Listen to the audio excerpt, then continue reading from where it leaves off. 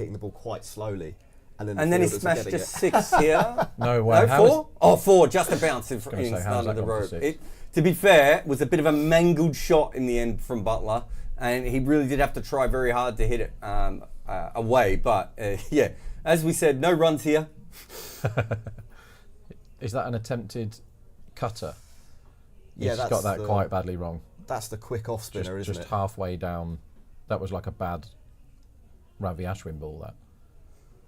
Yeah, this reminds me a little bit at the moment of playing cricket in England when the ball just it's so slow. But if someone bowls an absolutely horrendous ball, you could still hit it for 4. I was going to say that sometimes you do see on these pitches, which are hard to bat on, that the kind of back of a length ball or short ball with spin on from the seam bowler does tennis ball bounce, and players, because they're waiting for the ball anyway, can really feast on those shots. I think though early on as well, like with that extra hard ball, it's going to bounce up. So if you make a mistake and it pops up, run line's going up to 175 since Rob told you all to hop on it. Do you feel it's basically the same line. Do you feel any different now than you did? Not really. It's a bad ball that got put away. I still don't think this pitch is. They got a 2 that ball as well, didn't they? But still only 6 runs off the first 5 balls of this over. They're moving their field around here. They've got a deep mid-wicket now, so he's probably going to bowl short and at the body here. Is Deshpande. And instead he bowls a length ball and off stump, because that makes a lot of sense. And it's flicked to mid-on, and they take a single. So 14 without loss after 3. Run lines at 175. The power play run line is at 44. Can I tell you about a power play I absolutely stuffed up yesterday? Yes, please.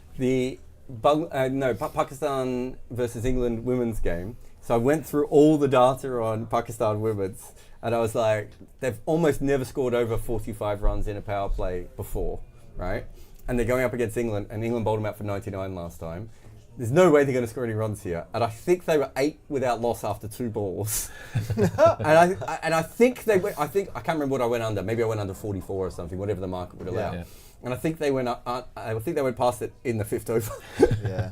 It was a blistering start. I mean, the rest of the game, as you remember, I pulled it back, Rob, but I was completely wrong with that. So you can put all the information, everything you want, and still get these things wrong. You have to be aware of that. On that note, I did that exact same thing with Gujarat the other day. Well, I was like, Gujarat are playing Chennai, and Santner's bowling, and Gujarat have stunk the place out this IPL in the first 6, 10, 20 overs really with the bat, and just not scored. And all of a sudden, Sid Harson's belting 60s in the first over. What on earth is going on here? So yeah, that's the thing with pre-bets. You can only go on stats and a bit of vibes, as you like to do, Jack. Can I? I've got a bad beat story. Ooh. This is almost a run out here as Butler gets confused. I think he would have got back in the end, but he reacted to the call too late, and because of that, he then went flying down the wicket, and after that he got tangled with Tikshana, and he would have been out. Actually, I might take that back. Yeah. Do you want the bad beat story? I do want the bad beat story. Right, so this is going back about 3 weeks, I think. Oh, Jaiswal slug swept this for 4, 6? 6, I think. It's close, yeah. 6. Good shot, boy. Good shot. Go back a few weeks. It was KKR v Rajasthan. Narain before the match, 14-1, man of the match. Very nice. And I was all over that. Got on him. It was the match he hit a century. I was counting the money. Like, I was thinking about where I was going on holiday with all this new cash that I had. He bowls. I think he took 2 for 30. Yeah. In a match where the scoring rate was about 11 and over. And then Josh Butler went ballistic. Faced the last 18 balls of the innings. Hit a century off the last ball, I think. Yes. Won it. People were saying it was one of the greatest solo innings of all time. Obviously, Josh won man of the match, and so the my only big win thing went up in smoke. The only thing you can do there, and I had this the other day. I can't remember who I was on. Gaikwad, I think it was, and he scored. He turned up, didn't he, recently? Gaikwad. Yeah. In the first innings, and then I'm like, well, the only way this gets chinned when the second is if the chasing team wins. It's that stoiness. So then you have to lay. That's the only thing you can do. But sometimes you can set yourself up for the 5 for happening, which kills you twice. Yeah. Sometimes that is the thing when you're like, well, Narayan's definitely won this unless they chase it, and then you just have to back the chase a bit. But even with the chase, like because there's the narrative arc there as well, with Narayan having a great season, and then Narayan getting his first ever T20 century, and maybe his first century in cricket. Oh, they're hitting fours everywhere here now. It's a beautiful shot, that. It's just a beautiful late cut, and brings up another four. The run line's got up to 183 at the moment. 182. Sorry, go. No, it was just it was one of those. It felt like a cosmic injustice. That the best innings of the entire IPL have been played. do you want to know our bad beat story from the other day? Yeah, go on. We backed Sudhasan at 4-1 top bat. Yeah. In a T20 game when Gujarat are batting, and he scored a career best 103, and he didn't win because the other fella got 104. Yeah, that was a good one. That is a new one for me, and I've been betting for like 1,000 years or something. That won't hurt. And that's one where I've never ever had a T20 top batsman bet that has scored 100 and lost. I've never done. And they were racing each other as well, weren't they, for a bit of that? So the Pakistan-England game yesterday in the women. Here comes some runs, by the way. Thakur's on.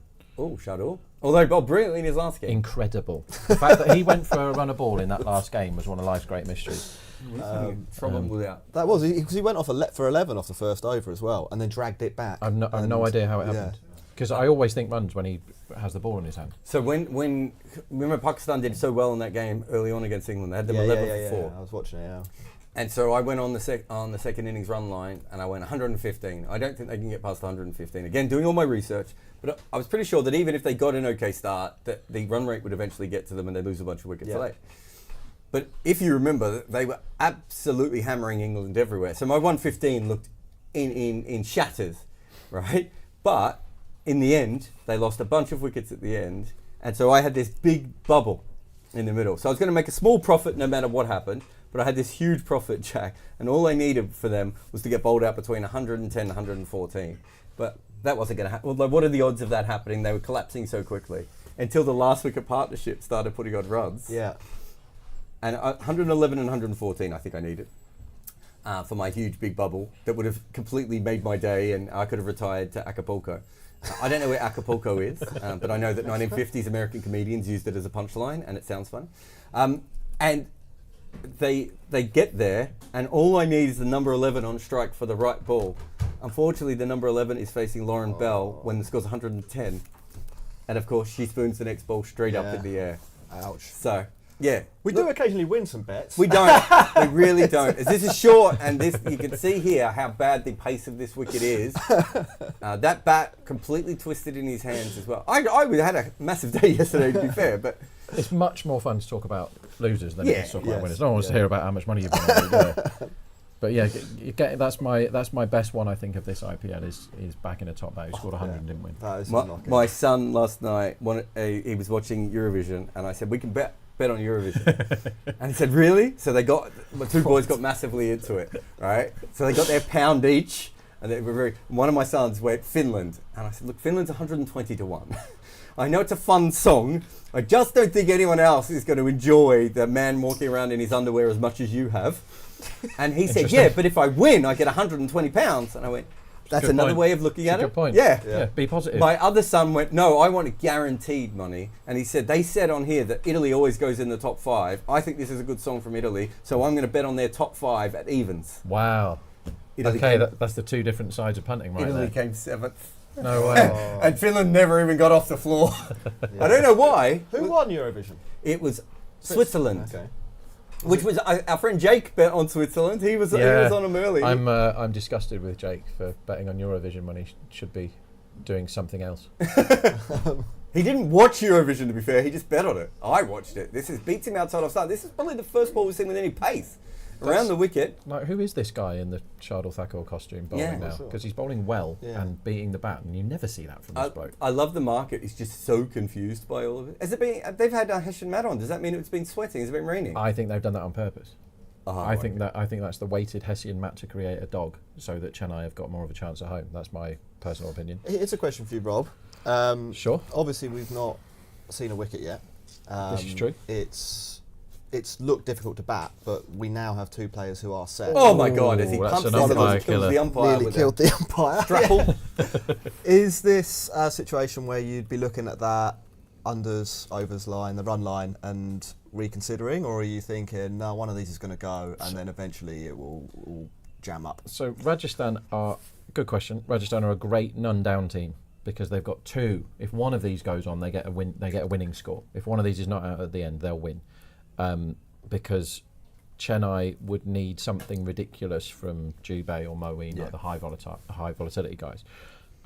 So they're a great team none down, but I'm still convinced, which can be quite dangerous when you're betting, that this is an unders pitch. This is a difficult pitch. 180 is the run line at the moment. Yeah, I think if they get 180, I don't see Chennai chasing that unless Chahar has a real shocker. But you've got to keep changing your opinions. Oh, he sliced this over the offside. That's and he's the going to pick up Thakur we know four. and love. The slot pies, nice wide and in the slot. If he bowls there all day, Chennai are going to get stuffed. Let's recreate that in the lab later. No, this is an interesting thought experiment. I would have played and missed it. A team of 11 Jarrods Yes. chasing in the IPL. What score are you chasing before you become not the favourite? So, like, I think a team of 11 Jacks is going to get 7 quite regularly. 7. That's a big statement. Yeah. Okay. If it's a team who opens with spinners, Okay. I back myself to score about 20 runs. 20. Yeah. Okay. Wow. But if I have to Average face, 2. if That's I not had too to bad. face, Yeah. Bumrah's a bad example. If I have to face anyone over 6'2", so I wouldn't be able to face a single ball of Mitchell Starc. Okay. Yeah. Because anyone that's tall, there's something about the way I bat, I can't pick up You've tall seen him bowl, balls. right? And he would still get me out. Even this year, he would get me out. I'm going to take it a step further. If Cameron Green opened the bowling, I might be 6 for none. Okay. That's so what? Where's this place you? On the so you think 20 if it's just spinners? If I got Teek Shanna, I've got no problem there. If you're bringing Deepak Huda or Gautam on, I can get you a couple of runs there. But yes, if it was a real bowling attack, yeah, maybe 11. 11. Okay, yeah. So you rate yourself 4 runs better than me, Rob. I can hit. I think with me, I can hit 4s. So if I get the ball in the right area, I'll be able to hit a boundary. It's just that I would not be able to face anything else. Have you faced 80-mile-an-hour bowling? Yeah, we have a guy who plays for our club who bowls about 80, and it's quite difficult. Yeah. Yeah. So I went in the the batting cages in New York, and you can really crank it up with the pitcher. And I was like, well, I played sport where they hit the ball 100 miles an hour, so I'll be fine. Couldn't get the bat anywhere near it when I put it on. Like the first one I put to, you weren't allowed to put it to 100 because they said it was dangerous. So on 90, I was like, well, I'll easily be able to 90, see 90. that's fine. Like no dangers. And they said, you ready? And I'm like, yeah. This will be easy. And I'm like that. And I just hear this thud. And I was like, right, the ball's gone, has it? And then I put it on 70 and threw the bat away and caught them. Then I put it on 80 and caught them. And then I put it on 90 and I nearly broke every finger in my hand trying to catch it. So you know with bowling machines though, that 80 miles an hour is more like 90 miles an hour from a real bowler. Okay. Because you have no clue because the ball just comes out. I see what you mean, yeah. So if you put a professional cricketer on a bowling machine at 80 miles an hour and a really good club cricketer, there's no difference. But if they both face a bowler at 80 miles an hour, there's a huge difference. Because that's when all the professional cricketer takes up. Anything over 80 miles an hour on a bowling machine is dangerous and no one should do it. Right. Because we don't have we don't actually have the reflexes as humans to be able to handle it. So Even you, Rob. That's interesting because it's all about, and what you don't remember, so why I was able to do it in hockey, for example, is because you get all the cues and Yes. you understand where Very it's coming from. different, So Matthew Syed, who's an English writer, Table tennis player. and he was one of the best table tennis players in England's history, I would say. And he was Who's like the second best? James McSporran, Who's the third best? Daniel Who's the best woman? McTavish, Edna, what was her name? Myrtle McLagan. Myrtle McLagan, that's her, yeah. She was really good. And Betty Snowball was Betty the Snowball, third yeah. best woman. Anyway. Those are women cricketers. I think... That's their real names? Really? Betty Snowball and Myrtle McLagan. Yeah, we did half an hour on that. We had a bit of a slow game and we went all in on the Myrtle McLagan. Look them up, they've got good records, Jack. Sorry. So Michael Stick, I think Michael Stick won Wimbledon. Very good looking German tennis player. Yes. And I said yes a little bit too. you were all in on that one. I more meant I knew who Michael Stick was. I'm not sure I thought of him as that attractive. So No, Stefan Edberg. That's true. But no one's Stefan Edberg, are they? Stefan Edberg isn't even Stefan Edberg. And that's as many times as I've ever said Stefan Edberg in my whole life in the last 15 seconds. He said basically, I'm sure I'll be fine. The argument was, could you face a tennis players serve. And he was Yes. like, well, I've been picking up the ball my whole life doing this, and they hit it really fast. And he was like, I'm sure I'll be fine. Yeah. And Michael Stick was doing like a thing for journalists, and he was basically just frying panning it over, and none of them could get it back. And Matthew Slade said, excuse me, I'm an international sportsman, if you wouldn't mind cranking it up a bit. And he went, all right, I'll serve one. And he said he didn't even get the what do they call it, the racket, anywhere near the ball. Oh, full toss here. Teek Shana bowled a really good over, and this has been swept away by Butler, but that was an absolute freebie. Yeah. 42 without loss at the end of 6. Are we going to have a power play? A timeout. We are going to have a strategic timeout here on Cricket 8. I'm Jarrod Kimber. That's Rob Barron. This is Jack Hope. Remember, you can email us what's it called? Live at cricket8.com. Yep, we'll go with that. You can email us and you can ask us questions, but we'll be back in 2 minutes and 29 seconds.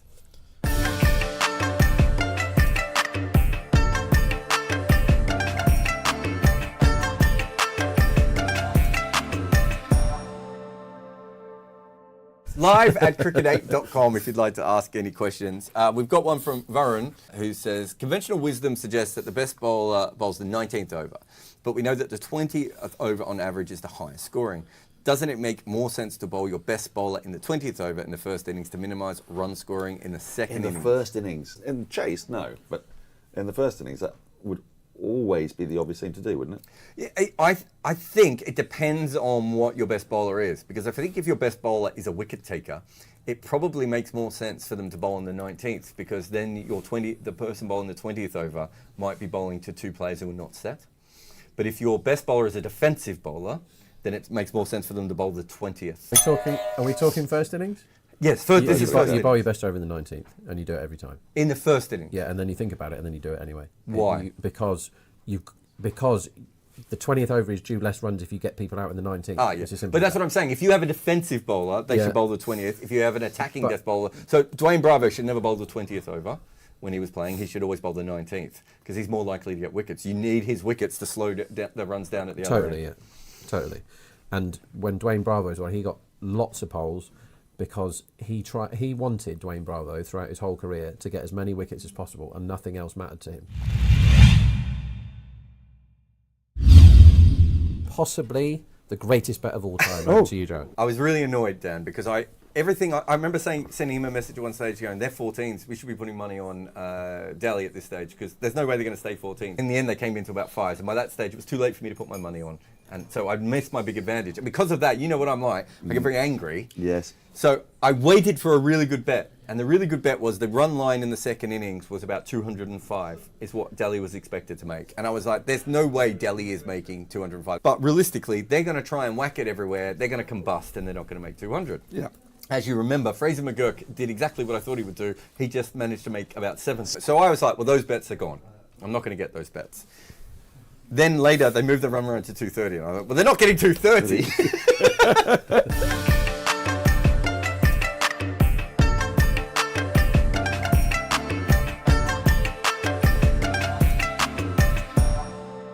Welcome back to Cricket 8. We've had a turgid start to this game. The wicket is a test of this tournament. We've actually, the last 2 weeks, Jack, seen the runs just kind of evaporate from this tournament after everyone told me that this was the end and bowlers would never be able to live again. I wouldn't say evaporate. They've evaporated. Okay. There are no more runs in the IPL. Well, that's the news. No, they are. Yeah, like we haven't seen any crazy scores, have we? We did see SRH go bonkers. And the Gujarat innings. Yeah. Those are the only 2. And even Gujarat didn't go on to the 260, 270 that looked like they could have. So it's changed quite a bit. Simranjeet is coming on to bowl first over after the power play. And this is hit straight to point, and there's still no run. What I mean is it's no longer crazy whack. It will still probably end up being the highest scoring T20 major season of all time by a distance. But it was over a run and a half a ball. It's probably not going to end over a run and a half a ball. And we're seeing more wickets as well. And we're seeing low scores. Yeah, we might not later. When those two teams without any bowlers play against each other. Yes. Yeah, but it had. I mean, like, I think people who have watched the IPL more than half of the season did predict that the runs would slow down a little and that the wickets would become a little bit more tired. And also, I think you kind of get this in a lot of T20 tournaments where the teams don't know what they're best at. They make quite neutral pitches at the beginning of the tournament, or just good pitches because the batter's probably a captain and he wants to score some runs. And then when they figure out what they are better at, things shift around a little bit, and they try and, maybe like the pitch we're seeing here, doctor things to suit the bowling lineup that they have. This could be out. This has been bye-bye. straight away, unless it's an absolutely dolly drop. And I tell you what, who was that? Is that Gaikwad? Gaikwad, yeah. Well, he made it harder than it needed to be, but he Simranjit went hard into the wicket again. We're going to see a lot of this. And Jaiswal got frustrated. He played the big pull shot across the line, and he's hit that straight up in the air, and he has been caught. So, that is the first wicket. I don't think it's the last kind of wicket we will see like that today, Jacko. I'd be surprised if we didn't see a few more skiers, and maybe we'll see some drops, which I know you love so much, Rob. Rob's never dropped a catch though. So. Never ever. Never. I've been quite impressed with Simranjit when I've seen him bowling in this tournament and in the past as well. Bowling the nice over here, isn't he? After the break, and also after the end of the power play. Jaiswal 24 off 21. Never really got going. Been a bit of a mixed tournament for him, hasn't it, Rob? Yeah, it has. As Sanju comes in, he's somebody that his criticism has been every year he starts the IPL like a train and then he falls off, and he hasn't quite done that this year. I think he's been really good. So I think he's kind of cracked the bit where he used to look really great and then get out. Yeah. And he's now going past that. And Sanju needs to fulfil the ridiculous potential that he's shown before, and this is quite an important innings here. Like, Chennai will want to get rid of him quite quickly. We've had a question from Sherrod, who says, why did they not choose Rodman in the 11? Are they playing conservative because they don't trust Jarrod and Shubham Dubey? I think it's more to do with the fact that they thought this wicket was going to spin, mate. And that is not what Rodman is necessarily in the side for.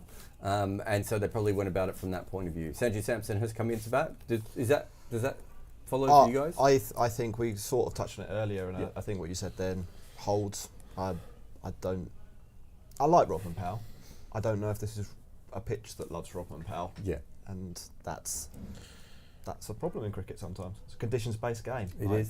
Pick the team that's best for the conditions. And I think, to be fair to Rajasthan, they're maybe the current best team when it comes to picking the right players for the right conditions. Yeah, they're good. Not being idiots. Yeah, I know that they, from a more structural perspective, are probably the team that are going hardest at building like an American-style front office. They picked up a guy from StatsBomb, the football StatsBomb website, a couple of weeks ago, to work full-time on cricket for them, and probably the other franchises around the world.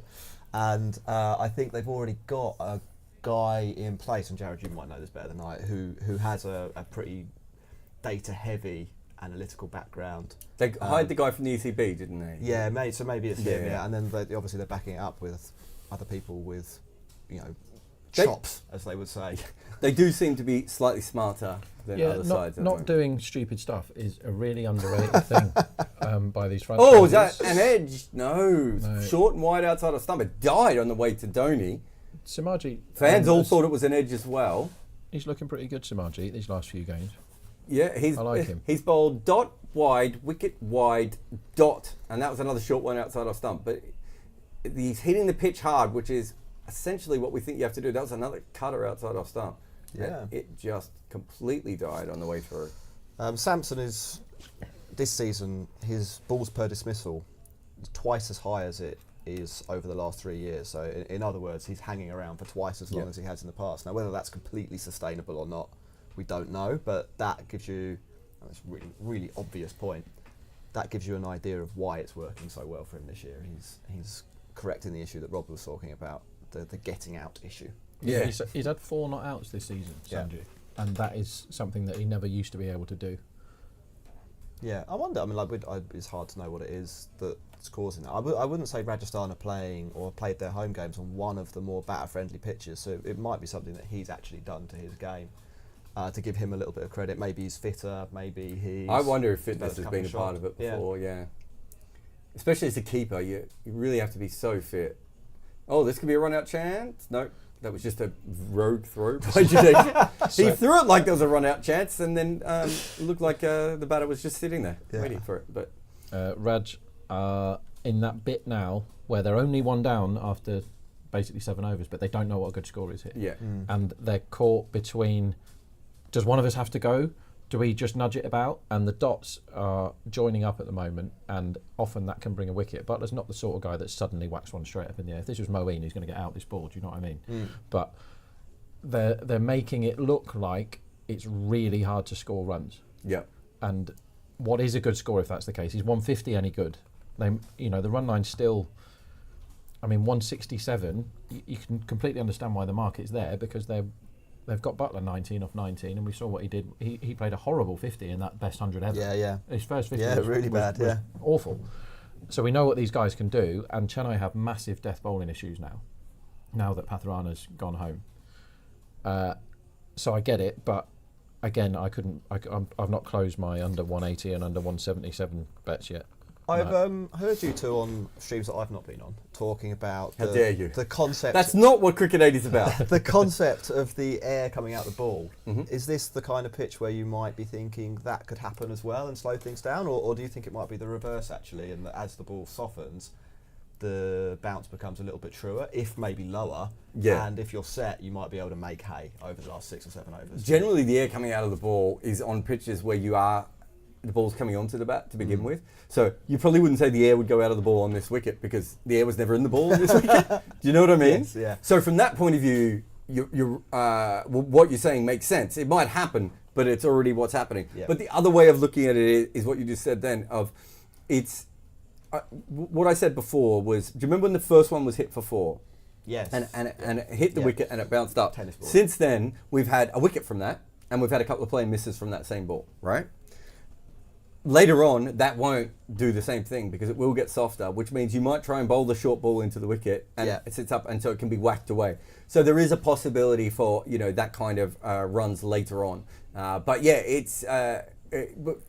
and it could go completely the other way. It could be that as this ball gets soft, it just sticks in this surface, and no one can time it at all. We're seeing the market for the match odds, the Betfair market, break a little bit towards Chennai here as well. They're down to 1.7, and it was 2 when Jaiswal was in. So Yeah. there's been a relatively significant movement, and it's sort of stuck at that level too. Is that where you see the game? I very tempted. Oh, as he Ooh, almost reverse sweeps this into his stumps. I was very tempted to go on Rajasthan at the moment, because they're 1 wicket down, and Butler and Sampson are there. Yeah. And they're a long way through the innings. So I give you that turned and grit, Oh, wow. and very nearly bowled him. So Yeah. we're on Butler bowled, and that was close. One thing you might like then, Jarrod, having just listened to that discussion, is over on the 6s now. You can get 2.2 that they score another 6 or more from here. And I think sometimes when you get difficult pitches, which I'm now convinced this is a difficult pitch, having watched this over. It's taken me 8 overs to be completely convinced, but I am now convinced. Is the bookies drop all their lines for everything? They're like bad pitch. So Yeah. but sometimes on bad pitches, the 6 line doesn't necessarily go down all that much, because you get the odd one that hops up, and then they just belt that for 6. They're, oh, thank you, we can finally, we finally got something to score off, because we've had 2 overs now with only singles in, and we've had half a dozen dots in the last 12 balls. Very binary. This is for fans of binary. This is a lovely game, as we see another single from Jadeja. That's the deliberate single, that one. They're angled into the pads, have a run. Get me out of the over. Can I just run you But over through... 6.5, 6 is pretty good, mate. Over 6.5, 6. That's interesting. Can I just run you through something I've done? So I went on unders at the 10 over mark, and I was under 10 a.m. 10 a.m. Sorry, 10 I just got an email come through at the same time. Here we go. I went under 77 for the 10 over mark. So obviously, I'm going to be well under that. Correct? Yeah. You are. And then I went over 69 and a half. So Hey. between 70 and 77, I have a big middle. Okay. That's for Jack, not for us winning a bet. At the moment, Good luck. it looks like I'm going to be neutral. I'm going to be right, but neutral, because I don't think they can get to 70 to even get to You my need bubble. someone to have a horror show of an over, or So, the board to set up a couple of times. I'm neutral. I can't lose, Yeah. and I can win. So should I sit back, or should I go unders again? If you think the line's right, you should leave it where you are. Or I'll just stay there, and he'll flick he this out? away, and he's out. That is a very, very good catch. Wow, I tell you what, he tried to scoop this, did Butler. They had the fine leg in place. I thought off the bat he was going to get it so fine it was nowhere near, but perhaps he just spooted it up a little bit more than he wanted to. And I'm glad I didn't go on in Rajasthan in the last over. 49 for 2 now. Josh Butler's gone for 21 off 25. We've been saying from the start this is a tough wicket. The run line is now 155, Rob Barron. Yeah, it's come down a bit. I mean, the match winner has absolutely crashed for that wicket. It was 170 something, it's now 140 something. That's a huge move for the second wicket going down in the ninth. But as we were saying before, we know what Butler can do. Yep. And he's definitely not done it. You know, he's only gone at a run a ball there. That sort of innings can really hurt you when you're putting first inning scores on the board. They've basically got Butler exactly the right time. 21 off 25 for Josh Butler is perfect for Chennai. It's perfect. He's chewed up 25 balls and he hasn't done anything.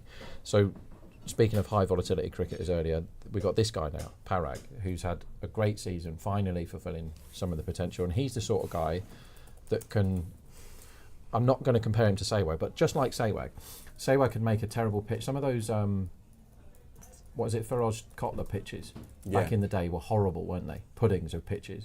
And Sehwag occasionally just made them look like a highway. Everyone else would struggle and Sehwag would go bananas.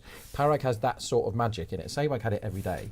Parag has it one day in 10. This is the sort of time where they need him to come in and just bash. I don't see how, if they all play like Butler did there, I think Josh might have got a bit frustrated towards the end, then they're going to score 120 here. They really will score that few. They need one or two of them to try and go nuts and risk their wicket and thrash about a bit, because at the moment they're heading to a score. The trouble with batting first, yes, it's blazing heat and Chennai must field in this incredibly, we saw them bring in parasols out for the strategic timeout. We're going to bring some in for you later, don't worry, mate. Yeah, bloody need one day like today. The trouble with batting first in the blazing heat, yes, you've got them fielding in it, but if you score 120, it doesn't really matter. Like, they just need a couple of guys to whack. Ravindra comes off for 10 minutes, they've probably done it. So this is a very interesting game. It's going to be very different from the one that we see later, with probably good pitch, explosive batsmen and terrible bowlers. Now, just to get back to my run line thing, they're not going to make it to 70 for my double bubble now. They are not. The current run line is 58. Yeah, I mean, they're basically saying run a ball, aren't they? Yeah. That sounds about right to me. If you put a gun to my head, I'd bet under. So there's no point me betting again. I just have to take the fact that I was right, but I haven't won. Yes, and there's nothing wrong with that. I mean, I lose a lot of bets every day because I have loads, and it's just like when I go back, I have to. And the days where you lose, you have to go back. It's really annoying. Like, you have to go back and basically remind yourself that you were rubbish all day. But then sometimes you look at it and you go, well, that was a good bet, that's fine. Lost. That was a good bet, that's fine. But the ones that used to annoy me. Oh, as I say that, Rian Parag has just humped this short ball away. This is what they need. And that has probably gone for 6, I think. It has gone for 6. Yeah. This is what they need to do, is Parag needs to play those were like the 6s you told me to bet on while I was fixating on my other bet. This is just what I was saying, is Parag needs to swing, because they need someone to give this innings a bit of impetus. Yeah. That didn't look like it was going to go. I thought when that went off the bat, I was like, oh, they're 3 down. and then it flew. Like it almost a tennis forehand kind of shot, but to the leg side, to be fair. Cross-court forehand. Next one, this one's actually come onto the bat quite well. Unfortunately for him, he's hit it on top of the head. What you need to look for now is Parag next man out price.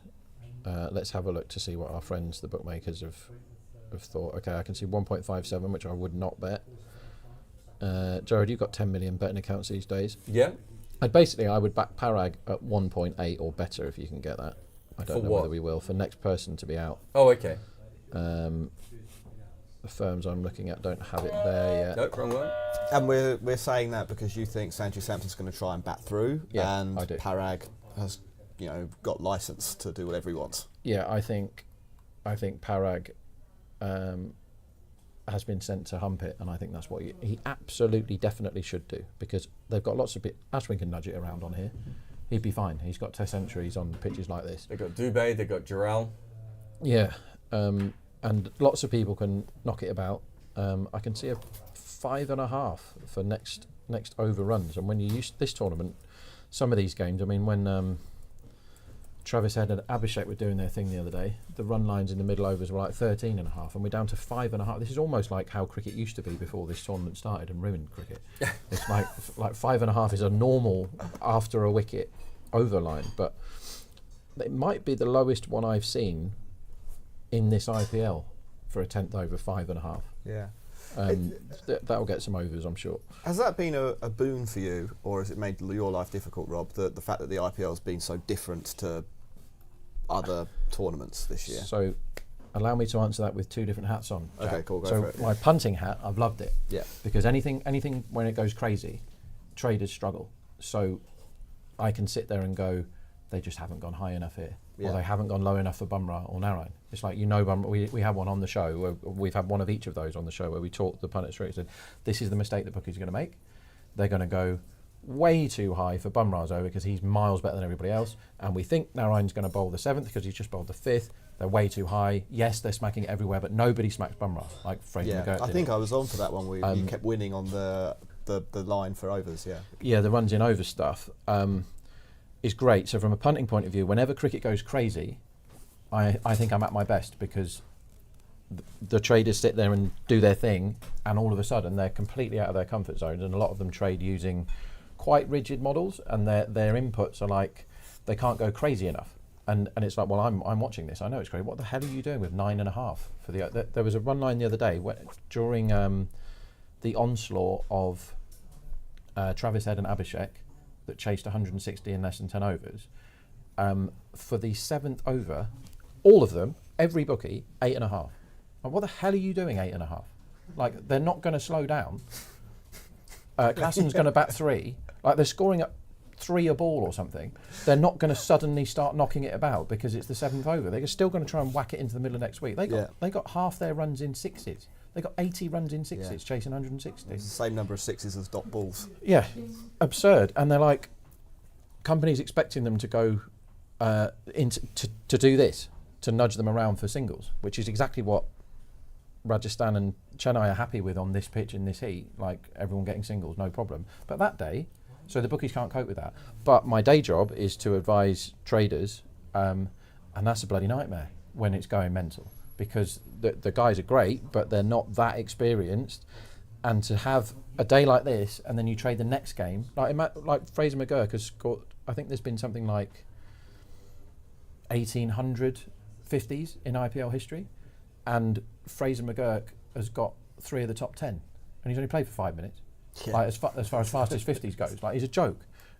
So you go from trading this to nudgy to absolute smash of Abhishek Head, Fraser McGurk, and it's completely different trading. And the models go, well, it's still a 2020 cricket match, and you tell me that this happens in the 7th over. We talked about that right at the start of these. 7th over does this. Yeah. And the 7th over does this. What we're watching now in the 10th is people nudge Jadeja around for 5, and they get 5 singles, and everybody's happy with it, which is literally exactly what happened. So yeah, it's very, very tough for traders when cricket goes mental. But if you're a sharp punter, and it's not one where you need spreadsheet stats and all that, you just like, no, the cricket's gone absolutely mental. What do you mean 6 in next over is 5 to 4 when they've hit 11 in the power play? So they're not going to stop whacking. Like, there's no chance they stop whacking. So yeah, overs. 15 over run line is 105. So going back to these sessions that you love to bet on, you have much more of an edge at the start of the session because there's not much money in Betfair. Yep. There's not many pro traders on there yet for these overs because they've just been betting on the first 10, and now they'll be on the first 12, and then the first 15 line becomes more populated and liquid nearer the time. So you have an edge if you're betting in small stakes, 10s and 20s or whatever. You can ask for something. You can go, I want to back this. And the amount of times in these, I've seen it in second innings runs, another of your favourite markets, where it's like, it's been too high a lot of times, hasn't it, that second innings run line market. And you just go, right, well, I'm going to put 50 quid up at this and see if anybody, and it just gets snaffled. People can't help themselves. Yeah. So you can ask for stuff that's a bit silly. When you're in the last over of the session, the market's like that, isn't it? It's half a run. So I have 2 overs to make a decision of whether I want to be over or under that line. Is that what you're saying? No, I'm saying at the end of the 12th over I'm mark, saying you're more chance of winning if you bet now. That's what I mean. So I've than got if you 2 do it- overs to yeah. make my decision. I think so. because at the end, when you're like, what should I do now? So look, it's like the innings runs line at the start, even though there was the odd 4 being hit, it's like 180 is definitely too high. So if it keeps jumping up when they hit the occasional boundary, now it's like 160. I think that's okay, that's fine. Feels like about the mark. They still have to go some to get 160, but I've not closed it because I don't see how they get 180 hit. It's not like, it's like someone would have to go absolutely mental for them to get 12 and over from here on in.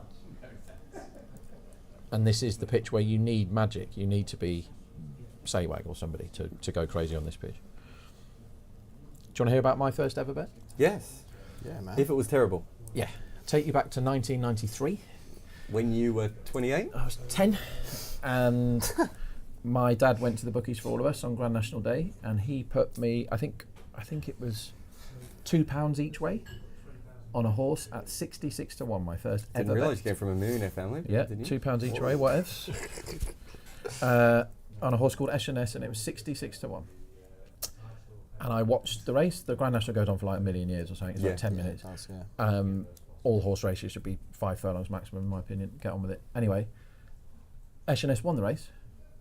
10-year-old me is doing roly-polies around the living room and, you know, high-fiving people and running into the street, telling everyone I was a millionaire and stuff. And for the first time, I think, in the history of the Grand National, that didn't count. Because they did something wrong at the start or something. Like, they messed up the starting tape and it was called off, void race. No money for me. The whole race? Yeah, didn't count. They ran it again like a week later or something. Didn't count. And the jockey was like, had won, and obviously 66 to 1 shot. You're like, the jockey was like beside himself, absolutely overjoyed, in tears and stuff. And then some steward came up to her, yeah, sorry mate, that one doesn't count. What was the name of the horse? Esher Ness, it was called. S&S? No, Esher Ness. Oh, right. ESHA and then Ness as in Loch Ness.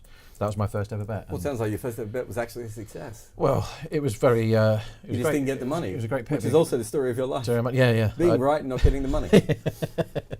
That is the story of my life. You're like the anti-Enron guys. Yeah, but I have integrity, Jarrod. And you can take that to the bank. What? Yeah, I was just looking that up. There was some sort of false start. There was some animal rights activists, and not all of the horses got to the start line. Is that? You beat all the horses. Isn't that part of the race, getting to the start? And then the starter set them off too early. I mean, if it was now, like skim read bookies would version. probably pay you out because they would have laid 30 quid on the 66 to 1 shot and, like, you know, 100 grand on the favourite or whatever. But yeah, that was my first effort, but it didn't really put me off. That should have been it there and then. Spent the rest of your life trying to get even. What would you have done with that money as a 13-year-old? 10-year-old? 10-year-old, sorry. I think Pro Set cards would have got bought. Like rubbishy football kit, outlandish goalkeeper top probably. Yeah. Yeah, it would have been a good old time having that amount of stack of it. 10 years old. There was good goalkeeper kits in the early 90s. Oh, they really like, were. that's probably the peak era for goalkeeper kits. I've still got my Schmeichel Denmark one with all those lovely hexagonal coloured shapes on the front. Yeah. We should talk about goalkeeper tops from the early 90s for the next hour. We could How do do you? that, yeah. Actually, we got some questions. About goalkeeper tops. Sherrod has said, Drysdale's gotten out hoiking like that across the line to short balls a lot. Yes, I do think this is a different pitch though, so I wouldn't necessarily take that as a pattern here, but I know what you mean. Joel Edwards says, how would Butler, Salt and other England players leaving the IPL affect the run-up to the playoffs? I think KKR are in the worst position because I think KKR have won a lot of games with their 2 opening batters, and when it comes down to it, I don't think they can really trust Narine to keep making runs, and they might lose Salt altogether. Yeah. Whereas I think because Samson can just open, they have Rajasthan have a slightly different thing. But Rajasthan's replacement for Butler is Colin Cadmore, who's just nowhere near that level. So with... Oh, is this going to be out? That's outrageous. He's played a reverse sweep and he's dropped it. Oh, Oh, my goodness me. He dropped that 9 times. That's the worst effort of a cat, and I say this without hyperbole, that is the worst attempt at a catch from the single worst fielder on planet Earth, if that's Deekshana. I think I've seen in this whole IPL. It was straight sweep, to him. And he's hit it pretty well, but unfortunately for Rian Parag, he's just picked out the fielder 100%. It's gone into his hands, it's gone into his hands, it's gone into his hands. He's dropped that 3 times. That's bad, man. So if you're on next man out there, that's one way you might need to just go for a walk for a minute, because like Deekshana, as he's just proved again by fumbling another run to the batting team, He might be the very worst of all the terrible fielders. Now- He's in the league with Mujeeb. Like, he's that bad. They are going to have to move him. They cannot leave him. Well, they there need to anymore. move him like home because that is terrible. That is awful. He's actually tried to do the cocky one where he's dropped it the first time and then he's tried to go, I'll pad it up in the air for a bit of flair and then I'll catch it. If you're Theekshana and your hands don't work, you shouldn't be doing that sort of nonsense. That is terrible. Yeah. And Parag is a very, very dangerous man. We've just seen a slight upping of intent here. Having said that, he should have been out. So let's not change your models too much, everyone. But just a slight upping of intent, worth keeping an eye on for there. Well, they had to do something at some point, didn't they? They still do have a decent amount of resource in terms of wickets to expend if they want to. And this kind of, we had a détente or a kind of an agreed truce that they were just going to take singles, and we've been watching that sort of unfold for a few overs, and maybe Rajasthan have decided, really approaching the middle of the second half, that this is the time to go. They're above a run of ball. They are above a run of ball, so it's a weird one. It's wickets in hand, but really hard pitch, and they're almost proving that if you try and whack it, you're going to get out. yeah. So that's why they need someone. Both their wickets have been from Yeah. exactly that, of that sort of frustration of I need to do something here. And this is why that next man out was very good. Yeah, I can still see it there at 1.8. It is available. Get your Betfred accounts fired up. Please bet responsibly, as Betfred always tell you, whilst shutting all your betting accounts. Because Parag was going to be the one that did it first, and he did, and he hit He's it gone straight, for a big hit but- here. but This now could be out Sanju's- again. I think that's Sanju. Oh, he fielded it. Oh, why, was Sanju, why is, you're right. why is Theekshana still allowed to field? He should be moved somewhere else now, Theek. I don't know where you would put Theekshana. You might as well just tell him to lie down on the boundary somewhere, because he's that bad. He's Tim David and Mujeeb level fielders. I think Tim David's better than Theekshana. At least he's tall. There's more of Tim David. He's for it better to at hit. fielding than Theekshana, but he's nowhere near as good as his natural athleticism and hand-eye. Yeah. Would say. You can understand why like a mystery bowler like Theekshana, Murali, might be rubbish at fielding, because their skill is based on chaos. Yeah. Whereas and Mujeeb is to some extent. So Mujeeb can't field. He's not capable of doing it. Yeah. Whereas Tim David is an pro athlete who can smack the ball miles, so he must have really good hand-eye like Kevin Peterson, but he can't field because he's dozy. It's a mental thing for him. I wonder with Tim David whether it isn't maybe the doziness, but he just hasn't got the reps that other players have. I mean, I know he wasn't a professional till very late in life. That is fair. Yeah, like, and Theekshana, you can probably make an assumption that he wasn't playing serious organised club cricket, and Mujeeb the same.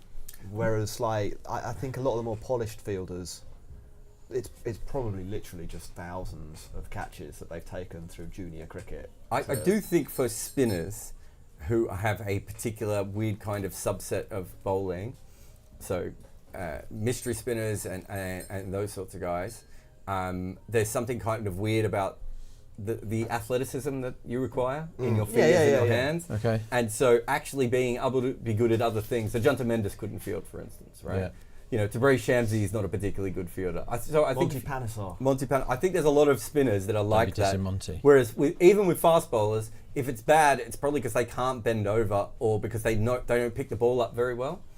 So I do think there is an athleticism that is required for fielding that not everyone would have. Yeah, I think that's fair. I think in general, fielding is probably quite disconnected from the other two skills. It probably is closer to batting because there's a hand-eye coordination element to it. But there are plenty of good batters who can't field.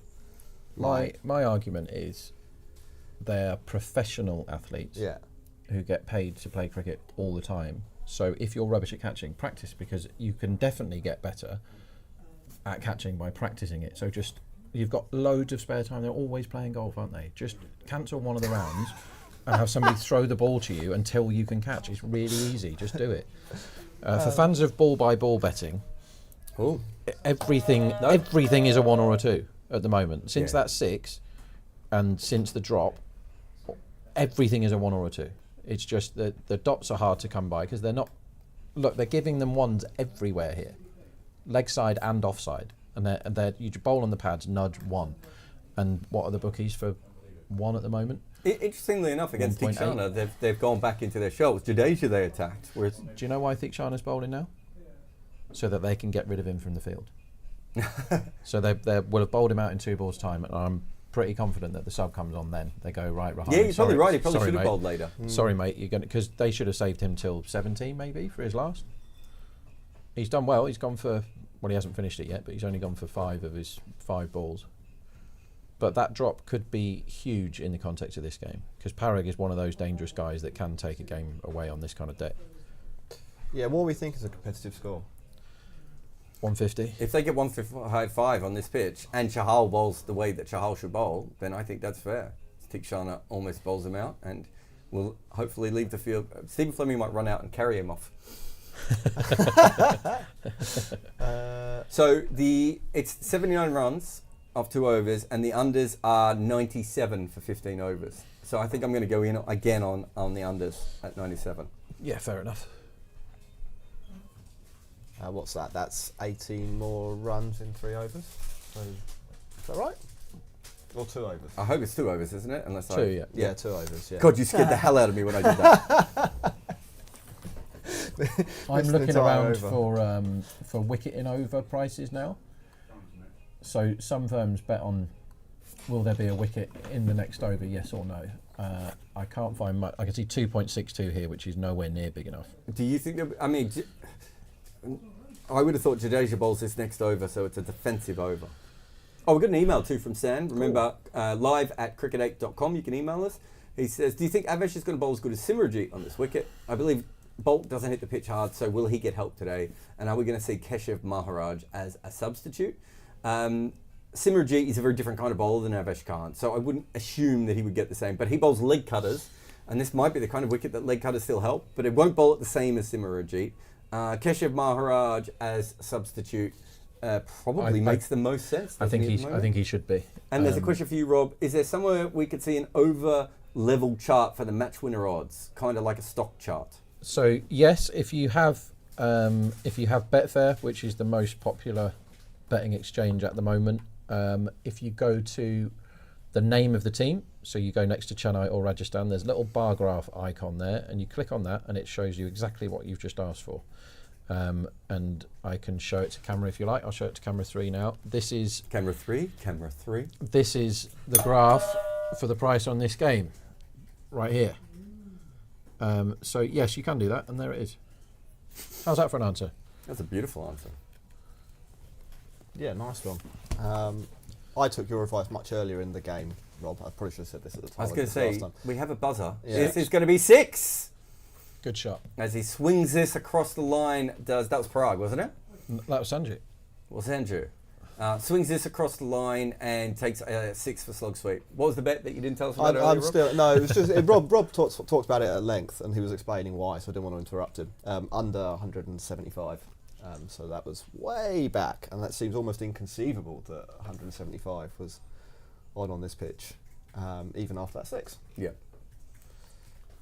Yeah, so it's interesting that this season Jadeja has been attacked a lot more than in previous. He was a lock back in the day, Jadeja. You just back singles, and if anybody made the mistake of going 8.5 for a Jadeja over, you just bet under every time, and the amount of times he went for 6 for none off and over was a joke. But that seems to have gone now from Jadeja.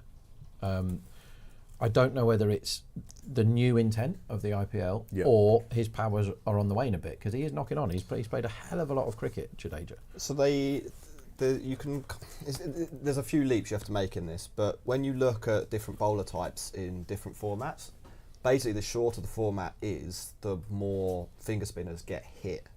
So we've obviously got 100 and we've got T10, and basically, Rob, you don't want to be an off spinner or a slow left arm in either of those, because you just, without that wicket threat, you just become cannon fodder, or you're more likely to become cannon fodder. I think Jadeja's a really, really good bowler, and obviously that blanket statement doesn't apply to everyone. And still his economy rate is 7.6 in a pretty high scoring IPL, so he's not having a bad IPL, but it's probably about neutral for the overs that he's bowling. So I would guess it's that. The more intent there is, the more people are happy to take on these bowlers. And frankly, these are guys without many weapons in terms of being able to switch up what they do. Like they basically try and hit a length. Maybe they vary their speed a little bit and give it a rip. So yeah, that would be my theory. Yeah. I think that makes sense. You can get 18-1 run out, Jarrod. Can I? And why am I thinking run out? We haven't seen anything particularly run out. Are you thinking they will go very deep into the innings and then there's a run out chance later on, or do you think they have to steal a little? I think it's value right now, and that's why. It's because a couple of reasons. Well, I'll make a case for the 18-1 run out next wicket. One is there's only 36 balls left and they're 2 down. Yeah. So a wicket is not terminal for them by any means. They need to get on with it, and they now need to start turning ones into twos. Parag. He has magic in him, but he is dozy. I'm confident of that. He's a bit of a nutcase, isn't he, Parag? Allegedly. So I'm expecting them to run harder now. Also, it's 1,000,000 degrees is the temperature at the ground right now. It's hotter than the sun. It's hotter than the inner core of the world. It is absolutely roasting there. You see all the fans congregating in the shade. So that means running is more difficult. They have to up the intent. I think 18-1's a bad price. And like you say, Jarrod, another case you've got for it is if they do go another couple of overs without losing a wicket here, then run out's a great bet at 18s anyway, because we get to the having to run at the end stuff. Back on Jadeja, maybe one for anyone who wants to take it. Would he be in your India team for the World Cup? Well, the problem is that you can't have him and Akshar together. Yeah, well, I think that's the question is, would you be going? So I think Akshar's played better this year than Yeah. Jadeja. I think he's better with the bat, and he's. I think he's probably bowled better, if we're being honest. He's bowled. His figures might not suggest that, but he's had to bowl far tougher situations than Jadeja has. Yeah. I mean, Delhi have been toothless at times with the ball, and it's no fun being a finger spinner in the 7th, 8th, or 9th over. No. If the other team's on 90 for none. Rob, what about you? Obviously they... this could be out. Sanju slogs out. And he's hit that straight to mid-off in the circle. And good catch by Gaikwad, who's got 2 catches. If you had performance points on Gaikwad, you're doing okay. Yeah, good start for him. 91 for 3, so I didn't quite get that run out bet on. Good job. They'll probably go the same price again next time because if it ain't broke and all that. That was a horrible innings from Sanju because he just couldn't quite work out what to do with this very, very tough deck, and he got fed up and got in a hole. And I think moving forward in this game, but you can also apply this to other games when you've got bad pitches. When you get guys who get stuck and there's wickets in hand, betting their unders is a tried and tested strategy for me. Like that sort of innings when they're on 15 off 19, you go, well, he's got to go now because anyone can do 15 off 19 as we go to a timeout, Jarrod, and I know how much you love those. We are going to have a timeout here on Cricket 8. That was Rob Barron. This is Jack Hope. I am Jarrod Kimber. Those are our names. This is our show. We'll see you in 2 minutes and 28 seconds.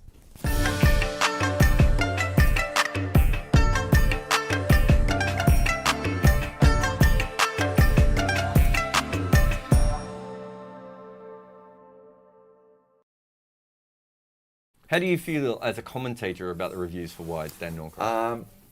Well, do you know, I really enjoyed them when they first came in. And obviously, it was in the women's tournament that it first came in because everything that's pioneered is in the women's tournament. But you end up with this kind of... The definition of a wide is that the batter in his natural stance can't play a normal shot to the ball. Yeah. But instead it's become, is the ball inside the blue line or is it above head height? Yes. Now, of course, if you are a midget, then, the blue line is irrelevant. I mean, if you're really short, if you're Sunil Gavaskar, the wide line is going to be different from if you're Cameron Green, or at least according to the laws it should be. But in reality, it's become a very binary thing. Yeah, they've changed it now, and they've now actually started having official measurements of every batsman, is how far we've got to now. So they officially have everyone's height. They put everyone's height into the computer. They've got his height. They will have a number. They're doing something that they call smart reviews, which is an oxymoron or a misnomer or whatever you want to call it. But it's supposed to be, literally, it's a number. And if it's over that height... For the high, it's a for wide, the high wide as opposed to for the wide. It's got away with this and one, the wide Cameron Green. still seems arbitrary, yet you can review it and check it, and then some bloke makes an arbitrary decision after some other bloke's made an arbitrary decision a minute before.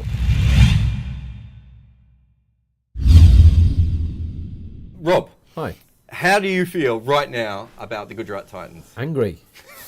Once again, their intent is a disgrace to our beautiful game. They had a good opportunity to boost their net run rate today, which they absolutely needed to do, chasing 140, and they squandered it by mucking about and basically having an elongated net. And we kept thinking, well, now here's where they dropped the hammer. Here's where they dropped the hammer. I think they dropped the entire, all their tools, but they didn't pick many of them back up. It was quite simply a crime against humanity. I mean, there are many dreadful things going on in the world right now, and this has just added to the sum total of awfulness. The reason why net run rate was important for them is because their net run rate is an abomination. It's appalling. And so when you've already lost 4 games, you can only lose one more game. Yep. And the chances are that they will lose one more game.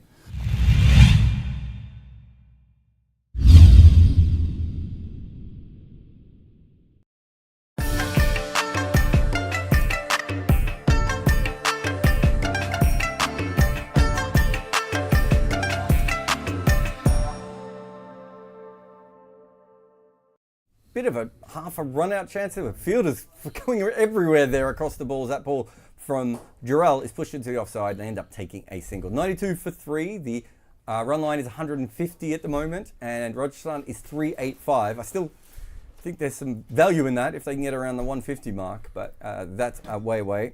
I've created a bubble for myself at a score of 96 for the 15th over. What, exactly 96? Exactly 96. I have Look a at his bubble. little face, everybody. And then 0 to, and then 95 and under. So anything under 96, I'll make money here.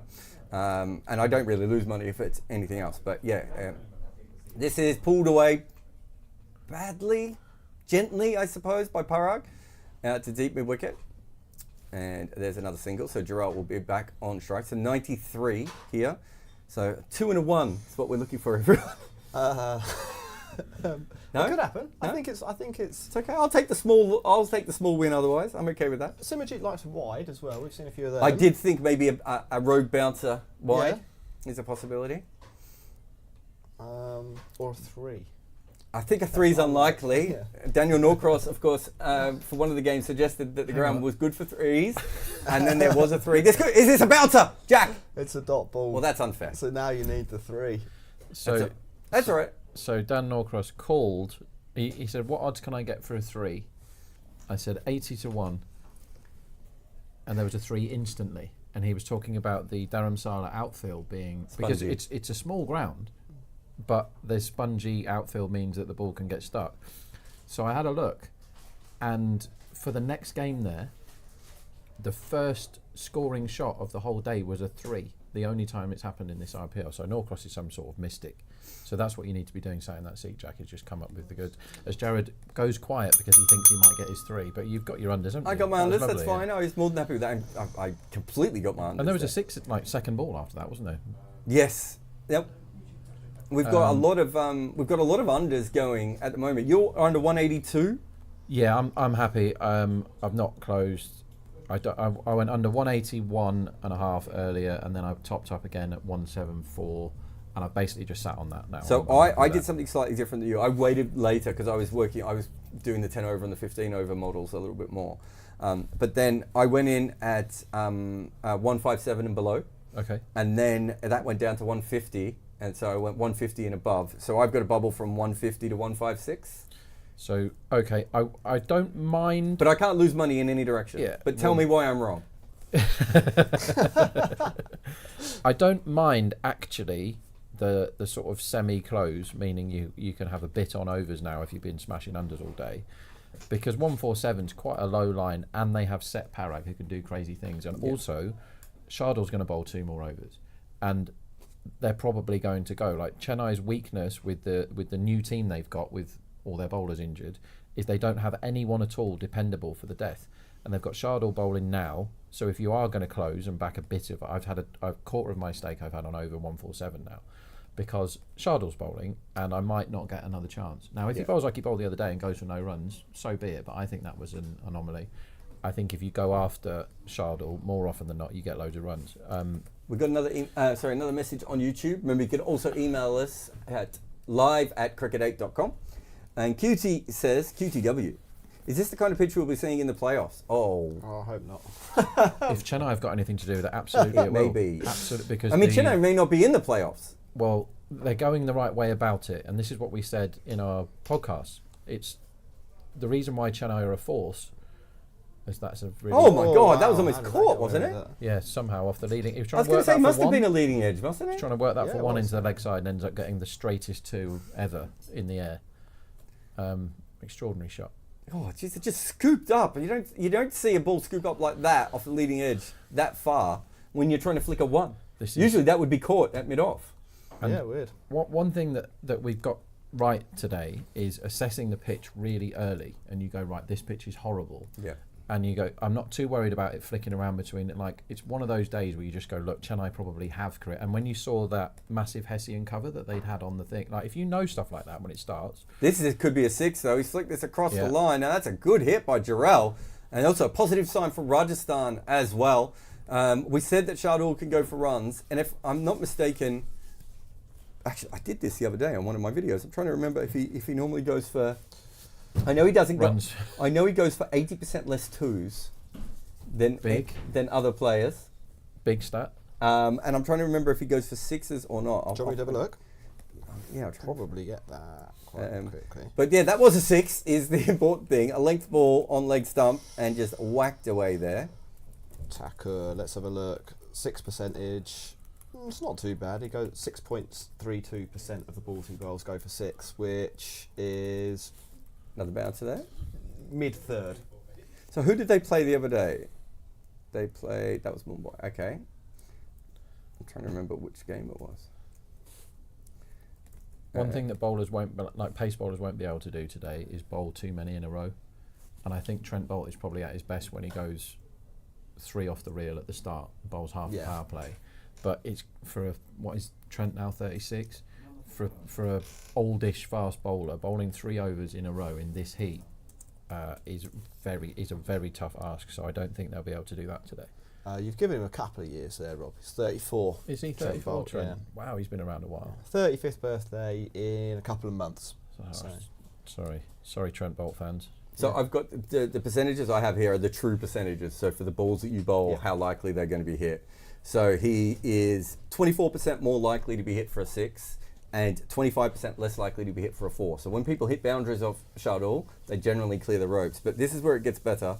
He is 81% less likely to be hit for a 2.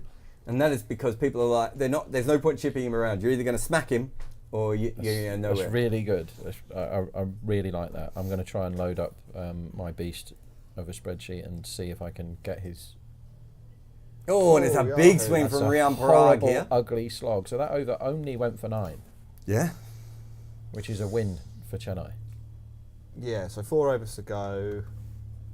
50, maybe they're probably not going to get 50, are they? 40.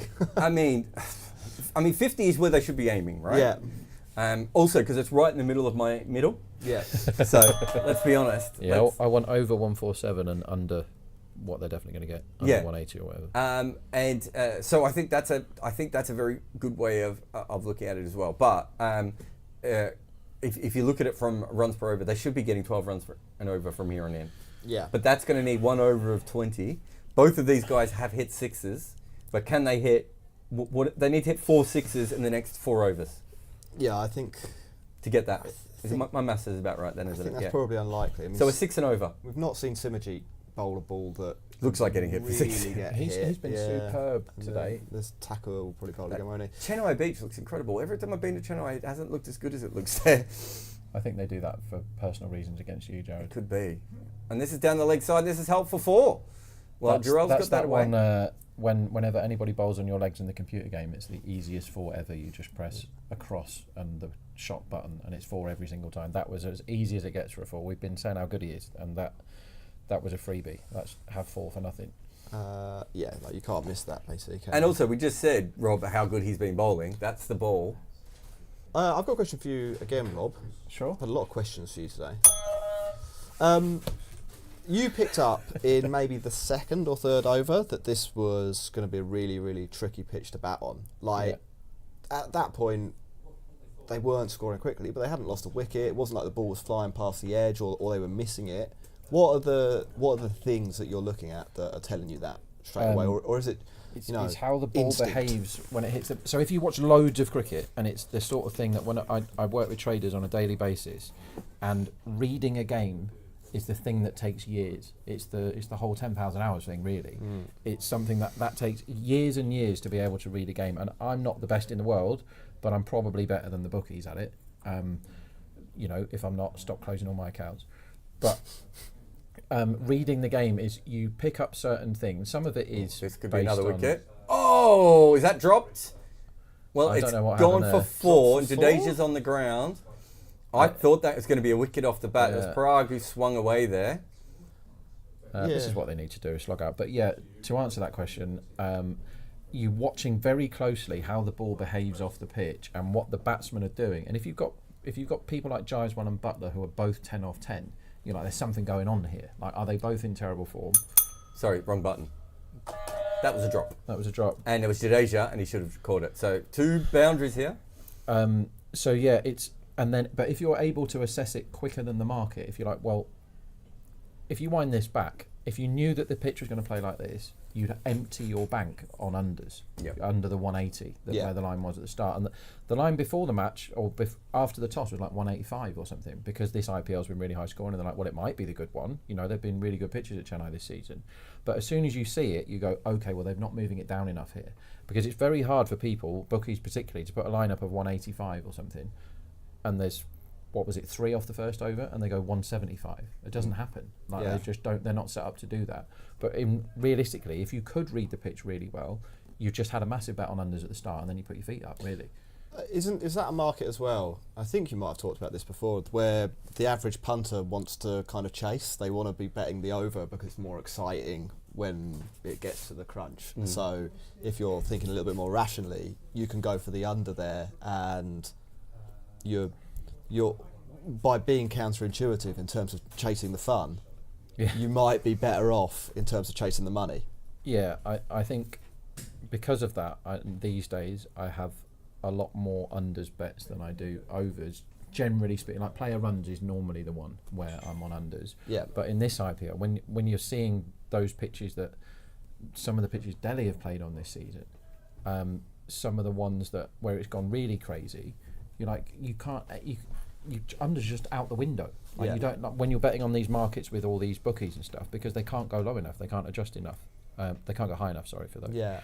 There's probably a bet here, Jarrod, not caught for the next wicket. So you've got bold LB stumped and obviously So stumped. why? Stumped Why? because it's 3.4, and that's too big. It should be about 100% Where's price that there. with? It's probably 3. That's your friends at Bet365, Jarrod, who you've fallen out with recently, haven't you? Apparently, I've betted too responsibly. Yeah, this is the thing. You're not allowed to bet responsibly. The second you bet, so what do they do to your account, Jarrod? They've limited it to small bets at the moment Okay. because of winning.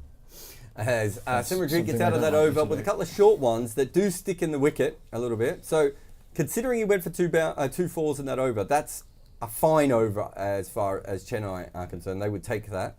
What they don't want is the 15 to 20 run overs here. 2 of those will change things quite dramatically for them.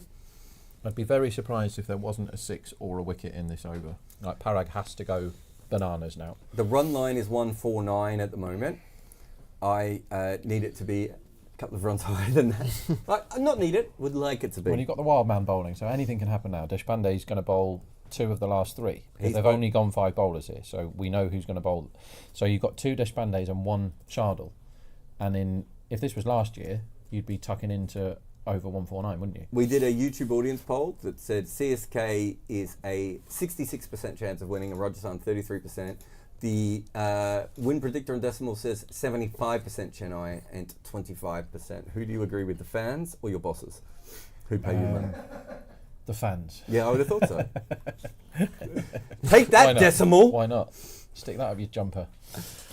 But joking aside, the predictor on decimal is, I am very confident to say, the most accurate win predictor available. I think it's being a little bit too friendly to Chennai in that. Deshpande around the wicket, and he's whacked down the ground. But I say whacked. Maybe he didn't get as much as I thought. If you slog on this pitch, you can't do it. Like, no one can do it, can they? Like, Parag's been trying really hard, and they just can't get anything away. I think there's a bit of life. If Chahal can bowl well, they're in the game here with the 140 something. This is tough. We're going to get 2 completely different cricket matches today. I like watching these pitches on, like when the pitch is a dog and people are struggling. I really enjoy watching it. It's a breath of fresh air compared to some of the stuff we've been watching over the last fortnight. A bit like Links Golf at the Open, where it's windy and suddenly Tiger Woods is hitting the ball in the sea, and you're like, I can do that. I'm much. Yeah, I mean, obviously I love the Masters, but I'm a bit tired of turning the golf on a Sunday night and somebody's 37 under for the. It's like, oh, come on, ball rate. But yeah, when they're at Troon or St Andrews or somewhere, when it's absolutely belting down 70 miles an hour winds in like foot-long grass, like the fairways in some of the American tours, like an inch, and it's like no, this is what you've missed the fairway, and you're wading through the long grass looking for your ball. I think our golf conversation is. Jarrod to sleep. This one. There's your 6. No, I was just trying to put a bet. Jarrod, you're a massive golf fan, aren't you? I can play golf. I played golf my whole life, but I don't like it. Yeah. No. I can't play golf. I played golf with a bunch of Ford factory workers. That was the club that I wasn't a club. It was like a social club once a month. Mm-hmm. Okay. And we had the I think we talked about this before, the Naga Award. Yes. Not a golfer's arsehole. Yeah, very good. No, I can hit the ball a long way. I lose all interest once I've hit my drive. Yeah. Okay, I'm more of a mini golf or crazy golf player. That's where my skills lie. But yeah, I don't care about golf. I've heard of Tiger Woods though. I believe he's a player. He's very good at golf. Yeah. Deshpande started this over very well. 2 singles, then he's lost it with that 3rd ball. Jarrell has hit a couple of 6s already, and he's hit. Jarrell's actually looked the best of all the bats on this deck. Yes, he's looked very good. 24 off 13, I should say. Yeah, he's doing a Hetmeyer here, is what he's doing. Based on the fans, I'm going to back the fans here. I'm going to make a small bet on Rajasthan Royals, and I think at some point I'll be able to lay that off for a small profit. Yeah, I think you're probably right. Yeah, I don't mind it. I can see the way Chennai came and batted the other day when Rahane played possibly the worst innings, other than Kane Williamson, who turned up, played the worst innings of the whole IPL and then went away again. Yeah. I think that was the worst innings of the IPL. They came out on a chase that they probably could have done a much better job at chasing, and I think he chewed up 5 balls in the power play. Yeah. And then he ran Ravindra out. Yeah. Like, they came out, they don't know what to do. Basically, Chennai have said, we're backing Rahane and that's that. So we don't care that he doesn't score any runs. And we don't care that he chews up balls. And they've got loads of other people that could do the same job. They don't care about that. They're just like, no, we're playing him, so that's the end of it. And they don't. He's messed up that top 3 because Gaikwad should be an opener, right? He's a good opening bat. He's an elite opening bat, Gaikwad. Stop making him bat 3 because you've got some old man that you really want to bat in the power play instead. Can I say another reason for making my bet? And I want to see whether it tracks with you. So I've gone for Rajasthan here because I think 2 overs to go. Worst case scenario, they're getting 136. And I don't think that moves the odds very much. Best case scenario, they're getting 150. And I think that would move the odds in my favour. So I think there's like really no downside to this bet over the next 2 overs or no substantial. I'm not going to lose it. I know what you mean. Quite quickly. I know what you mean. Like sometimes you're thinking, so we call it offside. Yeah. Are you offside? Are you going to be in a worse position into overtime or a better one? And what some traders, the way they do it is they go, I'm trading now because I think in 2 overs time I'll be in a better position. I'll be onside and I can then make my decision. I can get off and make a small profit, or I can stick in because I still think it's too big or whatever. I think so. What you're saying is I'm more likely to have an upside than a downside. Yeah, and I think it could go wrong, rubbish, but they've got 7 wickets in hand here. Exactly. 7 wickets in hand, they've got 120. Like, it must be an impossible pitch. And even if they do get 136, I think that's sort of priced in to the odds. Like, I don't think that, maybe they go to 1.25 if they end up. So you're on at 4s or 3.9? About 4. Yeah, I'm on at 4.1. All right, man. All right. Show off. No one likes to show off, do they? But some of us are trying to do a watch along as well, Jarrod, and we're not constantly on our phones trying to. Well, I can't. Do you know what I'm trying to do? In fact, we need to do this in a moment. This one is the inside edge. Oh, doesn't get a boundary there. Because we need to bet on the next innings. Okay, sure. We have. Oh, who won the Jaiswal versus Butler race? Did Jaiswal get to 10? No, I think Butler won that. Okay. So. All the gold is in the next game. I know, for but pre-match first bets. over, Oh you right. like unders. Oh, I love it now, even more so. Yes, that's what I was gonna say. So I saw pre-match a line from the bookies, 7.5 overs favourites for Chennai's first over. I'll give you the numbers of Chennai's overs. Oh, this could be a wicket. He's clothed this pull shot, and he's Dropped. dropped it, and they're going Of to course get it's two. dropped. Oh, that's poor fielding. I didn't see who that was. It wasn't Gaikwad, because he doesn't drop anything. That's Rizvi, I think. It might be Rizvi, yeah. Who's come on as the sub, hasn't he? Must have done. So he's come on to replace Tikshana and then dropped another catch. Well, I good on don't him. think they've technically made the sub yet. Not Oh, according to okay. Crick Info anyway, because you'd think it'd be Rahane, wouldn't you? Oh, I don't know. I would have thought it would be Rizvi, Okay. because you want the better player spin today. That's a really, really bad drop. Yeah, he was there. He's replaced Theekshana all too well. But that first over bet, nobody hits Trent Bolt. Nobody hits Trent Bolt. It's one of the rules of the IPL, and so we can make cash out of that today by backing the under 7.5. I think that's a really, really good bet. I'll get you the numbers shortly, but put it this way. Fraser McGurk on a really good pitch, the guy that is getting a 6 every 5 balls in this IPL, 6 every 5 balls, not a boundary every 5 balls, a 6 every 5 balls. It's a lot of sixes. Faced 6 Trent Bolt balls the other day on a really good deck, and he scored 6 runs. Yeah. Nobody can hit Trent Bolt, so under 7.5 is madness. And Chennai traditionally aren't a particularly good first over team anyway. But I'm on wicket in the first over and unders for the first over. This is a really good over from Shardul Thakur here. You don't say that very often, do you? No. 129 for 3. So my middle is very unlikely now. I'm going to need 21 runs off the last 8 balls here.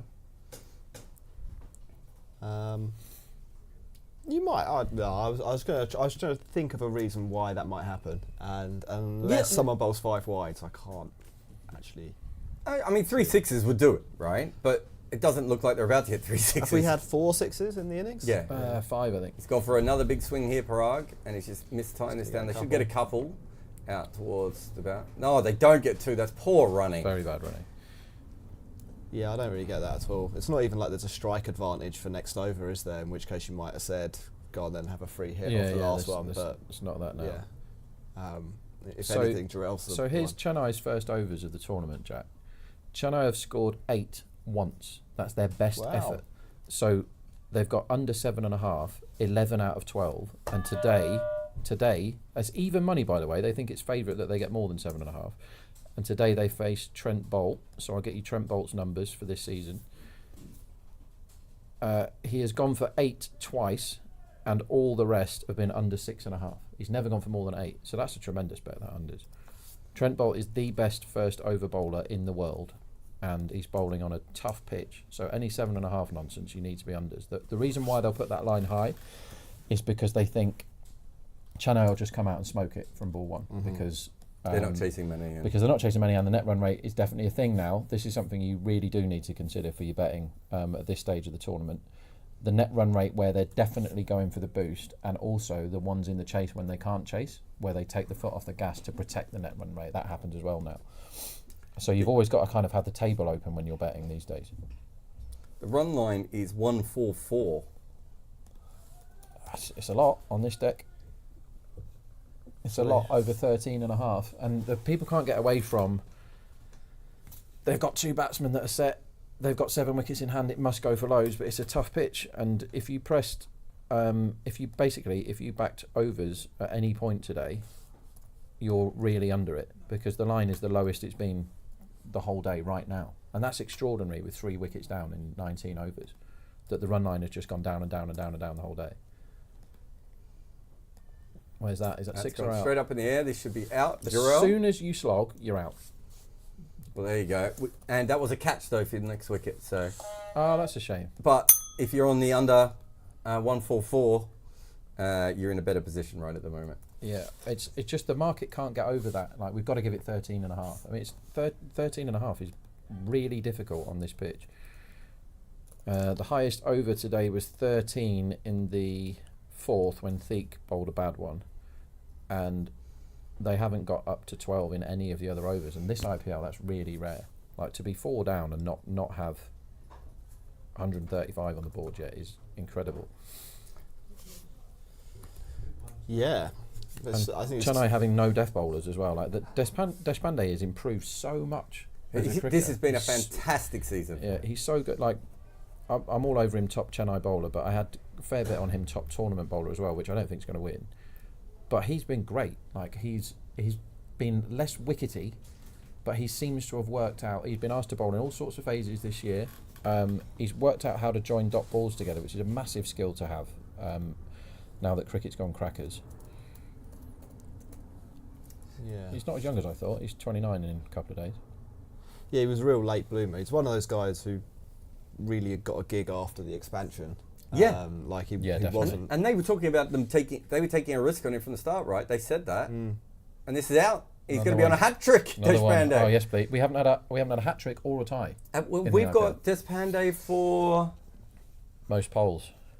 CSK top bowler. Now, he's got 2 for 20. What are the other figures in this game? Simajit's got at least 3. So we need a couple more here. What's Simajit's figures overall? He got hit a little in the last over. Very slow here. 3 for He got hit 28. for 10 off the last over. 3 for didn't he? 26. So yeah, might get away with getting one more. But we all love a hat trick, don't we? And we love a Deshpande hat trick. Yeah, I really didn't think he was very good, Deshpande, and I've had to eat some crow, as they say in America, on that one, because he is quite good. It turns out. I think his best ball was great, and I think that's why they went with him. And his second best ball was absolute dog, right? And what he's managed to do is he can now occasionally bowl for economy, and he can still take wickets. We know it's still going to fall apart. You know, we know there are going to be games where he goes at 14, 15 and over. But they've given him time to develop at this level because they were such a good team, they could get away with 1 week bowler. Yeah. And that is such a handy thing to be able to do. But now he's had to step up because no Chahar, no Patharana, like that's huge for them. No Fizz. He's had to become the leader of the attack all of a sudden, and he's doing a really, really good job. Come on, the hat trick. He's not going to get the hat trick, but it'll just be a single. So what was the run line I gave us? Under 143 or 144, depending on when you got your bet on. That 13.5 for the last over it was a lot on this pitch. So that at the moment looks quite good.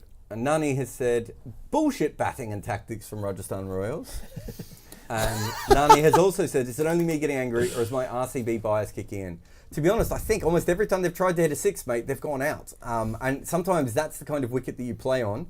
And you have to play a little bit different, but you're also not wrong. Like it's if you've been watching this whole tournament, this game is like your little brother punching you in the arm over and over again. Yeah, that does. I don't have a little brother, but this could be a wicket or 6. No, oh my God, no. Well, here's a perfect example, Nani. That almost could have been run out as well. That's right. That was a decent strike down the ground, and it just died. Completely died. It's like they're playing with an old dog-eaten tennis ball Yep. on this pitch, and I'm here for it. Like, getting 50 is like getting 100 on one of these other pitches. It really is. Like 50. If anyone scores 50 today, they've done incredibly well. And Perro could do it if he gets 10 off 2.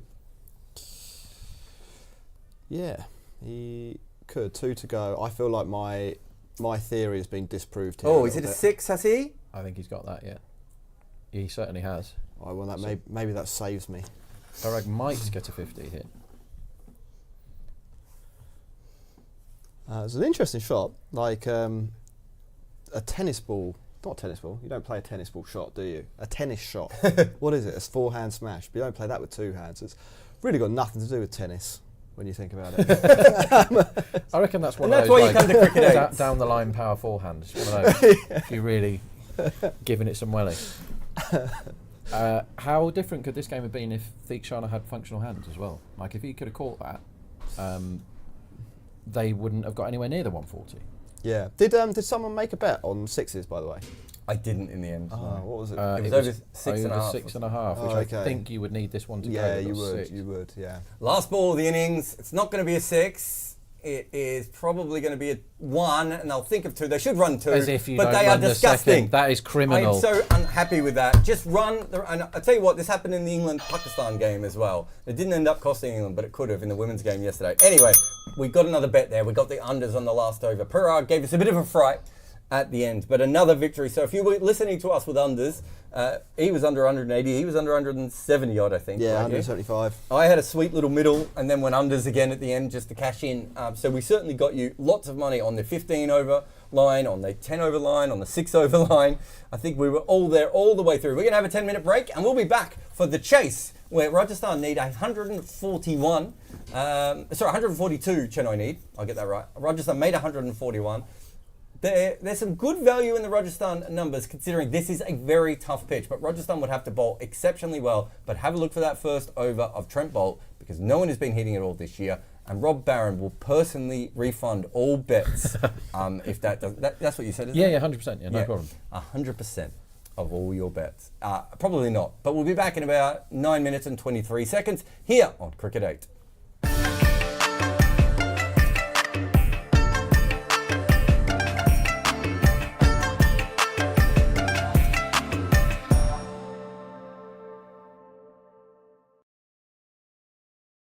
Ten, 9, 8, 7, 6, 5, 4, 3, 2, 1. Hello and welcome back to India on Cricket 8. I'm Nikesh Shrigani alongside Mega Sinha as always. And we're back to talk about another absolutely mental week of IPL action. The runs keep flowing, the 200 plus scores keep happening, and T20 cricket is, just rewriting how it's meant to be played, really, over in India at the moment. 260 chased down, Sunrisers not managing to sort of do what they do when they bat first, and they're asked to chase 200 runs. Everything's been happening. Kohli's back in the runs again. That remains consistent from the start of the season. But RCB picking up a couple of wins as well, which is quite unusual, Mega. And let's start with that, because we're fresh off that from the weekend as we speak to you now. RCB chasing down over 200. And yes, Kohli unbeaten 70 odd. That was brilliant. But it was all about Will Jackson, that 100 of 40 balls. And what a player he is. And what a reaction from Virat Kohli as well when that milestone was brought up, really. It just fantastic. And it just shows you what a team man somebody like Kohli is. And some of the reactions as well when those sixes were being smashed out of the ground. Just unbelievable from Will Jackson and embraced totally by Kohli and the rest of his team. Absolutely. Much needed 2 points and important role played by Will Jackson. It took his time to get his eye in. And after that, of course, absolutely went hammer and tongs. And towards the end, Kohli began getting amused. And in fact, he even mentioned that he was looking for a few runs and realized that Jax is not too far away from a century. So wanted him to finish that off on his own. But all in all, crucial for RCB, that keeps them mathematically alive. Now, that's been the recurrent theme through the IPL seasons, where RCB fans are busy with their calculators and figuring out all the permutations and combinations. RCB can still make it to 14 points, and there's a slight possibility that they can make it with 12 points as well. So all of that in the domain of mathematics, but such an exciting week. And for anyone who likes to see the contest between bat and bat, there was so much on offer. But the team that set this template, that is SRH, faltering twice while chasing. So is there some message coming out of that?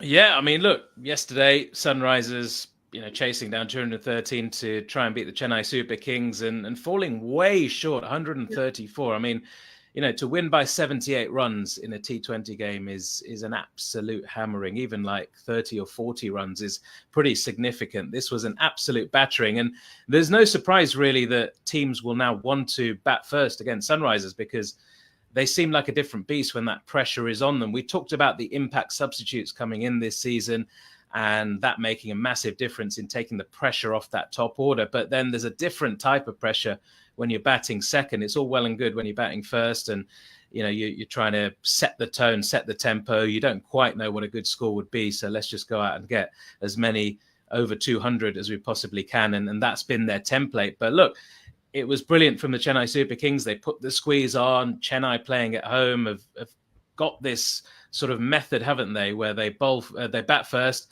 and then they put the squeeze onto the opposition. It wasn't quite the spinners who did all the damage, though, yesterday, was it? I mean, Tushar Deshpande was the outstanding bowler, taking 4 for 27. But, you look at Shardul Thakur coming in as an impact substitute. He hasn't had the best season himself, but going at just over 6.5 runs and over through his 4 and picking up that crucial wicket too.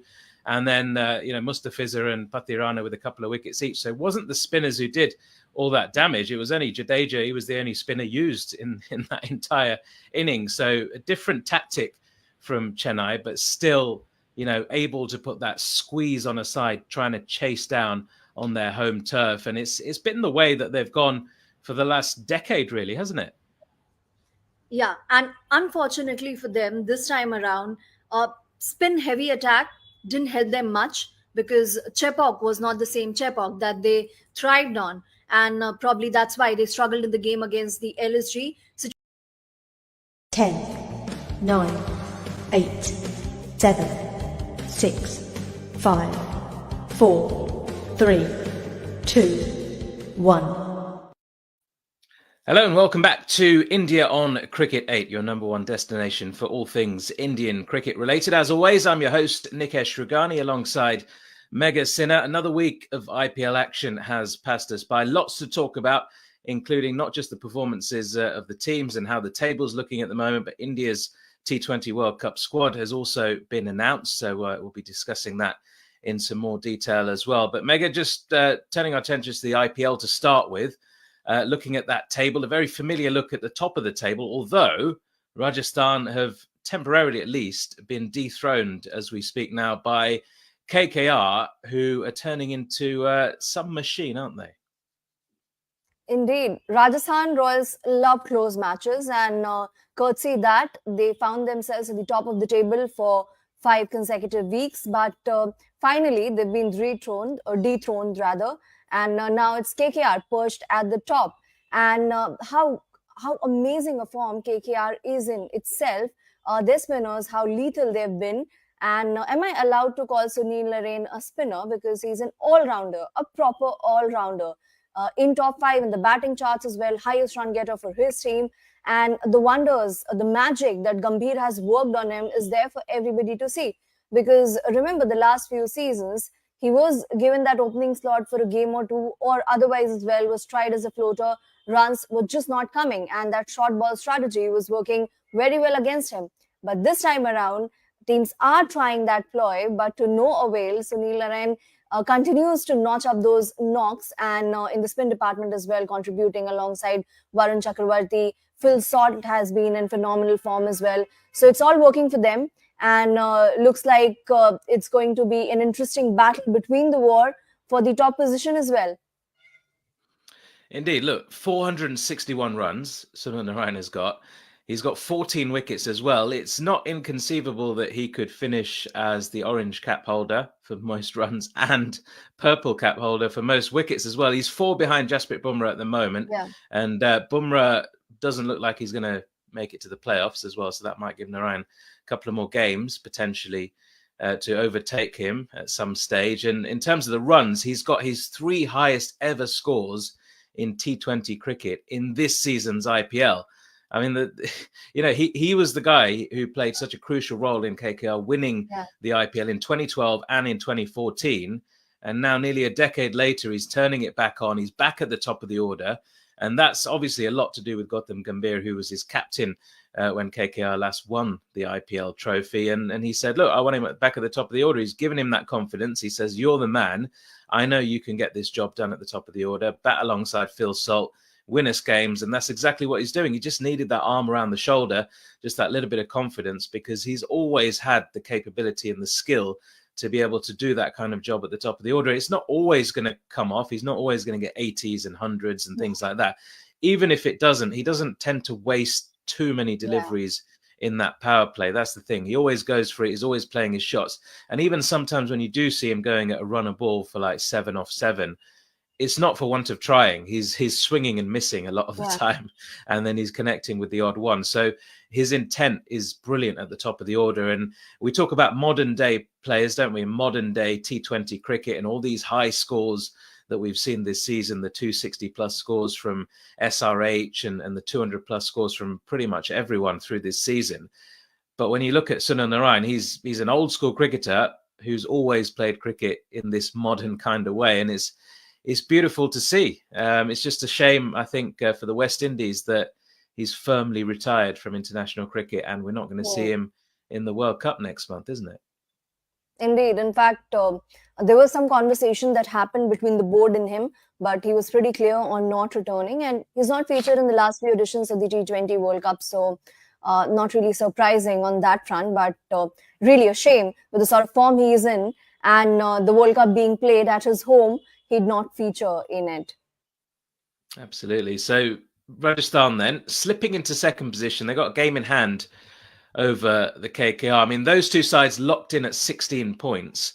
I think you'd be a fool to bet against them getting into those playoffs and potentially even finishing in those top two positions. There's a group of sides just perched behind them at the moment. Chennai Super Kings, Sunrisers Hyderabad, Lucknow Super Giants all on 12 points. Then you got the Delhi Capitals lurking dangerously in sixth position, just a couple of points behind with still 3 games left to play in the group stages. You'd think it would be a battle between those sides for the remaining playoff positions. However, out of nowhere, the Royal Bangalore find themselves in 7th position. They're vastly improving their net run rate as they pick up these victories as well. They've won 4 now out of 11 matches. They're on 8 points, so they're 4 points behind that group on 12. And that's at the moment, kind of what would get you into the playoffs. And given their net run rate, it would, another win, and that, would be improved furthermore.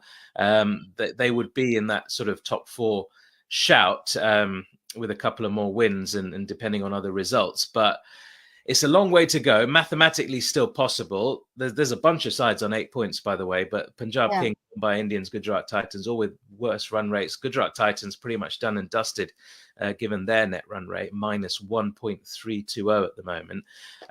Bangalore, let's talk about Bangalore. Have they left it too late? Indeed. Obviously, they do have the momentum on their side, but a mountain to climb, and the mid-table huddle that we're talking about has presented a lot of contenders. So it's certainly not going to be easy, but good for them, good for their fans, because the sort of form that they were in, it was absolutely disappointing with the resources that they had, at least in the batting department, for the team to constantly fail to cross the line. And there were matches where they got it close, but still couldn't close the games. So from that point of view, obviously important. And with the next year, mega auctions and all of that, the team needed to find what is working for it and what's not working for it. So I'm looking at it more from next season's point of view and from the point of view of its fans. I think for them to break into the playoffs, miracles need to happen. They happened for the RCB back in 2016 when courtesy Virat Kohli's phenomenal form, they rode on the back of it to make it to eventually the finals. But too challenging. Do you see them realistically making it to the playoffs, finishing in the top 4? Realistically, I mean, you got to say no, given their position in the table. Just 3 games remaining. They need to win all 3 and hope other results go in their favour, and just keep an eye on that net run rate as well, and just keep improving it game by game. So they're going to need some pretty comfortable wins going forward in their final 3 matches. You wouldn't bet against them winning those 3 matches, but it could just be a step too far. But again, they're riding on the back of Virat Kohli's form. And, he's the man. He's the top run scorer in this season's IPL. I told you, didn't I, by the way, at the start of the season, that Kohli's going to have a bumper season. He's going to prove to everybody that he is a T20 player and he should be in that India team. And he obviously is, and will be representing India in that World Cup. I just think, Glenn Maxwell's been a big disappointment this season. The bowlers are kind of getting it together now, but that's been the issue, hasn't it, over so many years. It doesn't matter if you put Dale Steyn in there, if you put Jack Callis in there, if you put Mitchell Stark in there, if you put Siraj in there, Anil Kumble, Zahir Khan, all these guys. it doesn't matter. They just don't do it when they put on that red shirt, that red and black shirt, or red and blue as it is this season. But, you know, there will be a lot of regrets for RCB, I think, come the end of the season. They've still got a mathematical chance. And look, we all know about their fan base, you know, as well, spending a lot of time in Bengaluru, we should call it, not Bangalore. They're proper fanatics, and they will not give up until that 14th match is complete and it's impossible for them to make the play.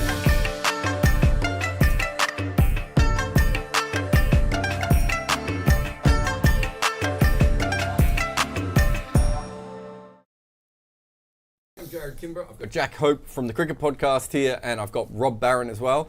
Trent Boult is going to be bowling the first over, and sadly for us, a lot of the bookies have now worked out that Trent Boult is really good at bowling the first over, and so the odds have come down. But we've also had an interesting impact sub. Nandre Berger has come in rather than Keshav Maharaj, so they think that it might be the pace bowlers whacking the ball into the middle of the wicket that is more important than the spinners floating it up, which, to be fair, look at that last innings, I think, you know, was not that far away. Anyway, here is Trent Boult, and he swings this away, and that was actually fairly well timed by Rachin Ravindra to backward point, and there was no run. It's like a floaty swing bowl. Swing bowl. I've said some really weird phrases today. It's not really about the words, is it? The When we're floaty broadcasting? swing bowl, the famous cricket floaty swing bowl. There was a bit of movement.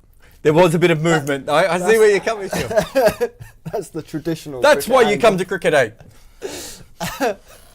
Bolt in again. This again swings away. Oh, that's pretty aggressive. But he's timed both of these better than what we saw from Butler or Jaiswal early on, but different kinds of bowlers, of course.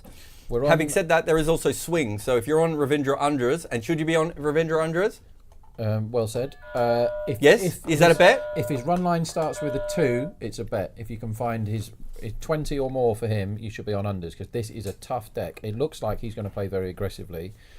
I'd be looking around for next man out as well, because if you play aggressively on this pitch, you get out as he nudges. He's going to steal the single, and there's a run-out chance here. And I tell you what, if that had hit, it might have been out before I pressed the bet. Which would have been heartbreaking. We're on first 6 unders as well. The 48.5 was too high, but I can see Bet365 the 47.5 now. That's too high as well. One thing we've learned from the first innings, I very much doubt this pitch is going to change loads in the last 20 minutes. It's really hard to score quick, and there are still lines out there that are expecting them to score quickly here. Chennai need to win this game first and foremost, and coming out and trying to slog this power play for 60 is probably the way they actually lose this game. I think they need to behave themselves a bit. Let's hope Gaikwad has a look at these 3 balls. Now, you have a bet where they need to score 3 runs or fewer, or is it 2 runs? Less than 3, which Less would be a than miracle, but I'll take less than 8. I'll take that now. Scored 1 here, and here's another one. And the worst thing for Rob's bet is Gaikwad gets off strike, and Ravindra is back on strike. Yeah, so what I'm looking for now is anyone that thinks Ravindra is going to score 20 is an unders for me. 20 more, that is. I'm just having a look here at Sky Bet, and there's a bet here. It says batter match bet. Yeah, who will score the most runs? Oh, okay. All right. I've got a really weird coincidence to report. Please. Back in 2013, on the 12th of May, in the IPL, the 61st match was between CSK and Rajasthan Royals. CSK on that occasion batting first, 141 was the score they posted. Oh, Ravindra comes down and this swings away, and he's beaten outside the off stump. And so with 1 ball to go, a dot ball will win us that bet, and we absolutely do not deserve it. And on that occasion, the Royals chased it 144 for 5 and 17.1 over. So if history is to repeat, but in reverse, then put all your money. What year was that? 2013. I love some of the names. Why are the graphics from 1987? Stuart Binney. Stuart Binney was playing, yeah. Was that Mohit Sharma? As in the Mohit Sharma that's still playing now? Yeah. What a legend. 11 years He's ago. had 4 different careers. Yeah, Rahul what a Dravid legend. getting involved. Here we go. Is this going to be a dot ball? He pushes this on the offside, and it's through the gap, and they're going to get a couple. And Simon in the other room. Oh, they might get 4. Jeez.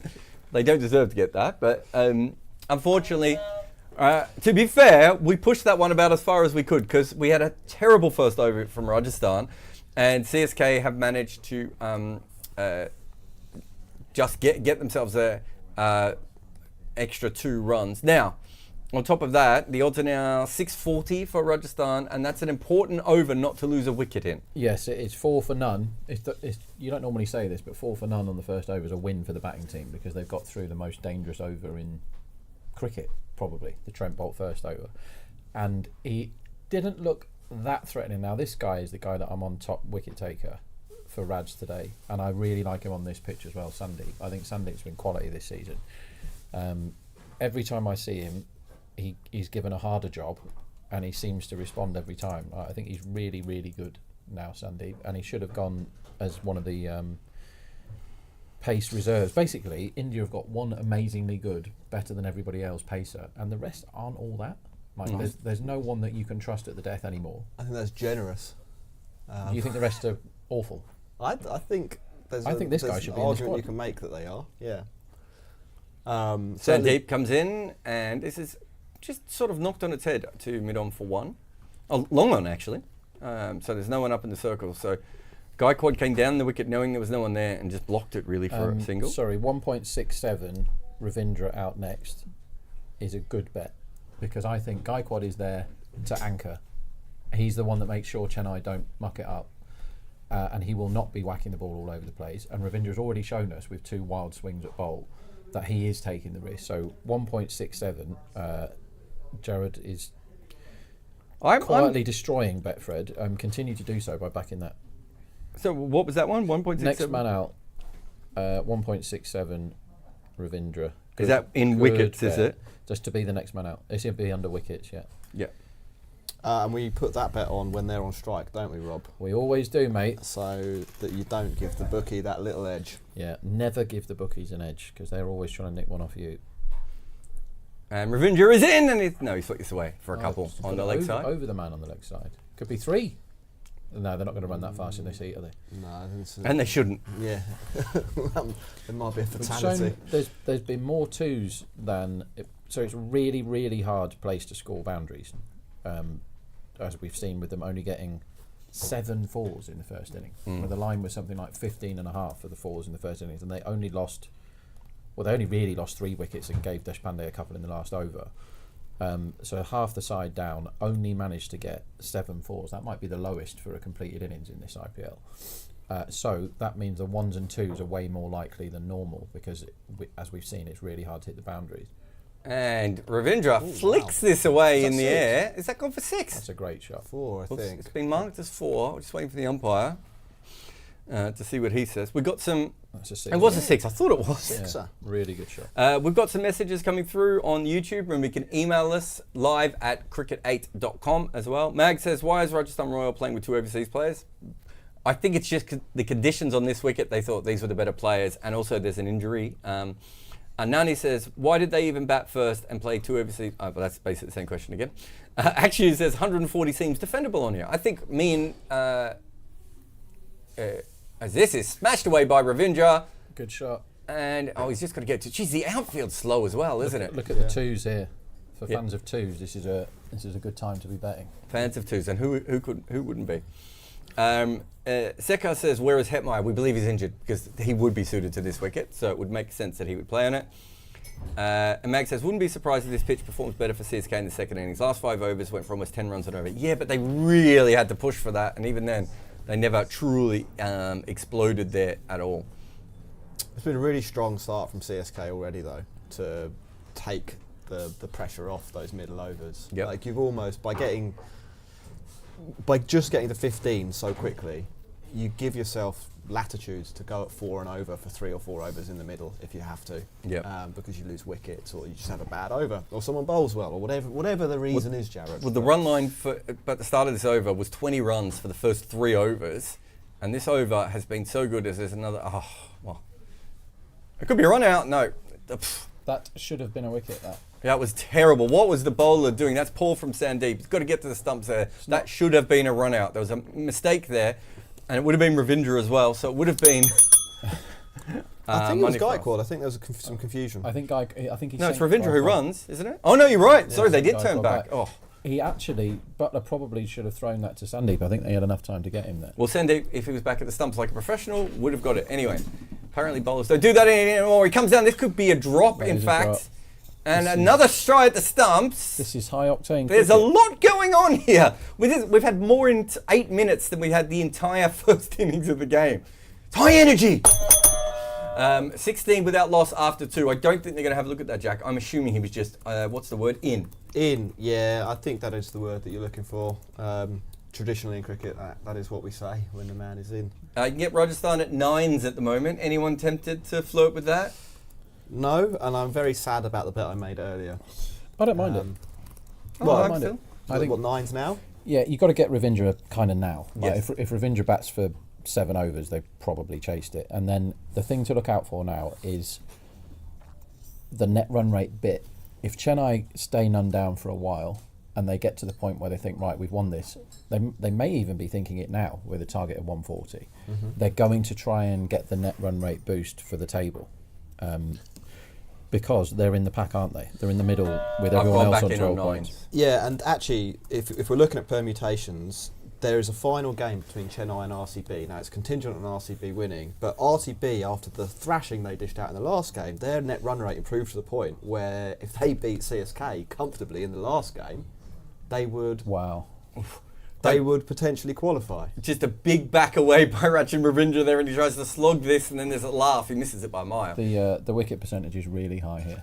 Slogging bolt early means you're probably going to get out. Sorry, Jack. No, that's fine. I mean, like, that's obviously this is contemporary, and I'm talking about the future. No, so say what you said again, because I didn't listen to a single word. Right, of it. so RCB 2 games to play. They're playing Delhi this afternoon, and if they win We should call that one. yes, and if they Good win, plan. if they win that one, they play Chennai in the final game in a basically winner goes through with net run rate complications.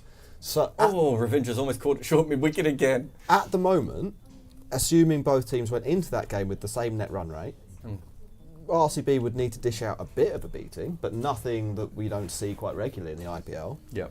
If CSK were to somehow win this in 15 overs, that would really make things difficult for RCB unless they hammered Delhi. Yes, okay. So, you So know, that's something worth watching for overs, isn't it, Rob? So next game? For this game. Oh, this game. Because they're going to try and go. So the net run rate boost overs, yeah. You But yeah. might be in a situation here where, as he's whipped this away in the air, out to Wow. deep wicket, not far So from being caught again, but this- that's a 4. This is the right way to play for Ravindra, is to Yes. just try and smash everything. Because we were saying this in the first innings. On this sort of pitch, 1 or 2 guys come off, you've done it. Like Yeah. you've scored enough. And he's doing that. So this is why the next man out bet is so good. That 1.67 is such a big price because his job is to slog at everything, and he's basically playing a shot a ball here. And Gaikwad is just settling into his work. Yeah, I'd be quite. I think it's nearer. It's at Oh, least- he's gone again, and this could be 6. He's launched shot. this over third, backed away, and if I'll be honest, that Wow. might almost be the game. Yeah. I know it's really early Yeah. to call, but it just, unless the spin changes things, or Nandre Berger hitting the wicket harder, but Trent Bolt does not look like the ideal bowler for this surface. We said that before, and it certainly played out very much. And at he the now start here. can't bowl a third. Look how tired he looks already, Trent. It is boiling out there. Same. I've never been to Chennai. I mean, like, can you have? I assume. Can you give us an idea of how hot that actually is? Because Can you imagine if the sun was an inch above your head? oh wow, That's how I felt every time I've ever been in Chennai. There's 3 places in the world that you have to pay me a lot of money to go back to. Chennai, Dubai, and Perth. There's something about the sun that is just closer in those 3 places, and I'm not having it at all.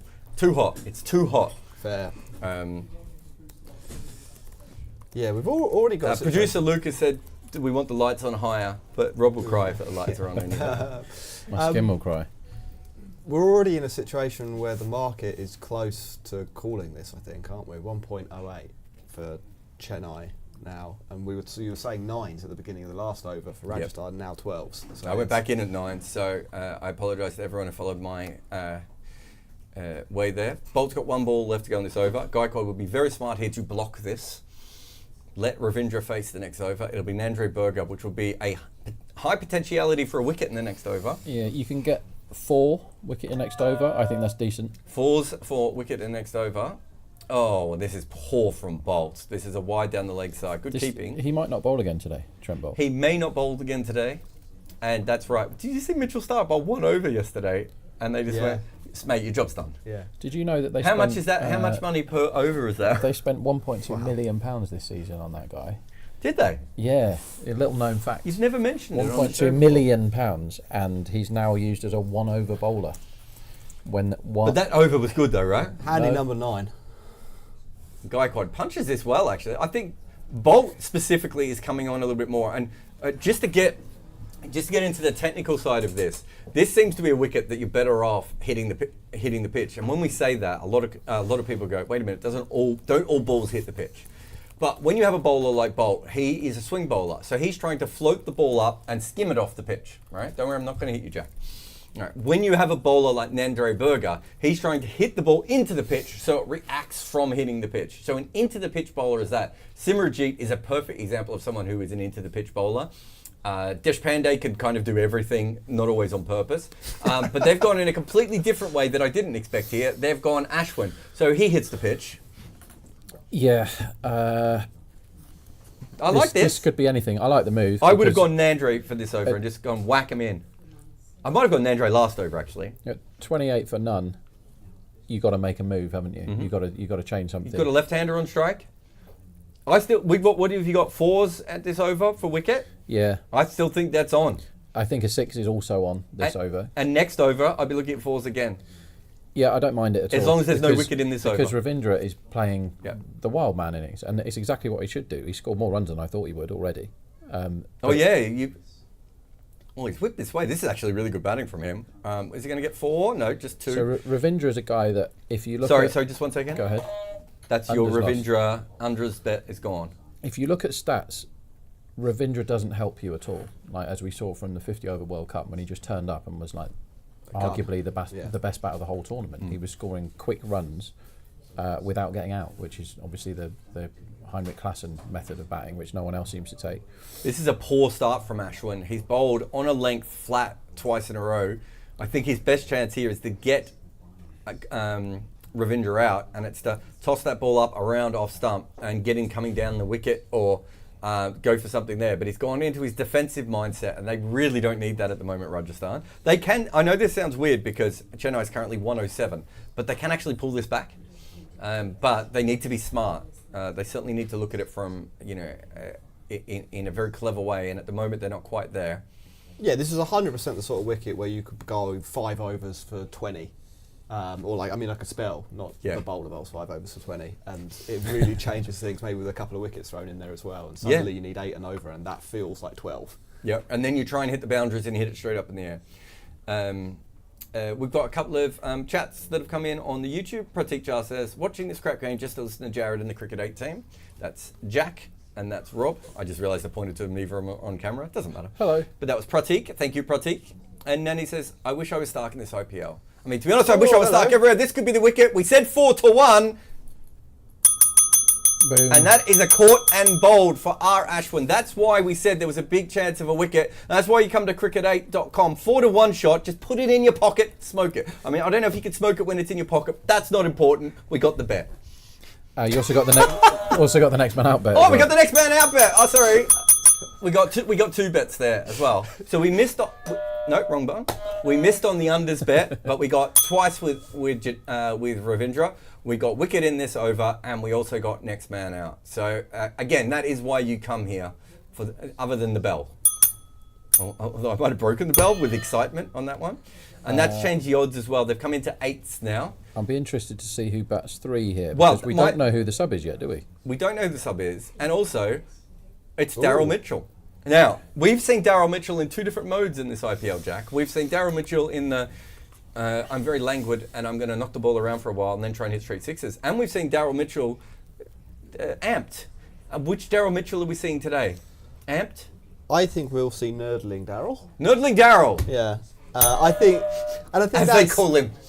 That's actually where the team element of T20 cricket can come into things here. Because of Ravindra's start, he's taken a lot of pressure off Daryl Mitchell. True. That gives him a 10 or 15 ball run if he wants to take it, to build a partnership with Gaikwad, and the same we said for Gaikwad. So I would think wicket preservation will be fairly high up the agenda for these two for the next few overs. I can see that. I can understand why Jack has said that. Traditionally, Mitchell is a bad first 10 balls guy.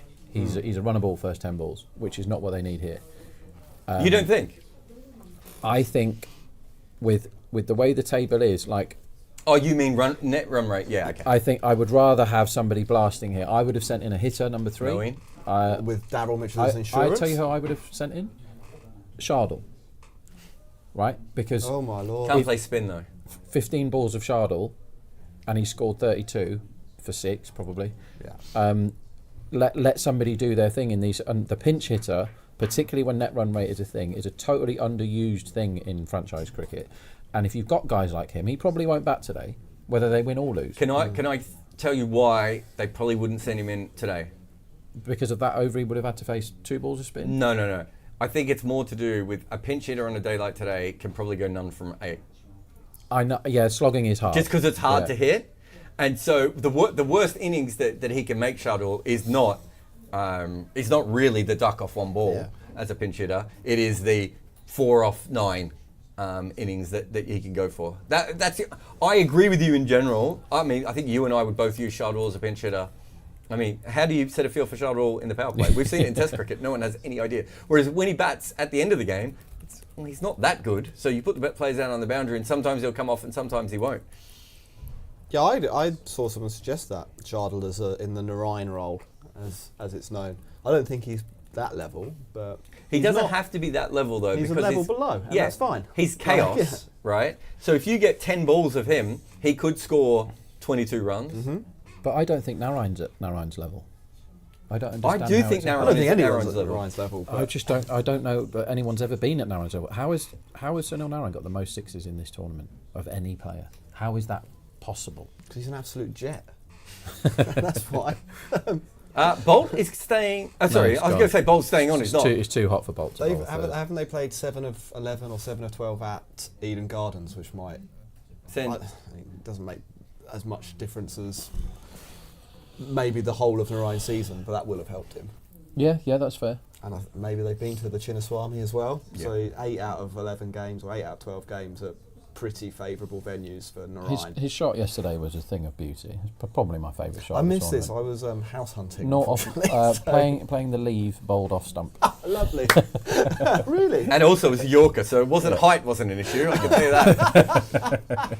He backed away. It was the full and lead. then I think he thought I'm in the wrong position to hit this, and so instead of thinking I'll still swing through and try and punch it into the covers, he just sort of left his bat up and it hit the outside of our stump. Lovely. We just got an email from San as well. Remember, you can email us live@cricket8.com, and San has, and he says, do you think Lizard Williams is going to play today? No. I hope so, because I'm on lots of overs. He might do. I think he's unlikely to play today, but I to be honest, we didn't really I've think heard Rajasthan... rumours that Jai plays today. They have to play him, don't they? Because they like him as a first over matchup bowler. If Jai's fit, I mean, we've never seen Jai do it in the IPL, though, have we? I was going to say, if Jai's fully fit, we have no issues. It's just that it's so rare to see. This is a bad ball from Sandeep. Come on, Sandeep. Should not be bowling the ball down the leg side at all at his pace. And he's given a free boundary to Daryl Mitchell, which gets Mitchell to 5 off 2, which again means that the pressure is all the way back onto Rajasthan. Yeah, it's a complete freebie, and that's basically the only way that Daryl Mitchell is going to score a boundary at this point. Yeah. Like it has to be absolute trash for him that's to put it literally away. 3 runs, isn't it? Yeah. You might as well just add 4 to the scoreboard and save everybody moving their bodies around. But anywhere except there, and worst case, it's a single. Like he's just Next ball's bowled perfect, a and it's normal normal length ball that a bowler's meant to bowl, and it's like 100% dot, isn't it? There? Like just don't bowl He's not crap even on his pads. thinking runs. Yeah. I was actually talking to an analyst this week, and he was saying that even in this IPL, the best, and he's using Hawkeye data, Okay. and he's saying even in the IPL, the length ball is still absolutely dominating. And I said, yeah, but the issue is if you miss your length, you're getting hammered, and so players are panicking. And he's like, yeah, the message just has to be bowl your best ball consistently, especially, we're not talking as much in the death. Oh, Daryl! Oh, wow. Swings this across the line, And he's dry humped Again, this really on the leg side. No fielder within 50 yards of that. What are they doing? I'm not really sure there. That's a good sign, though, for Chennai fans that they're going for the runs. Quickly, Yeah. I should say. Yeah, it's the right thing to do. You should all, in this sort of chase where the guys have proved it's actually quite easy to stay in. Yeah. Like it's not being that naughty, it's just hard to smash the ball. So you should always have someone whacking in this sort of chase when you're 1 down or 2 down. Just keep whacking and give yourself a bit of a chance to move up the table. Sandeep's not bowling well today, having talked him up. So just talking, what we're just talking about now is exactly what I meant before is, if he just bowled the ball on the right spot, that last ball was a little bit too straight and he's been hit away, right? And so he's like, oh, I now need to try something. No, you don't. Go back to the best ball again. Bowl the best ball. We're just having a look here. So Pride being 47 of 35. We've got some money on Gaikwad being the top scorer, don't we? A little bit, yeah. I thought 3. Oh, and Darren Mitchell's almost got bowled here as he's got an inside edge. It's a run-out chance as well. Should have gone the other end there. Yeah, I thought 3.5 is okay. If you can get any of that for Kohli later, by the way. I think Kohli's won 6 out of the last 7 top RCB bats. That is a form horse. And 3.3 even for Virat would be okay. Like his number, when Gale used to be the most incredible bat, and he was a reliable man at scoring 70 odd. His price was like 2.5 for top bat sometimes, and I actually think Kohli's got to that level because at RCB now, Faf is just swinging. He's at the end. It's last sort of final flourish for Faf, isn't it? For fans of alliteration, he's just hoofing everything. They have lots of mega vol players in the middle. Patidar is great, but he's like, I'm going to bash every ball of spin for 6. He's doing his job brilliantly well. Jax is there for a good time as well. Maxwell, if he's there, we know what Maxwell does. Kohli's the guy that just sits there and scores all the runs. Ashwin has come in again. This is a top edge, but I think Mitchell's going to get away with this. 4-4. And this version of Mitchell, the one that tries to score runs, he's a really good T20 bat. Yeah, I mean, he's not doing what I expected, and I think I'll probably agree with Rob. He's doing therefore the right thing. 49 for 1. I haven't really seen anything here that suggests that Rajasthan could come back. I think this is. No. You think we're done our money? I think this is, the crazy stuff happens in cricket. Crazy stuff can happen, and so on, but the ball's not really misbehaving in the same way as earlier. I don't know why that is. Maybe there's some shade on the wicket. It's cooled down. Yeah, I was wondering that too. I would say this: the bowler I thought would be most suited to this surface is Nandre Berger, and he's bowled how many overs, Jack? 0. There we go. Yeah. So sometimes you just have to get the thing right. They clearly decided that Nandre Berger was the right guy for this game, but they also don't want to bowl him in the power play. Yeah, so don't wait until you're 14-1 to win the match before the guy bowls.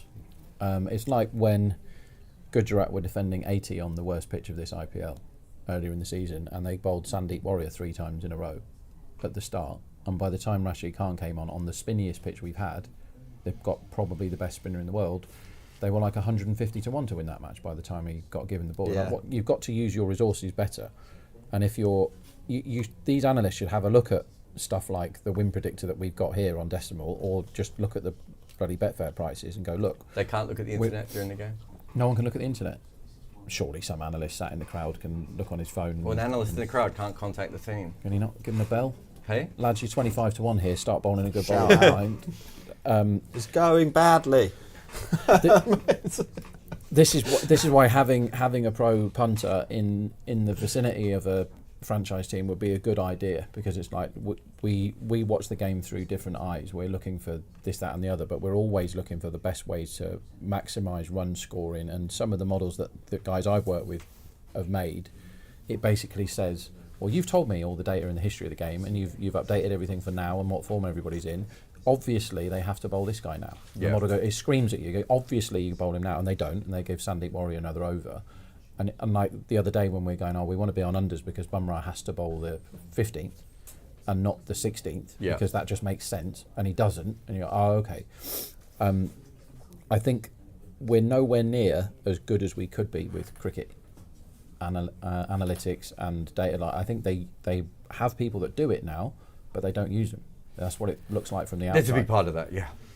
Well, as I just said, there was an analyst who sent me a message just going, it doesn't make any sense. Let's stop doing that. Definitely the case. The run line for the 10 overs is 86, Rob. That's 30 runs in 4 overs with intent. Nandre Berger's come on. Yeah. I'd like to see 3 balls of Nandre Berger. Before you make your decision. It does feel like an overs though, doesn't it? It's the only time today where I've said that is why I quite fancy overs. Yep. It's the only time today where, because of the magic word that you just said, intent. So let's just give Nandre Berger 3 balls here.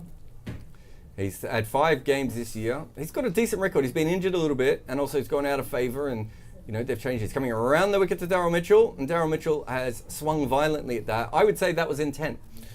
I would say, what's the best price we can get on Mitchell next man out? That's what I would say. He's not quite in the Ravindra level, because Ravindra is kind of a very good version of a pinch hitter anyway. Yeah. That's what he does on a normal day. Today, he was sent out to smack everything. Mitchell isn't that, but Mitchell should be 1 point late. Sorry, 1.5 I'm just going to have to next cut time. in. CSK to make it to the playoffs. 66% certainly. 34% probably not. We had to wait a long time for those results. We did. Well, it gets hard to count when you go past 1 million, Jack. This is well timed. I just think the ball's coming on so much better than that first innings. Yeah, what Chennai have done really well here is they've got a different. So they created a really hard pitch for the other team to bat on, and then they've put out a really good one for the second inning.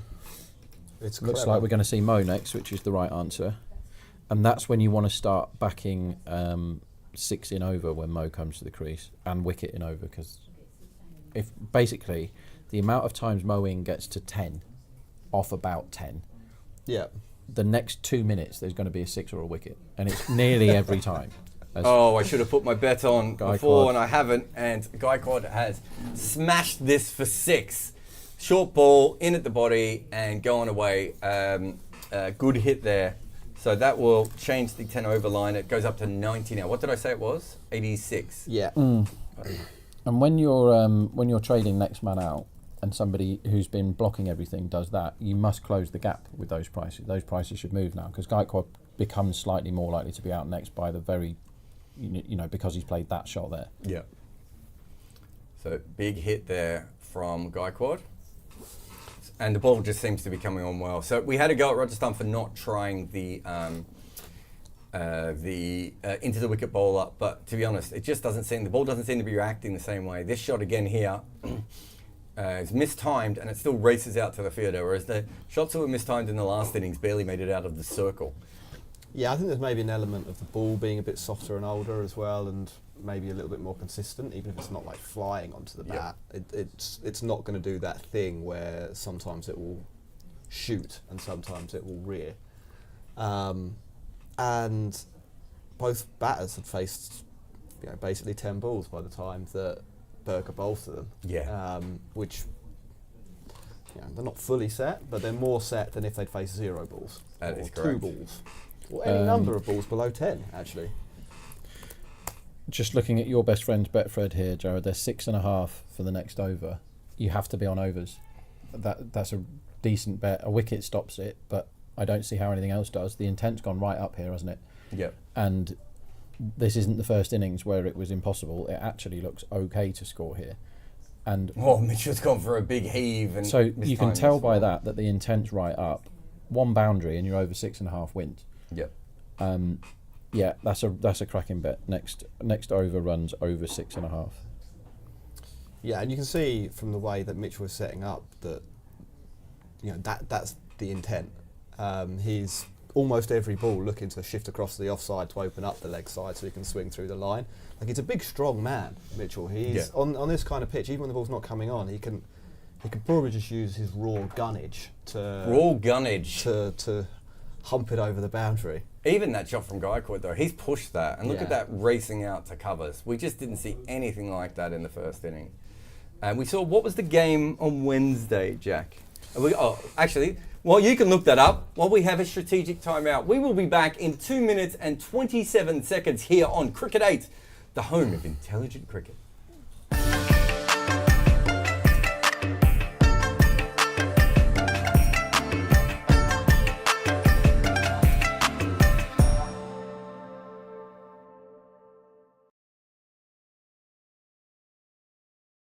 Bishnoi's played 58 times in the IPL and he's never got one. Really? and you'd think for his kind of bowling, one day he's going to rip through a tail and get 5. But it's just never. We were talking about how many times has he got a 3 for. He just doesn't do it. He just doesn't get loads of poles, Bishnoi. I don't know what it is. Is it because he bowls? This might sound mad, but too many googlies. He bowls from beyond the perpendicular, so he doesn't have much of a leg spinner. So he's not bowling to take the ball away from right-handers that much. I don't know Essentially, yes. I think the bigger problem for him is he slides the ball on, so he's bowling like a defensive leg spinner rather than an attacking leg spinner. So, what I mean by that is, a leg spinner is putting a lot of revolutions on the ball.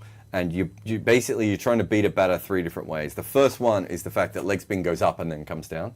So you're beating them with that. The second one is the spin sideways. And the third one is the bounce. The way he's bowling and the way he bowls it, the spin sideways is taken away. So he's only got 2 of those options. And then he bowls faster. So even the bounce that he should get is more skid through. So he's really just beating you with the way the ball comes up out of his hand and then drops. And then the other one is then, can you pick the variations? Whereas with him, there aren't that many variations because he's basically, instead of bowling leg spin all the time, he's bowling wrong ones all the time.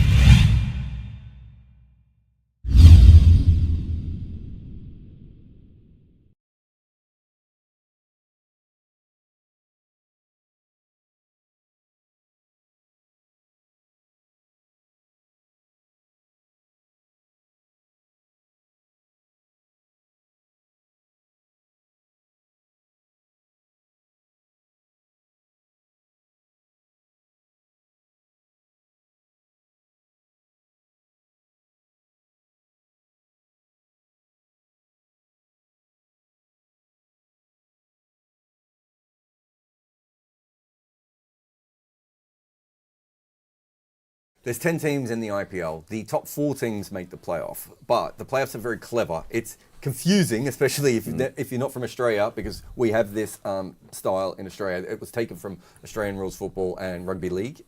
And essentially what happens is the first team plays the second team and they get a second chance. What happens is by coming first in the league, you get a second chance, and you also get a chance to go straight into the final and have a week off and rest your fast bowlers and all those sorts of good things. So 1 versus 2, and they go straight into the final. 3 versus 4 play an eliminator. So whoever loses out of them, they can go home and go to the Maldives and have a holiday with Danny Morrison. Probably for the last time before it gets completely some kind of water. And so let's say 3 beats 4 and 1 beats 2, because that makes the most sense. 1 goes into the final, and then 2 plays 3 in a secondary eliminator, and whoever wins out of that goes into the final.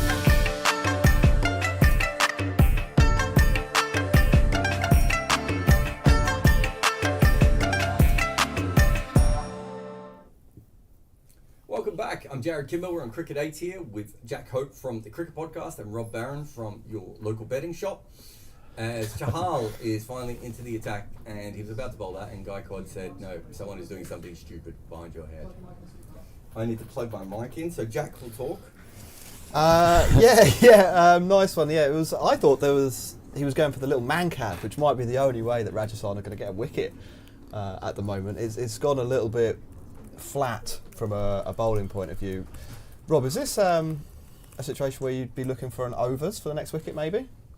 Maybe not for the next wicket, because the intent's gone right up, which usually means that line down a little bit. It's immediate overs, as in next over runs and stuff, is what you'd be looking at here, and also for the wicket. But the good spin on, so Chahal's been bad. His numbers have been awful the last few games, but he's now got a pitch that should really help him. So let's see what he can bring here. Yeah, I was looking up Chahal for the last few matches, and I think his best figures in the last 5 games are 1 for 48. It's really interesting. These first 2 balls have been defended. In fact, well, that one's pushed, I suppose, but 3 dot balls. I wasn't expecting this from Chahal. Definitely not. What's happened? What were they told at the strategic timeout? Don't worry about the net run rate. Surely, like if there's any analyst or coach or somebody, I mean, Gaikwod's the captain nominally. You say, lads, you need to run a ball. You can really, really like steal a march on some of the other teams here if you knock these off in 8 overs. They've got to run off Chahal. I think Mitchell has a big swipe at one of these 2 balls if he faces both. Yeah, Mitchell putting the big front leg down and whacking the ball back over the top makes the most sense here. But that also means that wicket comes back in as well. Yeah, I don't really get this. I mean, like, I understand if the run rate was a little bit higher and there was the risk that run rate pressure could lose them the game, that they might say Chahal is the guy who could take 4 here, and so let's make sure. This could be out. This could be LBW, and he's given him. Takes 1. Well, they are going to review, but it looked pretty straight to me. Now, what were we over in this over? Over 6.5. Under it a bit now, with the new man having to hit 6 off his first ball. But so the only way that gets beat is a wicket, and it might not have been the only way it got beat, to be honest. But we really didn't expect them to come back after the timeout and block. No. I mean, that's crackers, isn't it? It doesn't make any sense. There's an LBW decision has been given out, and Mitchell didn't look particularly happy with the decision. I'm not sure. He would have had to have hit it, though, wouldn't he? Surely. I would have thought so. But looked stone dead to me. Yeah, I would agree with that. He's not hit it. Yeah, he's carry on walking, Daryl. It looks absolutely plumb, and the market has come in. They were about 40s, and they're now 14s. Another wicket here. What would that do to the market? 8s? Maybe even, yeah. If it's Gaikwad that goes now, then the panic sets in, I think. So Gaikwad will drop his intent right back down, I would imagine now. And we will also get a very good idea of what they're going to do next by the man that comes in. If it's Jadeja. That's middle of middle, that is. Out. Goodbye. That's official. That has been given out. If it's Jadeja. You would expect them to go slow and nudge it about, because when Jadeja comes in early, he normally is hopeless as regards run rate. So you would expect it to be nudgy time if they do that.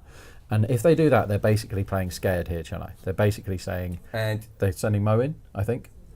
That's the right answer. Mo should smash now. It didn't look like Moeen Ali to me. Yeah. It looked like there was a Moeen-shaped object on the bench as well. Okay. A Moeen-shaped object on the bench. Yeah. That's why you come to Cricket 8. 67 for 2 after 7.5 overs. That's my main skill. It is Moeen, okay. I was going to say my main skill is identifying the shapes of cricketers, like silhouettes, but apparently not. Apparently not. We did, to be fair, we didn't see a lot of him as he was walking out. So I can't understand that. Now, that should mean that there is actually a chance of still a 6 off this ball, Rob. Yeah, he's probably the guy you want to walk out if you need a 6 off one ball. You'd expect it. So the way Moeen plays is he has a look for 10 balls and then he goes absolutely berserk. He's gear 1, gear 5. That's Mo. He just and he's one that I'll say it when I think it, but when I think he's going, it's nervy because he can kill your bet in 4 balls, which he did the other day. But it's unders because he can go. And sometimes he'll latch onto a spinner early and smack him for 6, 6, 6, and then you're like, well, is it going to be 6 or out next ball? There's only 2 outcomes really. Yeah. As he goes full block. And he defends that. One from that over was a good job it wasn't a spread bet on that over. Oh, wrong one. So we got that bet wrong, partly because they changed the way that they were playing. The other interesting thing here, right at the moment, is where are they going to go? Like, what's their thinking here as a team now? Who, Chennai? Yeah. I mean, I think that the fact that they sent Moeen is saying we're still going to try and put our foot down. Like, I don't think, to build on what Rob was saying, you send Moeen with the view to him being 30 not out at the end of this chase. He just blocked that first ball. Yeah, he's allowed to have one look, isn't he? You know, yes, but I kind of think if you're going to send him out, you might as well just send him out and say, hit them. We've got plenty of guys who can block later on, if they need be. Like, they've got Jadeja and Dhoni. They've also got a batting sub if they need one. Remember. I think Avesh Khan is coming on to bowl. I think as well that in this scenario, even with the net run rate and even with the great wickets and stuff like that, they are still entitled, I think, to pick which bowlers they decide they would like to hit. Okay. And if they've decided, for whatever reason, that Chahal is not the guy today, then blocking him makes sense. Like it's good batting there from Gaikwad. He picked up a 2. It's not like they've been struggling to score off anyone at the other end. No. Ashwin looked a little bit threatening, but didn't really stop the runs. Yeah. Sandeep's having an off day. Nondre went for a 6 in his over, didn't he? Trent Bolt, we don't think we'll see him bowl again. Yeah, maybe they're being really, really safe and just saying the only way we can lose this is if Chahal takes 5 wickets, and that's probably not what we would be thinking. Yeah. But that isn't necessarily what a fairly conservative think tank, I would say, at Chennai Yes. will be thinking. Like they like really playing the percentages. One thing I would say is that's the first wrist spinner we've seen today, right? Yeah, I think Sharman occasionally throws a leg spinner in, yeah. but it'd be a real stretch to say he was anything except like a... I wonder if this pitch is more suited to wrist spin than finger spin, just Could based be. on the way they've played Chahal, or whether they just thought to themselves, Chahal's a wicket taker, we don't want to give him any chances, which didn't work for them. Yeah, it looks like, I mean, just visually speaking, it looks like a day 3 test match Yeah. pitch. Like there are footmarks and it's churned up a little Yeah. bit, and there's something for Chahal to aim at, so perhaps it Moeen will be a Ali bit like has that. got a wide.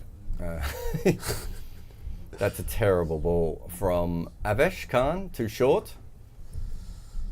Yeah, I think that's where, an area where Rajasthan have got it a little bit wrong here as well. We haven't seen anyone have a lot of joy with a short pitch ball today. Like it's not, the slower balls aren't reacting to the wicket in a way that could get people to mistime it, and it's not flying through in a way that could get someone to knock the ball up in the air. You need wickets. What's the point of that ball in this scenario? I know on a normal wicket, if you need wickets, then going short does work. But here, I don't see the value personally. Moeen turned that away for 1, so they're still well on top in the game. The odds did come back in their favour for a little while there for Rajasthan, but certainly not anymore. They're back out to 15, 16s. I think they got into about 10s or 11s at one stage there, Rob.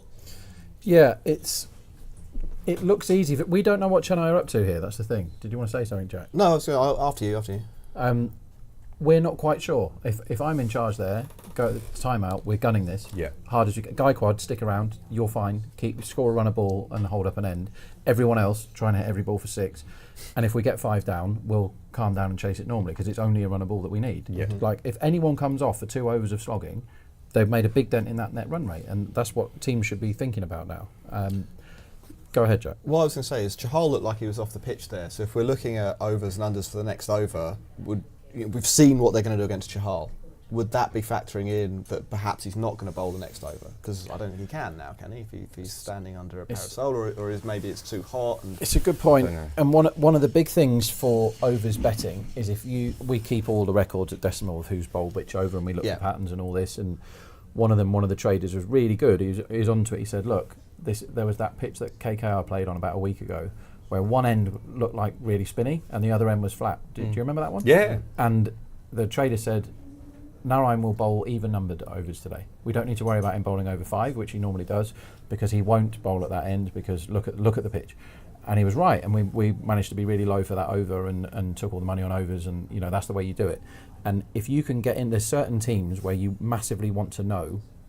Bumrah is number 1, right? Because he's 2 runs and over better than everybody else. He's actually more than that in this IPL. He's almost 4 runs better than everyone else in the Mumbai attack.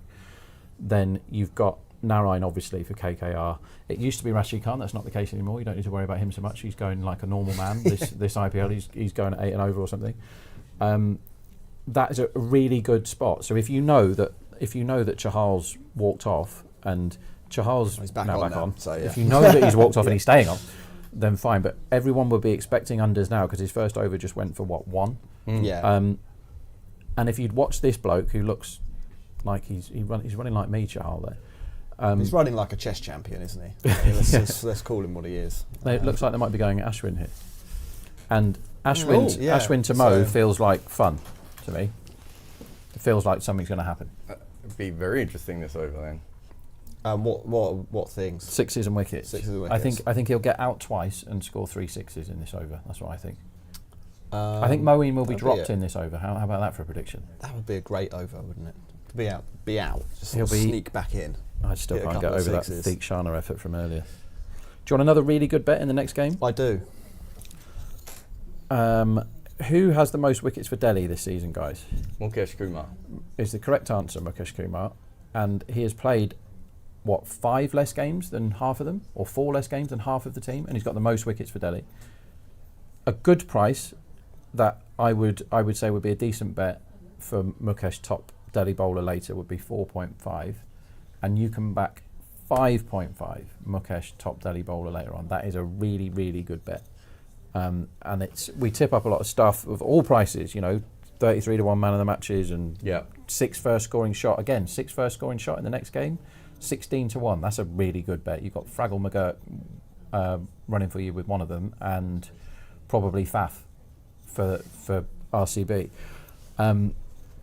But yeah, that's a lovely price for Mukesh. Bet 365 that is. So fill him in, because that's much too big. Should be between 4 and 4.5, I think. They are. What are you doing, Chennai? Not trying to score. There's almost a run-out chance here. That's remarkable cricket, really. So, conspiracy theorists, just before Chennai were banned for a couple of years for doing certain things. Allegedly. No, they were banned. I'm just getting the allegedly before your next sentence. They were banned for doing certain things. Yeah. And allegedly it was reported, or what I read, that they were partly banned from was certain scoring at certain rates at certain times, shall we say. And the conspiracy theorists out there will be talking about this as they had a strategic timeout, and the correct answer was to come out and smack it, and all of a sudden they're blocking everything. Yeah. I'm looking for reasons why here, because it's not that the pitch has suddenly gone horrible. I do think Chahal bowled a good over, and I do think that this is a great pitch for Chahal. I really do. He's only bowled one of the overs since the timeout, though. Yeah, and they've not played a shot since the timeout, have they? Which is interesting. So I'm looking for reasons why there. And yeah, the tinfoil hat comes up with one reason, but they haven't done better than a single off a ball since that timeout. And they'd hit 56 in a power play where it was hard to score 40. Yeah. And then smack Berger around, and then all of a sudden they haven't scored a run. And really notable as well, we were banging on about intent before the timeout. Like they were playing shots to hit boundaries, and it's not like I don't think they played a single shot that you'd expect to go for 4 in the last 18 balls. Definitely not. Or 6, or definitely not 6. Like it's been dots and ones. Chahal's back on. He's got 1 for 1 off 1. So if he gets 2 for 2 off 2 after this one, that will be fun. Yes, it will be. Yeah. They're back into 12s, Rob. So the market is going, wait a minute, what is happening? Yeah, and you can totally understand why, because that's what we're doing. We're like, what's going on here? Why are they scoring at 3 and over all of a sudden when they got it to a run a ball? This is one of those pitches that if you muck about and allow the run rate to go too high, you can get yourself in big trouble, because scoring 8 and over on this pitch isn't easy. Scoring 6 and over is, though, and they're not doing that at the moment, because look at all these gaps here for Chahal. If they want to play to guarantee the victory, they should score 6 singles off this over, because there's gaps on both sides of the wicket. So pretty much any ball can be a 1 here. I think for Chahal, he needs to toss the ball up to Moeen. If Moeen's going to hit a single, he needs to be in a position where it's a risky ball, whereas that one was just a length ball that he could just turn away. He can't do that. He can do that to Gaikwad. I don't mind him bowling a good ball to Gaikwad, a flatter ball, and just saying to Gaikwad, you're probably only going to hit this for a single. Can I ask a question about your thought process here, Rob? So, sure. Moeen is on 8 or 5. You were saying if he gets to 10 balls, then what I'm expecting is 6s and wickets. Does the context of the match and what Chennai are doing change your opinion on that, or do you still think that roundabout now is when Moeen's going to do some? I don't think Moeen it'll be stuff? long. The thing with Moeen is he always does Moeen stuff, doesn't he? Always, in any format and at any time. He's come in for England loads of times when we've been completely under it, and he's told to Mo, chill out. I've seen Moeen block all day long against Sri Lanka in a Test match, a whole day, and then he did something a bit silly at the end. But lurking in Moeen is somebody telling him to smash the ball for 6. Yes. And he can only keep that somebody at bay for a certain amount of time. And at the moment, he's doing the nudgy very nicely, as we see another 2. This is a 2's ground. They've got to bring these guys in on the boundary here. Yeah. Everyone needs to be in about 10 metres here, otherwise they'll lose this game without having to get any pressure on them. Yeah.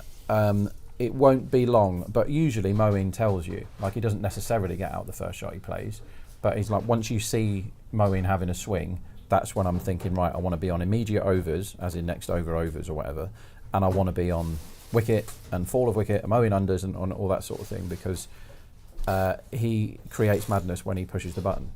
So you're saying, you know, we've actually got a little bit of time to assess what Moeen's doing. Like Moeen's going to tip his cards. I think so.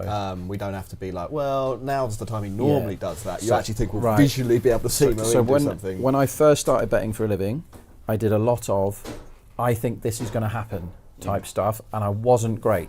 Like looking back, and now I've learned I think something's going to happen, but I'm going to wait until I see some cues for that first. Because today I thought I've got a fair bit wrong in this game. The luck I had with the experience today, like my pre-bets weren't great. A lot of those lost based on Rajasthan doing better in the first over and stuff. But when I watched the pitch, I'm like, right, this is a rubbish pitch. I need to be on unders here. So I kind of got myself out of trouble. But yeah, assessing the conditions is one thing. But then I want this bet if this happens. Or nowadays you can wait until the thing that you are they'll give you clues, like the Sudharson thing that me and Jarrod were enjoying for the first 2/3 of this tournament until he just turned into a complete gun and started scoring 100. He told us when he was going to get out, but he's a 20-year-old kid and he's really good. And so he worked out how to stop getting out every time he slogged, and he's suddenly turned his 35 every game into 100. So yeah, that I used to think, well, I must back it now because they're probably going to go. They're going to go, and you can wait now. They'll show you, and the bookies probably won't be onto it quick enough. Yes, the one I like on the he tells you he's going to get out is Tilak Varma at the moment. Good one. And actually, he's kind of in a similar way to Sudharson, he's kicking that trend slightly in the last few games. But I'm sure in the first half of this tournament, he got to 20, and then he'd play a good shot, and you could just see the kind of blood rush to his head. Yeah. And he thought he was the big man, and next ball it would be smack straight to cover. We've spoken about him a lot. Jitesh used to do exactly that, but now he's in such bad form that he can't do that. But yeah, you're dead right about Tilak. Is he gets to 30, then one comes out in the middle, and he's like, wow, I'm so good at this. And then the next ball comes along, and he forgets where the ball is, and just like tries to play another amazing shot, and out he goes. And that's inexperience, isn't it? Certain players know how to get that out of their game, because Gaikwad could be a million not out if he carries on playing like this on this pitch. You know, for forever. Yeah. I don't know. We're going to have to wait for one ball. The run line on this next over is 91 on the 12 over mark here. That last ball, Moeen backed away. No, okay. That's all I wanted to see. That last ball, he backed away, gets a spin, and I thought, has he decided to flip the switch? Yeah. I'm going to say he has not decided to flip. Not just yet. No, I'm not. I'm not tempted with the. So one thing you can do there is, if you think, the trouble is when you've got someone who's as good at hitting as Mo, he can make you look really daft. Yes. So you're never going all in. You're never going, right, this is like, there's a bet later. I'll tell you all now. There's a wonderful bet, and I've managed to get a few quid away and had a much bigger bet than normal for IPL. Doesn't mean it's going to win. I think it probably wins as many as 3 out of 4, and the bookies think it's kind of 50-50. Over 6.5 for Delhi's first over and Bangalore's first over later. That's a crazy line. Like, have they been watching the cricket? Have you seen Fraggle McGurkin bat? Like, have you seen Bangalore bowl? You know, we're 12 games in for these teams now. We've seen all this stuff. Like, we've seen Bangalore bowl a load of times and be terrible every time.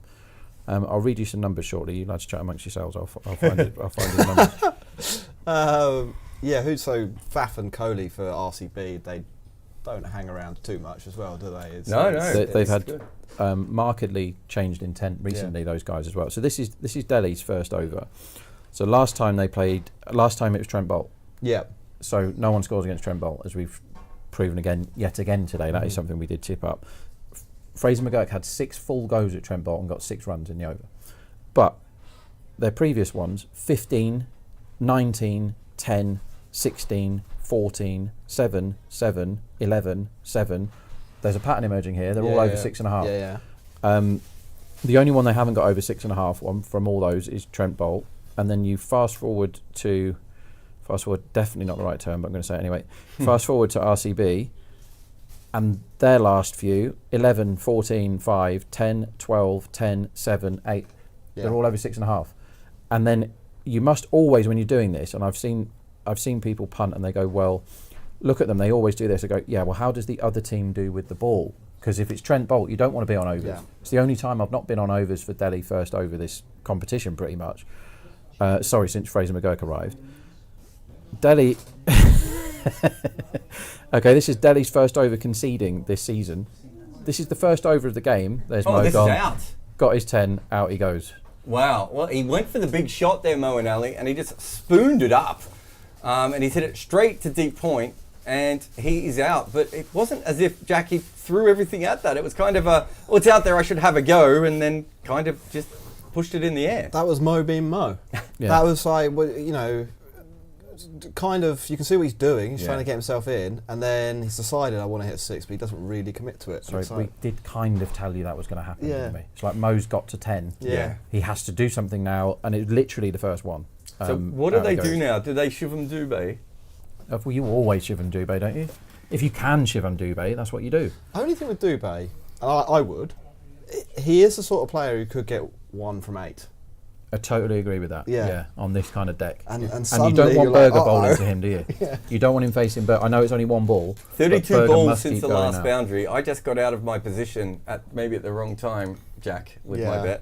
bet. Mag has sent a message in on YouTube. Remember, you can email live@cricket8.com. Does temperature affect how good a pitch is for bowling? It can. It's probably less something that you see in T20 games, but it's a big part of Test match cricket and how things can go. But yes, definitely, and that can play a part. So This is, you might be about to say this. no, you go. There's actually a science to swing bowling on this. Yes. If the pitch is hot, heat will rise from the pitch, and that disrupts the air, which means the ball can't swing in a traditional way. Whereas if the pitch is cool and not reflecting heat up into the air above it can often be very still, which means that the ball will move laterally because you need still air. And generally, when the swing. sun bakes on a pitch, it helps the spinners a little bit more Yeah. than it does quicks, things like that. And then the afternoon, it's usually a little bit better for bowling. The moisture starts to come in a little bit. It's not dew or anything, but a little bit more dew comes in. Nani says, Dubé for duck, my prediction. You've got Dubé for unders if his run line doesn't start with a 20, is that right? I haven't actually. Okay. I didn't play with Dubé today because I think he's gone slightly out of form in the last few. There was a while where all the bookies kept starting his run line with a 1 when he was in amazing form. And you're like, well, no, he's definitely due more than 20. Let me just tell you how Delhi have been getting on with their first over Yeah, go bowling for it, yeah. recently, right? Remember, 6.5, some of the bookies think the right line is for RCB's first over. And it used to be the average first over went for 6. That was the number. Here's some of the highlights from this season for Delhi. This is all this season. 17, 10, 19, 9, 14, 23. So they're conceding boatloads of runs in the first over. And then you go to RCB, who are not known for being good at bowling. And they're a train smash as well. They're not as bad, but they've had 4 that have gone for 12 plus in the first over. So high first overs is what we're hoping for in the next game. Can I ask one thing about that could get in the way? Akshar Patel, I don't think he ever really bowls the first over, but he might be a good matchup for the 2 right-handed RCB batters, and we've seen other teams do that. And Chahal to Dubé, usually this would be a no-no, but in this tournament, it's a yes. yes. I kind of want to get a sense of whether that's factoring into your thoughts or not. I don't think Axar bowls the first over. Cool. And if I was captain, I would, like when I bet against Mumbai in their first over, which I normally do because their first over numbers are terrible bowling, terrible. And they're not as good as you would think with the 2 openers with the bat either. Because I'm really confident that Bumrah doesn't bowl the first over. There's some reason, but he never bowls the first over. That's a lovely shot for 1 from Gaikwad. Gaikwad, if you like watching cricketers playing in the nets, watch this now for Gaikwad's innings. He's just having a net and knocking it around. By the way, Gaikwad, I bet earlier on him outscoring Ravindra. And you're still waiting? It to still catch? hasn't happened. He's been in for an hour. Like Ravindra's already had around a goal since he got out. Now, is Shivam Dubé going to have a go at the leg spinner here? It's tossed up, and he flicks this off his pad. No, he's still a bit like MS Dhoni, who was it? Moeen Ali, maybe looking at these first 10 balls or so. I think the muscle memory will kick in here, and if Chahal tosses one up, he's going to smack it straight out of the ground. Yeah. Straight back over his head. If Chahal gives one a bit of air, I don't think Dubé will be able to stop himself. as he bowls the flatter one. And that should have been stopped by... was that bottom edge? Yeah, I think he bottom edged it into the Yeah. ground, and Sanju didn't read it quick enough. Sanju's shouting about something, but they don't look devastating. It doesn't look like it was a drop. Now I think we're at the stage, having written off Rajasthan earlier, where if there was a wicket, I'd be more interested. Okay. I still think it's Chennai, big time, and I think that the Betfair odds don't reflect where I think the game is right now. But if there was a wicket, I think that would be. So That'll have be you the kept point your where- position, or did you? No, I checked out with a loss. Yeah, Um, same. When Chahal's... So I waited for Chahal's second over, Okay. and they played him so easily that I thought, if they're going to do this, they should be able... They can just get there without any problems. Obviously, since then, we saw Moeen Ali go out, so that's changed things a little bit. What they shouldn't be doing now, Rajasthan, which is what they are doing, is giving definite easy singles away, because they kind of win it anyway if they give them singles. Like they'll win this 3 down if they give them ones every ball. They'll just get the odd wide or hit the odd terrible ball for a boundary, and that's it. It's done. So they need to tighten the screw a bit here and put some men round the bat and try and get Chennai out of their comfort zone, because Gaikwad is chasing these in his sleep. And if you're on the 3.5 or bigger for the top bat, you're on a good thing here. Yeah, we got that, didn't we? I think. Yeah, he still needs another 3, and you still need to avoid Jubei going absolutely bonkers, which he can do at any time. But yeah, that was a really good bet, that, on this deck. 50 off 42 is what they need. So it's a low energy game, but a wicket here would be quite interesting. But they do have 2 anchors yet to come in Dhoni, and although I don't know if Dhoni can be an anchor anymore, but Not against Spin, he can't. he used to be an anchor at least Yeah. once in his life. Ashwin's coming on for a But good... they've also got a sub if they need one. Chennai haven't made the sub yet. so Samir Rizvi could come in. Or Rahane. Yeah. Yeah. Or someone better than those 2. Yeah. No. Yeah, that's a negatory. I'll tell you who's an underrated batsman, and you will not guess the next word to come out of my mouth. Tusha Deshpande. No. Sunil Gavaskar. Theekshana. Oh, Bang. and Dubé goes, Oh, and he's man. hit this for 6. He can't resist it. Yeah. And that's gone about 83 rows back. That is a big, big hit.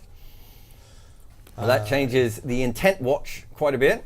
Yeah, and so 7.8 for a 6 here. Exactly 6, I think is too big, because I think if Jubei faces another 3 balls, he'll get one he wants, because Ashwin has to go wicket hunting now after that.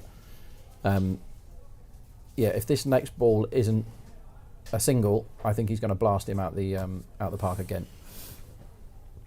This is the best way for them to do it here. Chennai is Jubei just does a good one for 10 minutes and that's it. I've got a little juicy middle on the 15 over run line here on 109 to 112. Last time I was here, it was all about double greens. Are we off that strategy? And now we're onto the juicy No, middle. I double greened yesterday. Yeah. Yeah. So I'm Have happy with my double greens. Oh, he's gone again. Wow. Big swing. On that's 4. Well, they have decided to go finally. Again, have a look around for next man out. And this is where Gaikwad unders becomes a really good bet, because he could be not out and get his unders here. Because Jubei can score all these. What do they need now? 40? Yeah. So if firms are giving, and I'm almost guarantee you that some of them will be giving Gaikwad another 20 plus, you have to smash the unders, because you can win in 2 ways. So it can't be 50-50 if you can win in 2 ways. And one of the ways you win is Jubei scores all the runs, or somebody comes in next and scores all the runs. Yeah. It could be anybody, because they've won now, run a ball, they've got it down to 40 or 40.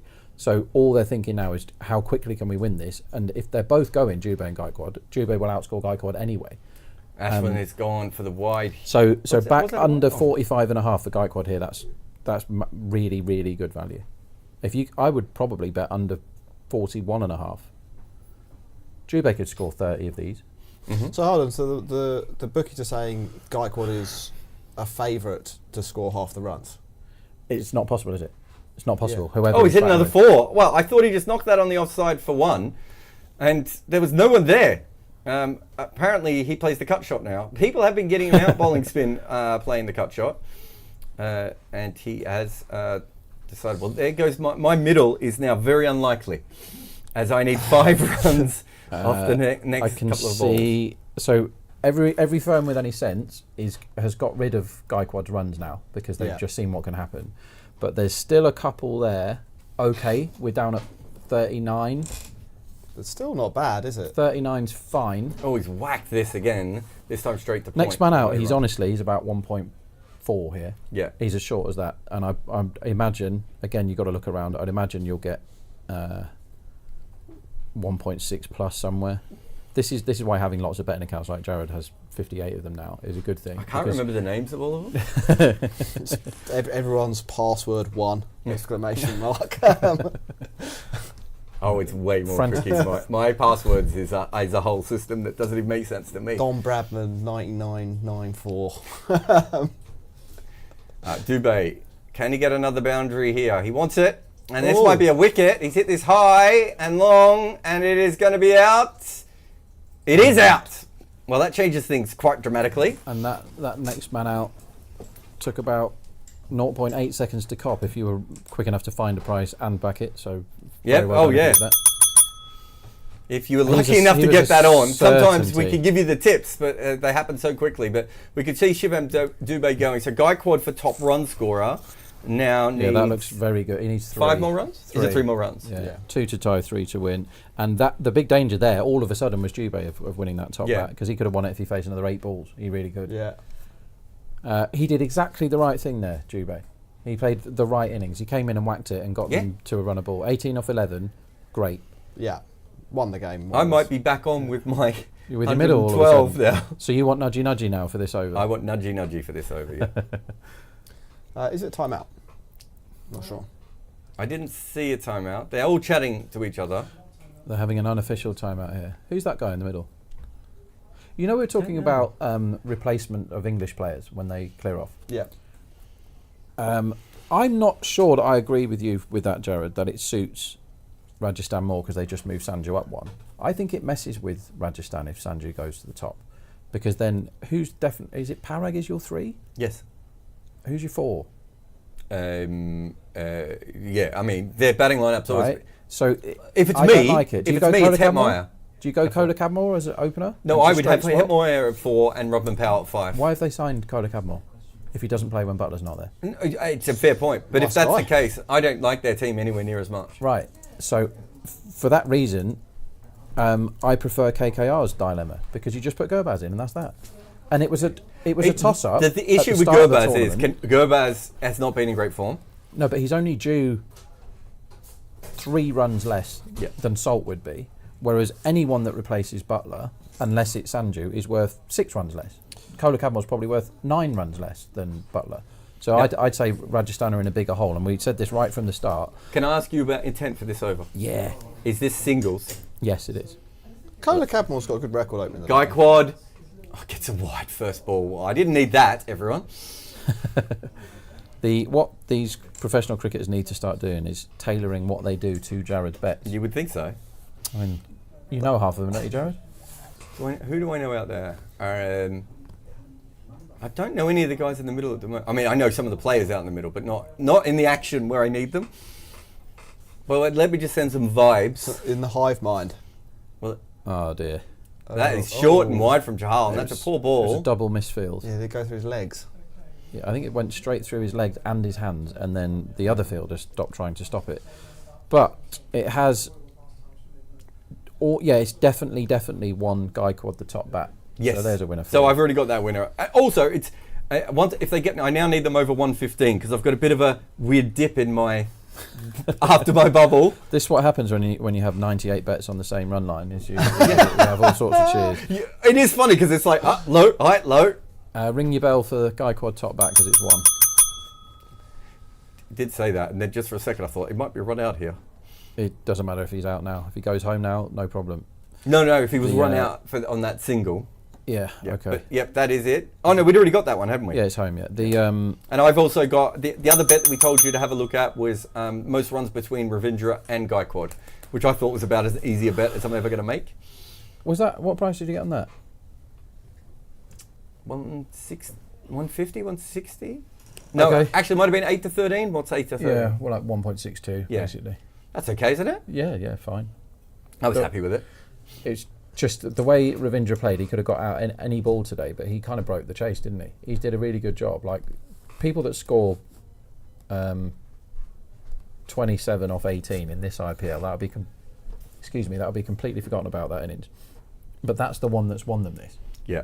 It murdered the power play and it messed up Rajasthan's plans straight away. And Bolt's been too tired to bowl. After he bowled about 8 balls, he looked like a spent force, Trent Bolt. He may come back and try and nick a wicket now. If they get Gaikwad now, we still could have a game here. This isn't completely done yet. No, they're 70s. Oh. Little outside. And if me and Rob go silent for a minute, it's because we both realised that there is a potential game here as Jadeja blocks it. I didn't need that, son. Just get us. I need 1 run to get out of my hole. I quite like the 70. I've only got to. This is a 70 that can win. I'm happy with that. Oh, it's come into 50s. Oh, they've heard us. That's the problem with being too successful on Cricket 8. Because Jadeja is a guy. Oh, just get a single, idiot!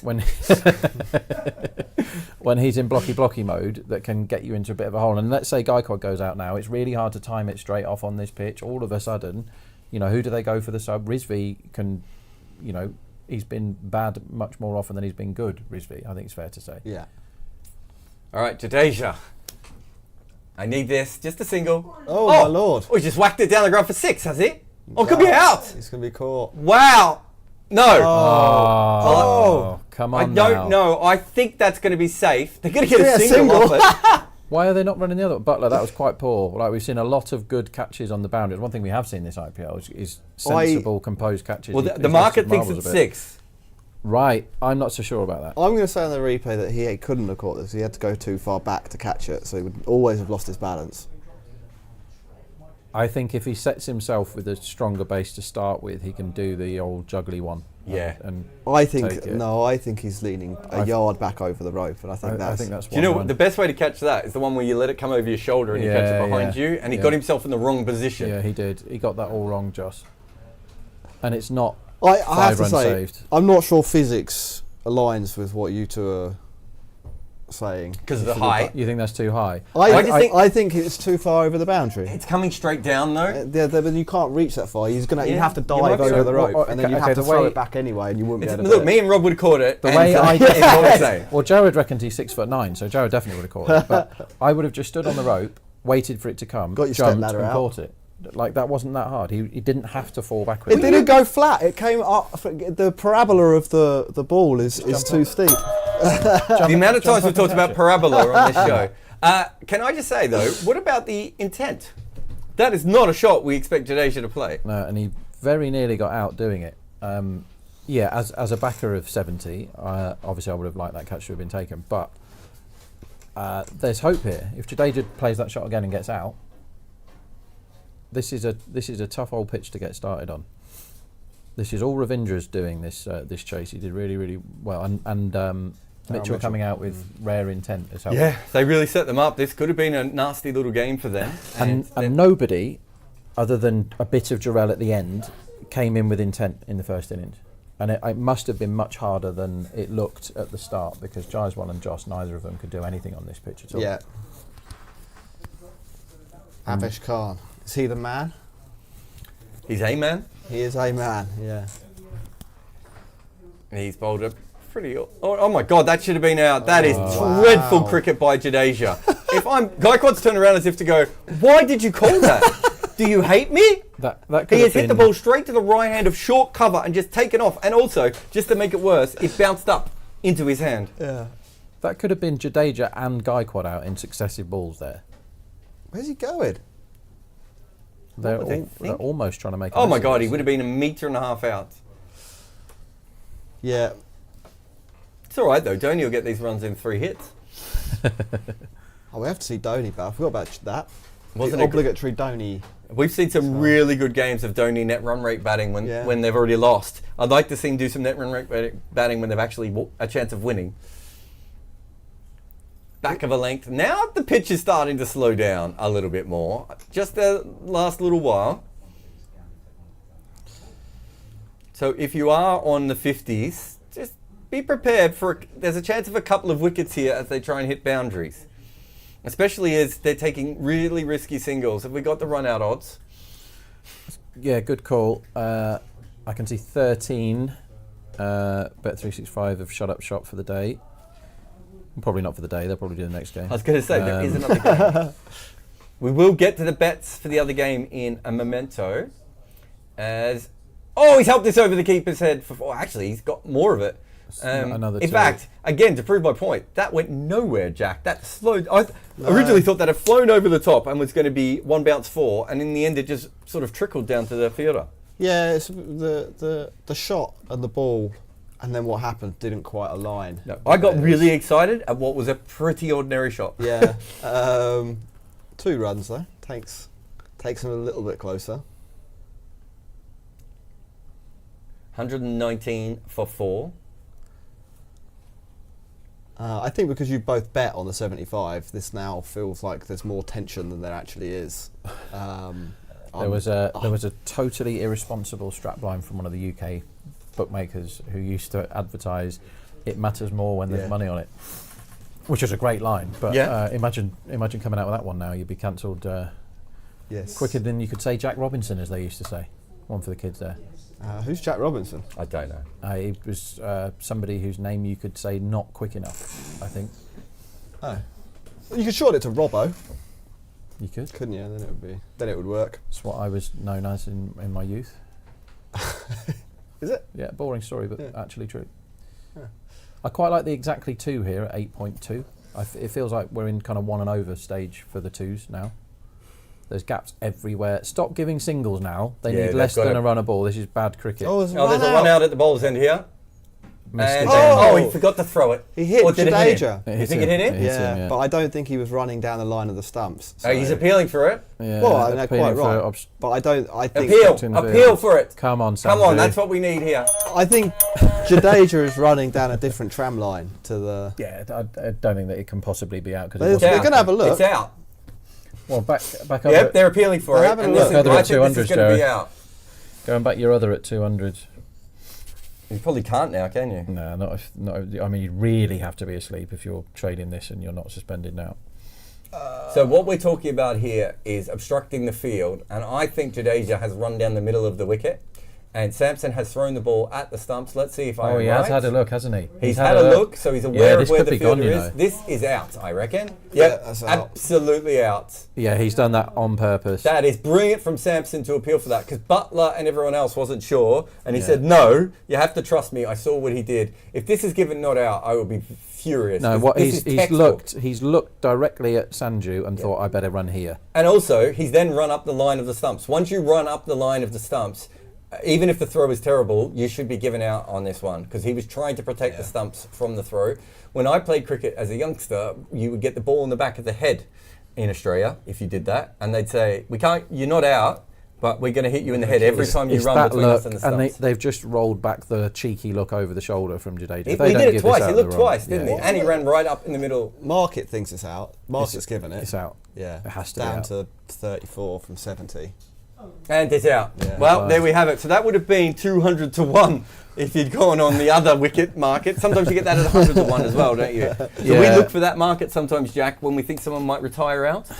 Oh, right, yeah, fair enough. So at Decimal, we put it in the rules that retired out doesn't count as other. It's just avoidee, because we didn't want to encourage perhaps lower level teams. Potential batter to lower level teams to think we can do something and 200 to 1 is the price. So some firms do the other, like.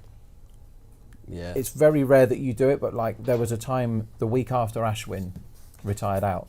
Was that 2 years ago? Yeah. Wonderful. I was like standing up and clapping when he did it. Same. But for a couple of weeks there, people were just backing other, thinking that everyone was going to do it all of a sudden, and it hasn't taken off. We're going to have a quick break here on Cricket 8, because that is the strategic timeout, and we're going to have a strategic loo break, and we'll be back in a few more moments. Let's say 2 minutes and 30 seconds.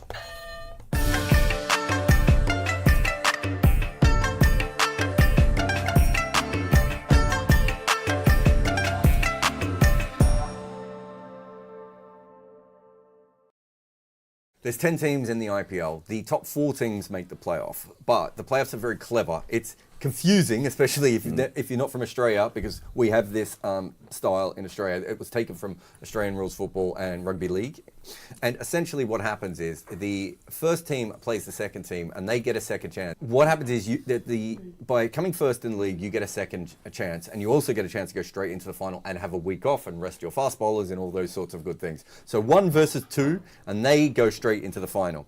3 versus 4 play an eliminator. So whoever loses out of them, they can go home and go to the Maldives and have a holiday with Danny Morrison. Probably for the last time before it gets some kind of water.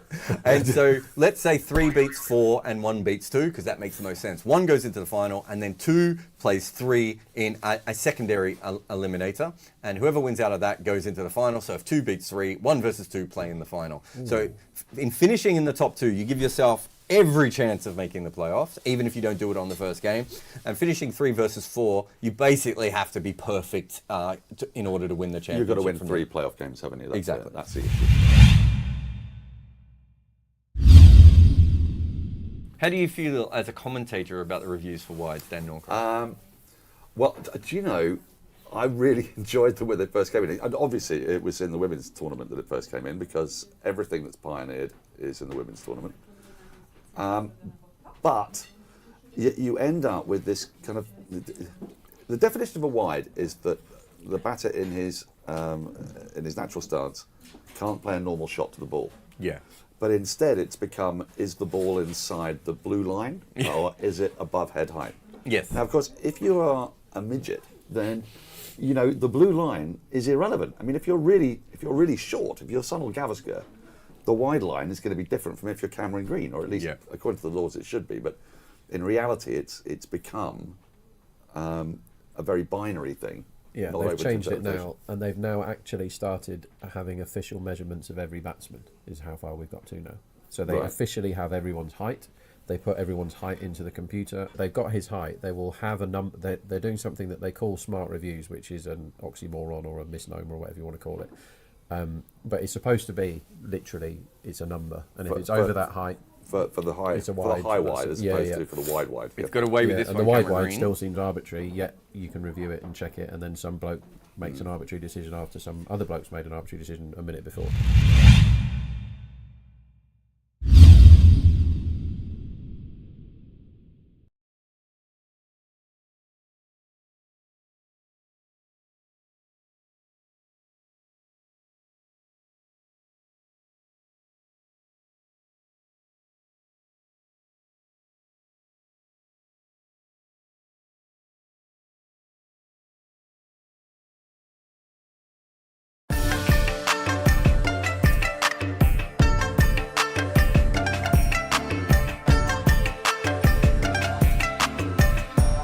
Welcome back to Cricket 8. We've had our impact sub. MS Dhoni's like, guys, it's the 16th over. I'm not coming in yet. If you want me to come in the 18th over, I'll do it, right? But I've got a very, very strict contract, and it says I come in right at the end, and that's what I'm going to do. So Rizvi has come in, who we kind of suspected would come in today because of the way this wicket has been. Jadeja, which is given out for 5 for obstructing the field. Yes. Correctly. But either way, well done to the umpires there. He had 2 looks and run down the wicket. For me, he was out in three different ways. The first look was enough to get him out. Then he had another cheeky look back over his shoulder, and he ran down the line of the stumps. Any of those 3 on their own is enough for me to give you out, obstructed the field in that situation. So I don't know what Chennai fans are thinking, but feel free to email live@cricket8.com. And if you say that it was an incorrect decision, I'll be taking you to task. But you can be angry, because you're a fan, and that's what you're supposed to do. But Rizvi is in. He's 0 of 0. Gaikwad is, 33 of 35? 121 for 5. This has been a dog of a pitch, if we're being honest, and I love every moment of it. Me too. Because we have seen so many pitches that have been very, very different.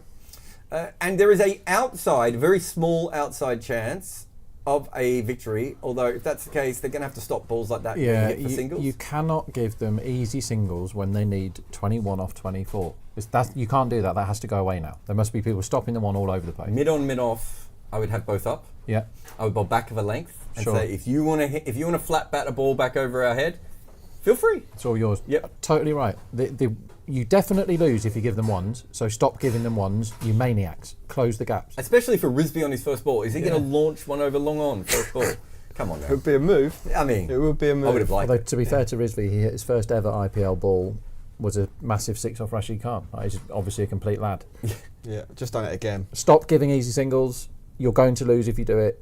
It's really, really obvious. And yet, they do it anyway. Samson's having a look. Samson's not really a proactive captain, though, is he? You need someone here a little bit more debonair. Or thinky. Thinky? Some people say thoughtful. Or just using any amount of brain cells, and you don't come to the conclusion that giving ones is a good idea when they need less than one a ball. And we finally have a dot as Wow. Rizvi plays a shot that can only be described as a bad nipple flap. 2:25 is the time first. Are you saying that was not a bad nipple flap? It's hard to argue with that phraseology, Thank you. but argue with it I will. I think that's the length they have to bowl. Back of a length now, off cutters, leg cutters, whatever they want, into the wicket, mid on, long on and long off, up inside the circle. And I think big chance of a run out. I know what the run out odds are. You're a big chance of a run out, and there's a fantastic mustache in the Chennai change room here. Oh, beautiful shot by Rizvi. Great shot. Well, I tell you what, even having long on out hasn't saved this one. And I would rather you tried to get him to play a risky shot there, guys, rather than just forward press. easy. But he's played that beautifully out on the leg side through wide on, long on for 4. And that's probably iced this game, if we're being honest. Yeah. If I was, Which I said about 20 overs ago. if I was Parag, which You often admittedly are. is quite a big if, I would have tried to stop that ball rather than walk quite slowly towards it and then dive on the floor after it had gone past me. Andrew Tate would have stopped it, wouldn't he, Jack? Andrew Tate would be very disappointed with that effort, I think. I'll tell you what he wouldn't do. I don't really know who Andrew Tate is, but he wouldn't allow the team to give away easy singles when they need 15 or 20. What He'd is probably happening? have 7 silly points in just for the vibes. Yeah, I don't know what Andrew Tate would do if he was captain. Something from the producer there. Either way, Andrew Tate would still find a way to lose. In fact, if Andrew Tate was batting, he would probably find a way to lose from here. But 128 for 5, 1 ball to go in the 17th over. And Gaikwad is facing up. And you're going to... that easy could have been a singles run it out. had. Did they get a run in the end? Yeah, they came through. Well, that's unfortunate. Jaiswal, who has just picked up... No, I thought he might have injured... I thought he'd injured himself, but actually what happened was he knocked his necklace slightly loose. Yeah. And he needed a moment just to fix the necklace. Yeah, well, you need to look your best. No, he has hurt his shoulder. I was right the first time. That's one of those dives where you get a bit of a stinger on your shoulder because you're at full stretch. Not a clever dive from him. Is it more of an impact than like a tweak? I think it was because his arm was up when he hit the ground and it was in a slightly odd position. I just... No. You have to be quite careful with how you do that. Sorry. I don't think you can have Andrew Tate and that in one 3-minute segment. Yeah. 129 for 5. So Dhoni is pacing around the change room a little bit here. Unfortunately, the bookies are kind of given up for this game, and they're now thinking about the next one, the toss of which will be in 2 minutes. So make sure you back overs for first over on both teams. Okay. I think there might be a contractual thing almost that Dhoni has to come someone out? has to get out now because they've won and Dhoni hasn't batted yet, and I think he must face 4 balls. I'd love to back wicket. Before the end, 4 of wicket unders. What would be the best move here if Dhoni just walks out while they're still out there? Yeah. So Remember, like that time that Kohli referred the bowled? yeah. Yeah. You know, What about Dhoni sending Daryl Mitchell back that was pretty in good. the first innings? Yeah. I mean, that is unbelievable. The overseas bat. Sorry, mate. I'll face all these. That would be completely alpha if you just said, Rizvi, you've done your thing. You've had your fun, mate. Come on. All right, so we are looking at first over run lines. I've got Delhi at 7.5. Yeah, it's still an overs, but I've bet over 6.5, which is bonkers. It can land on it can land on any number, can't it? Really, probably not like a million, but. Oh, is this out? Jeez, that was a weird shot. He's played some of the flappiest shots. That was a belly button flap rather than a nipple flap. Oh, I can't say belly buttons. Dhoni really wants to bat. Yes. Really, really. travelled 7,000 miles to see number 7 on his jersey. Well, you watched him as a wicketkeeper, so you don't need to see him back. It was on his jersey for that as well. Yeah, 7,000 miles is quite a long way, I would say, to see 41-year-old Dhoni. But like, that's just me. I watched Michael Jordan in his 40s score 40 points in a game I'm pretty sure they lost for the Wizards. Was it Charlotte Wizards? No, Washington. Charlotte is the team he owned. Washington Washington. Wizards was the team he played for. Well, he did own them as well, and then sold his shares to play for them. Fair. Was it worth it? It was a bit like watching Dhoni in some of these games where the entire crowd was only about Jordan. Yeah. And because it was the last time he ever had a big scoring night, the whole stadium was rocking. But like, I can't remember. They might have won at the end, but no one cared about the game. Like the game just completely fizzled. There was some, Jason Kidd played in that game. There were some good basketballers, and it was a little disrespectful to the game of basketball. But at the Dhoni Jordan level, sometimes these things happen, right? And these are not normal stars, are they? No, I mean, I wouldn't do it, but I kind of get it if you're an India fan or a Chennai fan. The guy has...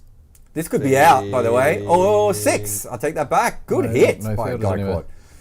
I had the Jason Kidd shoes, the absolutely amazing Air Zooms in 1997. Shall I show these to the camera? Oh, yes. This is what I used to rock aged 14. Wow, man.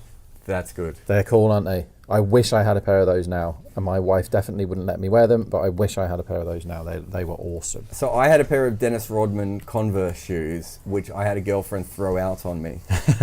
So if we can, I'll try and get that one up The as most well. surprising bit about that statement is fish in a barrel sometimes, Jarrod. This is camera 1 for these guys, Rob. Cool. Oh yeah, they're nice. Yeah. So I still occasionally look on Vinted for those. Anyone who wants to buy me a present, random basketball sneakers, is all Blazers. I'm a big fan of Blazers. Yeah, anyone that wants to buy me a present, I like cash. It's my favourite present.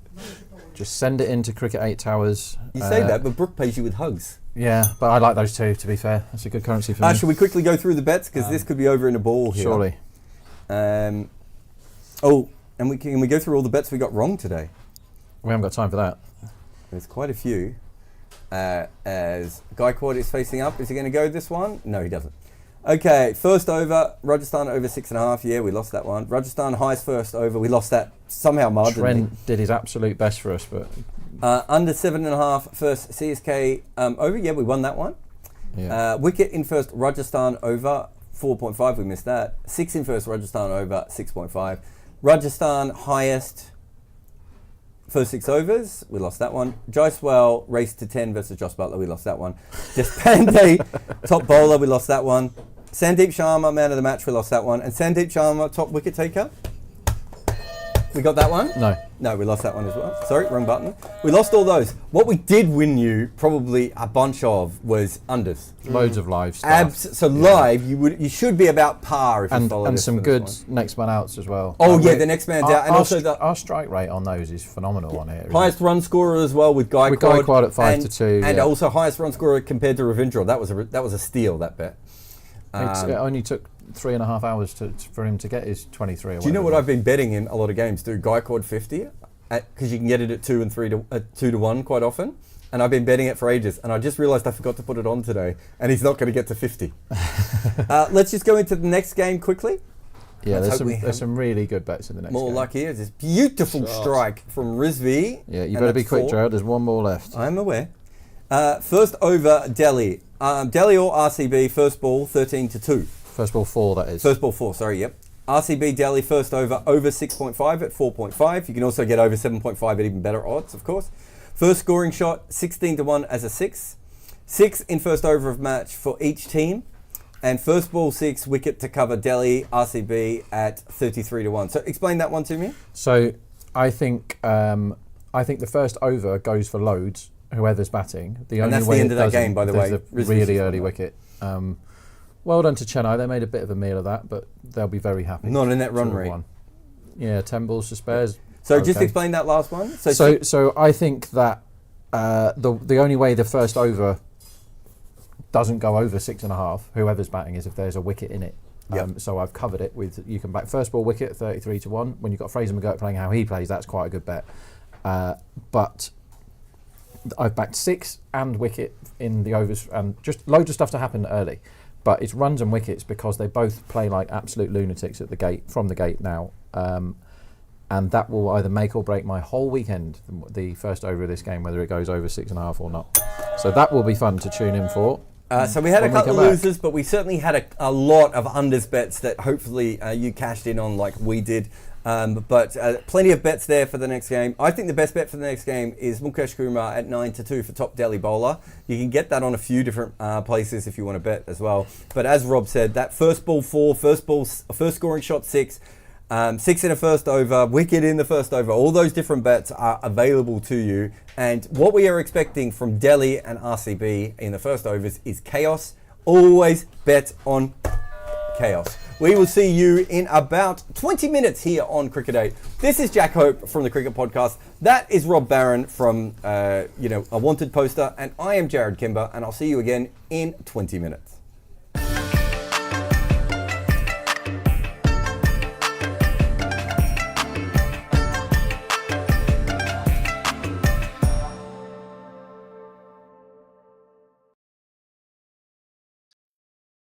Ten, 9, 8, 7, 6, 5, 4, 3, 2, 1.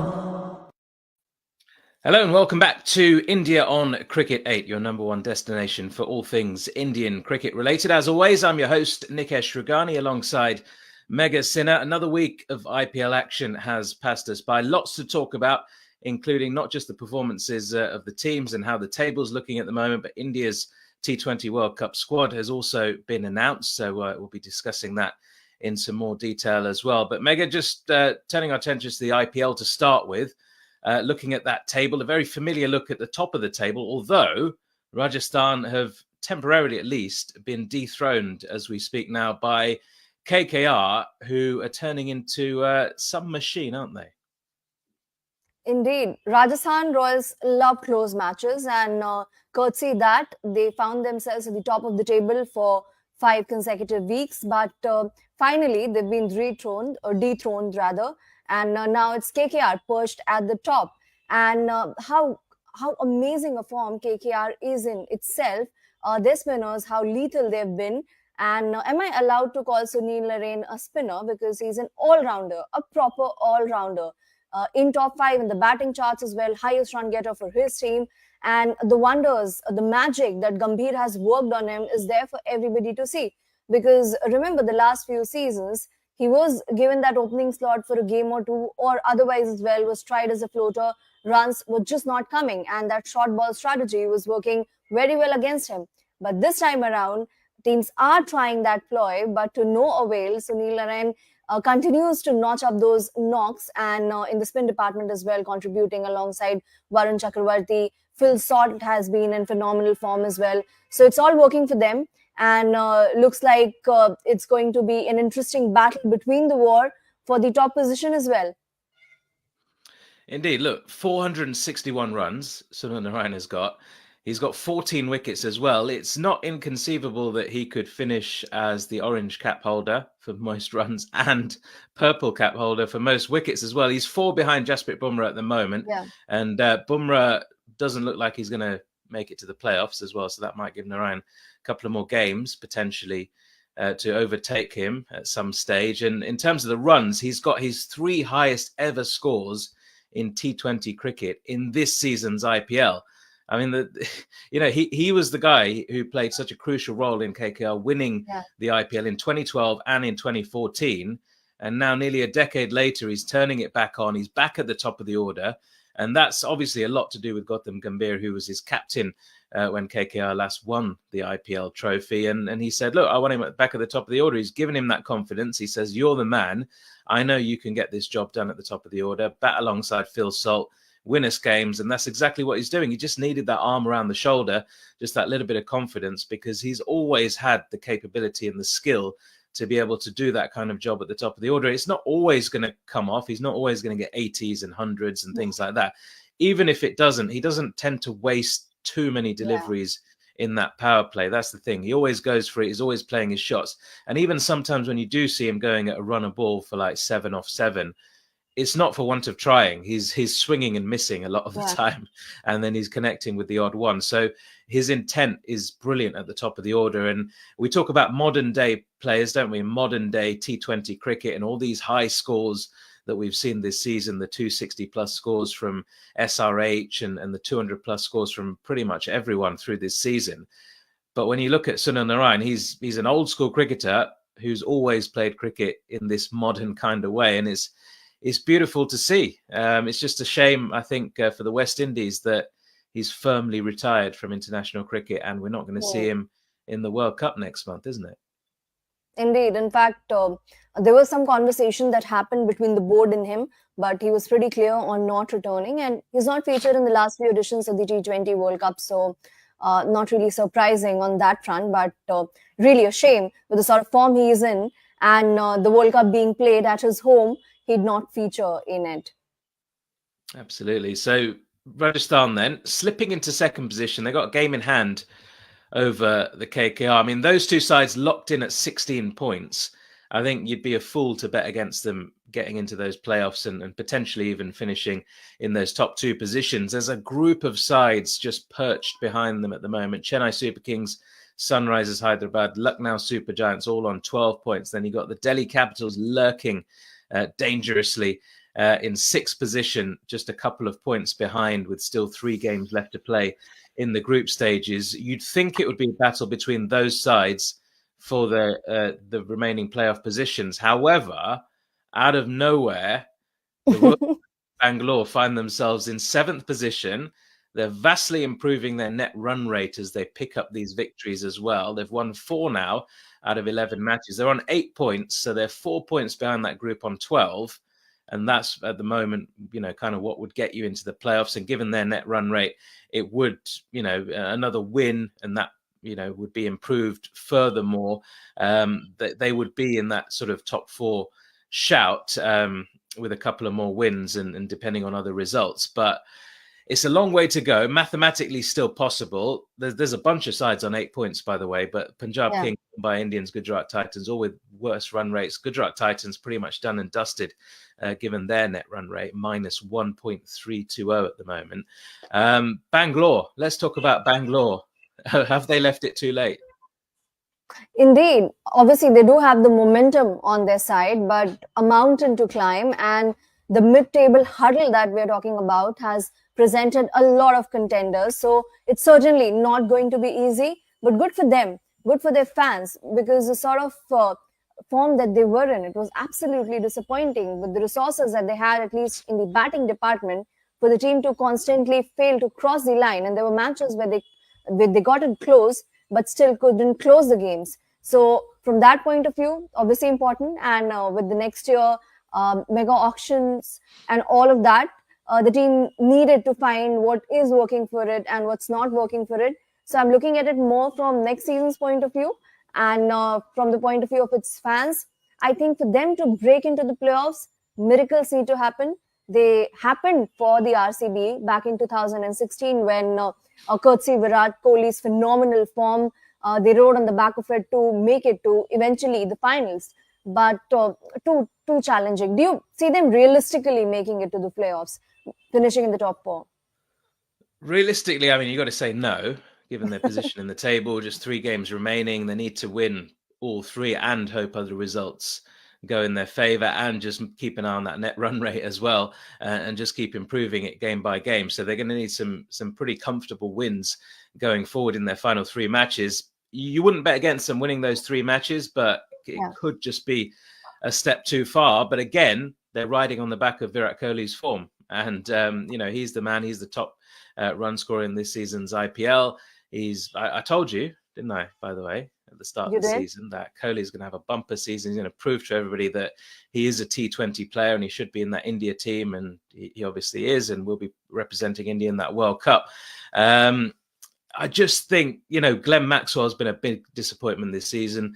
The bowlers are kind of getting it together now, but that's been the issue, hasn't it, over so many years. It doesn't matter if you put Dale Steyn in there, if you put Jacques Kallis in there, if you put Mitchell Stark in there, if you put Siraj in there, Anil Kumble, Zahir Khan, all these guys. it doesn't matter. They just don't do it when they put on that red shirt, that red and black shirt, or red and blue as it is this season. But, you know, there will be a lot of regrets for RCB, I think, come the end of the season. They've still got a mathematical chance. And look, we all know about their fan base, you know, as well, spending a lot of time in Bengaluru, we should call it, not Bangalore.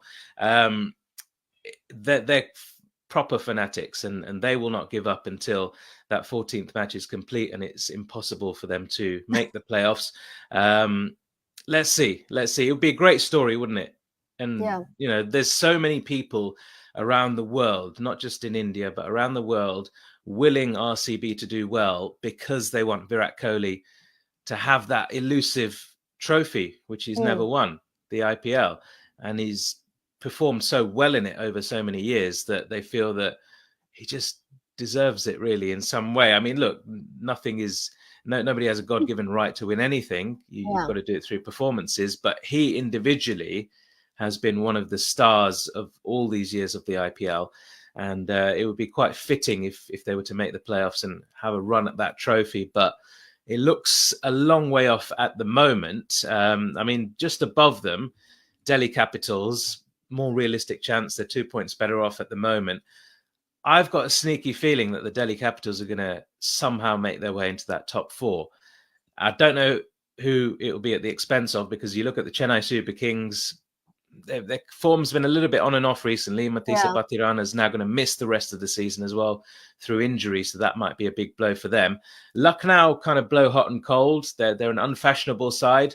They seem to get the job done when it's required of them. They've had a good couple of seasons so far in the IPL. Early days for them as a franchise, but they're always in those playoffs over the last couple of years. And then the Sunrisers. I mean, how can you count out the Sunrisers when they're scoring all those runs? I suppose the one way to do it, Mega, is to bat first and put them under pressure. Yeah, get them to chase and see if that works. But that is toss dependent, of course. And all it would take, I think, would be for them to win maybe one or two of their.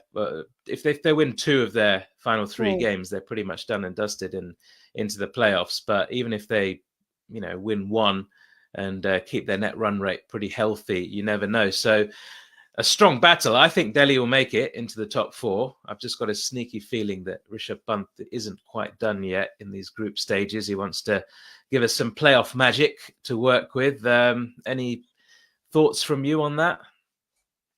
Delhi have strung together momentum of their own. And in fact, talking about whether 14 points would be sufficient to make it to the playoffs. Now, there was a season where Sunrisers Hyderabad made it to the playoffs with just 12 points because they had superior net run rate to the other team stuck at 12. But that was when IPL had 8 teams. Now with 10 teams, it's highly likely that the teams with at least 16 points would make it to the playoffs. And anything less than that might not be sufficient. But there still could be room for that one team with 14 points.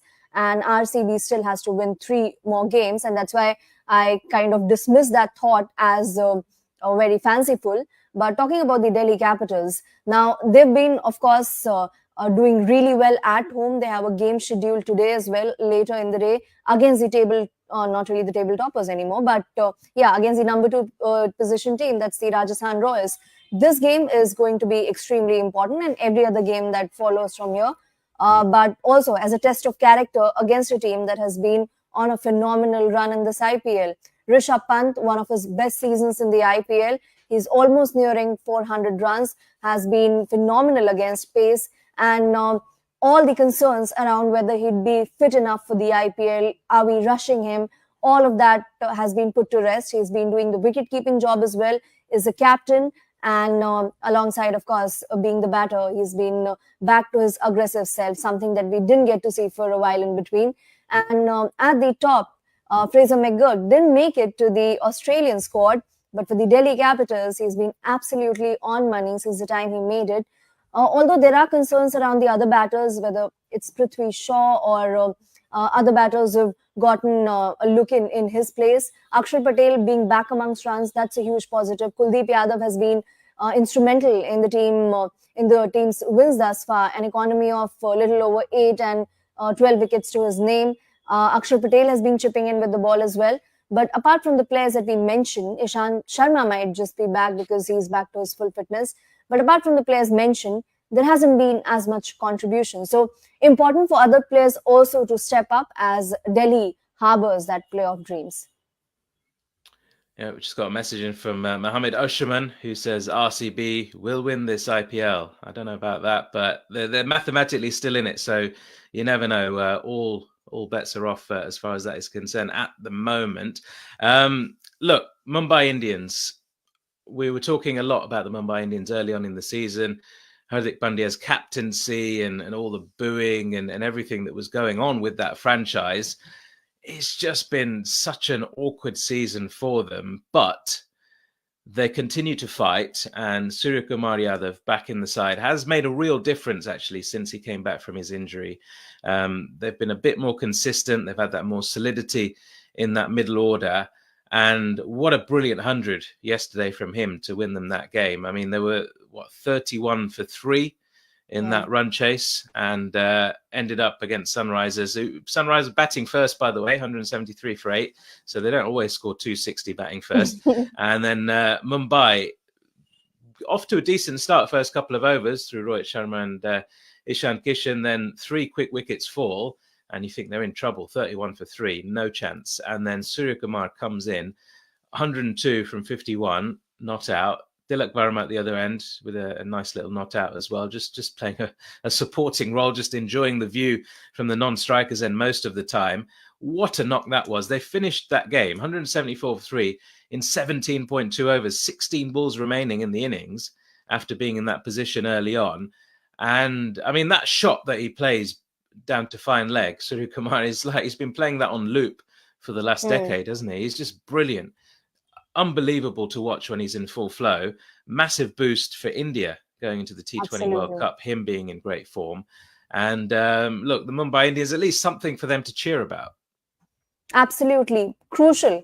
And I'd focus on the second point that you made, India's point of view. Now, Surya Kumar Yadav, we remember what he did in the last T20 World Cup. He was instrumental to India's run to the semi-finals. Now, this time around in the IPL, compared to the previous edition of the IPL, he wasn't at his best, or previous editions of the IPL rather. The strike rate, the average was still fine, but compared to what we've seen him in the past, obviously it was on the lower side. But this century is kind of reassuring the fans. He's done that with that century, reassured the fans that he still has those tricks in his bag. And obviously 3 wickets up front for Mumbai Indians. And it looked like this might just be another of those defeats. But that maturity that he showed, the ball was swinging, and obviously it was swinging quite a lot. And that's why there were a lot of extras as well. Runs weren't coming off the bat. They were coming through extras. But took that time to understand the position at that point of time. And then from there on, once he realized that the swing has settled for a bit, has settled down, he then went berserk, went hammer and tongs and unleashed those strokes. Even the 50 came around with a strike rate of 200, and then the century also with a similar strike rate. And Mumbai Indians pocketing those crucial 2 points. Even the mathematical possibilities exist, but obviously Mumbai Indians cannot make it to the playoffs from here on. It is about pride.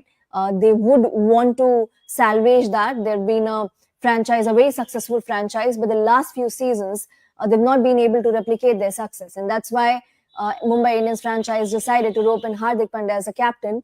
Hardik Pandya's performances also have been really hot and cold. In the previous game, picked up 3 wickets.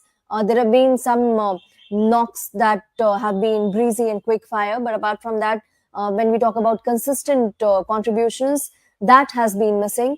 Jasprit Bumrah continues to impress.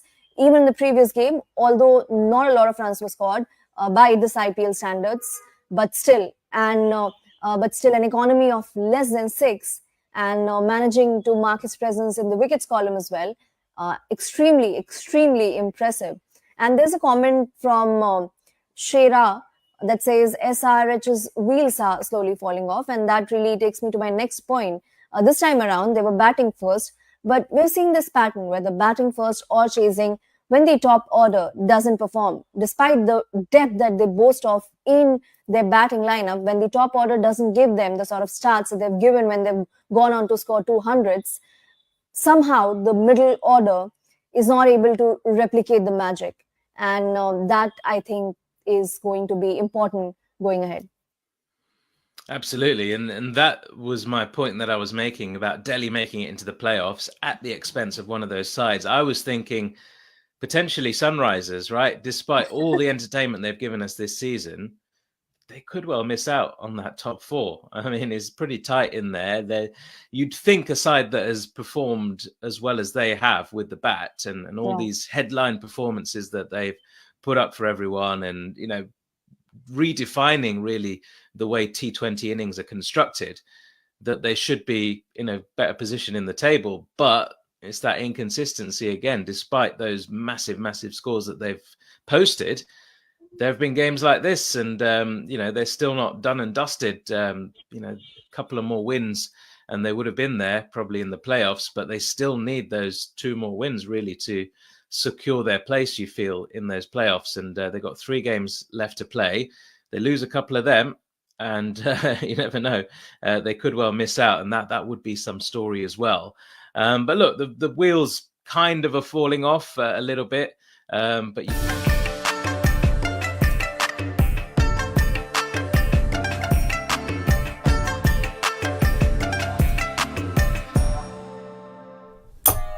Welcome back to Cricket 8. I'm Jarrod Kimber. Next to me is Jack Hope from the Cricket Podcast. Over there is Rob Barron in the naughty boy corner, as he always is. We have weather. Weather has come in. So we said go all in on as much runs as you can as possible, and now it looks like it's going to be a seaming deck. And Rob Barron, this might be the last day that he bets on cricket. Yeah, I'm straight out the window if they get less than 7 off this first over. But the last thing you want to hear with that, and you can't legislate for it a day before the game when everyone says the weather's going to be fine, but we just saw some covers being dragged off the pitch 10 minutes ago, which isn't great for overs. And we also have seen that it's very cloudy, which, as we were discussing earlier, can make the ball misbehave. And the reason why first overs has been such a good bet here is not only that both bowling attacks are rubbish and both batting attacks go for it, is the pitch has played true. Mm-hmm. And we wanted to play true now, because if it's nipping about, then that's how the unders happen for sure. We've got a bit on wicket in first over, which you wouldn't normally back with these two. Faf and Kohli don't get out in the first over. So just go through it. Delhi and RCB first ball 4, I should say, 13-2. RCB Delhi first over 6.5. We've been talking about that quite a lot. First scoring shot of a 6 is 16-1. 6 in first over of match for each team for first ball. And a wicket to cover is another bet. Mukesh Kumar for top bowler is another one that's worth looking at as well. So nope. I think I've just got them in the wrong order today, or my brain's in the wrong order. Don't know. Lots of new bets for you there, and certainly worth having a look at. The one thing I would say about Fraser McGurk is there's absolutely no chance that he cares about what the wicket is going to do anyway. That's very true. Very true. So for later on, that's maybe not as much of an issue. If we do get rain here, and we're not expecting it massively, but if we do get rain here, we will probably pop over to the Ireland-Pakistan game. Nice. And have a look. It was a big upset the other day with Ireland absolutely outplayed Pakistan in every way. Pakistan decided that pass score was still a thing, and no one else believed that. Did you catch any of that one, Jack? I was watching other cricket, but there was a lot of cricket on it. I did keep an eye on it, and it's quite nice when an underdog wins, isn't it? Especially at home, it looked like they had a decent crowd in, and as you said, they played pretty well. Like Ireland looked like, particularly with batting hand, actually, they were pretty switched on in terms of targeting the right bowlers and sending the right people at the right time. The run rate got a bit iffy at one stage, then George Dockrell came in and George Dockrell, what a story he is. We've got obviously Virat Kohli and Faf du Plessis going to be opening up here. We're not expecting rain, but just in case it happens, we'll let you know. If there's any producers listening in the other room, and probably they're not, but if they are, I may have left my phone again in the kitchen, and it would be great if Simon could get it in. But Simon, remember, we are running, so you're going to have to crawl on the ground like a dog. Ishant first over, which is unusual. Now, Ishant Sharma is a huge chance of being hit for a 4 first ball, isn't he? Yeah, he doesn't get hit for 6s, Ishant, as I send over lots of... There's a lot of phones here. Only one of these is mine. Have both. Can I give this one back? This may be the boss's phone, the other one. 8. Because it's the boss's phone, it's just pictures of Cash as his screensaver. Yeah, exactly. Yeah. So Ishant bowling first over is a new thing. He tends to bowl second over and get hammered. And get hammered. Isn't he one of the most four-y players of all time? I mean, you have a lot of money on the four. If you get a 4 first ball, how excited are you going to be? I'm straight home. That's me done. It would be lovely. Half of the balls that Dehli have bowled, first balls this IPL, have been hit to the fence. I would like this one to also be. I don't want to see it nipping around and jagging and beating the bat. I tell you what, if there is going to be the 228 line, it's quite interesting. As first ball, Ishant comes in and it's defended, and that went a long way. Yeah, that's exactly what Rob Barron did not want. Rob Barron is shattered here. This is exactly what you don't want to see when you're on first over overs. Again, you can't legislate for that, but it's swung miles, and it is cloudy and it is hot. So all I can do here is bet the under 200 and a half for now, as kind of a bit of a hedge against my first over position here. So come on, Virat. Yep. As Ishant comes in again. I'm trying to get a bet on and I can't get it on. As this one comes in again, there's pace, there's bounce, that moved. That was a good ball. Virat's got it away for a single. Not on purpose though, Jacko. No, one thing I'd say that might be positive for Rob is that both of those deliveries have really come on quite quickly, and so if and they've both been in good areas, if Ishant is to miss his area, then the ball might fly. Like we haven't seen, of the two balls, him to bowl an actually bad delivery yet, and I want to see that before I personally start hitting the under. It is, yeah. I've gone all in, by the way, on Dehli at 2.26. Okay. All in. Wow, not all. Do you think Dehli get the better of the conditions? Because it probably won't do this later. Is that what you're thinking? I'm also thinking that I think the odds are wrong at the moment, because RCB is 1.75, and if there's 1 or 2 wickets here, I'm going to cash in, and then I can have the rest of the day off to do silly overs and unders. Fair. Which I will. I'm going to join you on that one, Jarrod. This is another beautiful delivery by Ishant Sharma. I can see now why they've given him the new ball, because they're just like, this is your best chance of going. You can see where I'm going with this. Oh, 100%. Like I thought before the game the odds were wrong. I think these are probably two relatively evenly matched teams. RCB obviously have been playing really well. Yep. But so have Dehli. You know, these are the two teams that started the tournament worst, and they've hit their stride. They're both definitely in form, aren't they? So yeah, 2 runs off the first 3 balls. The run line is 200 exactly at the moment, and for the power play, Rob, it is 57. So those are your 2 major run lines. Faf du Plessis comes down Virat Kohli comes down the wicket. That would have been lovely had he connected with that. He was absolutely nowhere near that ball. Kitchen sink job. So the change of intent for these guys has been extraordinary, RCB. Like Kohli has probably, for the very first time, heard all the smack that's been spoken about him. He doesn't listen to stats people, he said. And yet, this tournament, all of a sudden, he's bashing spin in the middle overs and going after the power play even harder than he used to. I would like one of the best players ever to hit the ball. We haven't got much on him though today. No, one of the first times. Oh my God, this has swung massively into him. He's got inside part of the bat. They're going to steal a second here. Good running from them, although a good throw. Might have had Kohli in trouble there. So there's only one thing that can help. You need a 4 off this ball, don't you? That's it. Simple as that. Not a 6? I would love a 6. So you know this is going to happen. Well, if he plays the shot that he played on the previous ball, then the 6 can happen. So can the 4, the top edge over the keeper. But yeah, conditions have hugely gone against me here. But looking around, this looks like it's going to be one of those that it swings for 11 balls, and then it doesn't, and then run scoring becomes easy, because we've seen here how it can be lovely and flat. Ishant coming in again, and this might be a 4. It's the first bad ball he's bowled this over, and it's a 6. Well, that has saved Rob Barron when he did not deserve to be saved, but over 6.5 runs. We said it was a pretty safe bet in this game for both attacks. The ball was swinging around a lot early on. That might change the odds. It hasn't changed them as much as I thought it would. But well done again to Rob Barron. It's also 6 in he's first always over. Right, even when he's wrong. Also 6 in first over, which we told you about. It's very nice. So what were the odds on 6 in first over? I didn't get a bet down. I couldn't find anyone who had that. 6.5 for RCB and 5.5 for Dehli. Fraser McGurk is hitting a 6 every 5 balls. Yep. This competition, and as you say, Jarrod, he won't die wondering. He won't miss. You know, there's no way that he doesn't have a swing. So you've got a chance. Like he will he will try and hit the first ball for 6. But I am a relieved and happy Easter egg on legs over here. How do we feel about Delhi as a chasing team? It feels like McGurk can't keep scoring 50 off 11 every game, can he? You say that.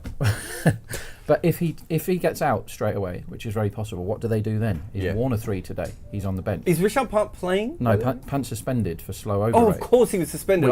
which is actually harsh because there's been loads of teams that have been quite slow and they haven't. It's weird in the IPL to actually notice slow over rates. Yeah, it really is. And I like the you're allowed less fielders out rule for that because you know some IPLs do go on for weeks, don't they? But you don't need to suspend captains as well. At the end of the day, people want to watch Rishabh Pant play. Otherwise, you start making Khalil captain or whatever. Yeah, they should have done that. Made the least good player the captain in name. And this is push to covers, and it's no run.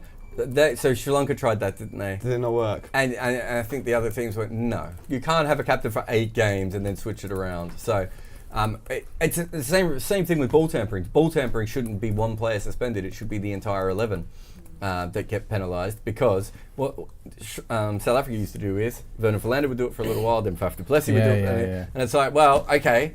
That's an easy workaround. How do we get in about this? Just to say, if we do get some rain here, as I said, we will definitely cover the Ireland-Pakistan game, except it's also raining there.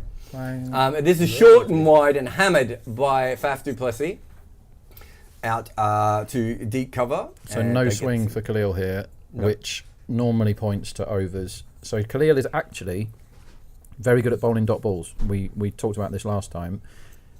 Miraculously, he's like second in the whole of the IPL for bowling dots. Obviously, Bummar's first, but Khalil's right up there. So I'm just sniffing about for dot. So what bookies tend to do is they move their dot price right out when people get smashed, which is reasonable thinking. But it's actually the single that should be going out here, and the dot shouldn't be going out, if you know what I mean. Because when you're swinging at the ball, Fraser McGurk and Travis Head are the two biggest examples of this in this tournament. Yep. You don't want to be back in singles when those guys are batting because they're mowing at everything. If McGurk hits it, it's 4-6 or out, basically. So the dot is a huge runner because he can, anything can beat his bat because he's having a full, expansive swing at everything, isn't he? Can I have a rules clarification? Yeah. Leg by counts as a dot for the bowler? Counts as 1 for the betting market. It's exactly 1 run off the ball. But where it gets complicated and where different firms have different rules, different drinks for different needs, is some of them do it by delivery and some of them do it by ball, if that makes sense. So if you get a wide and then a no ball and then a wide, like most firms, that's 3 different deliveries, which is I did ball betting for a few months and it wrecked my brain because of all the things you have to be aware of and on top of, and it's a difficult one. Good ball by Khalil here, but Virat Kohli just opens the face. He'll be thinking of 2, but there's not one there. We've had a poll on our site for who will RCB beat Delhi. 87% have said that RCB will beat Delhi. Well, they were right last time, weren't they? All I'm saying is this. Maybe that more people from RCB are following us than there are from Delhi at the moment. Shout out to all 7 Delhi fans following us here on Cricket 8. Remember, you can email us live@cricket8.com. I've got the teams here. There's something quite interesting within the team. Now, we know this will change slightly, but it is something worth noting if RCB look like making any sort of a total, Rob. So I don't know if you've gone through it. We'll go through RCB first. Sure. I'll just wait for... No, there's been a delay, so I can do it. Virat Kohli, Faf du Plessis, Will Jacks, Rajat Patidar, Lomraw, Green, Karthik, Yash Dayal, Khan Sharma, Mohammad Siraj, Lockie Ferguson, and they have Anuj Rayat, who are, what are they? They're batting first, so it'll be Swapnil Singh or Vaishak, probably most likely to come in. Yep. Delhi, as it is currently listed, have Kuldeep at number 7, which means they've gone to a very bowler-friendly lineup for this particular game. Warner is on the subs, so very big chance that Warner comes in as the super sub after the innings. But let me just get after this ball is fallen straight. There's an appeal here. I think it was outside leg. The umpire paid it absolutely no mind, like 10% of his mind, maybe 6% of his mind. He was already off at away. I thought it was straight, but probably just outside leg. Good ball though. Might have been given runs as well. So That doesn't help. Yeah. I mean, that their team without Pant, actually, all of a sudden, that batting order looks pretty bad, because they could end up... I don't know what they do with Warner. What do you think? Does he bat 3 or does he open? I think he opens and Abhishek Porel goes to 3, doesn't he? Or maybe Perel goes right the way back down the order Yeah. and becomes the 7. That was a really good ball from Khalil, by the way. That one did swing, although he's upping his attempt here, Virat. Oh, he's upped it. Wow. Over long off for 6. Well, over mid off for 6, really. Jake Fraser McGurk, Abhishek Paral, Shai Hope, Tristan Stubbs, Kumar Kushagar, Akshar Patel, Kuldeep Yadav, Rasik Salam is in the 11. Ishant Sharma, Khalil Ahmed, and Mukesh Kumar. And as we said, the super subs at the moment most likely is David Warner. And they've also got Ricky Bai, if they wanted to go with that as well. But more likely David Warner comes in. But who would he come in for? Any of the bowlers. Yeah, but all the bowlers are Indian. I thought you can make that sub. I think it's one of those mystical laws that they said it was one. No, way. they've only got 3 Yeah. international Yeah, players. that's what I mean, Yeah. yeah. No, Yeah. that's what I was trying to make sure. So we've seen a couple of teams today not go in with as many international players. Mukesh Kumar is on. Remember, we have him for most wickets, or top bowler for Delhi, I should say, not most wickets. That 9-2 is one of the best top bowler prices I've seen for a couple of weeks, because usually the way the pre-match betting goes for tournaments like this is I have a massive edge at the start because I've done loads of work and they're just chucking any old numbers up there from what I could see. I do absolutely loads of work, so I have much bigger bets at the start of the tournament. Oh, this swings a long way from Mukesh He's going to get a Kumar. wicket if Faf keeps playing like that. I have a huge edge at the start of the tournament because I do loads of work, loads of stats, and I'm ready. And some of the bookies just really aren't. But by the time that they've seen every team play 7 times, they're not making those mistakes and whacking out really silly prices for top bats. We got one in the middle of the tournament, didn't we, Jarrod? The Shahrukh Khan top bat. Yes. When he'd come up the order and they still thought he was 14-1 or 16-1 or something, I think we backed.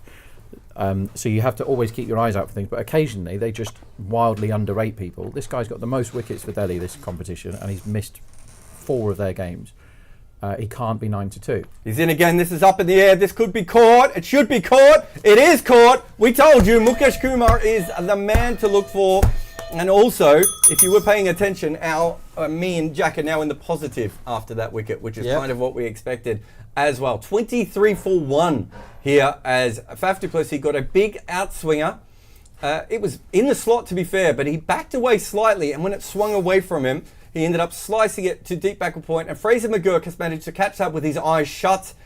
He did a no-look catch, Rob Barron. It's interesting tactics. I played catch with my daughter in the park yesterday, and that's very much her tactic, is to close her eyes at the point of impact. Which we're trying to get that out of her game, because Fraser McGurk, she is not. She's many things, my daughter, but she is not Fraser McGurk. As we see a Will Jacks early, and an early Will Jacks is a guy that can get out at any time. Like we've seen in this tournament, he can really struggle for his first half a dozen balls if it's swinging. And that first Mukesh ball swung and swinged. And if he's still got in any the swing... 1800s, they called it swerve. Swerve. I like it. Yeah. And we somehow changed it to swing at one stage, and I don't know why. Swerve's way better. Swerve is a good He's a word. swerve bowler. Yeah. Who doesn't want to be a swerve bowler? He's a swerver. I want to be a swerve bowler when I grow up. But yeah, I would recommend out there, fans of swerver. catching, keep your eyes open when you catch. You can have that bit of advice for free. Keep your eyes open as you try and take the catch. Definitely. Interesting. Yeah. Will Jacks, 189 runs, a strike rate of 185 so far in the IPL. Sherritt has sent a message going, what's your prediction for Jacks versus Kuldeep? Well, he may not face him, is the first prediction. So we're about to see. The ball is moving around. Remember that. He's got a slip in place now, and he's poked at that, Jacks. And I'll tell you what, from Mukesh Kumar, I'm pretty happy with that shot. But he's got a single out to backward point, and Kohli will come back on a strike. Don't know if that changes the intent watch.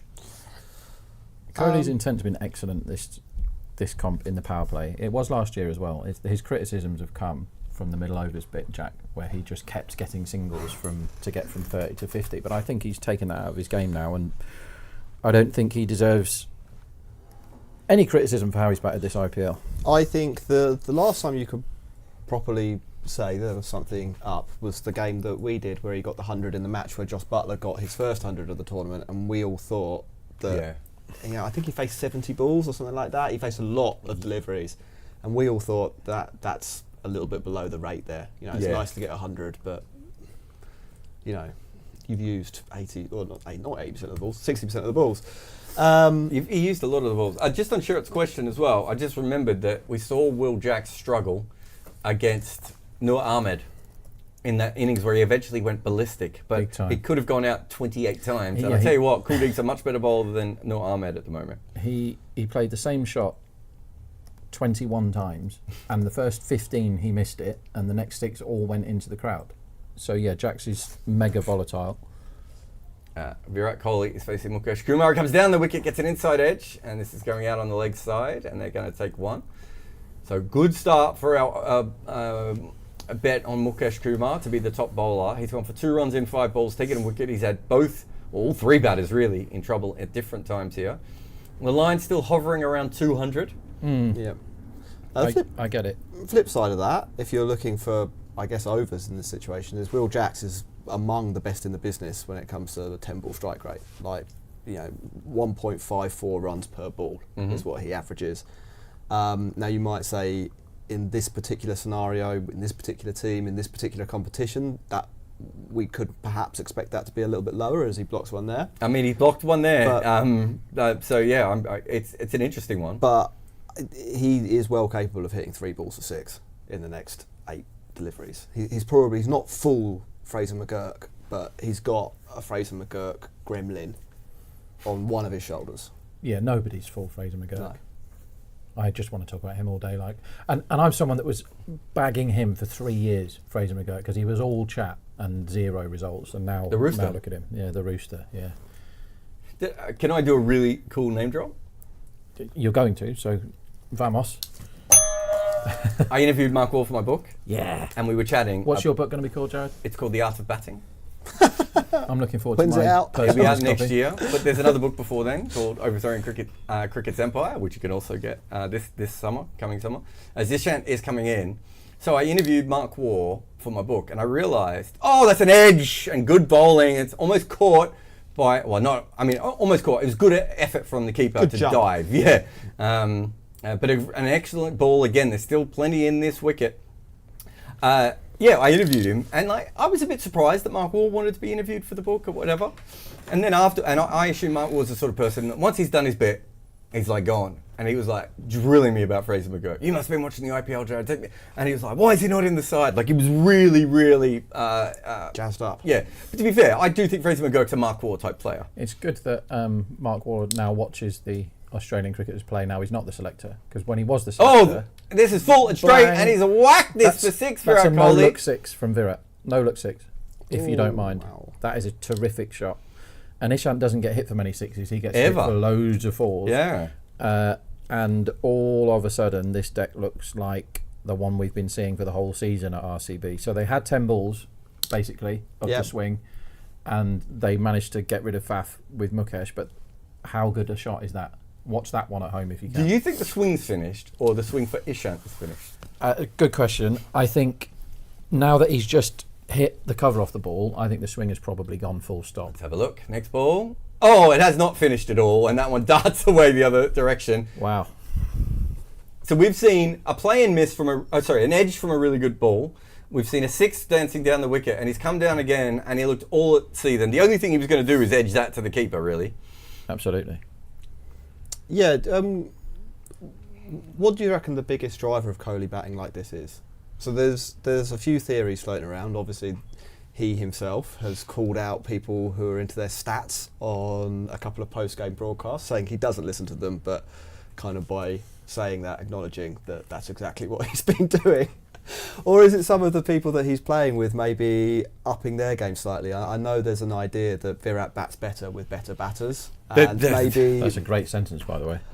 Maybe after Will Jacks went nutso in one of the earlier games and Patterdar's come to the party a little bit, he's feeling a little bit more confident that he can express himself because someone else in the team might pick up the slack. What do you think about the fact that he batted with Chris Gale and Shane Watson and Glenn Maxwell before that and didn't do it though?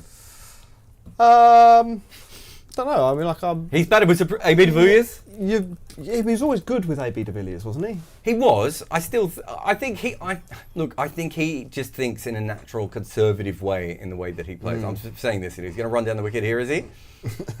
This might be out, actually. It's caught behind. Oh, wow. That is a big wicket. They were 230. They're going to come into favourites now, Delhi.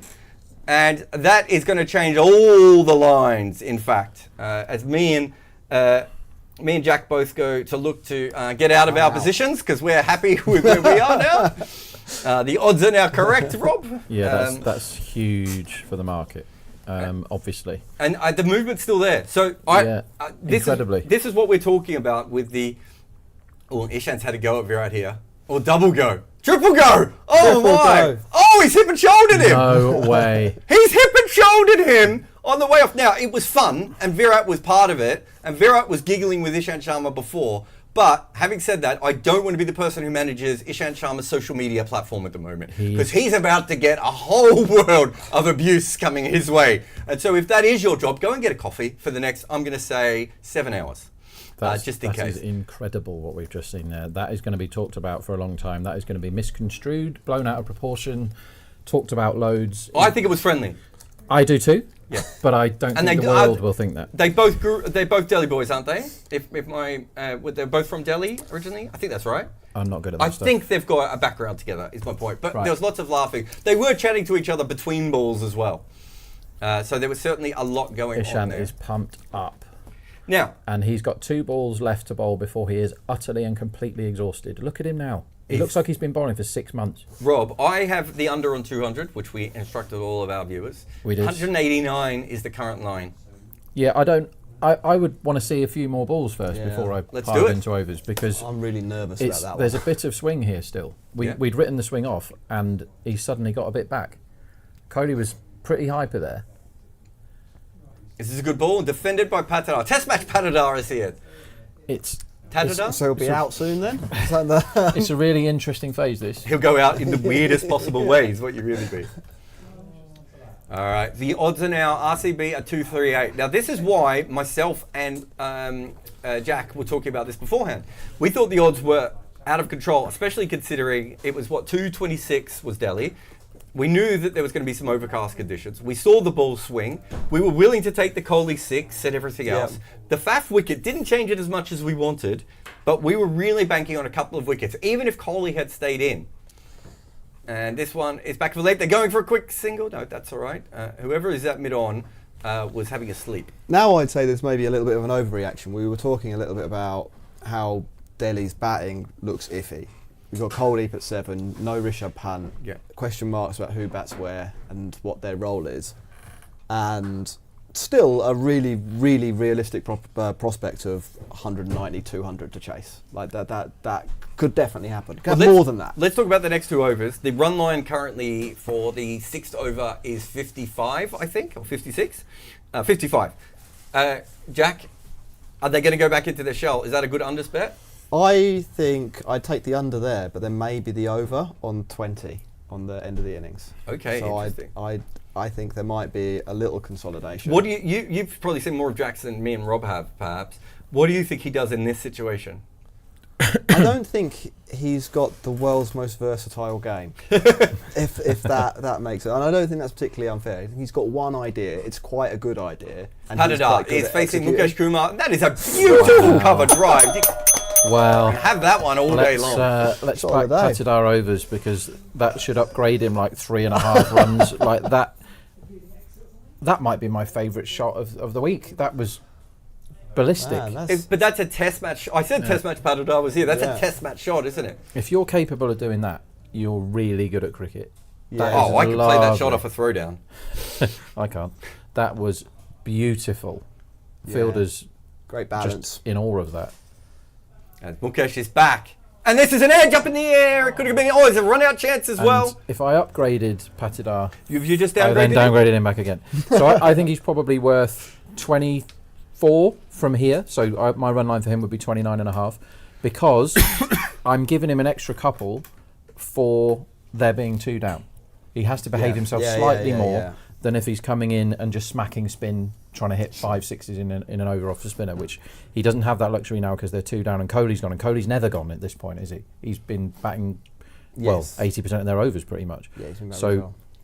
if you can get a run line for Patidar. This could be out. This is straight up in the air. I think it Catch might it, go please. down. It I might think be it's gonna safe. 6. Oh, where has it landed? Oh, where's the Oh, good wicket wicket-keeper? keeping. Eventually. Wow, Did that's that spin unlucky. back into his belly? So I now downgrade Patidar further for that shot because that could have easily been out. God, that could be a wicket every ball at this stage. This is what we were hoping for these two teams playing against each other, just carnage, and that's what we've seen. Yeah. We've seen an absolutely beautiful textbook cover drive, followed by a ridiculous leading edge, followed by an even more ridiculous top edge, which Perel has ran basically doing laps of the field before he's pulled it in. Can I just talk to you about a potential here? I've been betting all year on Delhi when their spinners start. I like it. And I've been making a lot of money off that all year, as you can imagine, Jack. If you can hold in any positions you have at the moment, Oh. well, as I say this, as Patidar has played another, you upgrading him or downgrading him, Rob? Because every time you change your decision on him, he just plays a terrible shot or a great shot. Yeah, what can you think? What can you think now? I actually think his line is fine. They're giving him 25 and I said 24, so I can't bet there. I wanted to see a line of 20, which firms often like auto just give someone 20, and then I would have been on overs because despite that ridiculous top edge, I think he looks really good, and I think this pitch is going to flatten right out now. But we're cheering Mukesh wickets anyway, aren't we? Mukesh in again. He's attacking him again here. And that it goes over the leg side, and it is 4. So 4 more. And the favourite changes again. Flips back to RCB more briefly. Yes, that is interesting. Well, we did very well. Yeah.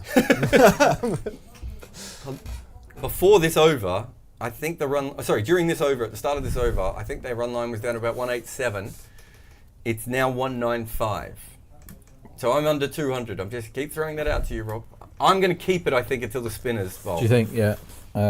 If I had to bet now, I would probably bet the under. I wouldn't mind seeing spin on in the 6th. I don't think they'll do that. No, I think they because they don't need to with them being 2 down. Who is the person who bowls the 6th, though, is the next one. It's Mukesh comes in again. Oh, God, that swung massively. I think that was a knuckleball outswinger. It's a good ball, I don't know. No, the speed's 131, so it wasn't. That just swung drastically. So we're in the 5th over and it's still swinging. If they can... It can't be Ishant because he's absolutely knackered. I think they may have to go either Khalil or Rafiq Salam. Rafiq hasn't bowled early that much, has he? But a lot of that has been impact sub stuff as well. But they've been saving him from the end, Jack. Yeah, I think... Oh, it's Akshar where they've gone. Okay. That's what I would have done. Kind of is fine. That's what I would have I done. think 2 right-handed batters. What's the run line on this over? Very quickly, it is basically 8. So you can bet over 8.5 or under 7.5, and that's the right number for me. Okay, so what's the wicket line on this over? If you're very quick, you can get 4. How do you feel about that? Nah, it's not big enough. I think they're going to go this over. You think they're going to attack him here? Yep. If Jax attacks him, he'll get out. Well, that's kind of what I'm saying. Yeah. I'm not sure that he does. I think Jax just nudges him off strike and says to Patidar, "You're the spin hitter, mate. You do it." Let's see. And he's defended. Okay, good. I was completely wrong there. I take it all back. He'll bowl him next ball now, won't he? I think he has to have a look, Jax, because that's his weakness, isn't it? Early spin in his innings. You don't think so? I think his weakness is actually he just gets out too much. He's out every 15 balls. That's always been mine. Yeah, well, and that it's not like there's a particular type of bowling that's limiting him there. He just gets out to everything quite a lot, and there might be certain types of bowling he doesn't hit as well, and that might be spin, but it's not as though spinner comes on, Jax gets out. It's spinner comes on, Jax doesn't score as quickly, and he gets out just as often as if it was a seam bowler. That's my take. Yeah, interesting. First 3 balls here. 1 run off the first 3 balls.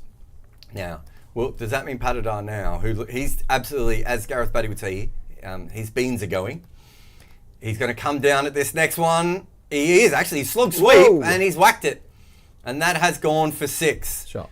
So one of them did decide to attack this over, and the other one didn't, and probably the better choice there, Jack, because Will Jax is not as good against left-arm finger spin. Yeah, it's batting as a team. Makes a lot of sense. Patidar is very, very good at hitting spin. Works pretty well. Very good. Looking at Will Jax against left-arm orthodox, it'll be all around the world and all different types of quality, but averages 30, strikes at 150. Yeah, it's very Will Jacksy type numbers. Last ball of the over is coming up, and Will Jacks is facing. What was the run line for this? 8? 8, yeah. Will Jacks gets a single off the last ball. It will be 8. So. No, it's 8 already. For 2-1. Oh, sorry. I mean, if he gets a dot ball for the last yeah. ball.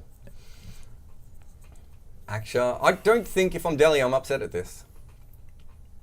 If they want to keep going. Oh, he backs away though. He's hit this up in the air. It's a dreadful shot. I hated it. I hated every part of it. Fraser McGurk has brought it in for 2. That is a stupid shot to play with the score where it is at the moment. And also, he could have just flat batted that powerfully. I don't understand that at all. He's got one idea. Yeah, I get it. I understand it. I understand the whole. I understand the Will Jacks experience. Yeah. I've got the touring shirt. That's the end of the power play. Now, what was that power play in the end, everyone? That was 61 for 2. I think that is on at even. 61 I for would 2. say that's bang on par. Well, look at the match odds. Agree with you. Yeah, I haven't had a bet on the match odds yet. I think they've been okay. I think there was a fair bit of Bangalore tax at the start. That's probably why they're not evens now. But and that's why we will win in, right? Yeah. Who's Will? Will Jacks. There's too many Jacks in the studio, or in my mind. I like it. Come on, Will. Oh, you're the only person in cricket not called Will, let's be honest. Yeah, there are a lot of Wills. And don't get me started on Ollies. Oh my God. Yeah, we do a lot of Ollies in England nowadays, don't we? Where did that come from?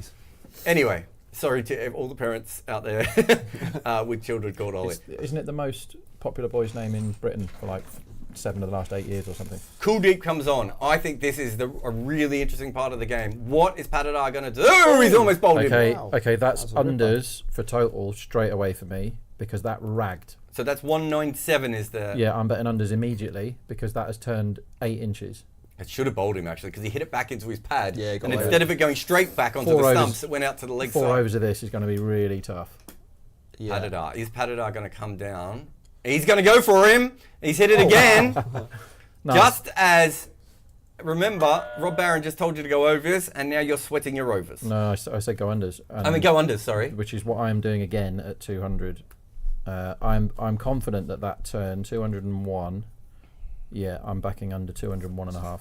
So because I thought that ragged. Can I offer a dissenting opinion? Yeah. Kuldeep is the biggest spinner of the ball in world cricket, based on Hawkeye data. So if anyone's gonna spin a ball, it will be him. And I therefore would want to look again at Akshar Patel, who I didn't think was turning it very much, as a barometer for what Khan Sharma or whoever later in as a more of a barometer for. But they're only going to use. But he's doing it for this innings. No, yes. And I also don't you think that Akshar was just getting him through because it was a power play? Yeah, I think so. Yeah. maybe, but I think you see the good and the bad of Kuldeep there. When he hits a length, he's always going to turn it. He'd spin it on glass. Oh no, I don't. But then disagree. he'll lob one up, and it went for 6. And I think that doesn't tell me that he's going to have a great day. Akshar has brought in a slip, or he's brought himself in at slip, which is the proper captaincy. And Will Jacks is facing this. He's hit it up in the air. This could be 6. So Not far over long on, to be fair. So what you say there is when you've had a bet of unders and there's 13 off the next 3 balls is you are under it. Hey. So I am now under it. Good hitting, good from Jacks too, because very still head there and like proper. It's not a slog that's a proper shot. This is a really nice shot. He's slightly overpitched, Kuldeep. He just needs to drag it back a little bit here, and if he does, he might play that same shot and just get bowled, if we're being honest. Yeah, and that's what I think what I'm trying to articulate is that I think his margin for error is so small here, and I'm not sure Kuldeep will nail it. That was the wrong one, and unfortunately for him, he got it in the wrong spot. And because of where he pitched it, he could pick that. And one of the best ways, if you ever happen to face a left arm wrist spinner, is left arm wrist spinners aren't like leg spinners. They don't land the ball in the same spot every ball, and it actually gives you a good idea. So if you get a ball pitched outside leg stump, pretty clear it's going to be a wrong one if you can't pick it out of the hand.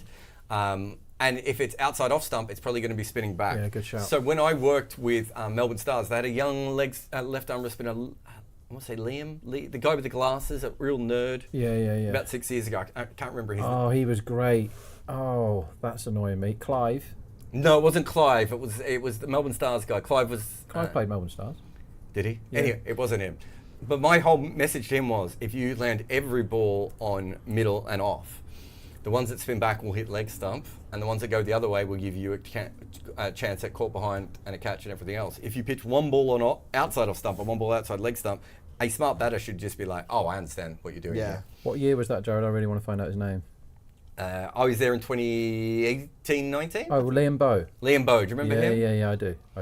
Actually, I was on This Does Spin. Oh. So, just to go back to the big man's point from a minute ago, we did see Akshar not spin in the first over, but that one has. We know that Will Jacks has a decent record. I think these two are going to keep going. There's a big chance of a wicket in the next 2 overs. So it's about 4-1 wicket. Should be more than that. You can get 4, for the 9th. I agree. I think it's high vol. So I'd want to be on overs for the over because the chance... So if you can get 6 in over anywhere here, you've got both of them hit 6s. Both of them already have hit 6s in this innings. 6 in next over for me is favourite. It's odds on. And there will be firms out there that bet this market where they won't be on top of it. And again, you have to shop around. And 6 in over is something that a lot of the firms don't bother with anymore because it's quite hard to price. It's quite hard to do it. But I don't find it that difficult really because it's odds on to be spin. You know, Kuldeep probably bowls a second over here. I'd be surprised if he doesn't. And you've got Patidar who belts everything from spinners. He's playing so well at the moment, Patidar. That ball is just holding up a little bit as well from the spin now. I think there's something in this pitch that still makes me want to bet unders. And I'm not, grimly going down with the ship here and just keep piling more on unders every 5 minutes. And I know that the sixes and can here happen. We go again. This is short and whacked. And I tell you what, Patidar is incredible at hitting 6s from spin. That's a filthy drag down. How do you feel about your unders right now?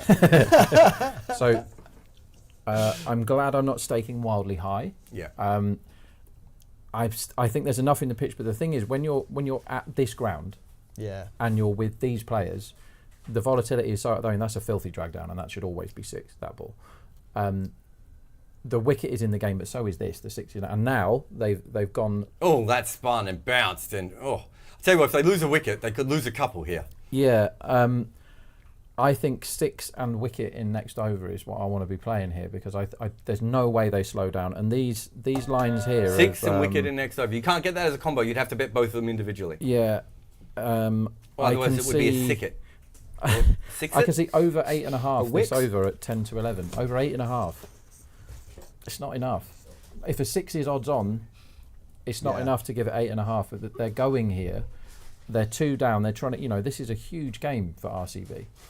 If they want to go, both of these teams, but RCB have got to gun it. They've got 2 set. Patidar is a monster against the spin. Whether or not it's spin, I don't really care who bowls here. Like the thing about both of these lineups is, you've not got Bumrah lurking, you've not got Narayan, you've not got anyone who's really scary. As they go Kuldeep again, 8.5 is not the right line for this. So I think because of how Kuldeep bowls, when you full aggression against Kuldeep, it's wickets and 6s, isn't it? Basically, is he's bowled really fast there, 114 kph. So I saw that too. I thought that was interesting. That's either wrong on the speed gun or. I think that's trying to get the batter you want on strike, and we've seen it a little bit as well. This is tossed up. This could be out. Oh no, it could be 6. Oh, it's just over the top of the fielder. Well, that could have gone either way off the bat. And so there's your 6 in the over. The other thing to back up you Rob, is that at this point in the game, at this ground, it is actually easier to hit a 6 over the fielders than to try and hit a 4 through them. If you're going to go for the boundary, it's going in the air, and what does that lead to? 6s and wickets. Yeah, it really does. Here we go again. Kuldeep tossing it up. Will Jacks is gone. This is going to be out. Well, I say that. If I was a wrist spinner, I'd be so nervous. This has gone too high, and it is dropped. But that is absolutely pathetic cricket. I'm sorry. If you're on 6 and wicket in the over, you nearly got them both in 2 balls there. I mean, that's the plan. So we got 1 for the winner, and we should have got the other one. We still have a chance of a wicket. It was the wrong end. He just swung across the line there. Yeah, massive leading I don't edge. mind the bowler trying to take that, He had plenty of time. So Kuldeep went back with it and realised that Akshar was probably a little bit closer to it. Will he bowl quicker again? He has, and this has got the pocket. Not quite. Oh my God, just field the ball, guys. Fraser McGurk's almost given up a boundary there as well. Sweating Rob's unders from over here. There's your over 8.5. That's in the satchel. You can ring the bell for that one. So we got you 2 bets in this over. Yeah, nearly 3. Unfortunately, what we needed there was a single because you want Jacks back on strike for the wicket. Yeah, for sure. Not that Patadar can't go out as well. They're playing big shots here to Kuldeep. So Kuldeep in again, and he's bowled a wide. Interesting thinking there. Kuldeep is 42 or experienced 41. enough here. He should be able to keep his head a bit better than he has. I mean, Well, to be fair, he could have got a wicket. drop catches are really annoying, Yeah. aren't Yeah, they? they They are. really are. I think he's trying to keep the ball away from Patadar. He's saying to Patadar, I'm either going to bowl quick or wide. And you have to either reach for it or handle the extra pace. There's the quick one, and this could be out. It's going to die. And it is dropped again. You are kidding me. God. Oh That's- my God. Well, we've almost had the over of a lifetime here. We I'm told doing you my best, that we guys. thought it was going to be... Hey? I'm doing my best. Yeah. Oh, wow. Absolutely ridiculous cricket, that. That was Looked Shai like he Hope. Laid an egg. So Akshar Patel and Shai Hope. I'm sorry, those 2 fielders are really good. And that was a sitter from Shai Hope. That should be caught 100 times that's- out of 100. that's a There's shot. no excuse for that. Um, So we should have had 2 wickets, a 6, and the overs in this over. And we finished with... Oh, and they beat Will Jackson last ball with an absolute ripper. All sorts We of apologise for not getting you the wicket. I feel like we did the work and the cricketers did not in that one. But you only got 2 winners in that over, not 3. I mean, wouldn't that have been the ultimate over there? It's going to be 6 and wicket and over 8.5. And there was nearly 2 wickets, 6 and over 8.5. nearly 5, 6. I mean, they tried to hit every ball for 6. I need a strategic timeout from this over to get my breath back. I mean, this is what I've come to see. The last game was more of a... Tactical battle. Yeah, it was a bit chessy, a bit kind of who's going to break first. This is just a shootout. Whack craziness. Yeah, it's Wild West cricket is what this is. And it's a great watch. Like, whatever you're on, it's a great watch. It is a great watch, especially if you're on Cricket 8. But for the next 2.5 minutes, why don't you just have a small break here as we go for a strategic timeout. Remember, you can email us live@cricket8.com. We'll see you in 2 minutes and 21 seconds. How do you feel as a commentator about the reviews for wides, Dan Norcross? Well, do you know, I really enjoyed them when they first came in. And obviously, it was in the women's tournament that it first came in because everything that's pioneered is in the women's tournament. But you end up with this kind of... The definition of a wide is that the batter in his natural stance can't play a normal shot to the ball. Yeah. But instead, it's become, is the ball inside the blue line or is it above head height? Yes. Now, of course, if you are a midget, then you know the blue line is irrelevant. I mean, if you're really short, if you're Sunil Gavaskar, the wide line is going to be different from if you're Cameron Green, or at least according to the laws, it should be. But in reality, it's become a very binary thing. Yeah, not they've open to changed it interpretation. now, and they've now actually started having official measurements of every batsman, is how far we've got to now. So they Right. officially have everyone's height. They put everyone's height into the computer. They've got his height. They will have a number. They're doing something that they call smart reviews, which is an oxymoron or a misnomer or whatever you want to call it. But it's supposed to be literally it's a number, and if it's over that height, for the high it's a for the wide, high that's wide it. as Yeah, opposed yeah. to for the wide wide. It's got away with this and one, the wide Cameron wide Green. still seems arbitrary. Yet you can review it and check it, and then some bloke makes an arbitrary decision after some other bloke's made an arbitrary decision a minute before.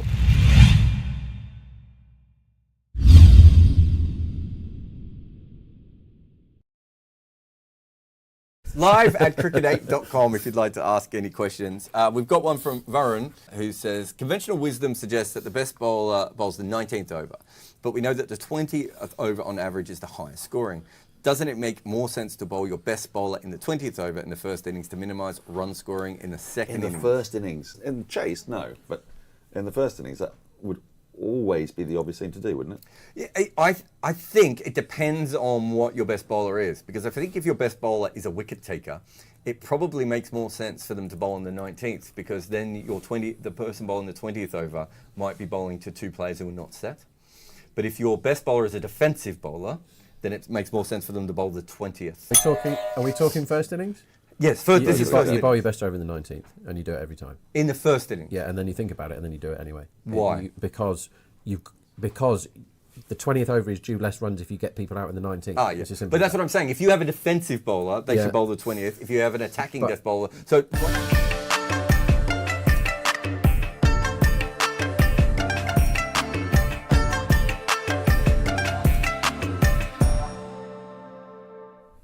Welcome back to Cricket 8. I'm Jarrod Kimber. I've got Rob Barron here and Jack Hope from the Cricket Podcast. We had a couple of runs there. We got Seam back on, which I wasn't really expecting, Jack.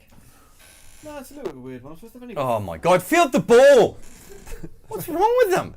They've only got 4 overs of spin left, haven't they? And 11 to negotiate. Patadar's in. Yeah, man. Yeah, You're right. No, I hadn't thought about it that way. It's one of those ones. There's probably no good choice. I think taking catches and fielding the ball is a choice they could make. This would be my advice to them. Is that 4 fumbles in about the last 9 balls, I would say? And 2 really easy drop catches, both of the set guns. I would say 1 really easy, the other one should have been taken. Yes. Yeah, fair enough. Yeah. But yes, they should have taken it. I don't know if you saw that actually, as Jax backs away and smashes this over mid-off, one bounce 4. Very good shot. I don't know if you saw it, how I almost had to look away, because as a wrist spinner, when I play club cricket, I'm so used to getting hit up in the air. And people dropping it. And people just drop it such, I don't watch. Yeah. And I actually got PTSD when that ball was hit in the air, because I was like, that's the sort of one that gets dropped. If there's 15 meters of running, followed by a high catch inside the ring, it just ruins fielders' minds, those ones. It's very hard to replicate a top edge catch in fielding practice. Good point. This might be out. This is up in the air. I don't know where this is. Oh, it should be out. Should be caught. No, of course it's not. He's it. Fraser McGurk has roosted this backwards. To be fair, the catch would have been incredible in the end. Because again, it's an easy chance if you do it was Stubbs. If you do the running first, then you catch it. You don't think, where's this ball going? Where's this ball going? Run around in a circle, start backpedaling, and then head it backwards for 2. That's a really, really bad effort. I love the header though. Doink. My last club game, I remember a spinner as well. Skyer to long off. Guy running in, slipped, his feet went out from under him, put his hands down to break his fall, ball off the cheek, bro. Oh my God. Wow. Broken cheek, 4 runs. Full toss, slashed, could have been caught again. They're very high risk batting here. This is such a good watch. It's mayhem. Now, if they could field, would you be betting on wicket in every over of them? Well, yeah, if I Next 4 overs. If I'm allowed to field, then there's going to be half an hour. The end result should be a catch. That's just a pure misjudgment from Stubbs. That's just dumb. Yeah, I kind of agree. He's run backwards when it's, as most people know, much easier to run forwards. He should have run forwards, shouldn't he? It does feel like the wicket is absolutely coming here, doesn't it? Yeah. I can see 3.5 wicket in 11th, and I'm going to back it. That's about the right price for this. Because they're going so normally, but they're both going really hard. They're not trying to get out. They're not at the stage where they're scoring really slowly and they want someone quicker to come in. But they're like, we're going in. They're not trying to stay in. This is difficult for the bookies because it's almost death overs pricing now. Is you go into this should be 11.5. I can see 9.5 here. That's not the right line. It doesn't matter who bowls. Again, over 9.5, Jarrod. This over, it's not the right line. If you back wicket and over 9.5, how do you lose? They're not nudging it about, are they? It's going to be So that's what we're telling people to do. I've Wicket no and over 9.5. I've no idea how it loses because what is it? They all fall into a gap for 1. Yeah. The odd 2, all the fielders falling over each other. This is a great watch, this cricket match. Rafiq Salam into the attack. Now, I like him, and he does take wickets, and he's almost got one first ball. That dropped again. Yeah. Just use your hands. We are trying to give you people money, and these cricketers, that Tristan Stubbs again. I mean, honestly, I don't think that was Akshar. That's Akshar, I think. So why'd they show Stubbs? A bit unfair on Stubbs there. I'm pretty sure it was Akshar. No, I originally thought it was Akshar, and then they showed Stubbs looking disappointed, and should have got that. I'm sorry. There's no need for the big dive sideways there. He could walk across and catch that. Instead, he's taken 1 step, took off, clanged it. So that's 3 drops in, 10 balls? Idiots. I think RCB are way ahead here because there's plenty in this pitch for the bowlers and the fielders just aren't helping them at all. Ooh, miss hit down the ground. They might look for a couple here. No, it's just 1, I think. Good fielding, actually. And I don't say, I mean, let's give credit where credit's due. A fielder picked the ball up in time and threw it back in the right direction. It was Shy Hope, of course. He wouldn't have needed to do that if he'd fielded correctly before. A couple of messages on the YouTube channel. Path Right Winger says, why does my team lose when I watch the real game? Because you're a bad person. Nanny says, this is the best batting of RCB I've seen in years. It's also the worst batting, if that makes sense. Oh, back of the hand slow ball. I loves it from Rasik. This over might go for less than 8.5, by the way. How? Pi Alpha says, crazy prediction, guys. I don't know which one he was talking about. Although if someone could field, we would have made you all millions by this point. Nanny says, heart attack again. And Sherritt says, the most exciting 9 overs ever. I mean, it's been a fantastic game. It's really fun, isn't it? You know? The fielders are probably making it a bit more fun by dropping everything and falling over each other. This is a full toss on stumps, and it's been just knocked out for 1. Wow. To be fair, Patadar timed the pants off that. But it doesn't matter if you take its pants off if you still put it to bed early. Not sure if that follows. I think Will Jackson's in the category, the Moeen Tilak Varma category of player. They've had 4 balls and scored 3 runs. He'll, in his mind, have been hoping for 10 runs at this point in the over. So I think big shot here is... Big shot, Will. You probably can't get a bet on for this, but yeah, I think a high chance of a wicket here. He's left it. But to be fair, it was only because he was going to whack the absolute hell out of it. And he backed away so far. That's Just beautiful quietly, bowling. yeah. That's a fantastic delivery. He's bowled 3 brilliant balls this over. I'm such a big fan of Rasik. His back of the hand slow ball is excellent. And I'm going to tell you guys another thing as well. When you're picking World Cup squads, you should pick your slow ball. You should pick your bowler to bowl slow balls based on their current form. Nothing else. Because generally, that means that right at the moment, he's putting so many revs on the ball that people are struggling with it. And if you try and pick them based on what they do over their career, if they're not getting that amount of revolutions on the ball, it won't matter. This is... Oh, he's unlucky here. Don't think they'll review that. Just outside the wide line. Just a wide. But does that make sense? Because what happens is you end up picking a guy for his form over the last 2 or 3 years.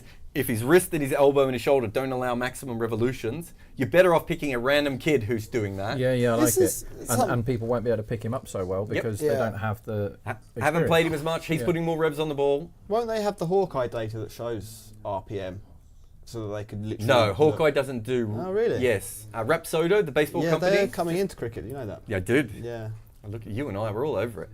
Will Jacks, it's a full toss. It's hit away. It's probably not going to be a no ball, but they will have to look at that, won't they, guys?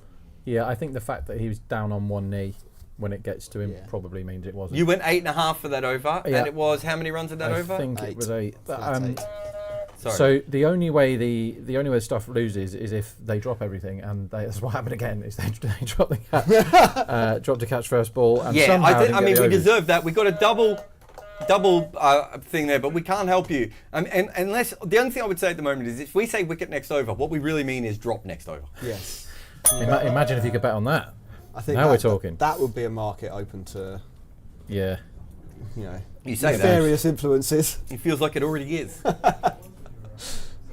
Maybe your this is a funny. Your word's not mine. No, I'm just saying in general. Funny, yeah. Like I mean, the way that the fielding has been. This is Khalil coming outside off stump. I wonder if they will feel comfortable bringing the spinners back on here. So Akshar will bowl again, won't he? I would have thought so, yeah. But what about Kuldeep? If they don't take wickets here, does Kuldeep come back on? So Good Akshar's question. bowled 2 overs for 21. Kuldeep's 2 overs for 27. They've got 4 seamers. So those guys have bowled out. Rafiq Salam will bowl out. Yeah. That means they're going to need more overs out of Khalil or Ishant Sharma. They'll bowl Khalil. I think Khalil's bowled a fair amount. Well, Khalil's on. He's literally bowling now. This is his Yeah, third now. Yeah, so this is his third. Yeah, sorry, I hadn't updated here. And I don't know. And that's a big swing from Will Jacks. So let's just have a look at their batting to come as well. If I'm Delhi, I am bowling Kuldeep because I think he's most likely to get a wicket, and I think you are getting to the point where you need to do something that maybe is a little bit more high variance, but it could break your way. If you just go through the motions, you're going to be chasing 220, and I think we probably think that might be a bit much on this particular pitch. They should make more than 220.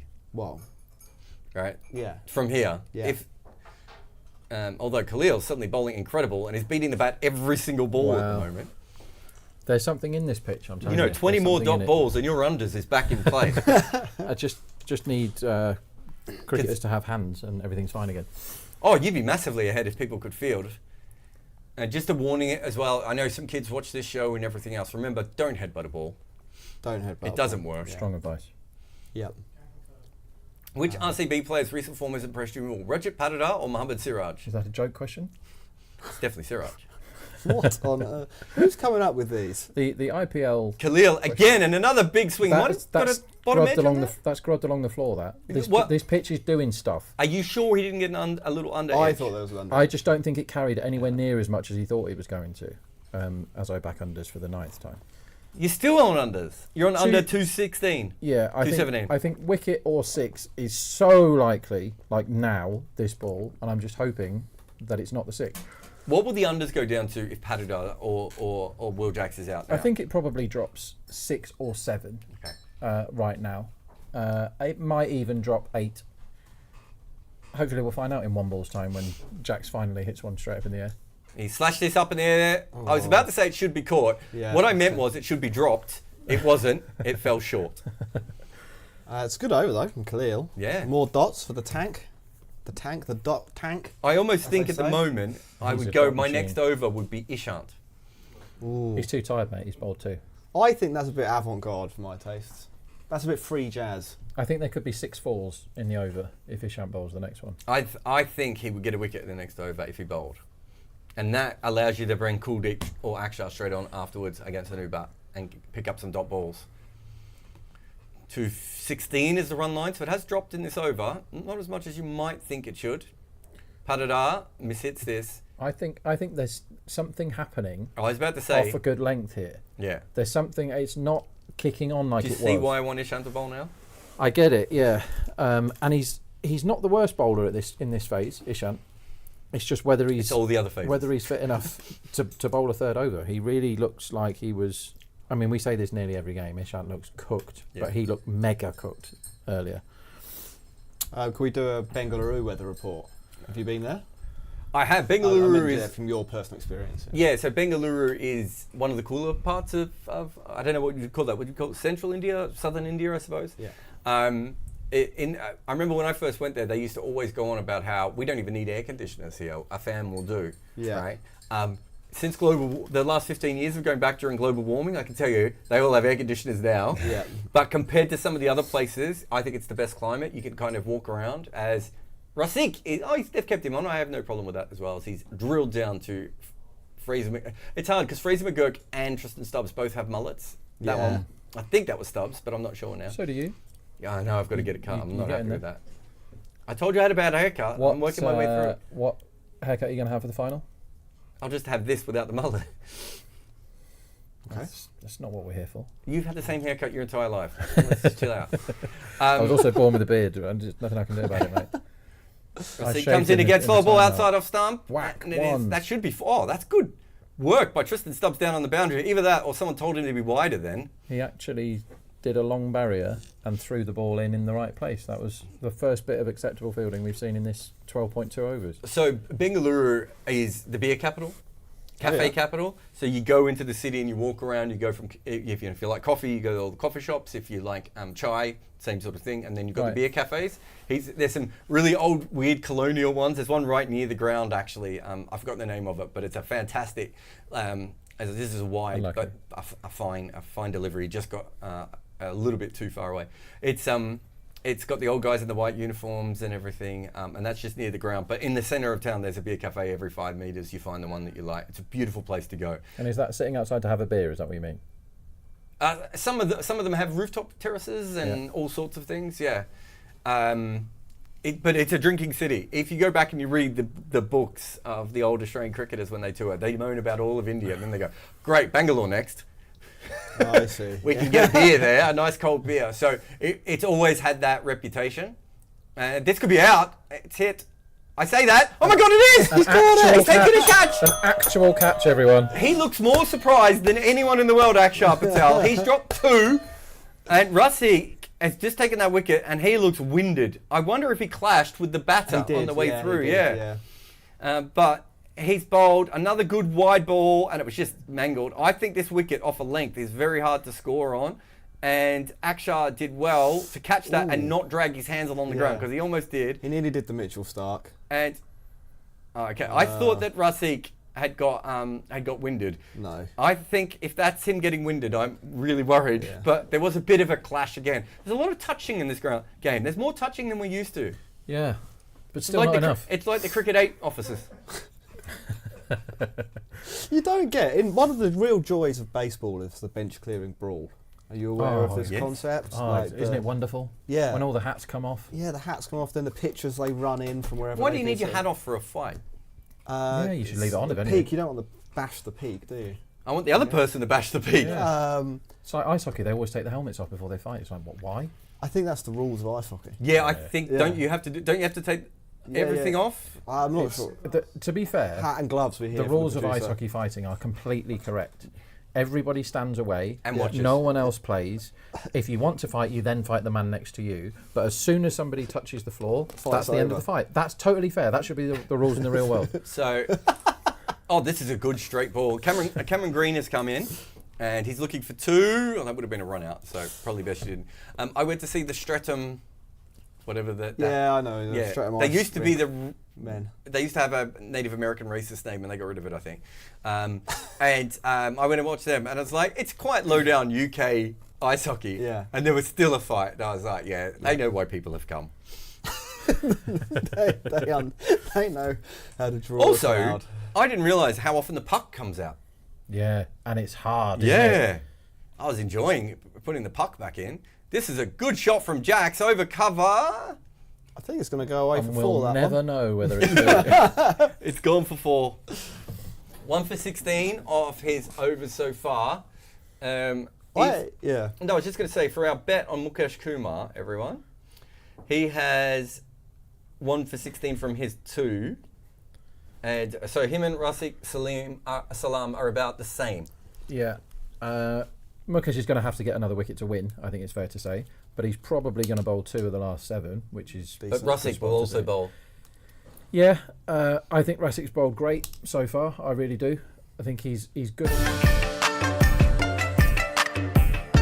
Straight up in the air, and I think I'm right on this. This is a tactical thing that's worth looking at from the future. I think for long off, they're putting long off really wide for Will Jacks, because that is caught for any other player. I was going to say, like when he hit it, you're like, well, that's out. But do you remember the one they stopped before when I started to call the other one as a 4? It's wide. Yeah. So I do think there's something to that.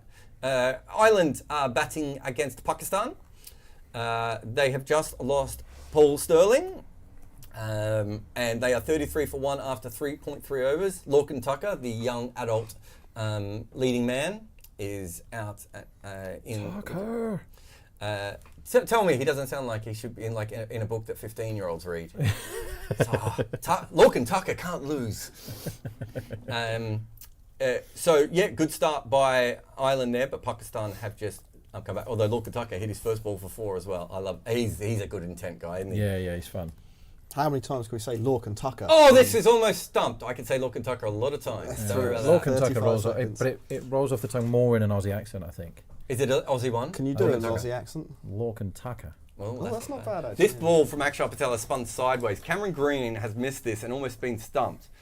Now, I'm sorry, just to talk about how Cameron Green gets out. Bold is how Cameron Green gets out. All the time. That's going to be Kuldeep rather than Akshar. He's one of the most boldy men ever. How bold is regularly bold? So I'll just run you through his tournament this IPL, and he was really bad at getting bowled before that. This is in this format, not in tests where he gets LBW all the time because he's a big tall man and stands in front of stumps. Yeah, that's literally what it is. But in this competition, as they started to join the dots now, one dot here. Akshar, it's clever to bring himself back on as well. So this is Cameron Green's most recent IPL games. How he's got out: caught, bowled, caught, bowled. Oh, and I tell you what, Will Jacks is almost bowled there. He backed away and tried to slog this. There's a high potentiality for a wicket or 6 again. 6.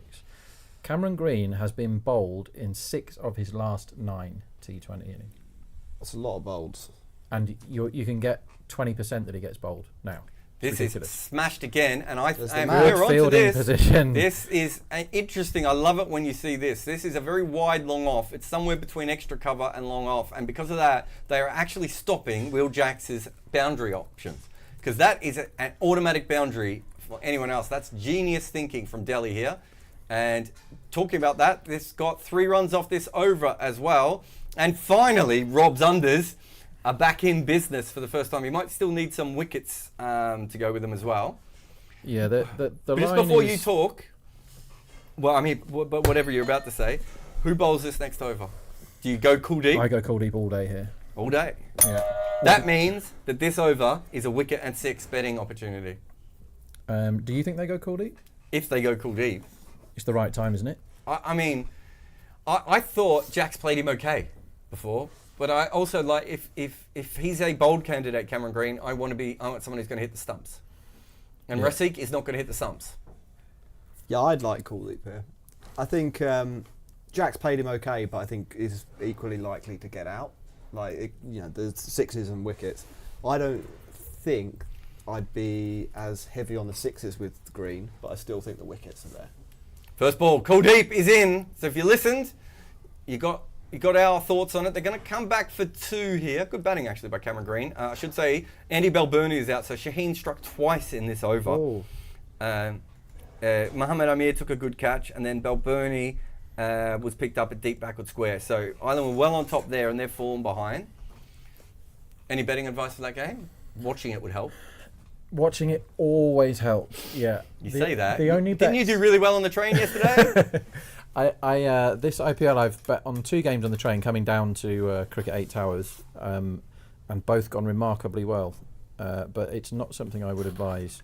Although I must say the train Wi-Fi has been playing ball. I watched the game and did my work for today's while I was on the train yesterday. It was That's lovely. incredible. Yeah. And they say the railways in this country are screwed. When they're good, they're very good. But they're good.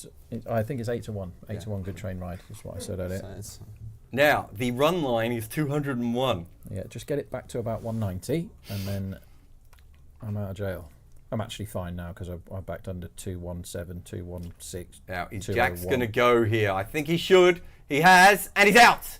Well, that is going to change the wicket line, and we said bet a wicket in this over if Kuldeep was batting. So I'm going to take that one. 3.5 probably. You would have got 3 maybe. Yeah, it's 3. It was actually right in the middle of those 2. And So that good run stuff. line is now 193. Yeah. And they're going to bowl more finger spin. If Dinesh Karthik probably can't come in next, so it's Lomraw. How will Lomraw go against the left arm finger spin and left arm wrist spin? Will, I've called you Will again. Bloody hell. Yay. Will Jacks is out. Will Jacks is out. He's so not this- even batting anymore. This situation will probably resolve itself. You say that, Yeah. and you know about my Chris Lynn, Cameron Green, Chris Green thing.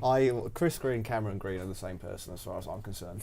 It's Cameron Green has had to become a very good cricketer for me not to stuff up Yeah. all of that. I've got so many ticks in my head, and Mohammad Rizwan and Mohammad Nawaz.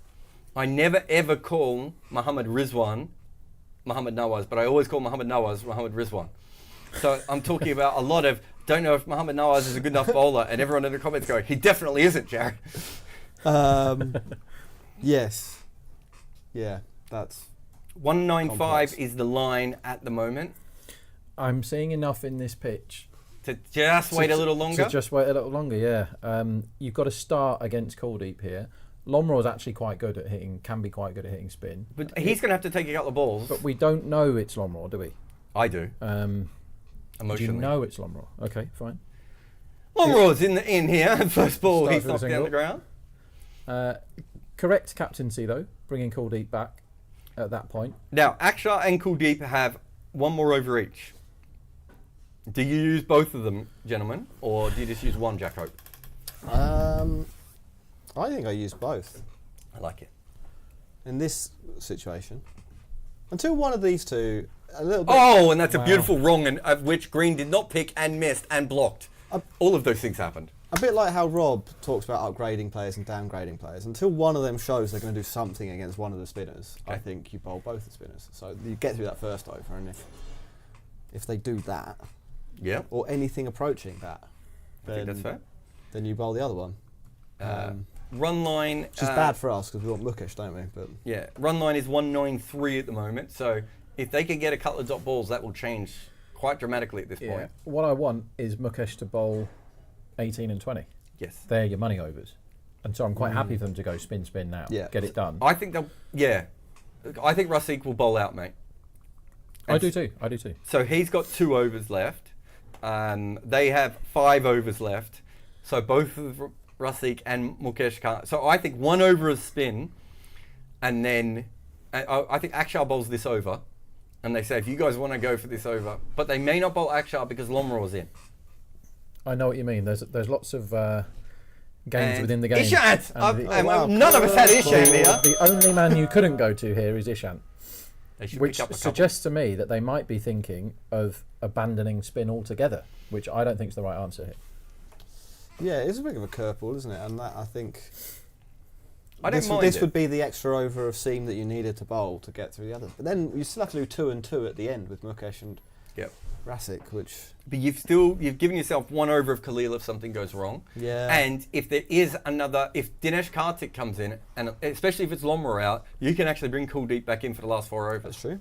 So there are some options to them.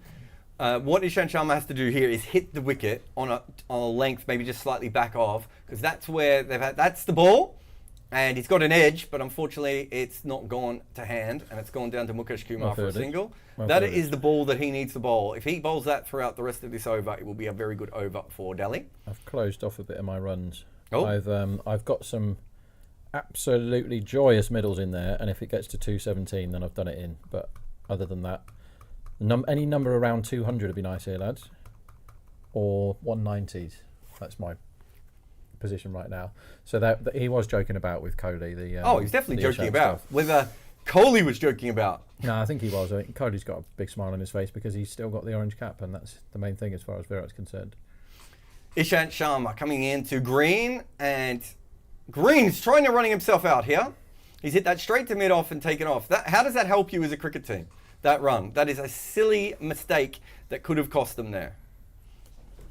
Anyway, I'm locking my position off too. So I went unders 200 before, and I'm now going overs 295. Well, I tried to. It doesn't want to let me do it. Is that to give yourself a big juicy middle? It gives me, I think roughly around 200 seems fair. So if I get 194 to 200, Yeah, that'd be I do lovely. well. That'd be party time. And if not, I'm even. And for a lot of this game, the projected score was way more. Wow, big wide. You can take that and stick that, Ishant. So Jarrod's at the stage of his betting career where he has personal vendettas against everyone who is costing him his position, and absolutely loves everyone who's doing good things for you. It's a lovely time in your betting career, that where everything's personal. It matters more when there's money on it, all that stuff. If you go back to our messages in our private group yesterday, you will know that I was the thing that angers me more than anything isn't the team I support, isn't the country I'm from, it isn't my favourite players, it is crap cricket for no reason. Bowling a bouncer at this stage is crap cricket, right? Bowling another full ball down the leg side. What did I tell him to bowl? I said length balls outside off stump, maybe slightly back of a length, and he's bowled a bouncer and a Yorker down the leg side, right? That, if you want to find out my intent, Rob, you will notice it is if someone does really crap cricket and there's no reason for it. I understand there are drop catches and not every fielder hits the stumps, and sometimes you play a shot that is the right shot and you still go out from it. Those are 2 bad decisions. He might have executed them poorly, but they were bad decisions. Completely agree. Stop bowling terrible. Also, make sure that the run line ends up 194 to 199. I'm absolutely with you on that. Do you know what you can back now? That's Jarrod? the ball! That's the ball, and it gets hit for a single. Imagine that. Smart cricket. Sorry, what can we back? Run out at 16 to 1. Okay. I'm in. Jack, take over. So animated. So, Rob, you were talking about earlier in your betting career. Did you have a favourite or an anti-hero? Oh, plenty. Yeah. So in my office at home, I have a wall of fame of players that I love or that have done me huge favours in the past. Yeah. Chris Gale is all over that wall. Okay. He did The me lots of universe favours. boss? Yeah, I got behind Gale when he was hot, and I got behind the West Indies when they were hot in T20. So there's lots of West Indies. Ajantha Mendis is very much up there. Sehwag, just because I love him. My mouse mat was a present, and my mouse mat is a giant Rakeem Cornwall face. So I Decent, get one of those, and then I've got a few players on my dartboard who always cost me money no matter what. Sam Curran, I'm coming for you. He can. That man can cost me money just by being at the ground. He doesn't even have to be playing. He can cost me money. And the other one, who is at this IPL now, is Mornay Morkel. He used to do however. Mornay? He What are you wants. talking about, Mr. 4 for 80? So yeah, he killed me. No, he killed me with the bat in a test match once. I was on session runs. You used to be able to bet literally the session runs. They don't do that anymore. They do number of overs because obviously rain can affect it. Slow over rate can affect it. It was a bit of carnage back in the day, but there were certain angles for session runs that were brilliant. Anyway, I was on unders, and I needed it. The last over of the session was always due like 1 and a bit back then, and I needed anything under 12 to win my sessions bet. And Mornay Morkel came out and went 4-4-4 off the last 3 balls. Mornay Morkel, when he should have been blocking. Mornay Morkel, who famously faced himself in one of those simulated machines and turned around to everyone and said, "This is quite hard." Do you know Mornay Morkel's opened in a test match? Opened the batting in a test match. So when he first came into Test cricket, he played 1 innings where he made like a 30-odd. Yeah. And when he made that 30-odd, everyone said, he could be a next all-rounder. And I was like, are you all high? Did you all watch the game? Yeah. And from that point onwards, he worked his way back down the order. Yeah, I think he opened from memory, when Graham Smith broke his hand. I think that was the one where he opened. No, but Graham Smith, that was SCG when he broke his hand? Or was that a different breaking his hand? He broke his hand more than once, I Was think. he The hit one where he his came hand back and low? batted. I'm now going to have to look it up. Was it again? Were we talking against England?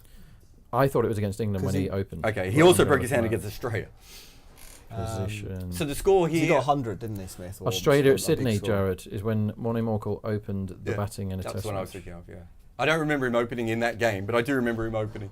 147 for 4 here. There's 4 overs to go. The market has no idea who's in front here, and I think that's probably fair, because if Cameron Green and Dinesh Karthik or Lomro get 1 over where they get 18 or 20 runs, then RCB should be in front. Whereas if they go at 10s and over, I think it's pretty even here. It feels to me like 200 is about the number. Okay. Yeah. Which would make it a fun game, because remember, Bangalore don't have any bowlers. Let's not forget that here. Did when they we're have betting. any though? No. Have no bowlers. Did They you don't not have- see the fan poll? Mohamed Siraj is in great form.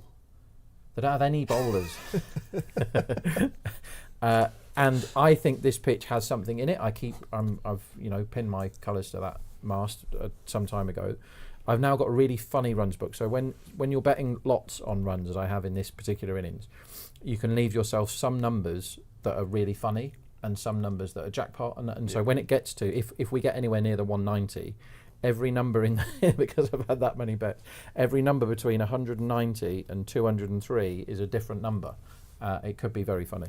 And I will update everyone, because I'm sure at home you're on the edges of your seats as we run out again at 16, because it's way too big. Are we in a timeout here, Kimber? We are, but we've already missed it now, so we might as well just go through. Cool. Betting run out, isn't there a thing you press for? Oh, I do, sorry. Yep. That's literally what I was doing, was betting on betting run out Fine. as well. Good tactic. So I'm hoping to see 2 Mukesh overs here as we get to 17. So now we'll know in the next 8 You want him to minutes. bowl 18 and 20. Ideally, that's when you get the most wickets. I don't But- mind if he bowls 17 and 19. But 17 is more likely to be Rafiq Salam, because he's the better death bowler. I agree. He's a fantastic bowler.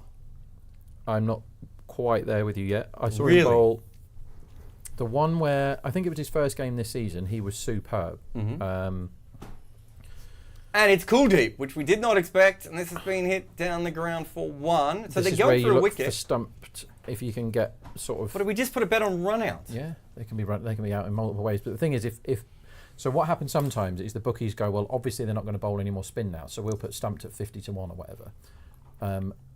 And Decimal haven't done that, which is good news. Maybe I should just back like Just back everything. Well, Yeah. someone will win.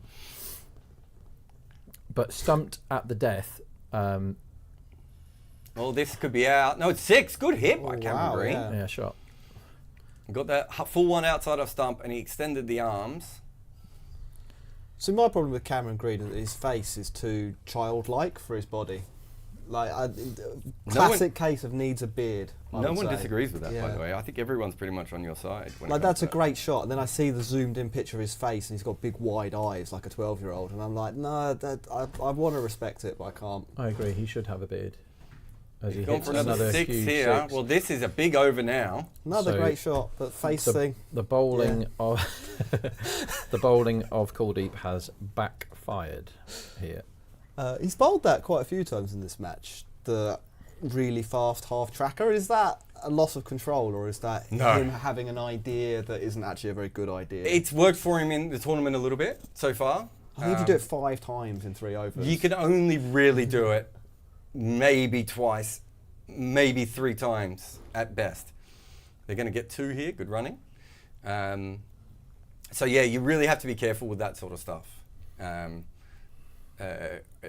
But we've seen him, Pierce Trawler got Andre Russell out with it. There was Jadeja got a wicket out with a bouncer earlier. So it's become a thing in this IPL, Jack. Keep an eye out for it. There's about 4 or 5 spinners who are trying it. Oh, I bowl a bouncer. Yeah, well, I used to.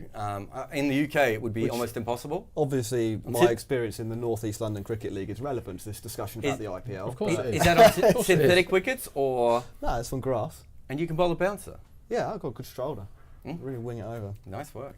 It's a completely different. I can do it in action. Australia. This could be out. Oh, there's a run-out chance. There's everything here. I would like And you need a multiple certain type of close-ups on wicket. Green's face after that delivery, because that was really funny. He didn't know where he was. He didn't know where the ball was. He didn't know what game he was playing. That was a very confused man. This feels like 6-all wicket, this ball, doesn't it? Longmore's not going to die wondering here. Also, I don't think you want it to bounce all the way up. I think you want it to get to chest height, so people try and pull it and it goes up. It's certainly that's how they've got it to work mostly in this tournament. This is a big slog sweep from Lomror, That's gone. and that is 6. Well, we thought they wouldn't go a spinner again at this stage, especially with Lomror batting. They decided, no, we'll give it a go, and they've actually ended up paying. So what's that, 169? 22 off the over. So that was a big gamble, and it's backfired quite dramatically. If I was on lots and lots of unders, I'd probably be really feeling awkward too. I'm fine now. If it goes past 217, I'm Broke. I've done it in. It's a bad day. Anything around about 200 would be delightful, and if it goes between 200 and 217, then I will make enough to buy Jack a beer.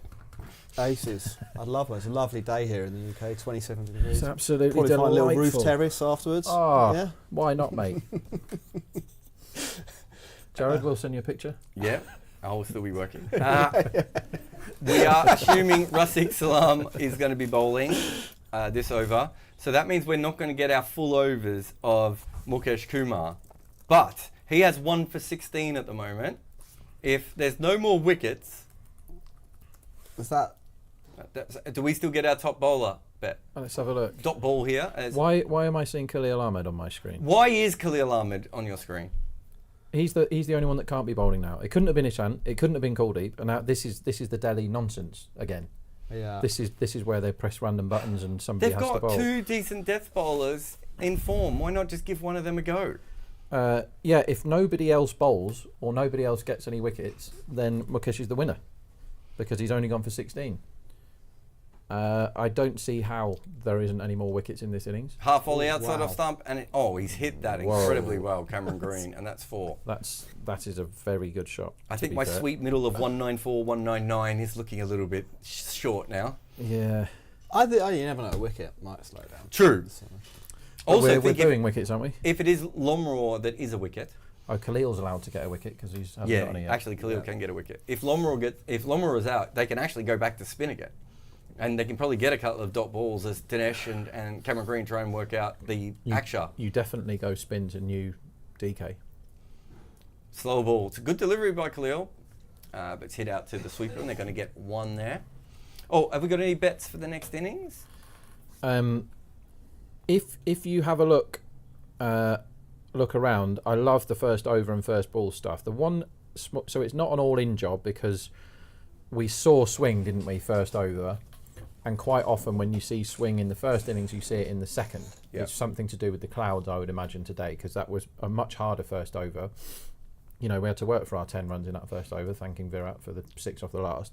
that could have gone south, that bet. I'm still very happy to be on over 6.5 because there's no way that the Fraggle doesn't try and smack it. This is going to be a wicket. This has gone straight up in the air by Lomraw. Everyone's under this. Oh, It's wow. actually He's caught it. entirely misjudged, but a very good catch in the end. He did very well. He got that wrong, didn't he? He got under it. Is it Porrell? Yeah? Yeah, it is. Yeah. Yeah, it's Porrell. He got under it on the wrong side of the ball, if that makes sense. So he was going back towards the side screen, and suddenly the ball came back on the underside of him, back towards the pitch. He was going to do underhanded catch, and at the last minute he had to do an overhand behind his head. He's very lucky that he hasn't. Didn't, it would have took his head off. Yeah, he saved the money maker there, didn't he? Right at the last second. But Now, would we go Akshar next over?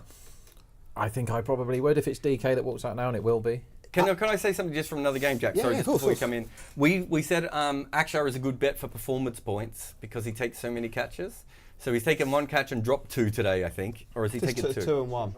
Yeah. Caught 2, dropped 2 is where we are. Caught Thank 2, you, Simon. dropped 2. So if you've gone with him for performance points today, you'd probably be in a pretty good position going into their innings. Yeah, he's got the same as a wicket. You'd want to see him bowling now, wouldn't you? Because whoever bowls the next is 50% to get a wicket, basically. Probably slightly less than 50 with there being a set bat there and an actual batsman coming in now. It'd be like 45% for a wicket. And the last over is about 50 traditionally. We might not see Mukesh Kumar again. And we might not want to, depending on how it goes. Do you know what I mean? But what we definitely don't want here is a wicket in the next 2 balls for Khalid. Also, we're out on our run out. Oh, we are, yeah. That's okay. But we have a chance, Jarrod, of landing our beautiful late 190s middles, don't we? Yes. And that'd be delicious. Juicy middles. That's what they call us. Tell you what, That should be our if you cricket set up team a name. band, the juicy middle. Khalil's come in. Dinesh has gone for a big swing here and missed that. And that is the length to bowl. Could someone send that to Ishant Sharma just in case they do use him again? Which they hopefully won't. Fading a wicket this ball. A wicket this ball will be very bad. Yes. They have hit 11 sixes so far, Bangalore. Did you have a sixes bet? I did not, because I thought these two teams were genuinely 50-50 for most sixes today, and nobody massively disagreed with that. I don't see how you can look at all the numbers of these two teams. Basically, neither of them have got any bowlers. I think Delhi have got good spin, but even good spin can be hit for 6 nowadays, as can't we've it? seen. So, Khalil, last ball of this over. It's another wicket. Oh, dear. That's caused some issues for us with that bet. absolute pie as well. Sure, but it was a pie. But it's the ball you need to bowl on this surface. It's just between length and back of a length, and taking the pace off a little bit or hitting the pitch hard. It's the ball I told Ishant Sharma to bowl before. It's not the ball I wanted right now, but that has caused some issues as he's hit that straight to Kuldeep Yadav. And I suppose, as much as anything, we are surprised that a catch was taken. And this is where sometimes it does feel like all the drops go against you and then all the catches go against you. And you just have to go, it's okay, it's fine. But what we now need to see is Mukesh getting the ball. I was about to say, the thing is that if I'm captaining this side, there's absolutely no way Mukesh gets the ball here, right? But because of how random their captaincy has been, if he bowled the last 2 overs back to back, Jack, I wouldn't be surprised. Yeah. If they tried to break the laws of cricket and get him to bowl 2. That's how weird they are. But it should be Rashik this over. And this is one of the things that Rob's talks to a few times, that trying to second guess captains when they're making random decisions leads you to making suboptimal decisions as well in terms of, like, you know, particularly in in-play betting here, because obviously this was a pre-match bet, so you didn't know we'd be here. But if you were thinking about an unders bet, for example, with no idea who's going to bowl the next over, that's a really dicey proposition. Yeah, and you can sometimes you can go. What you have to do is really difficult. This is you have to put a percentage on who's going to bowl the next over. So when you're Narayan and Bumrah betting, which is what I try and do all the time in those games, it's like, well, what percent is Narayan to bowl the 5th? And if the 4th has just gone for 50, like 15 or something. Swapnil Singh has come in as a substitute. Now, obviously, he's a bowler, but he can actually hold the bat a little bit. So they probably just think he's their best tail ender, so they've taken Patadar out. I think that basically is the... I think that's it, isn't it? I'm just trying to think. Where's Khan? Where's Khan? I suppose he can only take, as Salim comes back into the attack, he can only take Mitchell Stark down, can't he? Good slow ball, this outside off Very stump. good. I love the way this guy thinks. And he will go for runs in this over, but That was clever. He came around the wicket and then he bowled the wide slow ball. And I don't think Cameron Green was expecting that. I think he was expecting the wide fast one. Next innings, Delhi first over. You can get it at over 6.5 in some places. It's really good. That is a great bet. I like wicket in that over 2. I'll tell you one for fun. You can get. It's not as big as it normally is, so they've taken a bit of Fraser McGurk tax off, but 33-1, 6 first ball. Now, we hadn't seen any in the IPL until yesterday, when Phil Salt did it in the rain-affected one, just ran down and smoked the first ball for 6. But if anyone's going to get a first ball 6, it's that guy. Yeah. So I do like that. I love first over and first ball stuff because there's loads of stats and there's lots of vibes and lots of fun. I mean, the most likely thing to happen is it's a dot and it's boring. But Fraser McGurk, if it's a dot for Fraser McGurk, it means he's had a wild yahoo at it. He's not going to block anything, is he? Yeah. So what do you think of what do you think Decimal's thinking is here, Jarrod? When dot is 2.74, do they think the pitch is dying? Because that's really short. Whoa. 2.74 for a dot. Yeah. So how do you mean short? Sorry, Rob. So dot ball is a very short price at 2.74. So you would think it would normally Are be... you asking them? Yeah. Yeah. I would have thought it's because he bowls a lot of dots. That's why I like Rasikh Salim. Yeah. So he's already bowled 1 dot in this over, hasn't he? He's got called for a wide, that one. But again, we know what he's going to try and do. He's trying to go full and wide. Swapnil. He's gone at him here. Swapnil has hit this straight down the throat of a fielder. And that is out. Wow. TFC. That's his second wicket. Everyone's got 2 wickets now. Yeah, we're going to need Mukesh to bowl the last, that's for damn sure. What a comeback this has been, by the way. The run line hold the line a sec, the run line got all the way up to... 2-2-3. Is that where it got I to? just want to see if so I'm right. I was panicking at my 217 unders. 2-2, very close. For any real money, 224.5. Yeah, I was watching it because I was under 200. But Right. I was willing, because I just felt there was going to be a wicket, so I knew that it would be pulled back, and eventually it has. Delhi is 1.92. Well, the market's We saying... don't like their batting, though. But we really don't like Rajasthan, Bangalore's bowling. That's the thing. Hasn't Bangalore's bowling been better in the last couple of games? Yeah, better than the worst bowling ever, but Interesting. only just. Like, they're still rubbish at bowling. So, we're looking at about a score of 193. I think we want the score to be around 194 to 199. I think morally. So if it's in the 190s, I think morally that's what Morally, we want. if it's in the that is 190s, I've got some really funny numbers. I've got some absolute yahoos, and I've also got Have you got one of those weird patterns? yeah. So I've got some that make We me need to explain this to someone. You might have heard, if you're on for the previous game, I had this as well, where when you get to a point when you know you haven't quite got the line right, and you keep making different bets, Jack, and you end up with like 5 or 6 bets, and it just keeps expanding across your screen. At 108 runs, you win £5. At 106 runs, you'll lose £28. At 115 to 130, you win 10,000. It's all over the shop. It ends up becoming more like bingo than it does cricket for you at that point. Another good ball, Rasikh Salim.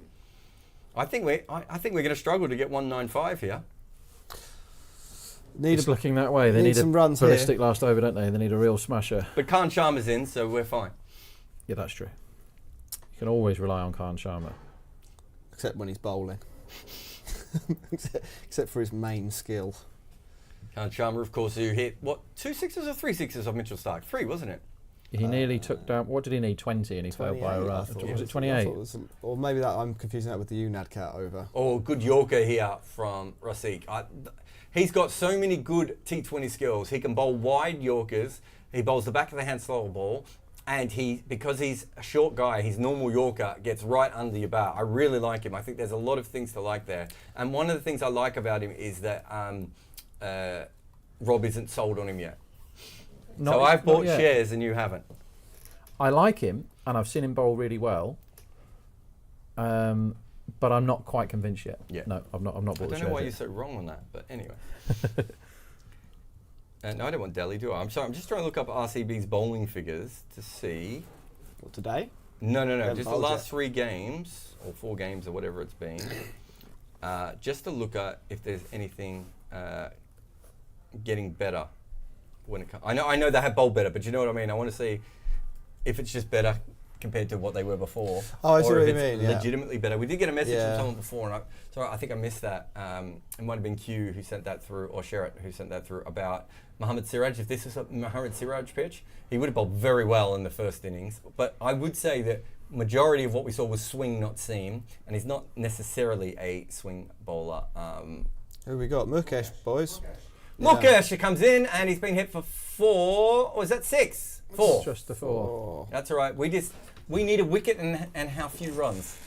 We need 2 wickets now, I think, basically. And you need another couple of boundaries as well. Yeah, so that's all. Yeah. That's all. Just loads of runs and loads of wickets is what we need. So RCB's 2 games in May before this, they bowled a team out for 181 and they bowled another team out for 147. Okay, that's not bad, is it? Like That's Punjab Yeah. and 20 wickets. Gujarat. 20 wickets, 320 runs. Yeah, doing really well. Were they? So the Punjab game, they battered Punjab, and Punjab had to try and chase a lot. What happened in the other one? And they're going to steal a bye here. Good thinking. That was the Punjab game. The other one was the Gujarat game. Yeah. That was the game where they almost collapsed at the end, wasn't it? Who, Gujarat or RCB. RCB? It was last Saturday, not this Saturday, the Saturday before. Do you know, it's one of those things. They lost 6 wickets in like a heartbeat and almost lost the game. I mean, it could have Yeah. happened. Game recall, cricketers have weaknesses. Game recall is something that I'm just no good at. Do you know what? Yeah. I'm not, and I didn't see that game, but for some reason I remember that part of it. I'm quite good at placing player stats and that angle, and I can remember moments, but I can't be like, oh, in that game of cricket they scored 187 and then Virat Kohli batted nicely, then he got out and Dinesh Karthik was the one that finished it off. Like I can't do that for the game that happened this morning. And 2 sixes and 2 wickets yeah. is what we need here, Rob. That's all we need. And Green to be bowled as well. Still got that ticket in my hand. From about a year ago when he came to the crease. Green He's is batted very 29 well of 20. today. He really. Someone else. Sorry, I've lost some of my questions. I must have accidentally deleted them. But someone else said, "Is Green the ideal number 5?" He's a terrible number 5. Dot ball here. the ideal. Oh, this should have been a run out. Green sending Khan back. That's huge disrespect to Khan. Huge. the ideal number 5. Yeah, he's the worst number 5. And That's a and this rogue is why shout. he was pushing the ball around way too long. He needs to come in early. Who's the ideal number 5? Not Cameron Green. Who's the ideal number 5? David Miller, peak David Miller was good. Heinrich Klaassen, AB de Villiers, Okay, Andre Craig. Russell. Stubbs is batting well this year. Maybe not the Are ideal you one, but- disagreeing with any of those, Rob? No, you just reeled off like the best T20 cricketers ever and Well, made if we're them talking But they're all about number fives, ideal aren't they? number 5, I yeah. suppose so. Sorry for accurately answering your question. Another dot ball. This could be a wide if they review it. I don't know where he went there. I think he'd stepped across a little bit there for it's a wide. Obviously we'll have a review for a few minutes. So now we're getting down to what are good numbers and what are bad numbers for me. 186, 187 and 188 are all lovely. Then there's totally flat until we get to 194 and then the party starts. I'm 194. I'm all on 194 to 199. That's my party. They're going to review this. He's already way across, so this is So not this a is going to be a wide. dot ball. Yeah. He'll probably be upset at this, Cameron Green, but he won't have realised that he came across to start with. He's ended up in a really funky position there, hasn't he? Mukesh Kumar. 2 wickets off the next 2 balls or 2 sixes will help me and Rob. Do you reckon Khan Sharma just came down the pitch and said, we'll run this one? I told you Cameron Green would be upset at that. And now, this is so stupid. There's no reason to delay this game. In 2 seconds, you're going to walk off. He's not going to change his decision, right? Just face the next 2 balls. How about, I don't know, I'm just putting it out there, put some bat on the ball. Fair comment. You're in a punchy mood It's today. just stuff like that. It's just nonsense. You're in a punchy I mood like today. Angry Jarrod, he's funny. Bowl him, please. Oh my He God, hasn't. what's that? This should be a run out, actually, because they have to Yeah, come it back really on should. strike. Wrong end. He's got the run out. Dumb cricket. Yeah, he would have gunned him down. do you there. know what? Do you know what actually wins it? If we get a wicket off this last Yeah. ball, yeah, we can still get that Mukesh Kumar bet for you all. But we did tell you unders very early on, so if you guys weren't like us and actually held onto your unders, you would have been fine. This is basically an even money game. I would like 186 to 188 to be the number that they land on, please. Do you want a run? Well, I definitely want a wicket. It's complex then, isn't it? Yeah, so I've now had a tiny bet on unders. I want a wicket, or what number are we on now? You just had a bet on unders now. Yeah, I don't want with green on strike. Yeah, I don't want a 6. Yeah. I do want a 4. But the 2 would be nice. But the underline is 2.5. 187. Yeah, under 2.5. So you need a single.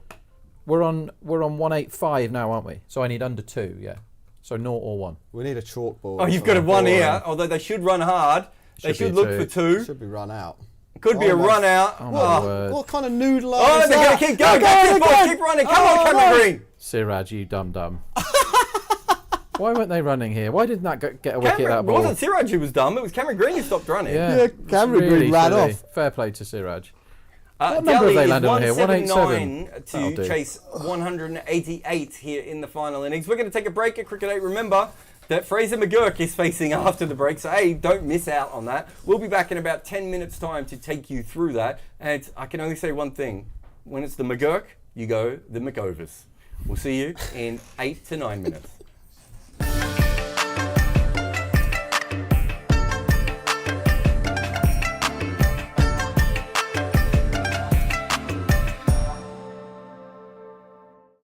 Ten, 9, 8, 7, 6, 5, 4, 3, 2, 1. Hello and welcome back to India on Cricket 8, your number one destination for all things Indian cricket related. As always, I'm your host, Nikesh Ragani, alongside Mega Sinha. We're here to look at the latest goings on in this season's IPL. And, well, what better place to start than yesterday's game? We're recording this on a Tuesday, if you are listening to us back on a podcast feed. And, Sunrisers Hyderabad breaking records once again, and RCB running them pretty close. I mean, over 500 runs, Mega, in 40 overs. Cricket's gone mad, hasn't it? It's been a week since we last connected and we last did our podcast. But then things have changed. There's one thing that has stayed constant, and that is RCB losing. And yet again, obviously, there was this innings from Dinesh Karthik, but in the end, it was just too much for him to surmount from there. And runs being scored against RCB at the Chinnaswamy, fans being heartbroken, that's become a refrain. We see that year after year. But talk about RCB's bowling. It has been an issue. There's been much lamentation over it, but then nothing changes. And you still see your bowlers getting tanked for so many runs.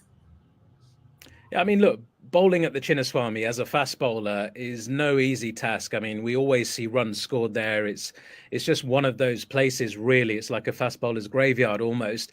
But when other sides are able to go there and do the business and get those results against RCB, I mean, this season they've got just the one win so far this season. We're nearly approaching the halfway stage as well. So they're almost done and dusted as far as the season's concerned already. And when you look at some of the bowlers that they've had in the past, yes, they have made investments in the likes of Mitchell Starc in years gone by. I mean, Harsha Patel was with them for a while as well, and he had a lot of success as part of that franchise. But just as a unit, they just don't ever seem to click. I mean, Mohammad Siraj wasn't playing in that game, but he's been a little bit off colour. Reece Topley comes in with a couple of really good performances. You think this guy's going to be world class for them. And yesterday goes for 68 runs in his 4 overs. I mean, you know, Yash Dayal, that experiment hasn't quite worked. It's just an absolute nightmare. And on the other hand, when you look at them with the bat, they've got the orange cap holder in Virat Kohli, Faf du Plessis back in some form. Yeah, Glenn Maxwell, you know, almost dropped himself, didn't we? We'll get to that in a moment. And Dinesh Karthik's hitting form as a finisher and scoring lots of crucial runs at a brilliant strike rate. So the batting is almost there as to how they'd want it. You know, in a perfect world, Glenn Maxwell would be firing as well. And then you've got a really solid unit there. But it's still pretty decent. The numbers are good. The numbers are not bad when you compare it across all other teams. But it's just that bowling, isn't it? And I don't know where they address that.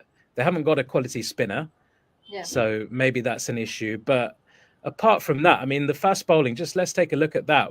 What is going? Can you put your finger on it? Is it just the conditions at the Chinnaswamy? Is it the lack of experience? Is it the lack of X factor with that extra speed? You know, I just can't put my finger on it.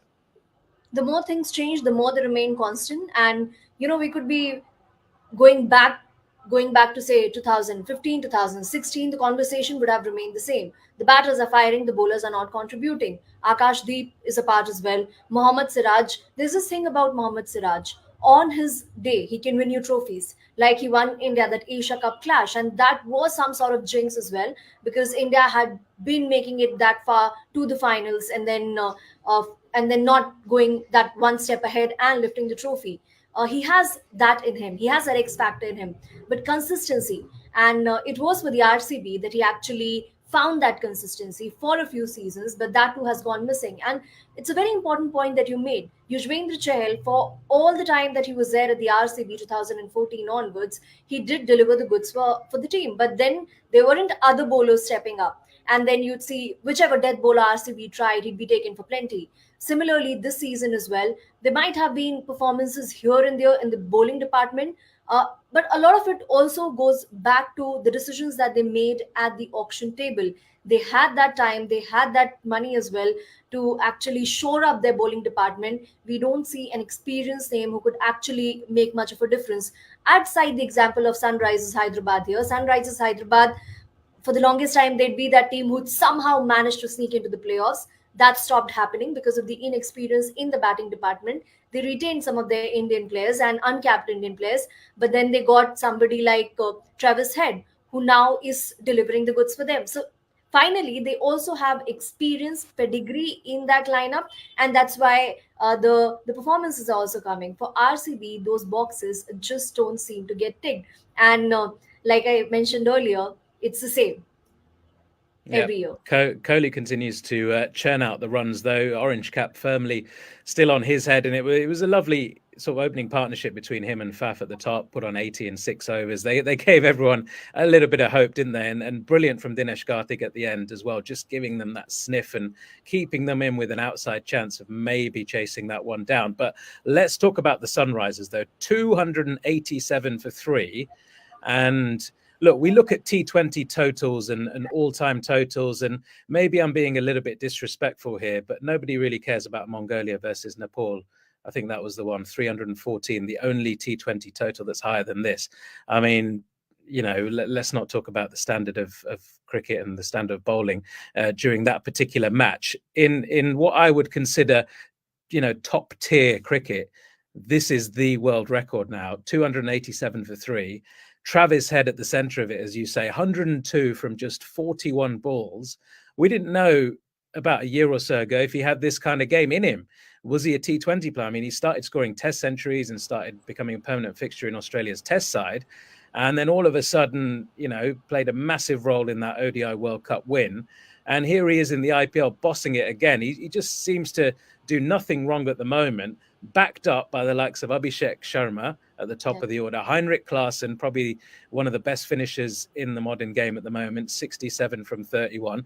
And then you've got the likes of Aiden Markram and Abdul Samad. I mean, Samad just went mad at the end, didn't he? 37 from 10, 4 fours, 3 sixes in those 10 balls. It just looks like an absolutely gun batting lineup. And then you've still got Shabazz Ahmed and even Pat Cummins, who didn't get a bat yesterday because they weren't needed. I mean, it's pretty scary. Is there a more intimidating batting lineup in the IPL? Not, and the numbers attest to that, because Sunrisers Hyderabad, after that game against the RCB, leapfrogged the KKR team to become the team to score the fastest runs. And they've gone at over 10 per over in this IPL, which is mind-boggling. You talked about Travis Head, and there's this meme doing rounds on the internet that whenever he sees the color blue, there's something in him that gets fired up. Beat the Indian team, beat the Mumbai Indians, and now the RCB. There is a patch of blue on their jerseys as well. And apart from that, of course, the stability, the sort of course, he goes hammer and tongs from the beginning, but just the sort of assurance that he brings at the top. Abhishek Sharma, SRH invested a lot in him over the last few years, and finally that is coming off and coming off consistently. We also have to remember that he can also chip in with his left arm spin. So we are looking at a player who can serve that franchise for a very long time to come, provided the two decide to stick together. And then again, Aiden Markram, he has been in good form this season. Last season, somehow probably captaincy took toll on his performances. And Klaassen, what a class he's been displaying last season as well, scored huge runs for them. Before that, there were sporadic performances, but this time around, and just the fact that all of those players have the assurance that if not me, there'd be others chipping in. And they've been doing that for a considerable while now, considering that it's multiple weeks since the IPL started. So just that confidence, just that swag, and whichever team is coming in front of them, they are simply creating scores, scoring so many runs that it's just becoming difficult from there on in the chase. Yeah, absolutely killing it at the moment. And, certainly in terms of run scoring, they're up into the top 4 as we speak at the moment as well. 8 points, 4 wins from their 6 games. Really solid start to the season. And, former champions, of course, of the IPL. It's been a few years, but they certainly look like contenders if they keep scoring those types of runs. Nobody will want to come up against that kind of a batting unit in this season's competition. Look, other batters who've been performing well of late, we've talked about Kohli, Klaassen, Head, all those guys. Dinesh Karthik, of course. Rohit Sharma, a lot of criticism at the start of the season when he was, he was getting set at the crease, let's say, but wasn't quite delivering on those big scores. It's been a long time coming, hasn't it? In 2012 was his last IPL century. Obviously, he's got a few more for India during that time. And he's been a consistent enough performer. He's won 5 IPL titles, basically, since the last time that he scored an IPL century. So a lot has happened in that time. He's become the captain of the country. But it was in a losing cause, his century, against CSK. Just before we get on to Rohit Sharma, though, CSK against Mumbai Indians, El Clasico of the IPL, as we call it, the clash among the 2 most successful franchises. CSK 206 for 4 at the Wankhede, and those 20 runs at the end were pretty crucial from what Ruturaj Gaikwad, the captain, described as a young wicketkeeper coming in and hitting 3 sixes off his first 3 balls. MS Dhoni, I mean, is there nothing this man can't do? It's just mind-boggling that he's 42 years old. He doesn't play any cricket outside of the IPL. He spends time on his farm. He doesn't do social media. He doesn't do, much social interaction for most of the year, really. And then all of a sudden just rocks up, trains a little bit ahead of the IPL, does a bit of range hitting practice, and he can hit the ball like that. I mean, that second 6 down the ground, just shades of the 2011 World Cup winning shot, wasn't it? That 6 over long on. It's just awesome. I mean, has he got another year in him? And add to everything else that you mentioned, gets a surgery done and then walks into the ground as if he never left it. But then there's a very interesting analogy as well used by you, El Clasico. Now, when that happens, you see there's a lot of fierceness, even amongst fans. They hate each other. They want their team to win at any cost. They wouldn't cheer for anyone from the opponent. But then in this particular clash, we'd see the MI fans donning that yellow jersey. That's the sort of support that MS Dhoni garners, and talk about the decibel levels. That, of course, goes crazy. And every time the broadcaster reminds us of where exactly it stands. But otherwise, MS Dhoni, the man, the phenomena, like they say, thala rather for a reason.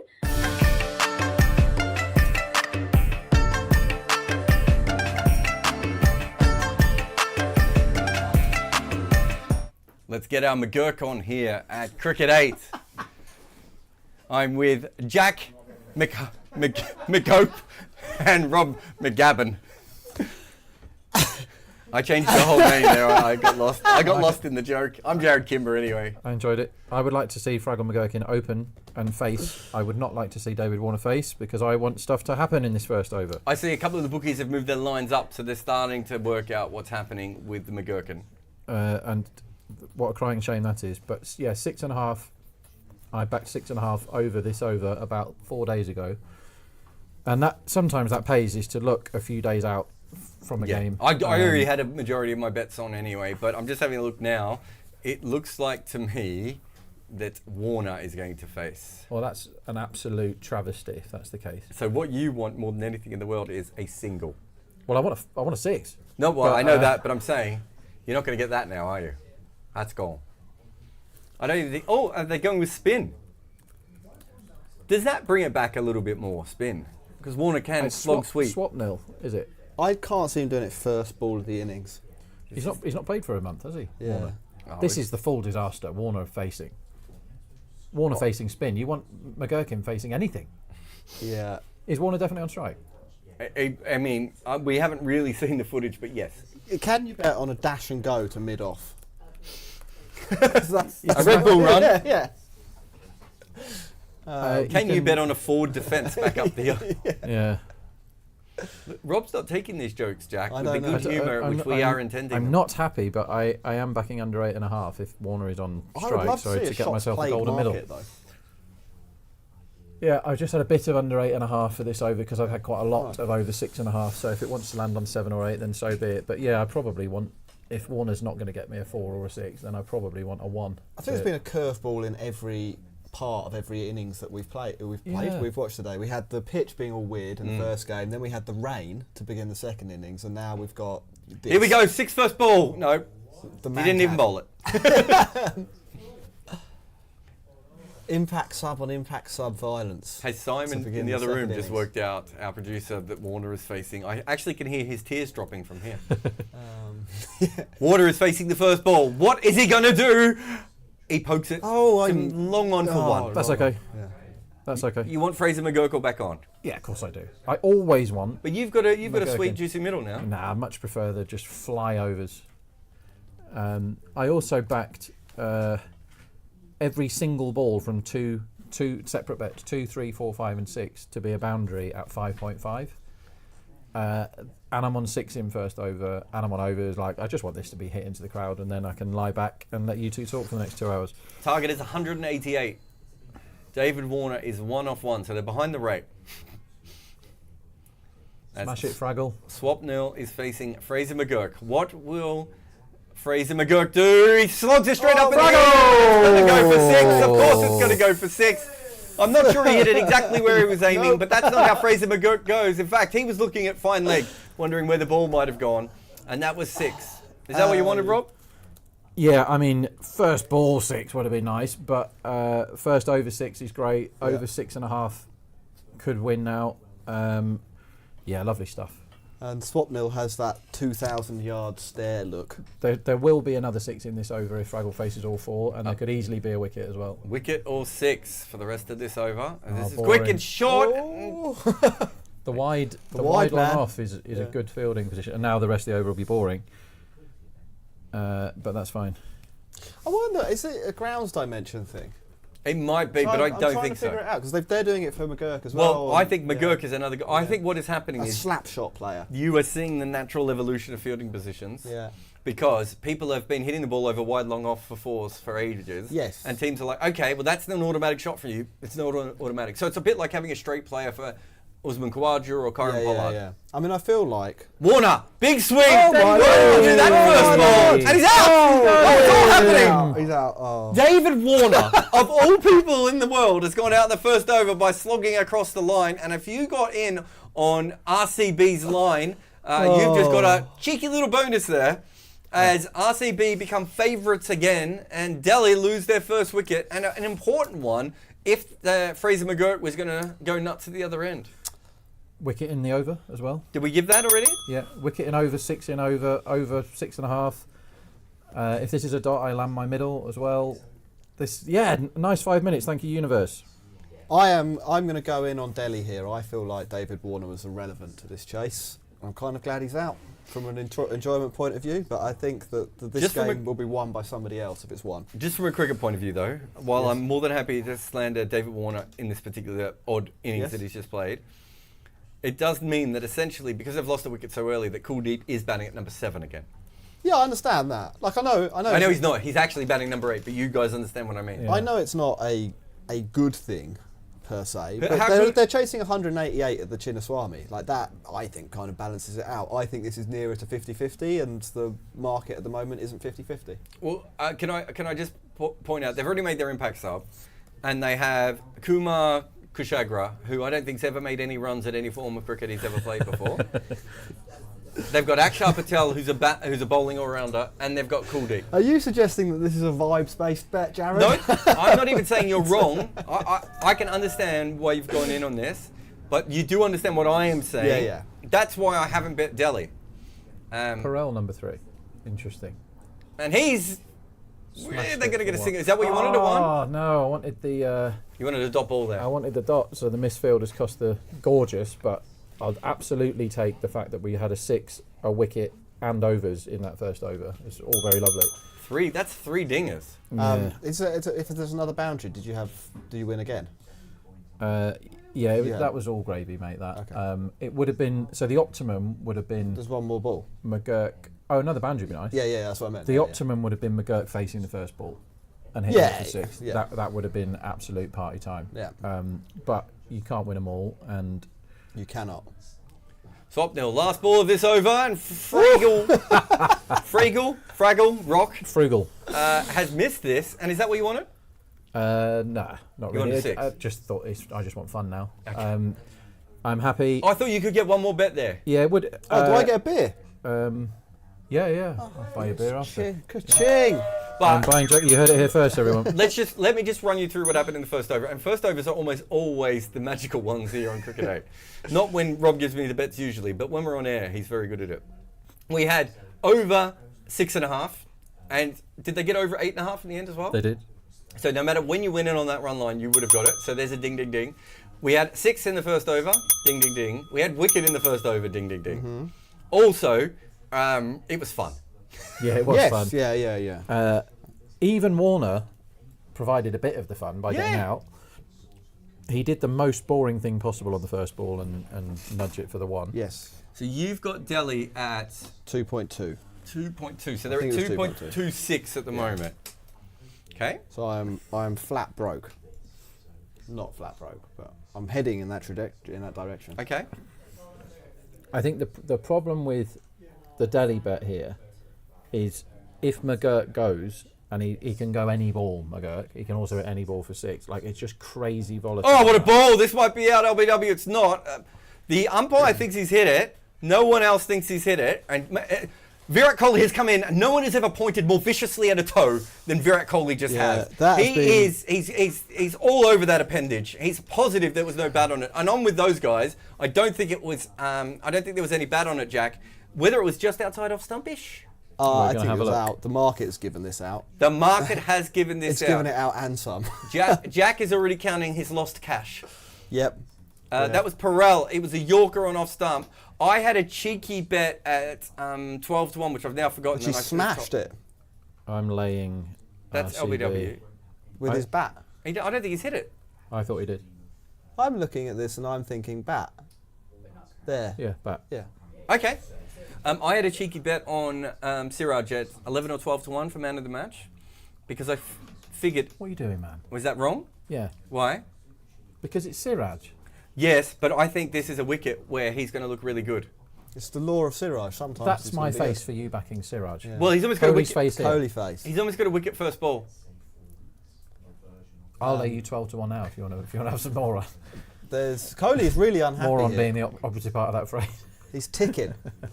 I'm with them. You guys saw the edge. I didn't. I'm more with them thinking. I thought he I whacked thought it. he hit the middle of the bat. I would like to see that again, A honestly. lovely lay of 1.68 there when that ball was smashing the bat, and just have it straight Here we back go. at 1.78. Right. Watch this. So this bit of wood in his hand, Jarrod. Let's hit the bat. No, it's hit the foot behind his bat. There's an optical illusion because the bat is in front of the foot, and so you can't see the ball hit the foot. The football definitely hits the foot there. I don't know. Fraggle, What? McGraw What? has blocked the What's ball. happened? We're gonna What just happened? Fraser McGurk This is played why a we need. forward defence. This is why we need a shots market. 100-1 just came in. That's 1,000,000 to Yeah. one. Sam has sent us an email, live at cricket8.com. He said, Warner taking strike on the first ball has to be the worst thing that has happened to me since prom night. Was that bad? What a prom night. I tell you what, your date might have been worse by the sound of it. She might have had a worse night of that. But here we go. Oh, and Fraser McGurk has gone down the field for 6. Inside out, straight down the ground. Beautiful hit from him.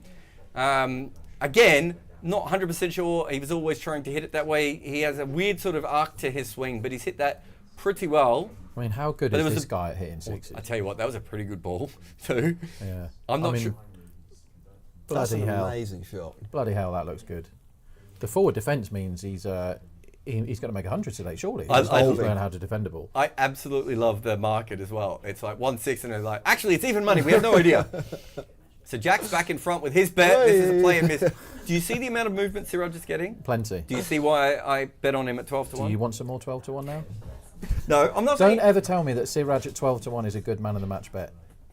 Because it ain't. No, in this game it is. How much more would you like If at he 12 gets to 1? Fraser McGurk and one more wicket early on, that will win them this game. Would you like half a beer at 12 to 1? He's dishing out beers left, right, and centre. He still to owes be me money fair. for my over 6 foot tall bet. Oh, yeah, well, you haven't measured that yet. You're not over 6 foot. Oh. tall. That is an put, absolute lie. Can we put a poll on the website, please? Is Jarrod Kimber, email in, please, is Jarrod Kimber higher or lower I'll than take 6 you. feet? I'll take all of your money if that's what you want. Oh, Fraser McGurk's got an edge. It's past slip and it's gone for 4. Delhi back into favourites. I love this. It's just pure panic. Everything that's going on here. It was a good ball from Siraj. Oh no, it was a full toss. I take that back. It swung. Yes, it did swing. I did see it move away. It would have been a really good baseball pitch. Slider. Yeah. Wow, this is fun. 20 after 1.5. And I tell you what, any way you want to bet at the moment, any bet you put on could go in anywhere. Can you cash out? I can cash out. I'm riding this.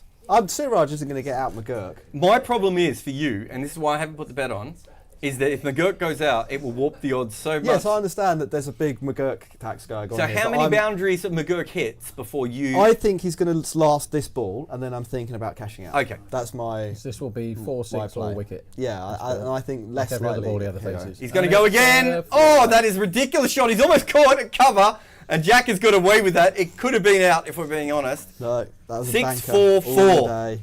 That was, again, not bad thinking. He bowled one terrible ball in that over, Siraj, and almost got a wicket with it, and bowled a couple of good ones, and they went for 6 and 4. Is he the most volatile cricketer ever? McGurk? Yeah. Yeah.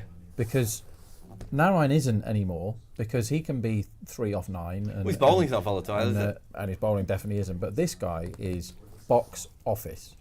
It's to the point now where I don't feel comfortable betting when he's in. And the market doesn't feel comfortable. Yeah. The bookies don't feel comfortable. All you have to do is back over. They can't go high enough on runs in over when this fella's around. Because an over when he's there, if he's on strike, the over's due 12. Yeah. And it is due 12. It's not due 9. It's not due 10. It's 12. And the boundary prices are, he's hitting a 6 every 5 balls. And he's maintaining that now. He's doing it again today. He's and he is somebody that I slagged off every innings that I saw of him for 3 years, and then he hit the 100 off 9 balls. This could be out. This is up in the air. Oh, this is bye-bye. Perel. What unbelievable timing. And he has Bye-bye, tried to pull Perel. this, very similar to the wicket we saw of Jaiswal earlier today. And Jack, Did you see Kohli then? Kohli's going to get into trouble for that. did he send him off? No, he went, why don't you review that one, mate? Yeah, he did give it But the send Perel off didn't afterwards actually as review well. the other one. It was given not out. So maybe he'd learn the laws of cricket before you have a go at someone. Anyway, back of a length. He tries to pull this across the line, Perel, and he's hit it straight up in the air. Bad innings from Perel, that. I like RCB a lot at the moment, but there's absolutely no way emotionally I could bet against Fraser McGurkle. Yeah, I'm going back in on Delhi. Okay. Good on you. I think what's happening here, in my opinion, is people are way overvaluing Fraser McGurk being on strike. So he hits a 4 and that will come back in. And because they don't know, it's like Rob's saying, they don't know what's going to happen. Yep. So I think there's another opportunity to take a little slice here. So I'm going to bet. By the way, the McGurk's back poll on of my strike. height came in at 50-50. So we didn't quite nail that one. To be fair, I'm in the chair a lot, so for the viewers, they may not know. But Stand up. how is that going to help? Well, just put. I mean, if you can't be more than 6 foot tall, I know that we'd had maybe 3/4 of a beer by the time we had this discussion. You didn't even remember the discussion. You were so drunk. How tall are you, Rob? I don't know. Okay. I reckon. I thought I was a bit What do you bigger put on than your 6 Tinder foot. profile? No, I've never had one of them. Yeah, I'm not very good at the internet, but also being married, you're kind of out of that, aren't you? What did you put on your Love Cupid or Guardian Soulmates No, profile? I never had one. That's a generation.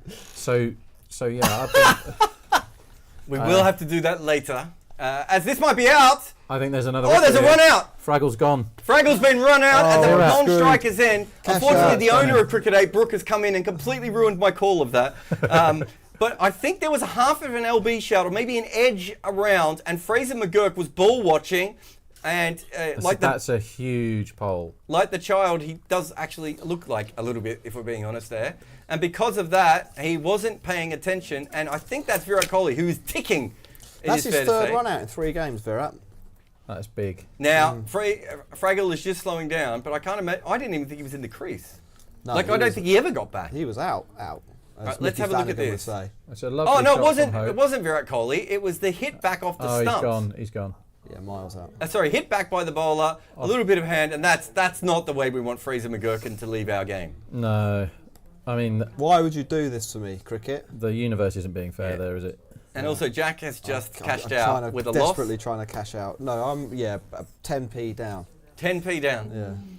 Yeah, that's a big ooh from the producers in the other room. Oh, that's just luck. 9p, To be fair to Fraser 9p. McGurk, sometimes batters.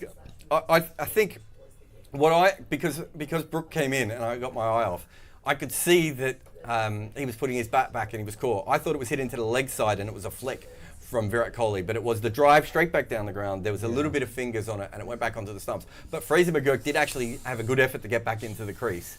It's just that he was never going to get back, was he? No, it was. true. You can't. You either don't back up or you are out. Yeah. They're the 2 options, and he chose back up.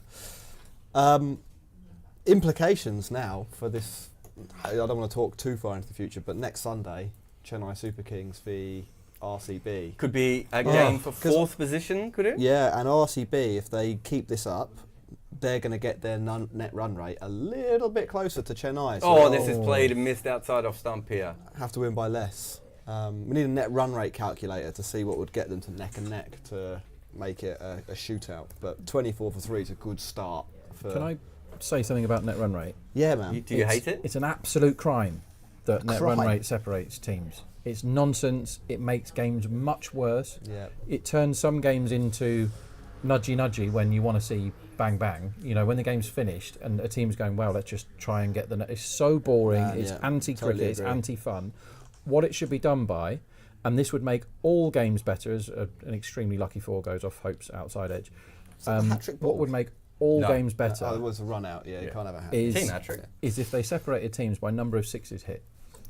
And then you get teams that, whilst they might not be able to win, they're trying to hit every ball for 6, and that becomes a great watch for the public, Do you rather mean than nudging it about. 6%? No, number of sixes Because hit. if it's 6, but then people don't face equal numbers of balls. Well, don't get bowled out then. Yeah, but if you chase a score Yeah. by hitting loads of 4s, It can't be that. It better has to be than net run percentage. All right. What about net, as in average and strike rate?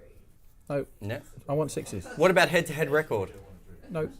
What want 6s. about- I'll tell you what, it's not net run rate though. All of those things that you've just said, Jarrod, are better than net run rate. It's What- an awful way of separating teams. What about DLS?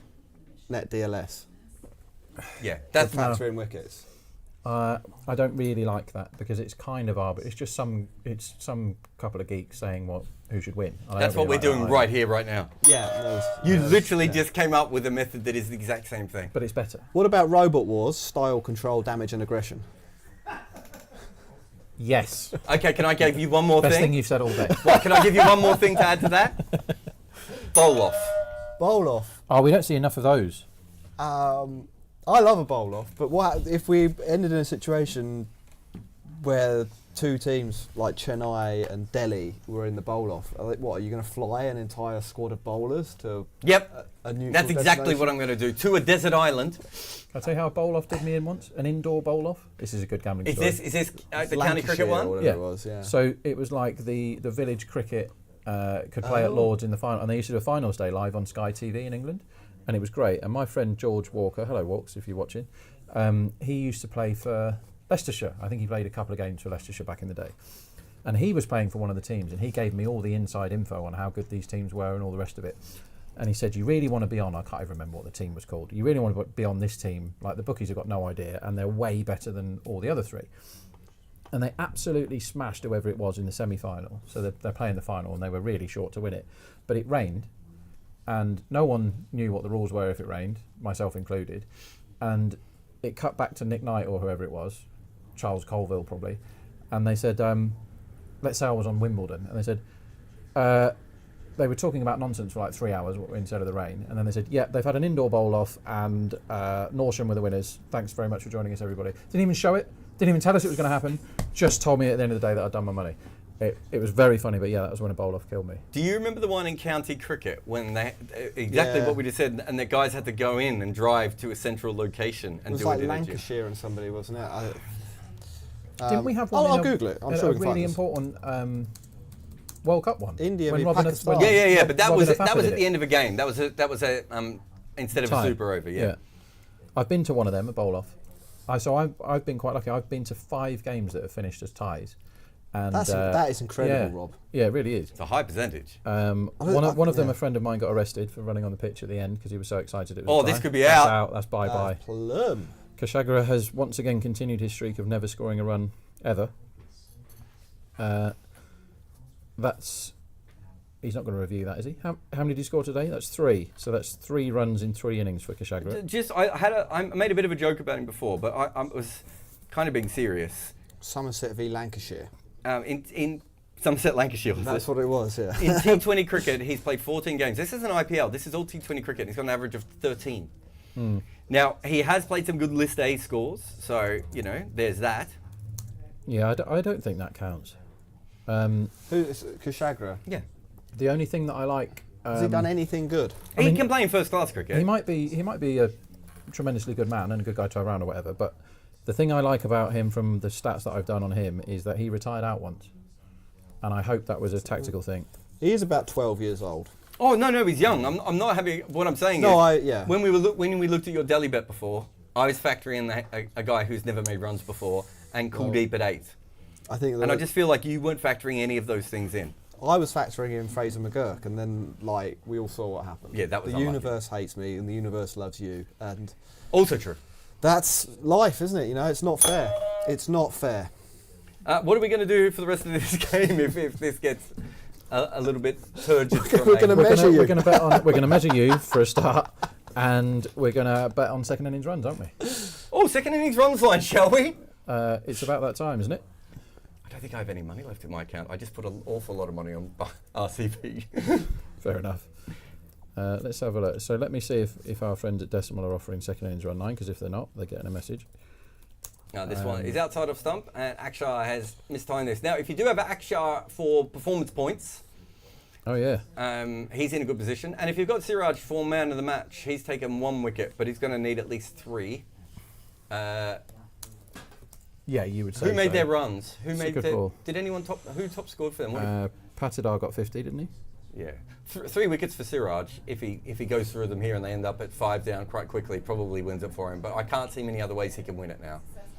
Yeah, I agree.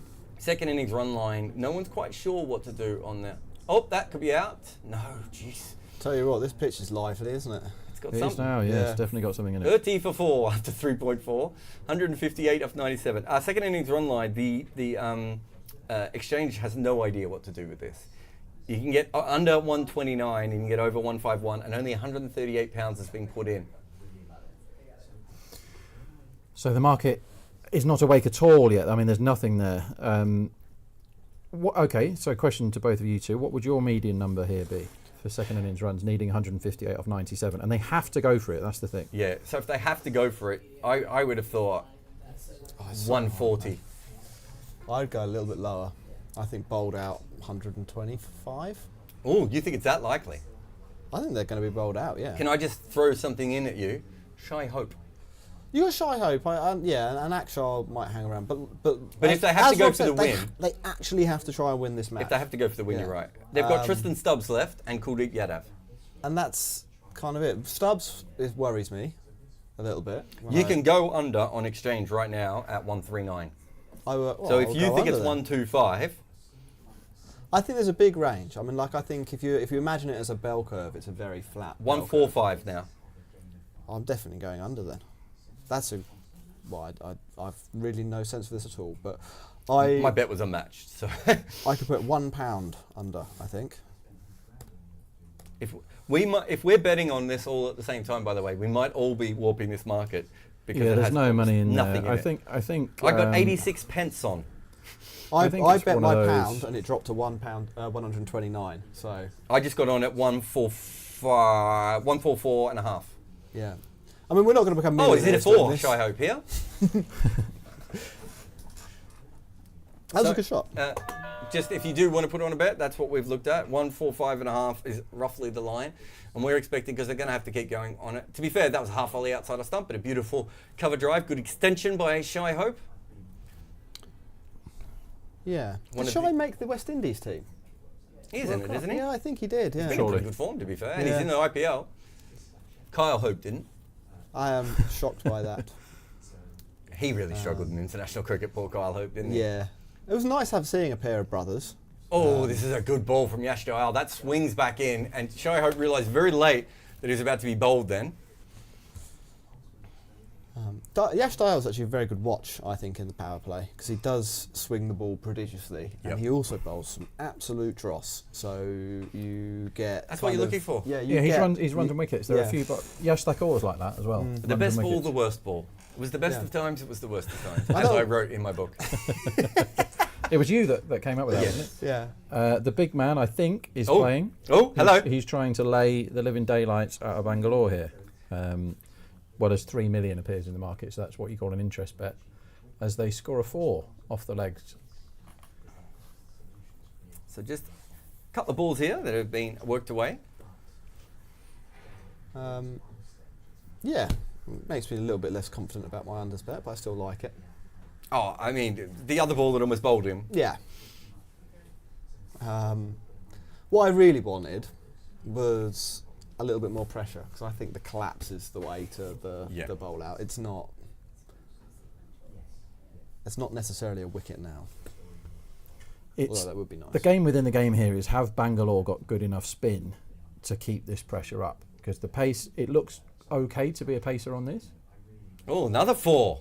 Wow. Good this shot. is it.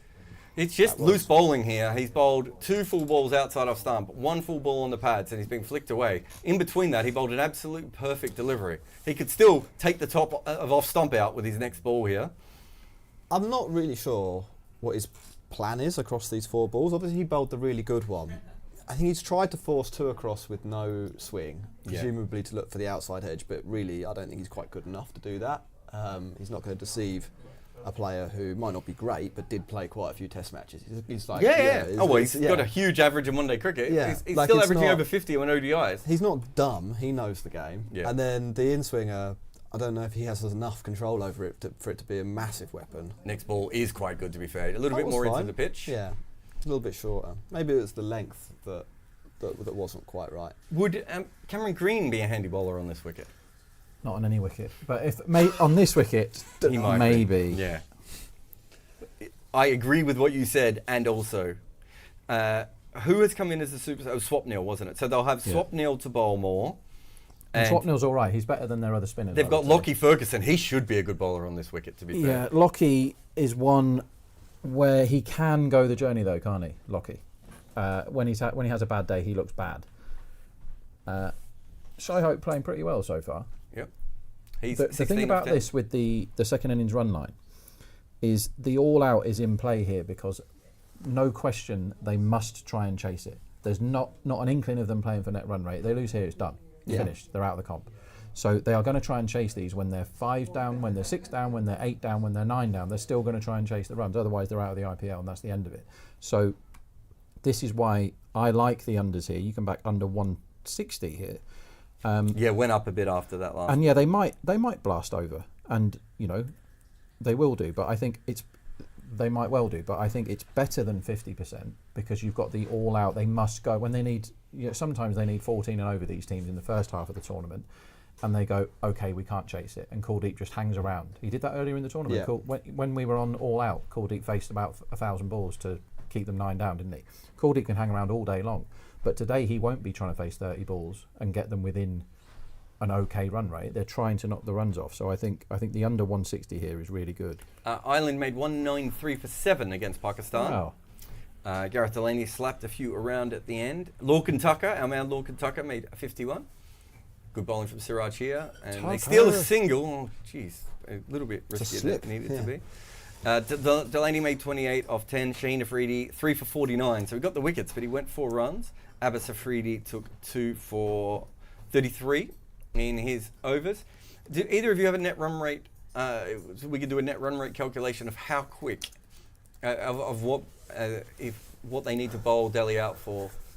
This sounds like a Jack question to me. I will have a look. I've got. Someone has asked us on YouTube, and I know it's not particularly the easiest question to be asked live on air. I've got a table of justice, but I'd have to get the data and put it in there. I'll see if there's an easier way to do that. Yeah. Because net run rate. Siraj, and again, it's slashed away at a catchable height, but it's going to go for 4. It's a pretty risk-free shot, that, to be fair. Yeah, it looked like he scooped it up for a moment. Yeah, no fielders anywhere. And the market will start believing in this chase. It's one of those that if you're betting now, it's fair enough if people want to lay Bangalore because their spin cupboard isn't, it's pretty bare. But it's hard to see them actually chasing this. Yep. Like, they might get a fair bit closer, but it's really hard to see them. Like, look at the batting order that's left to come. Who can you trust here to knock these off? 4 down is a lot right now.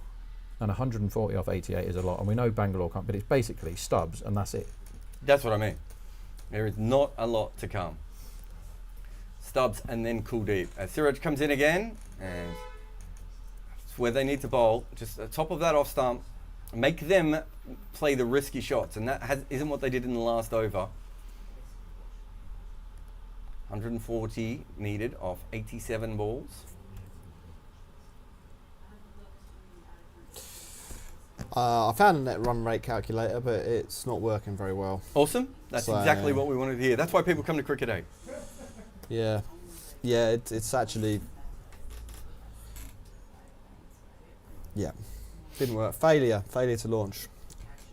And this ball is scooped. What on earth? They're all going should have been everywhere. stopped. That might be 4. No, they might get a 3 here. No, only 2. Was that scooped up in the air? Did I read that right, guys? Yeah, it certainly was. So there's still Siraj chances. is causing problems here, isn't he? Well, if you just bowl the right length, if any of their seamers can bowl the right length. Off the edge, genuinely. He's tried Probably to push didn't that carry. straight. Oh, should have been stopped though. That is That's pathetic. Swapner, isn't it? That's really bad. There's actually a run-out chance there if he'd have fielded that.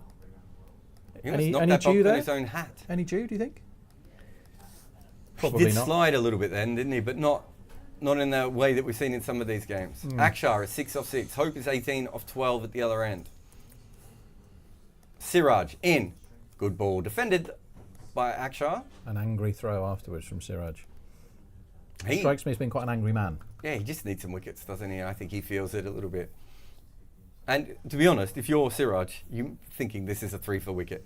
Yeah, as much as I give Siraj a hard time sometimes, when conditions are in his favour up front, he can be lethal. Which is like why I really put them lethal. bet on him Yeah, for this fair enough. particular time. But this over's not been too bad. He's had 2 balls aerially hit, but not particularly close. A wicket here almost guarantees them a win in this game. Market's still very much on their side. This is off the toe of the bat, kind of. It was a good swing by Akshar Patel, and he gets a 4. Again, a little bit uppish, but not the best ball. A little bit too wide, gave him a free swing there. I'm not sure if they're going to go for a strategic straight away, but we'll just see where we are. 54 for 4 at the end of that power play. So they're still scoring at a decent run rate. Having said that, they are probably behind where they would like to be, and you add the 4 wickets and they're massively behind where they would want to be. They need 10 runs and over here with 6 wickets in hand and a very shallow batting order to come. But RCB's bowlers, not the greatest in the world, and that's me being friendly, of course. It feels a bit like Stubbs or bust, doesn't it, here? And Stubbs has been really good this tournament. Yep. Like, I've massively upgraded him in all my numbers. I didn't have him as being particularly capable at this level, but he's shown good ability to whack spin and good ability to play perfectly well against the pace. Like, he's come on a lot in this tournament of Stubbs. I had him down as a bit more of a flat track bully type of bat, and like good at home against not such great pacers, but he's really impressed in this. And here comes Khan, and they probably have to attack him, I would say. I think Khan is the sort of guy who gets a wicket in a bit of game because people go after him massively. If I'm not mistaken, Shai Hope likes to attack the ball spinning away from him as well. So this is the matchup where Hope has to back himself here. Khan is not at the same level as cricketer as Shai Hope is. I think that's fair enough. And Hope has to back himself, because if they can get either Khan out of the attack, which messes up Bangalore's plans here, or get him for 12 and over, they've got a chance here. But they have to go after him, I think. I don't think they can take the six singles here off a bowler who is a good matchup for him. First one is just knocked down the ground. Agreed upon single. Yeah, he's all right against the ball spinning away from him. I mean, he's not amazing. There's still some Shai Hopey numbers in there. When it comes Is to it just strike about rate. leg spin? Leg spin he's got a bit of a problem with. Oh, I okay. think. Maybe it was left arm Let finger me- spin who's better. I just remember that he had a bit of a weird thing in his record. Let me narrow it down to the last. I was going to say, I think it's the last 2 Yes. years since he's become the IPL worthy Shai Hope. So against left arm orthodox, he never gets out, but scores quite slowly at 120. And there'll be some CPL in there where people do just generally score slowly. Yep. Against leg breaks, he smashes it, scores at 161. That's what I was Yeah. thinking of then. So it'd be interesting to see. We've seen 2 singles from the start. They haven't looked to have any intent here at all. Yeah. Another thing for relating your stats to betting is it's difficult. So sometimes people look at T20 numbers generally, and then they just apply it to everything. And they go, but you need to do it by country. If there's a big enough sample size, you go, look, how does this guy get on in India? Because CPL, some of those pitches are ridiculous. Some of them are like, it seems to be with them, it's mega hard to score in the middle, and then there's always loads of runs last 3 or 4 overs. So the guys that get to bat at the end have mental numbers. They have 230 strike rates, and everyone that bats in the middle has 100 strike rates. And I can't use that data for this. It doesn't transfer, if you know what I mean. And so when I do my numbers, I'm not going to tell people on camera how I do them all. You don't do numbers. This could be out. This is hoiked across the leg side, and it's just short of the fielder. I think Jax might have been napping a bit there. But what I do is I weight everything very heavily in favour of recent stuff. So I don't care about I want to know what happened 2 years ago. I don't really care when it comes to certain markets, what they did 2 years ago. And then if I can, by country, and with the World Cup coming up here, you can do some by West Indies stuff, but you're not going to do any by America stuff, are you? And so it's a hard time for the traders and the bookies, to be fair, to be prepared enough for this World Cup that's coming up 5 days after the IPL finishes. So the ones that will make cash are the people that do their work on Papua New Guinea and Uganda, and the teams that we don't see so much on our TVs. And I used to love it when random teams turned up in World Cups, did loads of work on Afghanistan before anyone knew who their players were, and Namibia and all that kind of stuff. You can give yourself a real edge, even if you're a relatively small-time punter. If you go away and do some work now on Papua New Guinea, there's loads of stats out there. This is a 4. It's a short ball and a bad ball from Khan Sharma, if we're being honest, and it's yanked away for 4. Odds are starting to believe in Delhi a little bit here. We get a message from Jarrod who says, there's no dew normally in Bangalore because it's never humid. Certainly the second part I can agree with. Joel says, I was out earlier and on Cricket Info, and it was saying Kuldeep was bowling seamer. He was just bowling quicker balls. He bowled maybe 3 or 4 quicker balls. Yeah, he wasn't bowling seamer. Yeah, that's a big overstep. It's not like Ollie Robinson at Perth or wherever it was that committed that crime. I've been having a look at the net run rate. I think realistically RCB need to keep Delhi below 150 here. Otherwise it's going to be a big turnaround required against Chennai. Now obviously against Chennai, let's have a break and we'll talk about this after the break, because that is a timeout here on Cricket 8. Remember, live at cricket8.com if you want to send us an email, and we'll see you in a few shakes of a lamb's tail.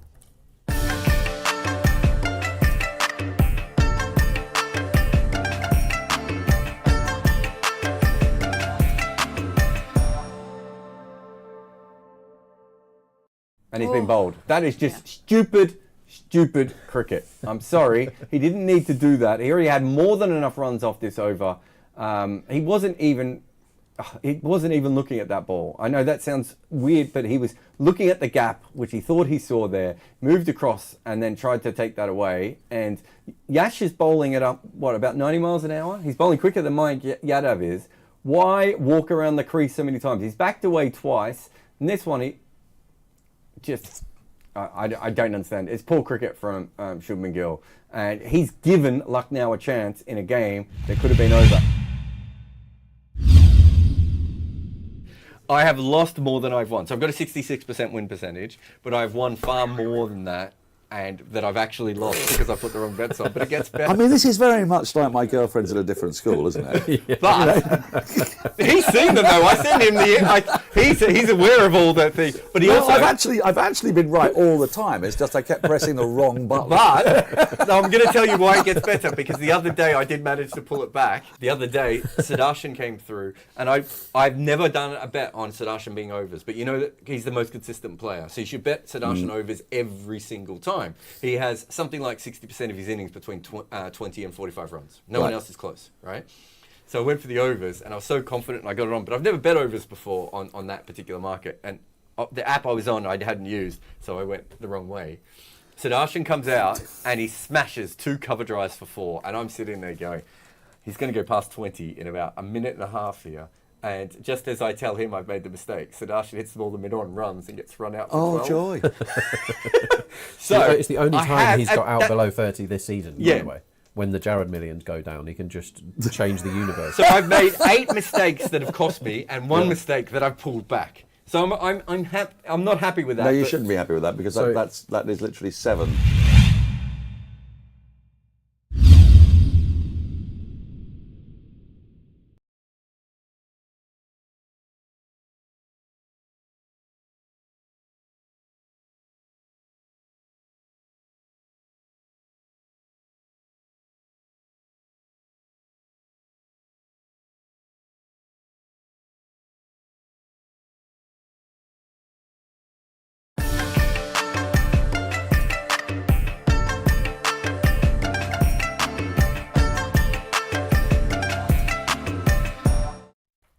Welcome back to Cricket 8. Sorry for the sigh, but another misfield, which is a little bit annoying there as the ball was hit straight to short cover and was misfielded there. But interesting development. Lockie Ferguson is on. This should be a pitch that suits him, Jack Hope from the Cricket Podcast. I mean, so far, as everyone calls you. Yeah, that is. It's a long name. It's a mouthful, but it does get the brand out there. So, there's swings and roundabouts. It's been quick and bouncy. Yeah. Hasn't it? And we've actually seen the ball move most of the way through the first innings, and it's been moving till now. Yeah, definitely. I mean, we're not talking prodigious Jimmy Anderson, God rest his soul, movement, but it is nipping about. Here comes Lockie again. See his lengths, just banging it into the pitch, and they're looking for singers. That should be run out. No, actually good running by Akshar in the end. Addy says, Akshar for performance point was a great shout. He was at 31.5 today, and he had 4 catch chances. He did. 2 of them he dropped. Yep. He bowled 4 overs and didn't take a wicket, Akshar. Don't recall that happening. Do you? No. I think and so he's almost now got enough runs to go past 31.5, has he, Rob? At 17, he's gone past 31.5. Yeah, lovely stuff. They're fun performance points bets, but a quick way you can work them out for yourselves, what the line should be, is most players that bowl, you kind of expect them to be in for about 1 wicket. Oh, this is whipped by people that are due to bowl more than 3 overs are due about 1 wicket. Yeah. If they're a normal bowler, so there's 20. And then, do they bat? So someone like Mitchell Starc, you can look how many times has he batted, because sometimes they put the line for out-and-out bowlers like Starc at 20.5, and then they do odds against, as in bigger than evens, for the over 20.5. So a wicket in anything wins it for you. We backed over for Bolt earlier in the season. The funniest one we did, we backed over Rabada because it was 20.5 at 2.25, and that should have been 50-50. And he didn't take a wicket and he won. He got a catch and 11 runs. Slow ball, edge, 4. Well, that's a bit of... Actually, it might not be 4. It's gone... Jeez, it's gone slow. It must have got caught in the rough. Yeah, they've only got 1 run off that. It wasn't even a 2. It just stopped. Good bowling by Lockie Ferguson, though. 7 runs off this over so far. Just swings it slightly back towards them. They need 118 off 73. This is not An easy pitch though, and we have seen a lot of wickets fall so far today, and this is a shallow tail. But having said that, they've certainly got themselves back into it, Delhi. It's not. There's not much money on Betfair, but if you're a smaller staker, I like the under 171 for the innings runs, because if this was the first innings, you might be a bit higher than that, because they've got 2 set, they've got Stubbs to come and whatever, and they need to post a score, but they must chase these, so they can't mess about. And if they lose a wicket, Stubbs has got to keep going. I think the all out is not factored into that price enough. So Jarrod, back under 172.5. I'm already on the unders though, so I don't really Just need have more on. to go again. More unders.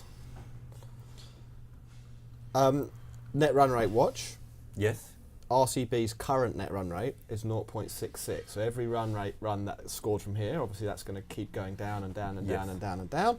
So they should get 6 wickets for no runs here. That would be the ideal strategy. I don't know what's realistic. Rob, you said 170 was the line, so that would be another 90. So let me just put that in. That would leave RCB with a net run rate of 0.3, which would be about 0.2 below CSK, and then you'd need. But that they've swing still got in the next game. Yeah, against CSK. Yeah. So there's a compounding thing. Obviously, the closer they can get that, the better, because they don't want to have to beat CSK by 40 runs in the last game of the season. That's starting to, you're giving CSK too much of an edge there. Yep. Okay. Where they can, lose by 39 and still qualify.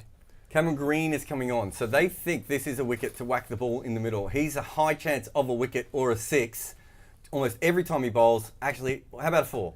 As he's whacked down the ground. Now, Very good shot. This is where Cameron Green has an issue, because we all knew the length he was supposed to bowl there, and he's pitched it up.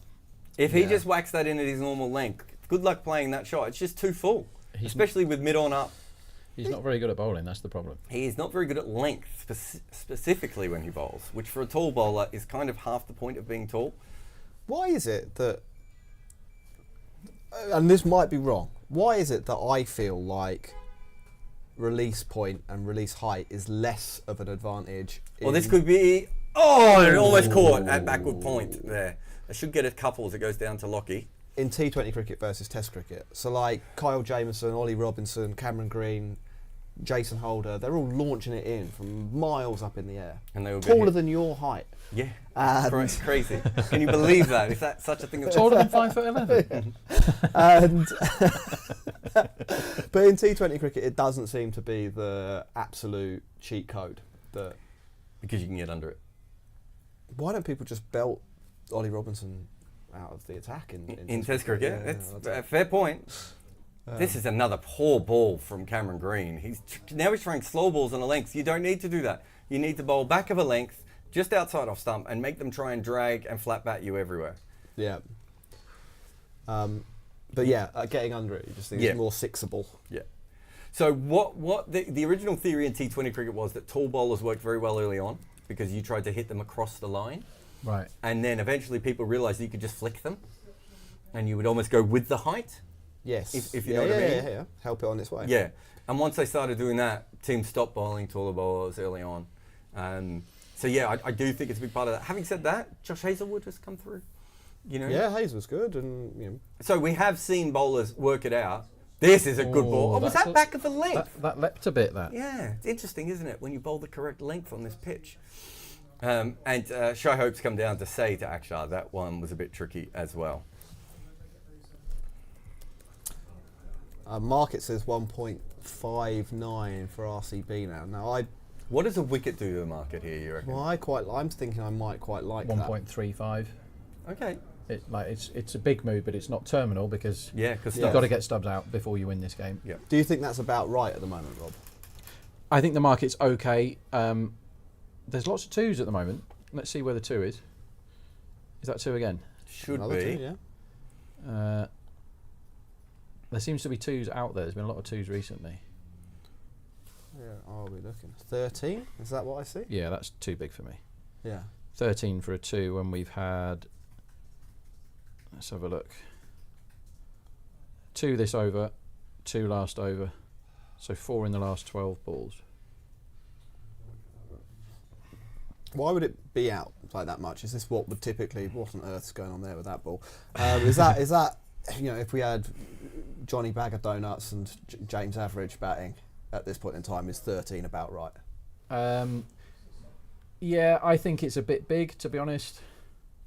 I would back. I think there'll be 1 in every 13 balls from here. Yeah. Because these two aren't in gun everything mode, because they have to. They're 4 down. They have to protect the wickets. So the 2s are more likely than if Fraggle's in, for example. Yeah, of course. It's a good ball from Green to finish that over. Not a great over. He was kind of all over the place in the end, but when he got it right, it still looked a little bit tough. 10 runs off the over though. So Delhi more than happy with that. Do we see Khan Sharma at the other end now? I hope not. I always get sad when I see Khan Sharma bowl, because I realise that actually being a professional cricketer was an achievable goal after all. But yeah, I don't know. Tactically, I think it's really difficult to captain RCB, and they don't really have the equipment, do they, to do anything.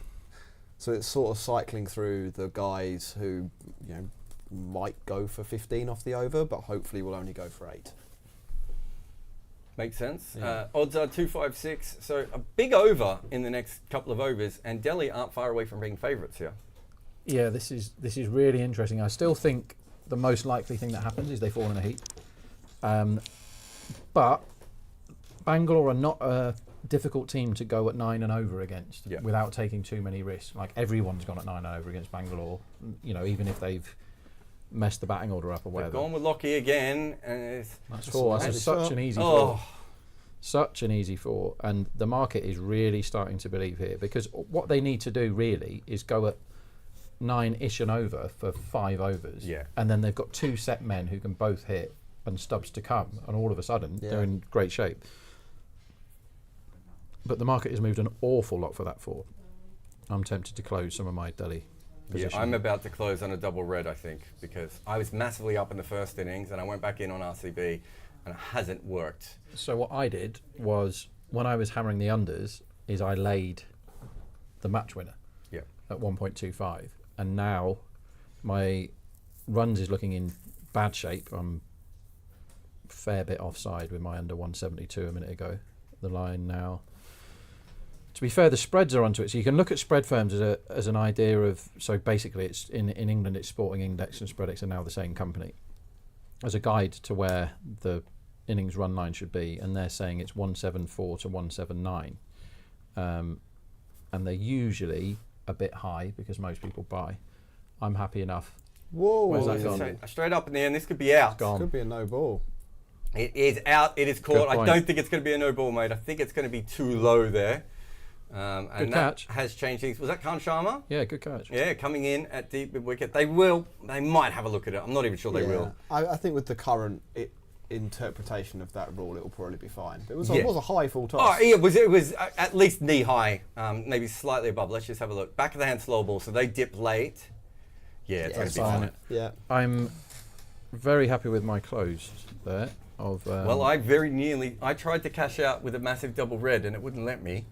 And now I'm basically almost back at par again. It's coming to 135. It's a long way out for Stubbs to do it now. Yes. He's got to bat for half the innings here. He's played some good innings this year. He has. He needs to play a really good... And this is the sort of thing, if you're Stubbs, that can kind of make your career, genuinely. Yes. If he can get his team to a position where they may qualify from this spot, his stock soars up. That's and there's another 2 crore next year. There's a mega auction next year, right? That's going to be really fun. Jarrod's going to do a live watch along of the entire auction process by himself. I might actually. Not by myself. I'd watch it. Can I come? Yeah. Great. I think the auction is great fun because it's complete nonsense. How you make it better, setting up a league like that, if you have the gavel with the squeaky noise, then it's more fun. Do you remember when the guy who did the auction became like a mini celebrity for a little while? He was like on the kind of bargain hunt type programs over here. He was on Bargain Hunt, and then he did Richard someone? Madley. What? No, his name is Richard Madley. No, it isn't. It is Richard Madley. It's Richard Whiteley. There's one for the kids. Look, now I'm going to search that. Richard Madley, IPL auctioneer. Yeah, it is. No way. Great knowledge. I think his IPL... It might be Madeley. Was it Isn't his that Richard Twitter Judy account? Yeah, it's the same name. Isn't it the IPL auctioneer or something? Is his Twitter I account? mean, it would be, wouldn't it? Might be, yeah. That's I'm a great not sure. gig. That is a wonderful gig. He might not do it anymore as well. Yeah, I don't know if he kept No, doing I it. don't did think he does. Was he the one who collapsed on stage? Yeah, he might have been actually. I can't remember now. The This ball is from Stubbs, pushed down to long on for one. you know you like cricket too much when you find yourself watching the IPL auction. Oh, see, I don't didn't think that's the way you were disagree. going. It's like the NFL draft. Everyone is watching the NFL Yeah. draft. See, It's I don't huge. understand that at all. Because And I it- watched draft day on the train down here the other day. The movie draft, eh? Oh god, I that think was that's- bad. He makes Yeah. about 83. He ends up losing picks and whatever to get the guys he could have got early on anyway. It's a horrible He should be film. fired from general manager. It's a horrible film. Do you know what I'm talking about, Jay? I know the film, the Kevin Costner movie. Yeah, it's horrible, Jack. He's so bad as a general manager. No one would ever work as a general manager ever again. It makes me. There are some pretty bad ones in the NFL. I don't know anything about that sport, but I know that the film Draft Day sucks. I'll Now, tell what do everyone they for do with their free. bowlers here? Well, they don't have any bowlers, so it's Oi! ew. You just spin the wheel of misfortune, don't you? And Yeah, I see think you which one kind of comes do. up. Like, I don't like Siraj at all as a death bowler, but I don't mind him against the new bat here to try and get Stubbs out. I would burn him. Excuse me. I would burn him now, Yep. right now. Siraj, win us the game. Get Stubbs here. It's done. But they've got 2 overs of bad spin to get through, and then you're over to people like high vol people, Lockie, who looks good so far today. The good Lockie's really good. You don't want Cameron Green bowling too many. He's not the answer right now because they could score 14 off the over and then they're right back in Yeah. it. You don't need him to bowl again now, do you? No, you bowl Siraj now. I think. I don't think they will do that. I think they might go spin, which Got a bit of swap mill. would be. I think that's a bad option. I think you want to get Stubbs here, win the game. Yeah. Give the ball to Siraj. Tell him he's It a is legend. Cameron Green. It is in the air, and it's not that far away from being caught. It's ended up being a single. He's just pushed at that Stubbs, and it could have So- gone absolutely anywhere. So to me, that tells me that RCB are trying to win this in a defensive way by getting their worst bowler out the way now. Oh, so because I the don't bat think is that. new. You think they're trying to get him out? I think they think this is a wicket-taking option on this wicket. Okay. The same reason I would have brought him on this wicket. Fair enough. Fair enough. I would have gone with... I know we don't rate him, but that's Yeah. a different thing than saying that the conditions are favouring him. No, of course. And at the end of that last over, if someone did walk up to him and say, so just so you're aware, you're 6'6", and what we really wanted to do was just whack the ball in on a length outside off stump over and over again and make them play a big shot. That's all you need to do. Do you remember when I got angry at Ishant Sharma? I'm still there. I like the anger. You've been cooking today, Jarrod. Literally in this room, Yeah, if I we're being can feel honest. It is rather the warm. white heat warming me up, toasting my right-hand side. I don't know about Cameron Green. I don't. Are Think you he's saying really- I'm in heat? I don't think he's good for anything. That's my.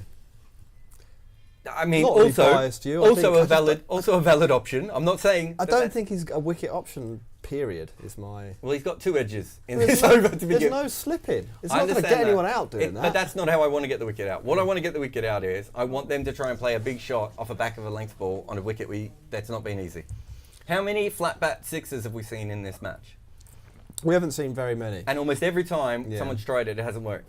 Sometimes you just have to play to the conditions, and I think this is the situation. I get the physical profile of Cameron Green and why that theory works. I just don't think the man himself Oh, good length here. can pull that off. He's gone for 3 singles and a dot. His first over was a bit ropey. This is the one that's worked, weirdly enough. After us debating whether he should have come back on, Virat Kohli's having words with Akshar. Virat Kohli's punchy today, isn't he? He is. He's really up for it. He wants that showdown with Dhoni. Dhoni's last game, Virat to show him who's Oh my boss. God, can you imagine? Yeah. And then both angrily yelling at each other. I don't like stats. I don't like stats more. Kohli demanding that he bowls the final over to Dhoni. Oh, this is another good ball here. Back of a length, punch to Kohli. He's in it. He's trying to get under them here. This is a very good over because we're not far away now from 2 runs a ball, are we? Another know, couple this of is good overs. This is. a They good can't over. bowl Lockie next over though. Even the mainstream podcast media's campaign against Cameron Green has to acknowledge that he is bowling a good over here. It's really clear he didn't bowl a good over to begin with. They went back to him because they told him what to do, and he actually listened to them. And sometimes it's as simple as that. Oh, he's almost got bowled. This could be a run out at the bowler's end. Stubbs is gone. Miles What a out. bit of fielding from Cameron That's Green. superb. Yeah. We all have question marks over his bowling, but he has gone down to the They crease should just mark throw it. and picked it up, turned around and thrown it and hit the stumps. And as Jack said, forget about the bowling, sunshine. Just throw the ball at the other end. That's the best way of doing it. But that has probably finished this game because if I'm not mistaken, everyone, that was Tristan Stubbs. That's It blockbusters. was, yeah. That's the ball game, I think, ladies and gents. Oh, it is still a very good throw, I think. Tristan Stubbs is a very good athlete. Yeah. He did turn a little bit like Rob ice skating then. Hey, did you see he went all the way around? Yeah, it's a long way. But good composure from Cameron Green. The second innings runs line is now too high. Somebody's put 146 there. I think that's too many. You might get 150 hit. I don't see how they get 150 here because they must try and chase these runs. Yeah. Kuldeep can't do. So Kuldeep, what does he average? 35 balls in innings in Test cricket. He's been batting really well in this tournament. He's superb, Yeah. but he ain't superb at 14 and over. He did play one good innings earlier when he got some boundaries, didn't he? No, I'm on your side. What I'm saying is, Yeah. of recent times, he's hit a couple of sixes in this tournament. So he is showing that he can rise his game up. But you're right. His and also, if batting- he's going to take risks, you're a huge Yeah. chance of getting him out. I think Kuldeep's batting has usually done me favours in the past, where you can basically you back his overs. He did hit a 6 in the 35 off 26 not out he got for the 9 down the other day. It was really good. Rob, could I just point out that Delhi, who we thought had a reasonable chance even with their shakier batting lineup, they're two batters that could have made this chase the easiest have both been run out at the bowler's end while not facing at Incredible. all. Their best 2 bats in this lineup. Khan Sharma's come back on, of course he has. Rashid Salam is in ahead of Kuldeep. Okay. Now I'm gonna need some beavering on that, gentlemen, because I didn't have that at all. Look at us all typing away viciously. Right, I think he's got a little bit of all-round pedigree. A little bit of all-round Yeah. pedigree. That's what Yeah, they. it's not. I don't have the numbers off the top of my head, but I was speaking to someone about him the other day. Oh, that's terrible fielding. Oh my god. I He's think never done it in a T20 from what I can see. Yeah, but there's like a bit in the locker in theory. He's made 45 runs in first-class cricket in 3 innings. Only been dismissed twice. I'm willing to say there's something there. Did he do something in like the Punjab League? I think it might be one of Okay. those deals. Well, he's never made more than 10 runs in a T20. No, I game. know, but they don't. If it's Tamil Nadu Premier League or Punjab Premier League, they don't. Oh, but here we qualify. go. Akshar Patel is like, Wow. I'm going to have to do this on my own. If you're going to give me Khan Sharma, I'm going to eat Khan Sharma. He takes a big swing at this, and it's a 6 over mid-wicket. A beautiful strike. Up the volatility. Correct answer. The only way to win this game is if he takes down the bad spin. Absolutely right from Axar. It brings the all out hugely into play here. This is how Khan gets his wickets, when people try and hit every ball of his for 6. But they have to try and win this. This is why the all out and the unders becomes a good Oh, bet, this 'cause could he's- be out. He sliced this up in lucky. the air. And he's going to get away with that one. Oh, well fielded. So Axar That's knows not run out, though, is it? No. No, but Axar has to score all the runs. he probably 70? has to ton up here. He's He on has to score- 36. He he- probably has to score 100 for them to win. Yeah, he's going to have to score. And the a- market says he's 11-1 to score 100, basically, and I don't see it. Axar's not a man that's going to score 100. So you would bet on RCB at this point? I think so, yeah. But I can't because I'm quite invested in these unders. I keep getting bits hit. Under 150 would be great. Under 161 would be fine, and over 170 would be a disaster. I think my unders might get done, but I've got obviously an awful lot of money on Bangalore, and they're massively in front. So Yeah, I don't see how they.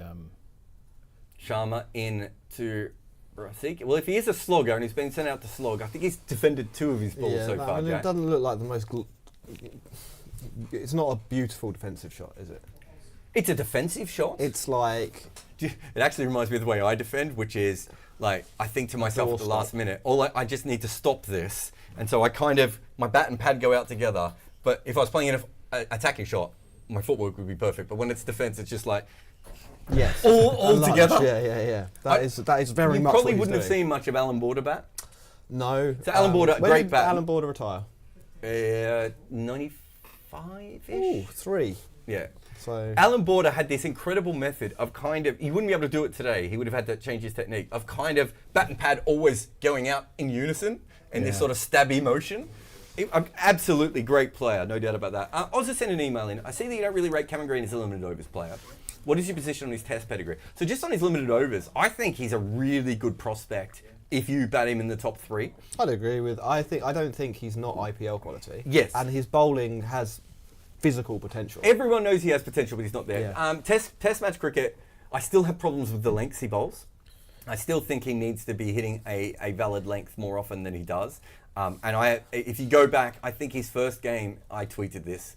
Another 6 as Will Jacks has come on. Oh, and I tell you what, wow. he's hit that over Cameron Green's head, which is not an easy thing to do at 6'19". And he just managed, what did he get that, a foot over his head? Yeah, this is high risk stuff, but it's the right thing to do if you're Axar. It's like if they're going to win this game. So if they were playing for net run rate here, he doesn't play that shot. But Will Jacks is on. He's gone. Now's my chance to get 15 off the over and get us back in it a bit. And Will Jacks is spinning the ball away from him, and he's got a single. How good does Axar look here, by the way? With Yeah, he's batting beautifully.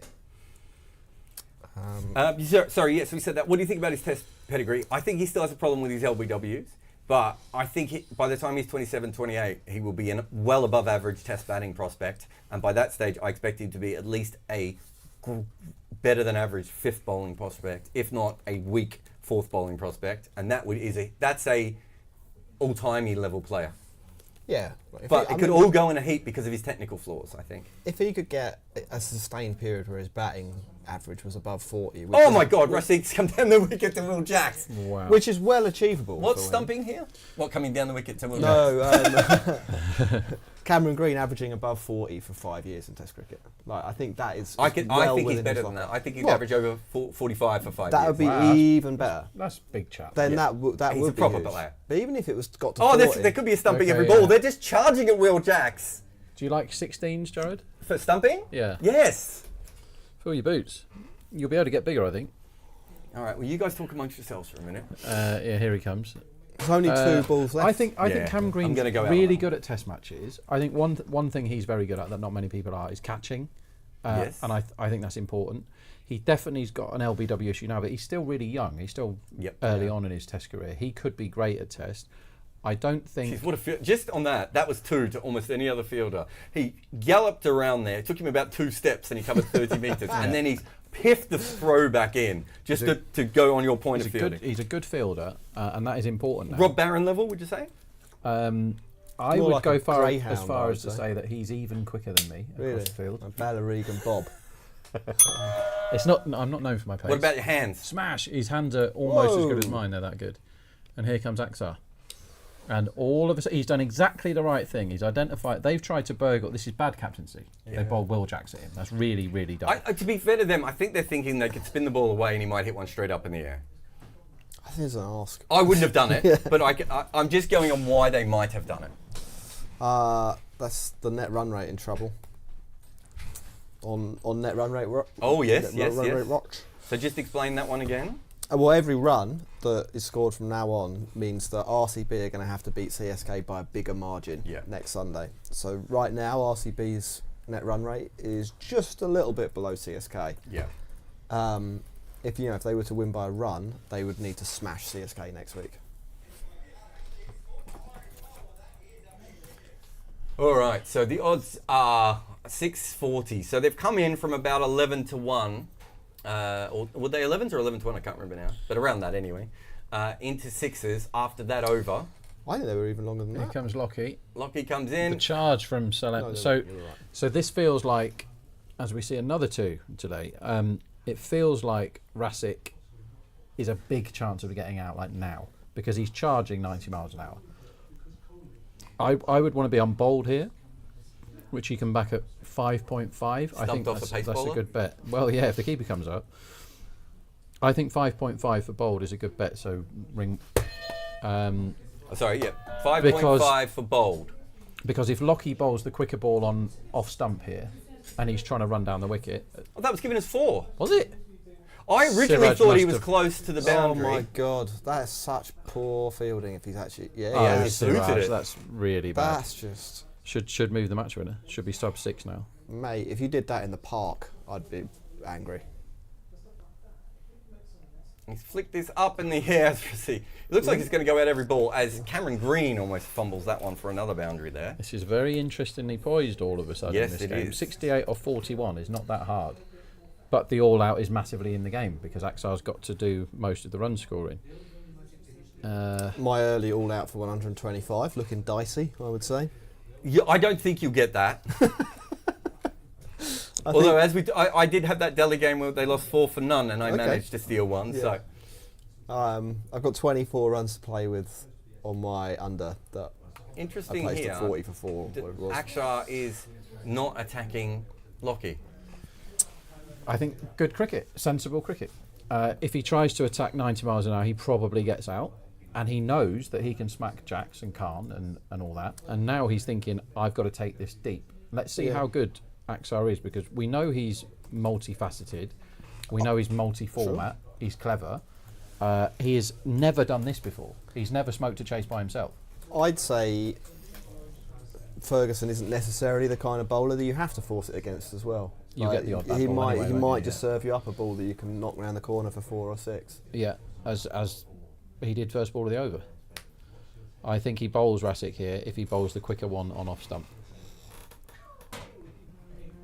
And he goes. Well, that's the Short good leg. length for this wicket. I can understand why he's bowled that ball. I think we might have some drama. You think it's going to go close down the wire? We haven't had a hat trick, we haven't had a tie. I mean, Let's get a hat tie. It's already getting pretty interesting, I would say. How many's Rasic got now? 6 maybe? 6, yeah. And then the implications element as well adds another layer of drama. Like, RCB should be desperate for wickets here, and this is why, Rob, you're talking about captaincy. I think factoring in that net run rate situation even more so. You should be trying to bowl them out for 100, and they haven't. Giving them Khan and Jacks Yeah. when they've got one bat left is bad. Yeah. Bowl Siraj, he's the leader of your attack. He's the guy that gets paid all the money.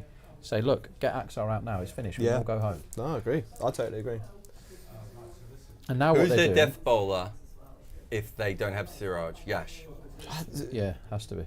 I think I was going to say the quick ball at the stumps. That was actually the slower ball at the stumps, but that's what Lockie was thinking about. wider competition in mind, winning this game by 3 runs because you chose the right death bowler is not that great a result for RCB. So what we're saying is that they need to take the wickets now. They should have tried to take the wickets 5 minutes ago. Yeah. Like they've got overs from wicket-taking bowlers that have been unused. Yeah. Like bowl Will Jacks at the death. If they need 15 off the last over, give Will Jacks a ball. It doesn't matter. Like at that point, your season's pretty much over anyway because you're giving CSK such a margin to play with. Yeah. And they're not stupid. They'll know the numbers on that before the game starts, and they'll make you look silly when you run off celebrating the win, and they've managed to get within 58 runs to qualify for the next round. I really wanted Gujarat to get knocked out on net run rate because of their. They've gone green again, and he might have hit Akshar Where it hurts. in the unmentionables. No, it might be okay. You knock a run off Aksar there if you're trading his runs. Are you sure that's a very good hit? I think by the I am now. That I am is now. a very good hit. Yes, I am. So honestly, I like how he tried to pretend he was taking the sweat off his helmet. He really had to get hold of the helmet there, make sure everything was all right. if you're trading runs and someone gets hit there, we've said this before, you have to knock a run off. Like we've all been hit there at some point in our lives. It hurts a lot, and the next couple of balls means you're extremely vulnerable. Let's have a look at that next ball. He's gone across it, and this could be out. It should be out. It's just going to get away. So Rob Barron was on that, but unfortunately... How vulnerable are you? I mean, he was... It does... we've used the word discombobulate a few times, but I'm trying to think of a word. Discombobulate? Yeah. Yeah. If you get hit in the spuds, you cannot think clearly for about 3 minutes. Yeah. Because That's science. It is science. It is. Have you ever been hit there like really hard? It hurts so much. Should we sick. recreate that in the lab? Yeah, we'll do that for you later, Jack, if you haven't been hit there. Where's that ball, Jarrod? I didn't know you offered that kind of service. We do everything here. We've got lots of labs.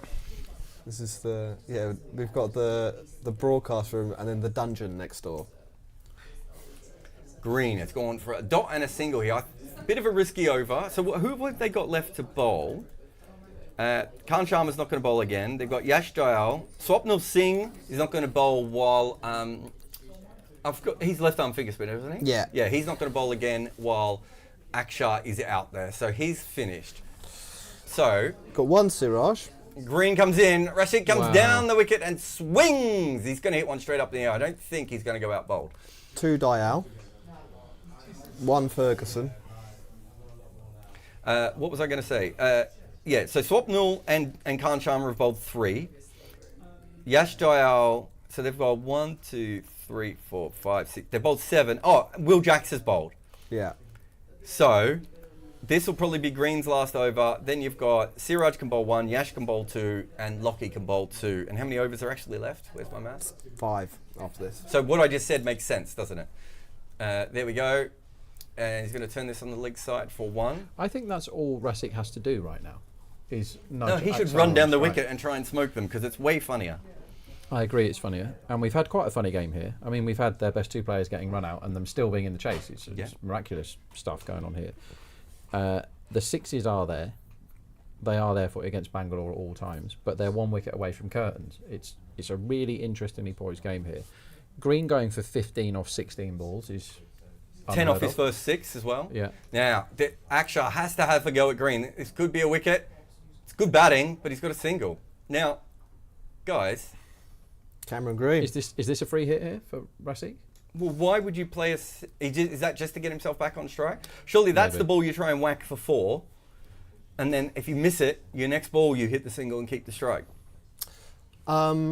It should be a wicket, this ball, by the way. It could be that. It could be that he thinks that 12 balls of Yash Dayal is more than enough to win this game. Ooh, I like where your head's at. And might be a fair assessment. Rasic goes for a big swinger straight Oh up in the my air. This Lord. should be out, caught at long on, and it is. Good. Cameron Green, tell you what, Jarrod, bowled very, very well. This is the Always wicket. said Take how it, good he is take at it all bowling, back. Always said take how it good all he is. back. Also, I said there would be a wicket next ball, by the Yeah. way. I know you probably couldn't have bet on that, but it was definitely going to happen. Here's the thing. He's not a good bowler, because that was the wrong leg. Watch this. He shouldn't be bowling that to the tail ender, and he's lucky there that he's just hit it straight up in the air. But that is another wicket. So the odds are now massively in favour of 109. It shouldn't move that much for him, because if they win this, it's Axar that does it, right? It's not Rasic. I can actually make a case for the 10s here, because you Funny probably you say that, you're- 'cause you're- I just closed my position because now I'm more interested in Delhi at 11s, in fact. Yeah, I don't mind that. I think 11.5 for a small bet is perfectly fair enough, because Bangalore are bad at bowling, we know this. They've got a very set, good international cricketer at the crease. I think it's either all out or you get rid of Axar to win, and yes, they probably will be all out, and for all my unders bets, I hope they are. But So- they haven't got Axar out yet. So I went double green, right? Obviously. But then what I've done is, with that money, I've taken a little bit out and I've put it back on Delhi at 11s. Sure. Because I think we all can see a way that Yash Dayal goes for 30 runs in his 2 overs, and that keeps the game. And I think Kuldeep's been batting beautifully in this IPL.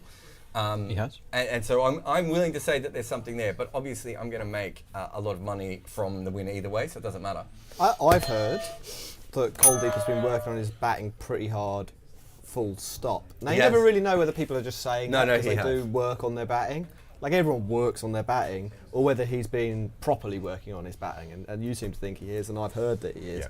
And I've heard he has worked out that he needs to average around 20 in Test cricket to play every game. That's what he's trying to do. From a career point of view, it's a really good idea, because his main competition in the white ball game, they can either all bat, Jadeja, Akshar, Washington Sundar if you're crazy, or they're Chahal, and Chahal cannot bat, Yep. and Chahal's a very good bowler. But They can't fit him in the side. what's a way to make yourself clearly better than Chahal is to be like, well, they're both about the same with the ball, And- but that guy's gonna, can bat 9. He's got 2 big advantages as an international cricketer at Kuldeep, other than the fact he's really good, which is Yes, that is a big advantage. he spins the ball the opposite way to the 2 left arm finger spinners do, and Ashwin is aging out, and they love Ashwin's batting. Yeah. Even as he's got worse as a batter, they feel so much more comfortable having Ashwin's batting there. Yeah. So it's a huge advantage to him. Yeah, so I think, and Kuldeep is somebody who has shown willingness to adapt his game in the past and to work on things that didn't work for him in the past. Now, that's in bowling, and we don't know how it will transfer in batting, but the early signs are good, I think. We're saying that we missed a strategic timeout, but I think we're just so in a zone at the moment that we don't need a strategic timeout. I've never needed one. Yeah. I slept here last night. Actually did. You did actually on the table. do you know, I was playing a game recently and drinks was coming up, and I realised how much time I've spent looking for patterns in cricket over my career, and I kept saying to the guy that we're playing with, we have drinks in 2 overs, we need 8 runs off the next 2 overs, so that we only need 15 or 20 after that. And he's like, oh, we're massively in front. I went, it's bound to be a wicket after drinks. Dot ball here. That might have hit him in the again. Unmentionables. Okay. It's rung his bell. What happens when you get hit twice? That's actually inside thigh. Yeah, that really hurts. Not as much. I think the other one might hurt more. Yeah. Jack, if we're being honest. We can recreate that in I was going to say, Don't worry can we about that. replicate that in the studio? Yeah. But yeah, and we did lose a wicket, of course, after the drinks break. Which I think I told the story on air of the man who, Jack will like this. This is just for Jack. It's just as we get a bit of treatment here, as he gets an inside edge onto his leg, we'll have a brief delay. In a club game, I was batting with a guy who suddenly got needed the toilet quite quickly. As this is full, wide, slashed away, but straight to point. Dropped? Might have been dropped by Faf, but Faf's never dropped the Fielded. catch, so it couldn't have been. It must have been hit into the ground. Yeah, and he needed to run off the field to Relieve fix himself. Yeah. And then he was given out LBW the next ball down the leg side, and it was by one of our players who was a 15-year-old, and he spent 10 minutes remonstrating with this, and I was like, I think you need to get off the field and do your business. Proper cricket moment there. Yeah. I like just the idea of a grown man arguing with a 15-year-old because they were given out in park cricket. Yep. Like that's. Oh, wide here, and Dial tried to do something funky then. Now, what was that, Jack? It looked a little bit like he threw the ball up in the air and then blew it with his mouth, because that didn't come out of his hand at all in a way a cricket ball is supposed to. Yeah, I think it's the float like a butterfly, sting like a bee plan, but without the sting, the bee, just butterfly. Just butterfly. Did he butterfly? Yeah. That is the question that we've all been asking ourselves. Rob, is there anything we should be looking out for here? Isn't this usually when the back of the hand slow ball? That's much better. Bowled.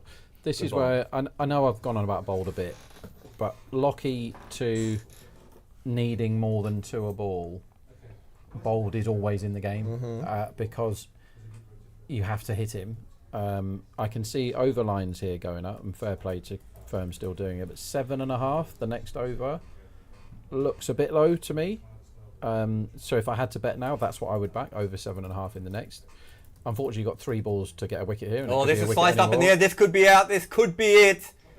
Dunsky. And there we go. Faf has caught this one if he dropped the last one, and that is pretty much the end of this game. Yep. Yeah. 128 for 7, 60 off 27.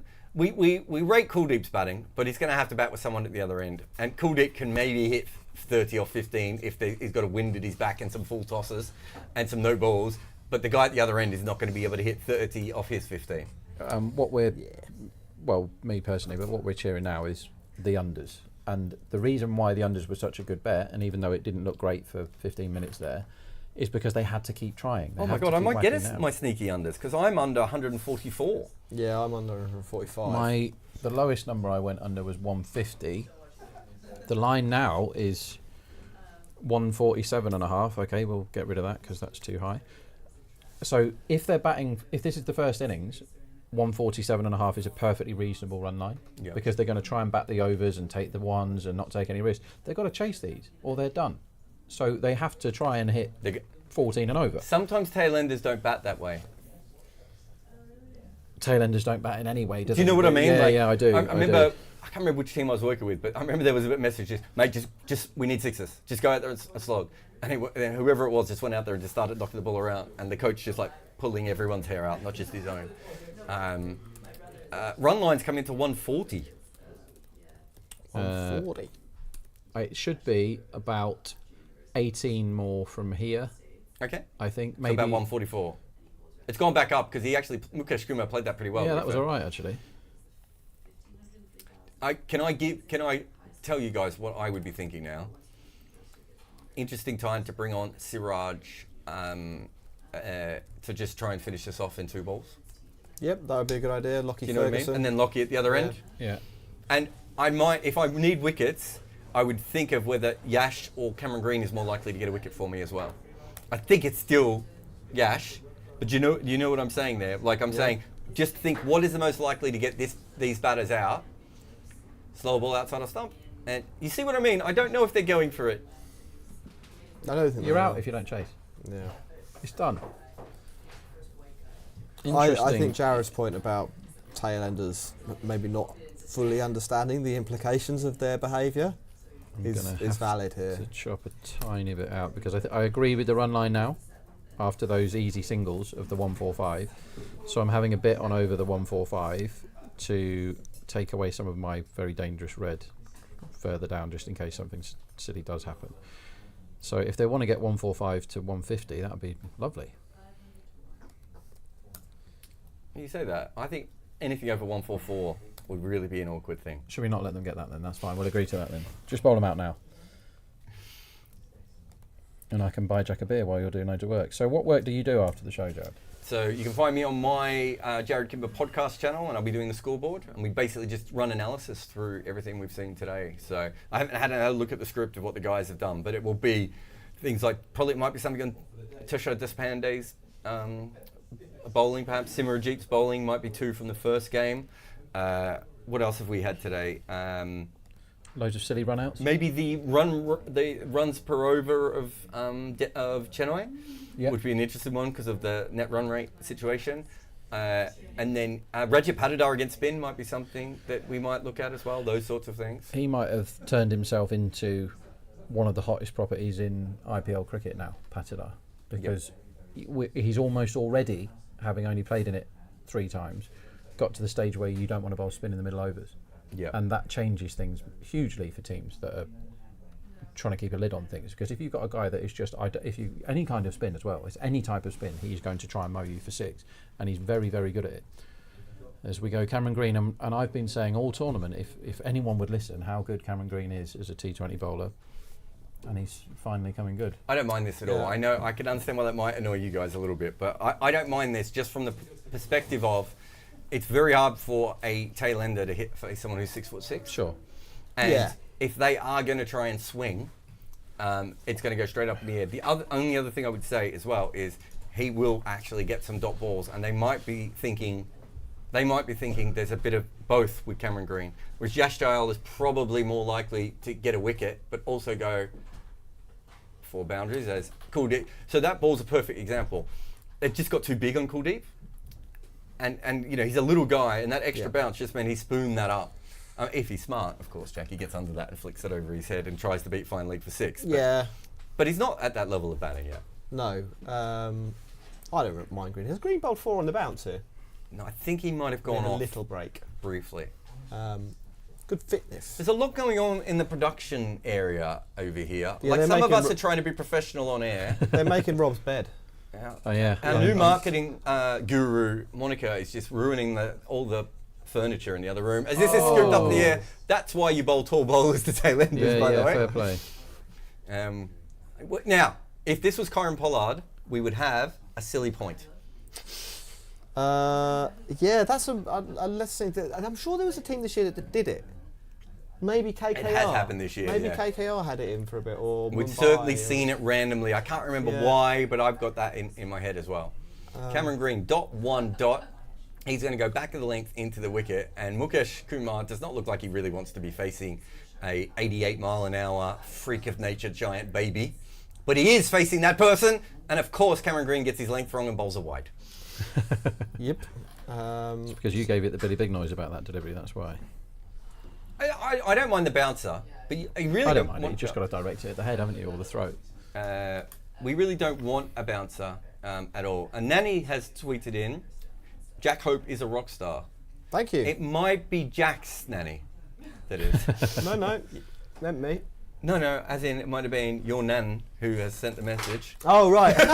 Because your Nan, famous for her YouTube work. Back of a length, yeah. Mukesh tries to swing this away and misses again. It's probably the most common adjective people use. When People they are always describe calling me. you a rock Yeah. star, I've noticed. Yeah, that's what we call you here when you're Yeah, here. just rock star. What's the best nickname in cricket? Is it Fishhead? Odin. Fishhead for Odie and Smith. Is that really what they call him? That's what his teammates call him. Fishhead. Is that just because he looks a bit like a fish? or- Let's not get onto it on air. There's a reason. 56 off. He's a lovely guy. I don't want, it's not his fault that he's got that nickname. That should be caught. It's not. Oh, they're scampering a run. That should be run out. It's not. Good Faf. effort from that. Was that Faf? Come on, Of course it was Faf. Yeah. You got to run him out there, Faf. Virat's still very pumped up despite this game being largely over. Yes. Virat has been very, very high adrenaline this game, hasn't he? With the bat in the field, he is really, really up for this. And all of a sudden, RCB are in the shake-up. It's mad, isn't it? One of my favourite things about Virat is when he celebrates, the more happy and excited he is, quite often the more he's celebrating on his own, Yeah. not with the teammates. It's a really weird way of doing it.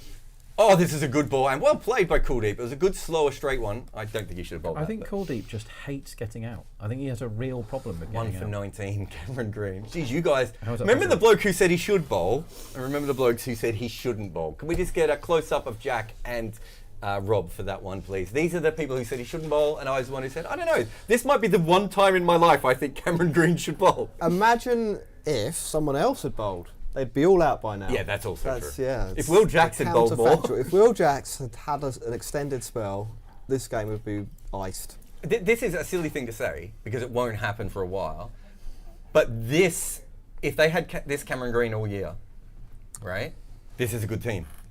Because I it still gives you think- another plus bowler, You need and you can have you his need the pitches. No. It can't happen because it can't happen. That's what I mean. It's a fanciful thing. But do you understand what I'm saying? This is in their head what they thought they were getting. We know it's not true. That should be caught, and somehow it's not going to be. He spoons He it. fluffed it. They might need an ice cream scoop for the rest of these shots because these guys are just knocking it straight up in the air.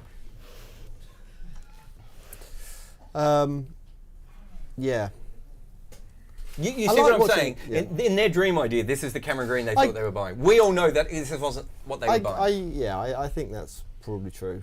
They're also getting like good Ferguson, good Siraj, good Yash Dayal. Yeah, All on the there's same still a day. lot of problems there. Kuldeep facing. This is the shot I wanted Kuldeep to play. Gets the short all ball right. and flicks it Yeah. off his hip. Down for one. If he gets a piece of that, he hits that for 6. As there's going to be overthrows here. No. That's a good way to injure. So they're just back in form.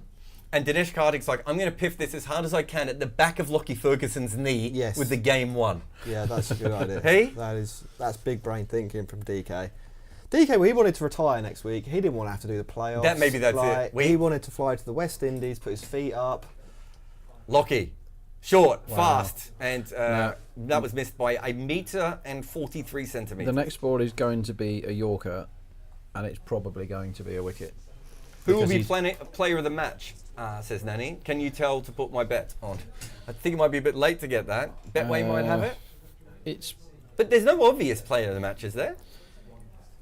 Green is probably favourite. What a Green didn't play a very good innings, but He got did get 32 runs, not didn't out he? of Yeah. 24, runs. couple of sixes. It wasn't a great innings, but in the end... Patidar did what he does every game. Oh, this is up in the air. This should be out. Surely. And Mukesh eventually, the back of the length. We thought it was going to be the bowled, but that was the ball that we were talking about. These guys, they can't. It's unfair for tailenders to have to go against people who can get that kind of bounce and pace. Ferguson went at the second right rib, and Mukesh tried to play a big shot, cross seam delivery, and spooned up in the air. It was the ice cream scoop twice in the over, wasn't it? This time he did. You know when the ice cream's really hard, and you really try and force it out, and you accidentally flick it up. That's essentially what he did. Am I wrong? You know exactly. We finally got there. We're finally talking about real subjects. We're looking very good for the second innings runs. All these unders. I'm 144. So what are they on at the moment? 135. Yeah, the line now should be 142. Basically, is where the line should be. So just on the man of the match thing, Patidar, It's Patidar or 52, Green. I liked, and Green is the other option. I don't see how you can give it to anybody else. Who did Green get out? Green got out. He got the run out as well. Yeah, it has to be Green. I think Green's favourite. Yeah. Ishant Sharma has played a shot that everyone in the Cricket 8 studio could play. That's my favourite shot. Backed away like he's never seen a cricket ball before. Hit, and it somehow just dribbled out on the offside. The run line comes down a little bit there as well. Yeah, At least Ishant's having a go. Yeah, good on him. You got to chase it. Can I just say, I can hear poker being taught in the other room as well. The most Cricket 8 thing of all time. Oh, right. Poker will be taught on this table in about 10 minutes' time. Well, it won't be taught, it'll be destroyed.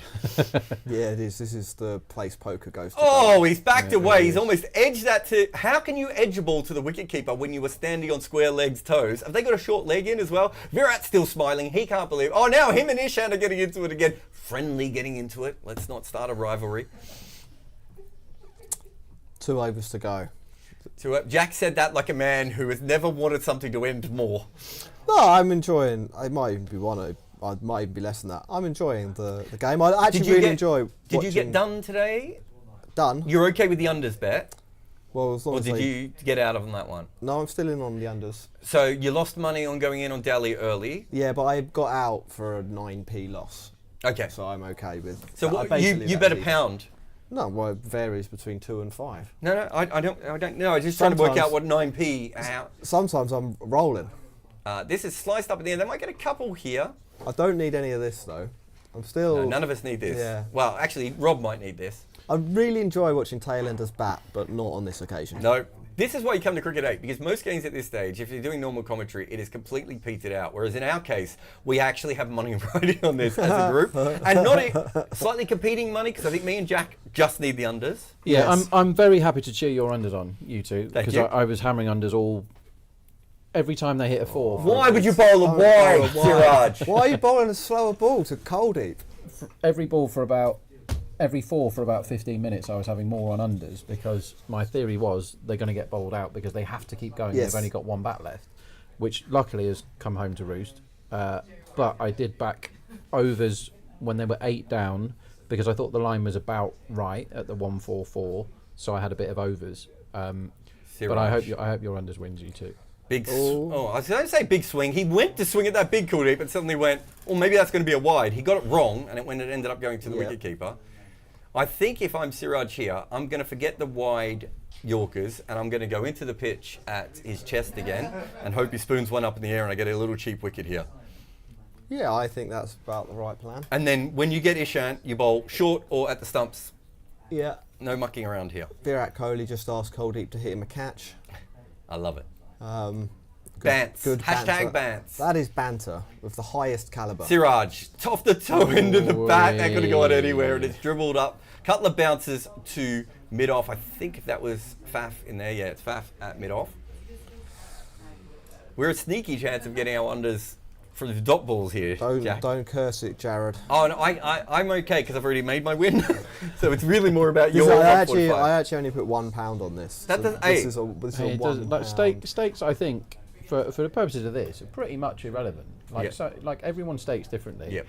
And you should never make stakes a thing when you're talking about gambling. Some people stake in huge numbers. I have conversations with guys that bet in 6 figures when they have bets, and they don't ignore me because I'm staking much less. It's one thing I've noticed is, my bets have got bigger over time because I've been winning. Quite right. But they're still not at a ridiculous level. And yet everyone feels my pain anyway when I lose, and everyone gets excited when I win and everything else. We've all been where you are, Jarrod, in your gambling career of being at the start of it, and I have never been where you are and won 300% on Betfair with my first 50 goes or whatever it is. You did a really good one yesterday, didn't you? Yes. I actually, we've got a couple of seconds. If this isn't out, another wide, of course, it's another wide, Siraj, down the leg side. Jack's like, what are you doing, buddy? What are you doing, mate? It's my money. He's trying to bowl at the stumps, to be fair there. He's just got that wrong. I had one yesterday where I was double negative a lot in both.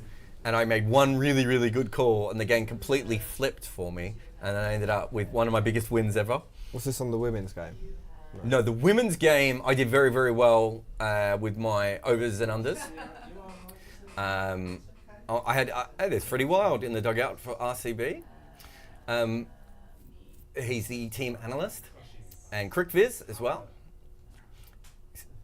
And that should have bowled him. Everyone's just laughing here. It was on the game. Who played yesterday in the IPL? That was a long time ago. KKR did. Mumbai did. KKR in the rain affected. Yes, and so I bet on KKR before the game. They hit a 6, and I could have cashed out with a big profit. And after first ball, and then I thought, do you know what? I'll let it ride a little bit longer. Phil Salt went out, but then I got tricked on the feed I was watching. I didn't see that Jasper Bumrah was coming on to bowl. Wow. And so I always go out when Jasper Bumrah comes on if I'm on the batting side. I didn't see it, and of course he bowls Sun on our own first ball. And this is defended by Ishant Sharma. They are definitely not going for anything at the moment. They have given up on their season. So we'll see what happens in the next over.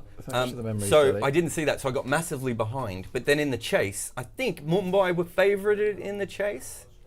Oh yeah, very much so they were, yeah. Yes. When Kishan was going nuts. And I think I got in on the fact that once the spinners came on, I was going to back Kolkata no matter what.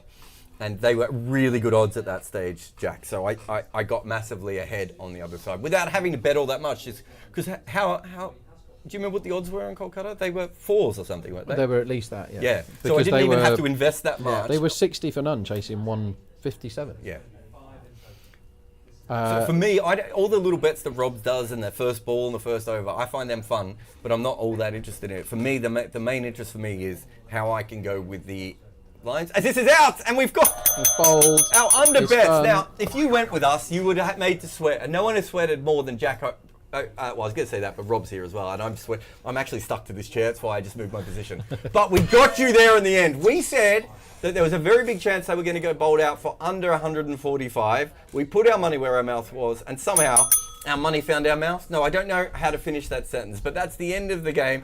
Delhi is out of the tournament. RCB live to fight another day, and they're going to go up in a huge game against CSK in what could be battle of the old guys, one of which wants to win one more title and one of which would like one single title. Yep. They may not go with that on the poster because it hasn't come out as fluently as I thought it was going to come out. That is Rob Barron. He has been starring for you all day. We got you heaps of bets throughout the day, including that last one at the end. This is Jack Hope. You can find him on the Cricket Podcast. And what's your other podcast called? Strike Rate, the Cricket Analytics Podcast. And on that one, I don't know why he doesn't get a win for that. I'm Jarrod Kimber. I'll actually be live in a little while up on my YouTube channel. But before I'm live on my YouTube channel, I'll be live again on Cricket 8's YouTube channel as we'll be doing a a podcast on these two games, but we'll also throw it forward a little bit and have a look and maybe talk briefly about the McGurking of this season, and then a little bit also on where RCB and CSK are going to be before next week. But for now, that is all we have from Cricket 8. Thank you for a huge day of cricket. Hope you did well. We'll see you again next week.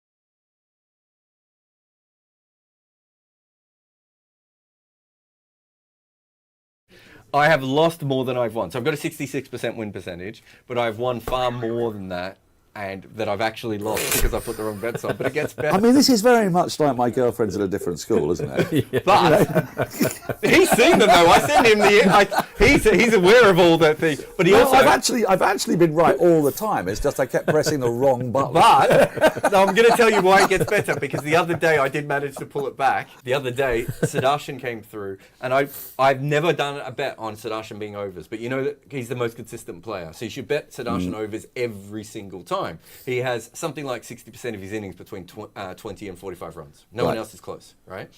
So I went for the overs, and I was so confident, and I got it on. But I've never bet overs before on that particular market. And the app I was on, I hadn't used, so I went the wrong way. Sudarshan comes out, and he smashes 2 cover drives for 4. And I'm sitting there going, he's going to go past 20 in about a minute and a half here. And just as I tell him I've made the mistake, Sudarshan hits the ball the mid-on, runs, and gets run out for 12. joy. So it's the only time he's got out below 30 this season, by Yeah. the way. When the Jarrod millions go down, he can just change the universe. So I've made 8 mistakes that have cost me, and 1 mistake that I've pulled back. So I'm not happy with that. No, you shouldn't be happy with that because So- that is literally 7.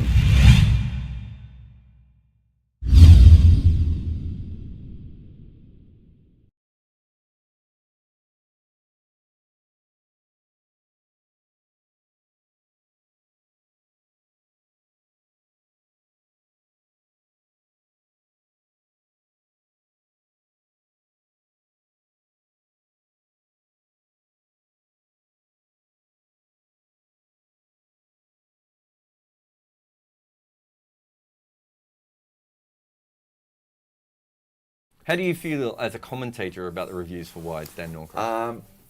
Well, do you know, I really enjoyed the way they first came in. And obviously, it was in the women's tournament that it first came in because everything that's pioneered is in the women's tournament. But you end up with this kind of... The definition of a wide is that the batter in his natural stance can't play a normal shot to the ball. Yeah. But instead, it's become, is the ball inside the blue line or is it above head height?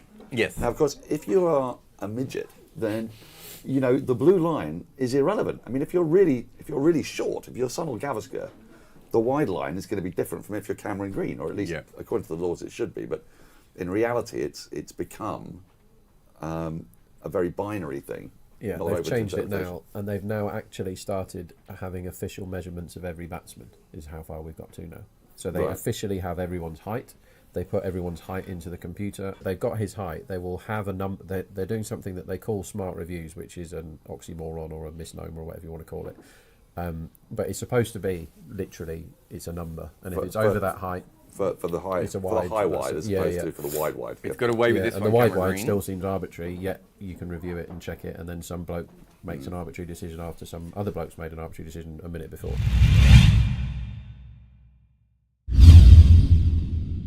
Live at cricket8.com if you'd like to ask any questions. We've got one from Varun who says, conventional wisdom suggests that the best bowler bowls the 19th over, but we know that the 20th over on average is the highest scoring. Doesn't it make more sense to bowl your best bowler in the 20th over in the first innings to minimise run scoring in the second innings? In the first innings. In chase, no. But in the first innings, that would always be the obvious thing to do, wouldn't it? Yeah, I think it depends on what your best bowler is, because I think if your best bowler is a wicket taker, it probably makes more sense for them to bowl on the 19th, because then the person bowling the 20th over might be bowling to 2 players who are not set. But if your best bowler is a defensive bowler, then it makes more sense for them to bowl the 20th. Are we talking first innings? Yes, You first bowl your best over in the 19th, and you do it every time. in the first inning. Yeah, and then you think about it, and then you do it anyway. Why? Because the 20th over is due less runs if you get people out in the 19th. Ah, yeah. It's as simple But as that's that. what I'm saying. If you have a defensive bowler, they Yeah. should bowl the 20th. If you have an attacking But- death bowler... So Dwayne Bravo should never bowl the 20th over when he was playing. He should always bowl the 19th because he's more likely to get wickets. You need his wickets to slow the runs down at the other Totally, end. yeah. Totally. And when Dwayne Bravo's on, he got...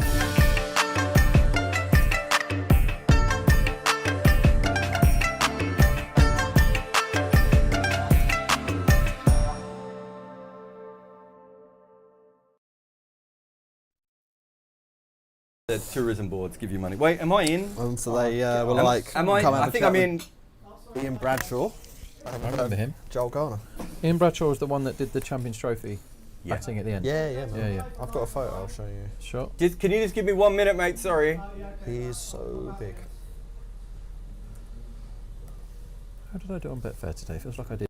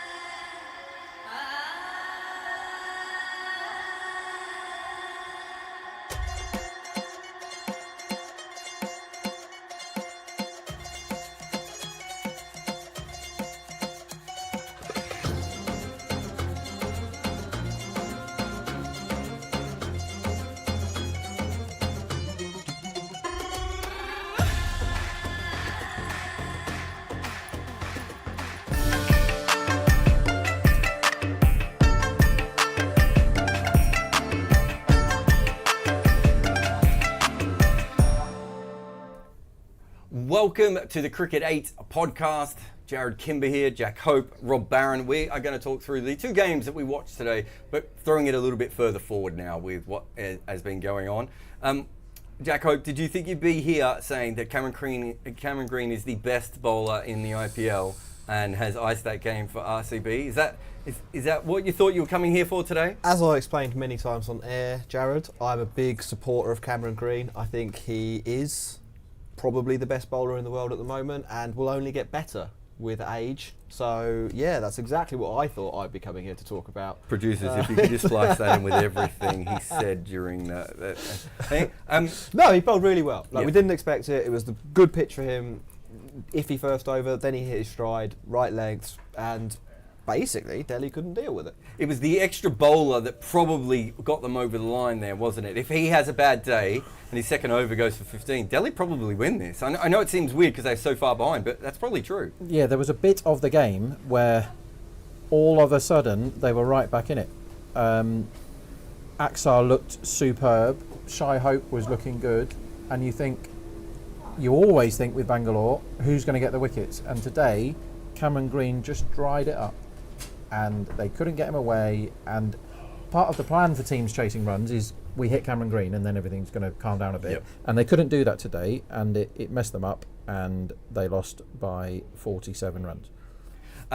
The way that this side was always sort of set up, Jack, is for that middle period. So Patidar, Maxwell, Jacks, whoever the two of those three are, goes absolutely crazy.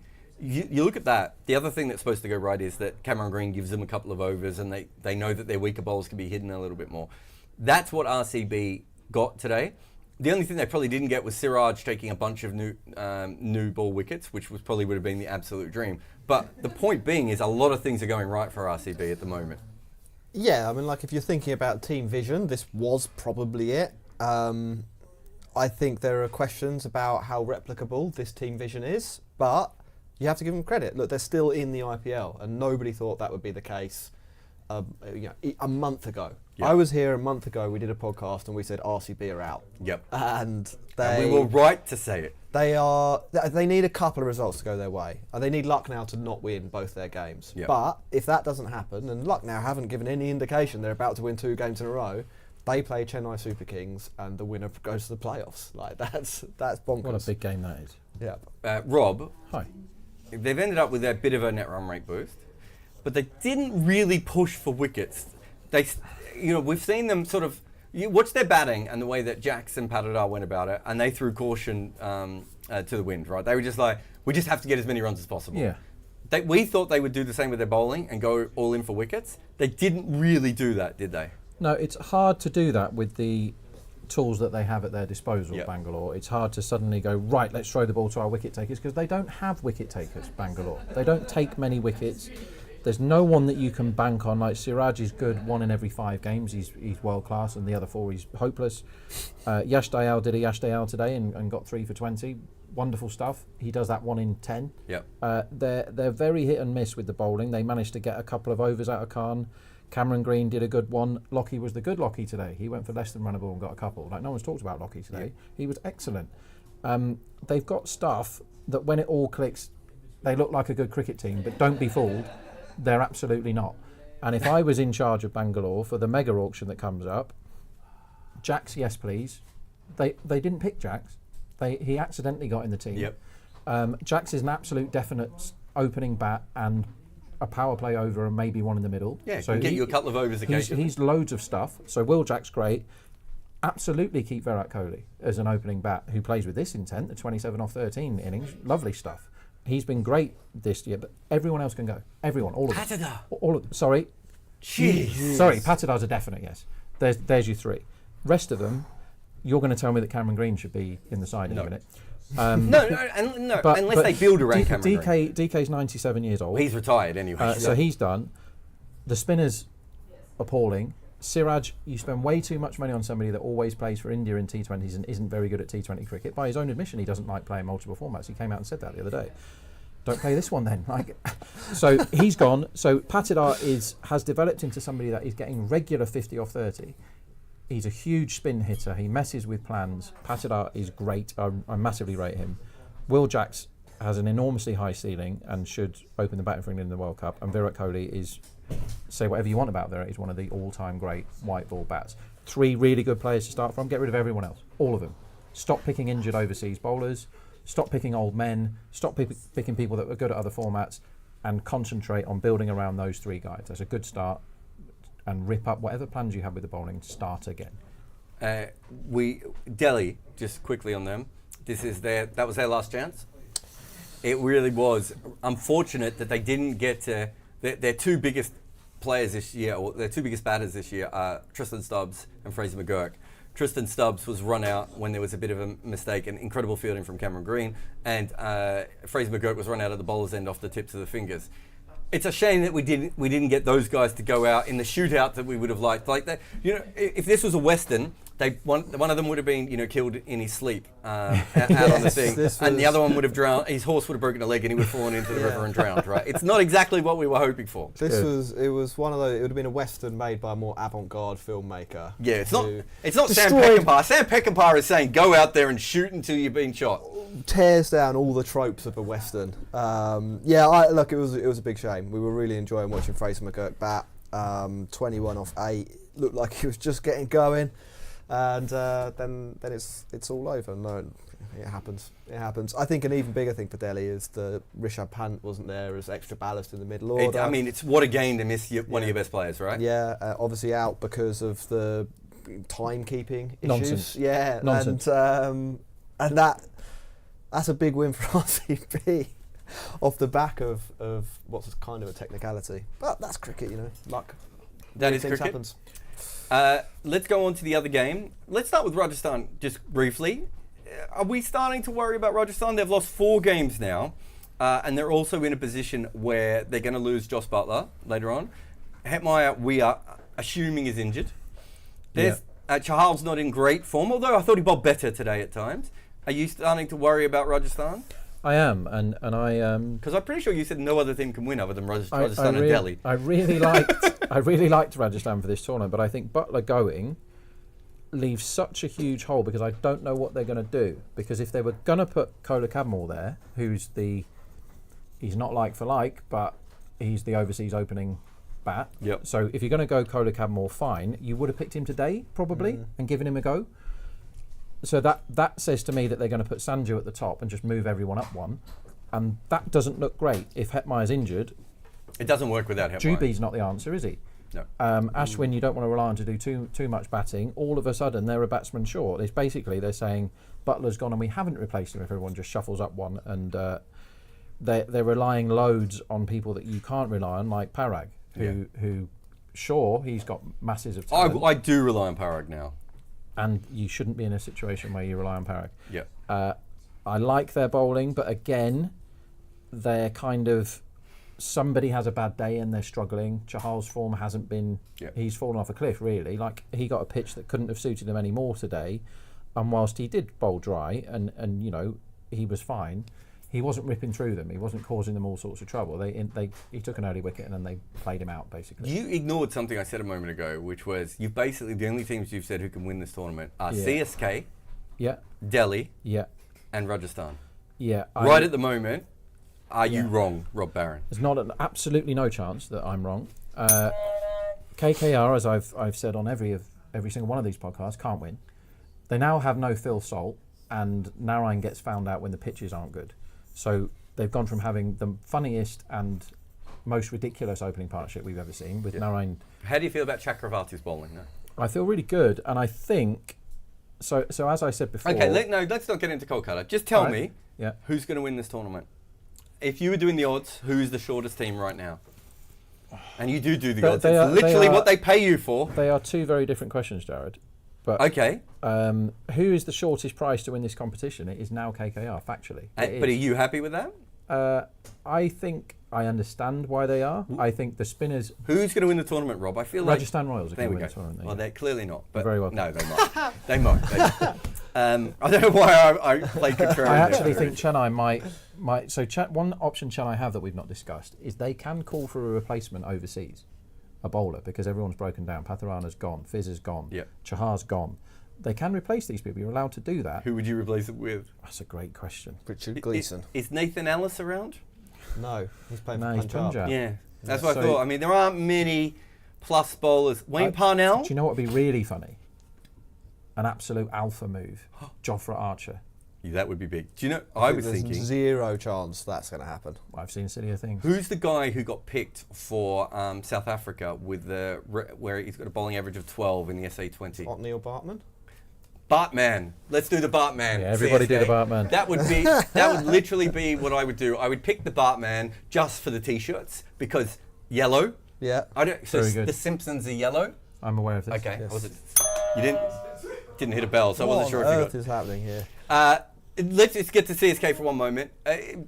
Seeing bowlers bowl well, we talked about it during the show. We don't have to go into it all that much. It was let's get to the innings, Jack. Yeah. That was a weird innings because we were like, oh, they're going to come out and they're going to hit 4s and 6s and this is going to be party time. And they blocked for a big part of the middle of that inning. Well, it was really weird. They were very, very aggressive early. Ravindra and Mitchell, the Kiwi combination, scoring 1.5 runs per ball, like quick. Yeah. And Gaikwad doing the anchor role. And then they had a strategic timeout, and they came out after that break, and I think they scored 1 run off Chahal's over, and it slowed right down. And we talked about the RCB win and their improvement in net run rate, and that is going to be a factor if we get to next Saturday and RCB can still overhaul CSK because Lucknow haven't won twice. That gives RCB just a little bit more wiggle room. So it was really weird. It was like they thought if they'd won that match they were automatically through to the playoffs, and that isn't the case. They've left the door slightly ajar for Virat Kohli and the boys to perhaps steal through. All right, easy question to finish off, everyone. Sure. CSK versus RCB next week. The game is at Chepauk. I will Or confirm Bengaluru. that. Let me double check. Let's just pretend we know where the game is rather than having to It's look at it up. Bangalore. Yeah. We all said that, Bengaluru. It was definitely going to be in one of those two places. Rob Yeah. Barron, Yeah. who was going to win that game? Chennai. Okay. Jack Hope, who's going to win that game? I've been sort of bullied into RCB by Rob stealing Chennai there. If you'd asked No, me the you other can way say around- Chennai. You can say Chennai. Look, I want RCB to win, so I'm going to say RCB. But That's a terrible But- decision. You should have gone with this. I think they won't win it by enough to knock Chennai out. Ooh! So I think it will be a net run rate victory and qualification for Chennai, even though they lose that match. I think RCB will win, and the net run rate will be neutral. Oh my and Lord. we will all have to go online and decide on who has the best shirt on there. Like I told you, Chennai are going to win. In The odds will be 50-50 for that game because it would be heavily in favour of Chennai were they at home. Yeah. But away, I think the odds will be 50-50 and we might see our first tie of the IPL. How's that for a prediction? Oh, wow. What's That the would odds be on the tie? You will get 60-1.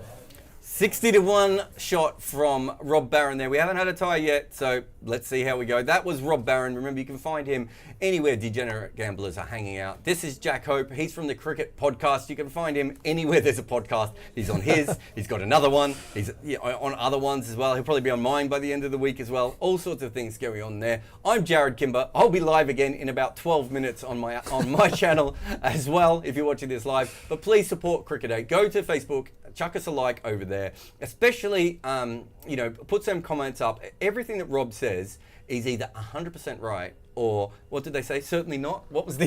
Certainly not. Certainly right or probably not. That's what we always say with Rob. He's certainly right or probably not. He's that kind of a man.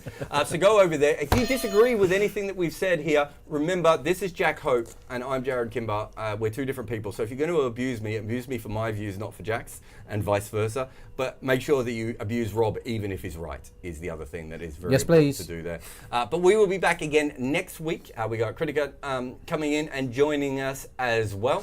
And there's plenty of other content. You've got the podcast with Nikesh Ragani and Mega Sinha. There's plenty more articles and stuff going up. We're doing exit interviews for teams that are on their way out of this tournament. And for everyone else, we're talking about what might happen in the final weeks of this tournament. Thank you for being with us at Cricket 8, and we'll see you again for the next game.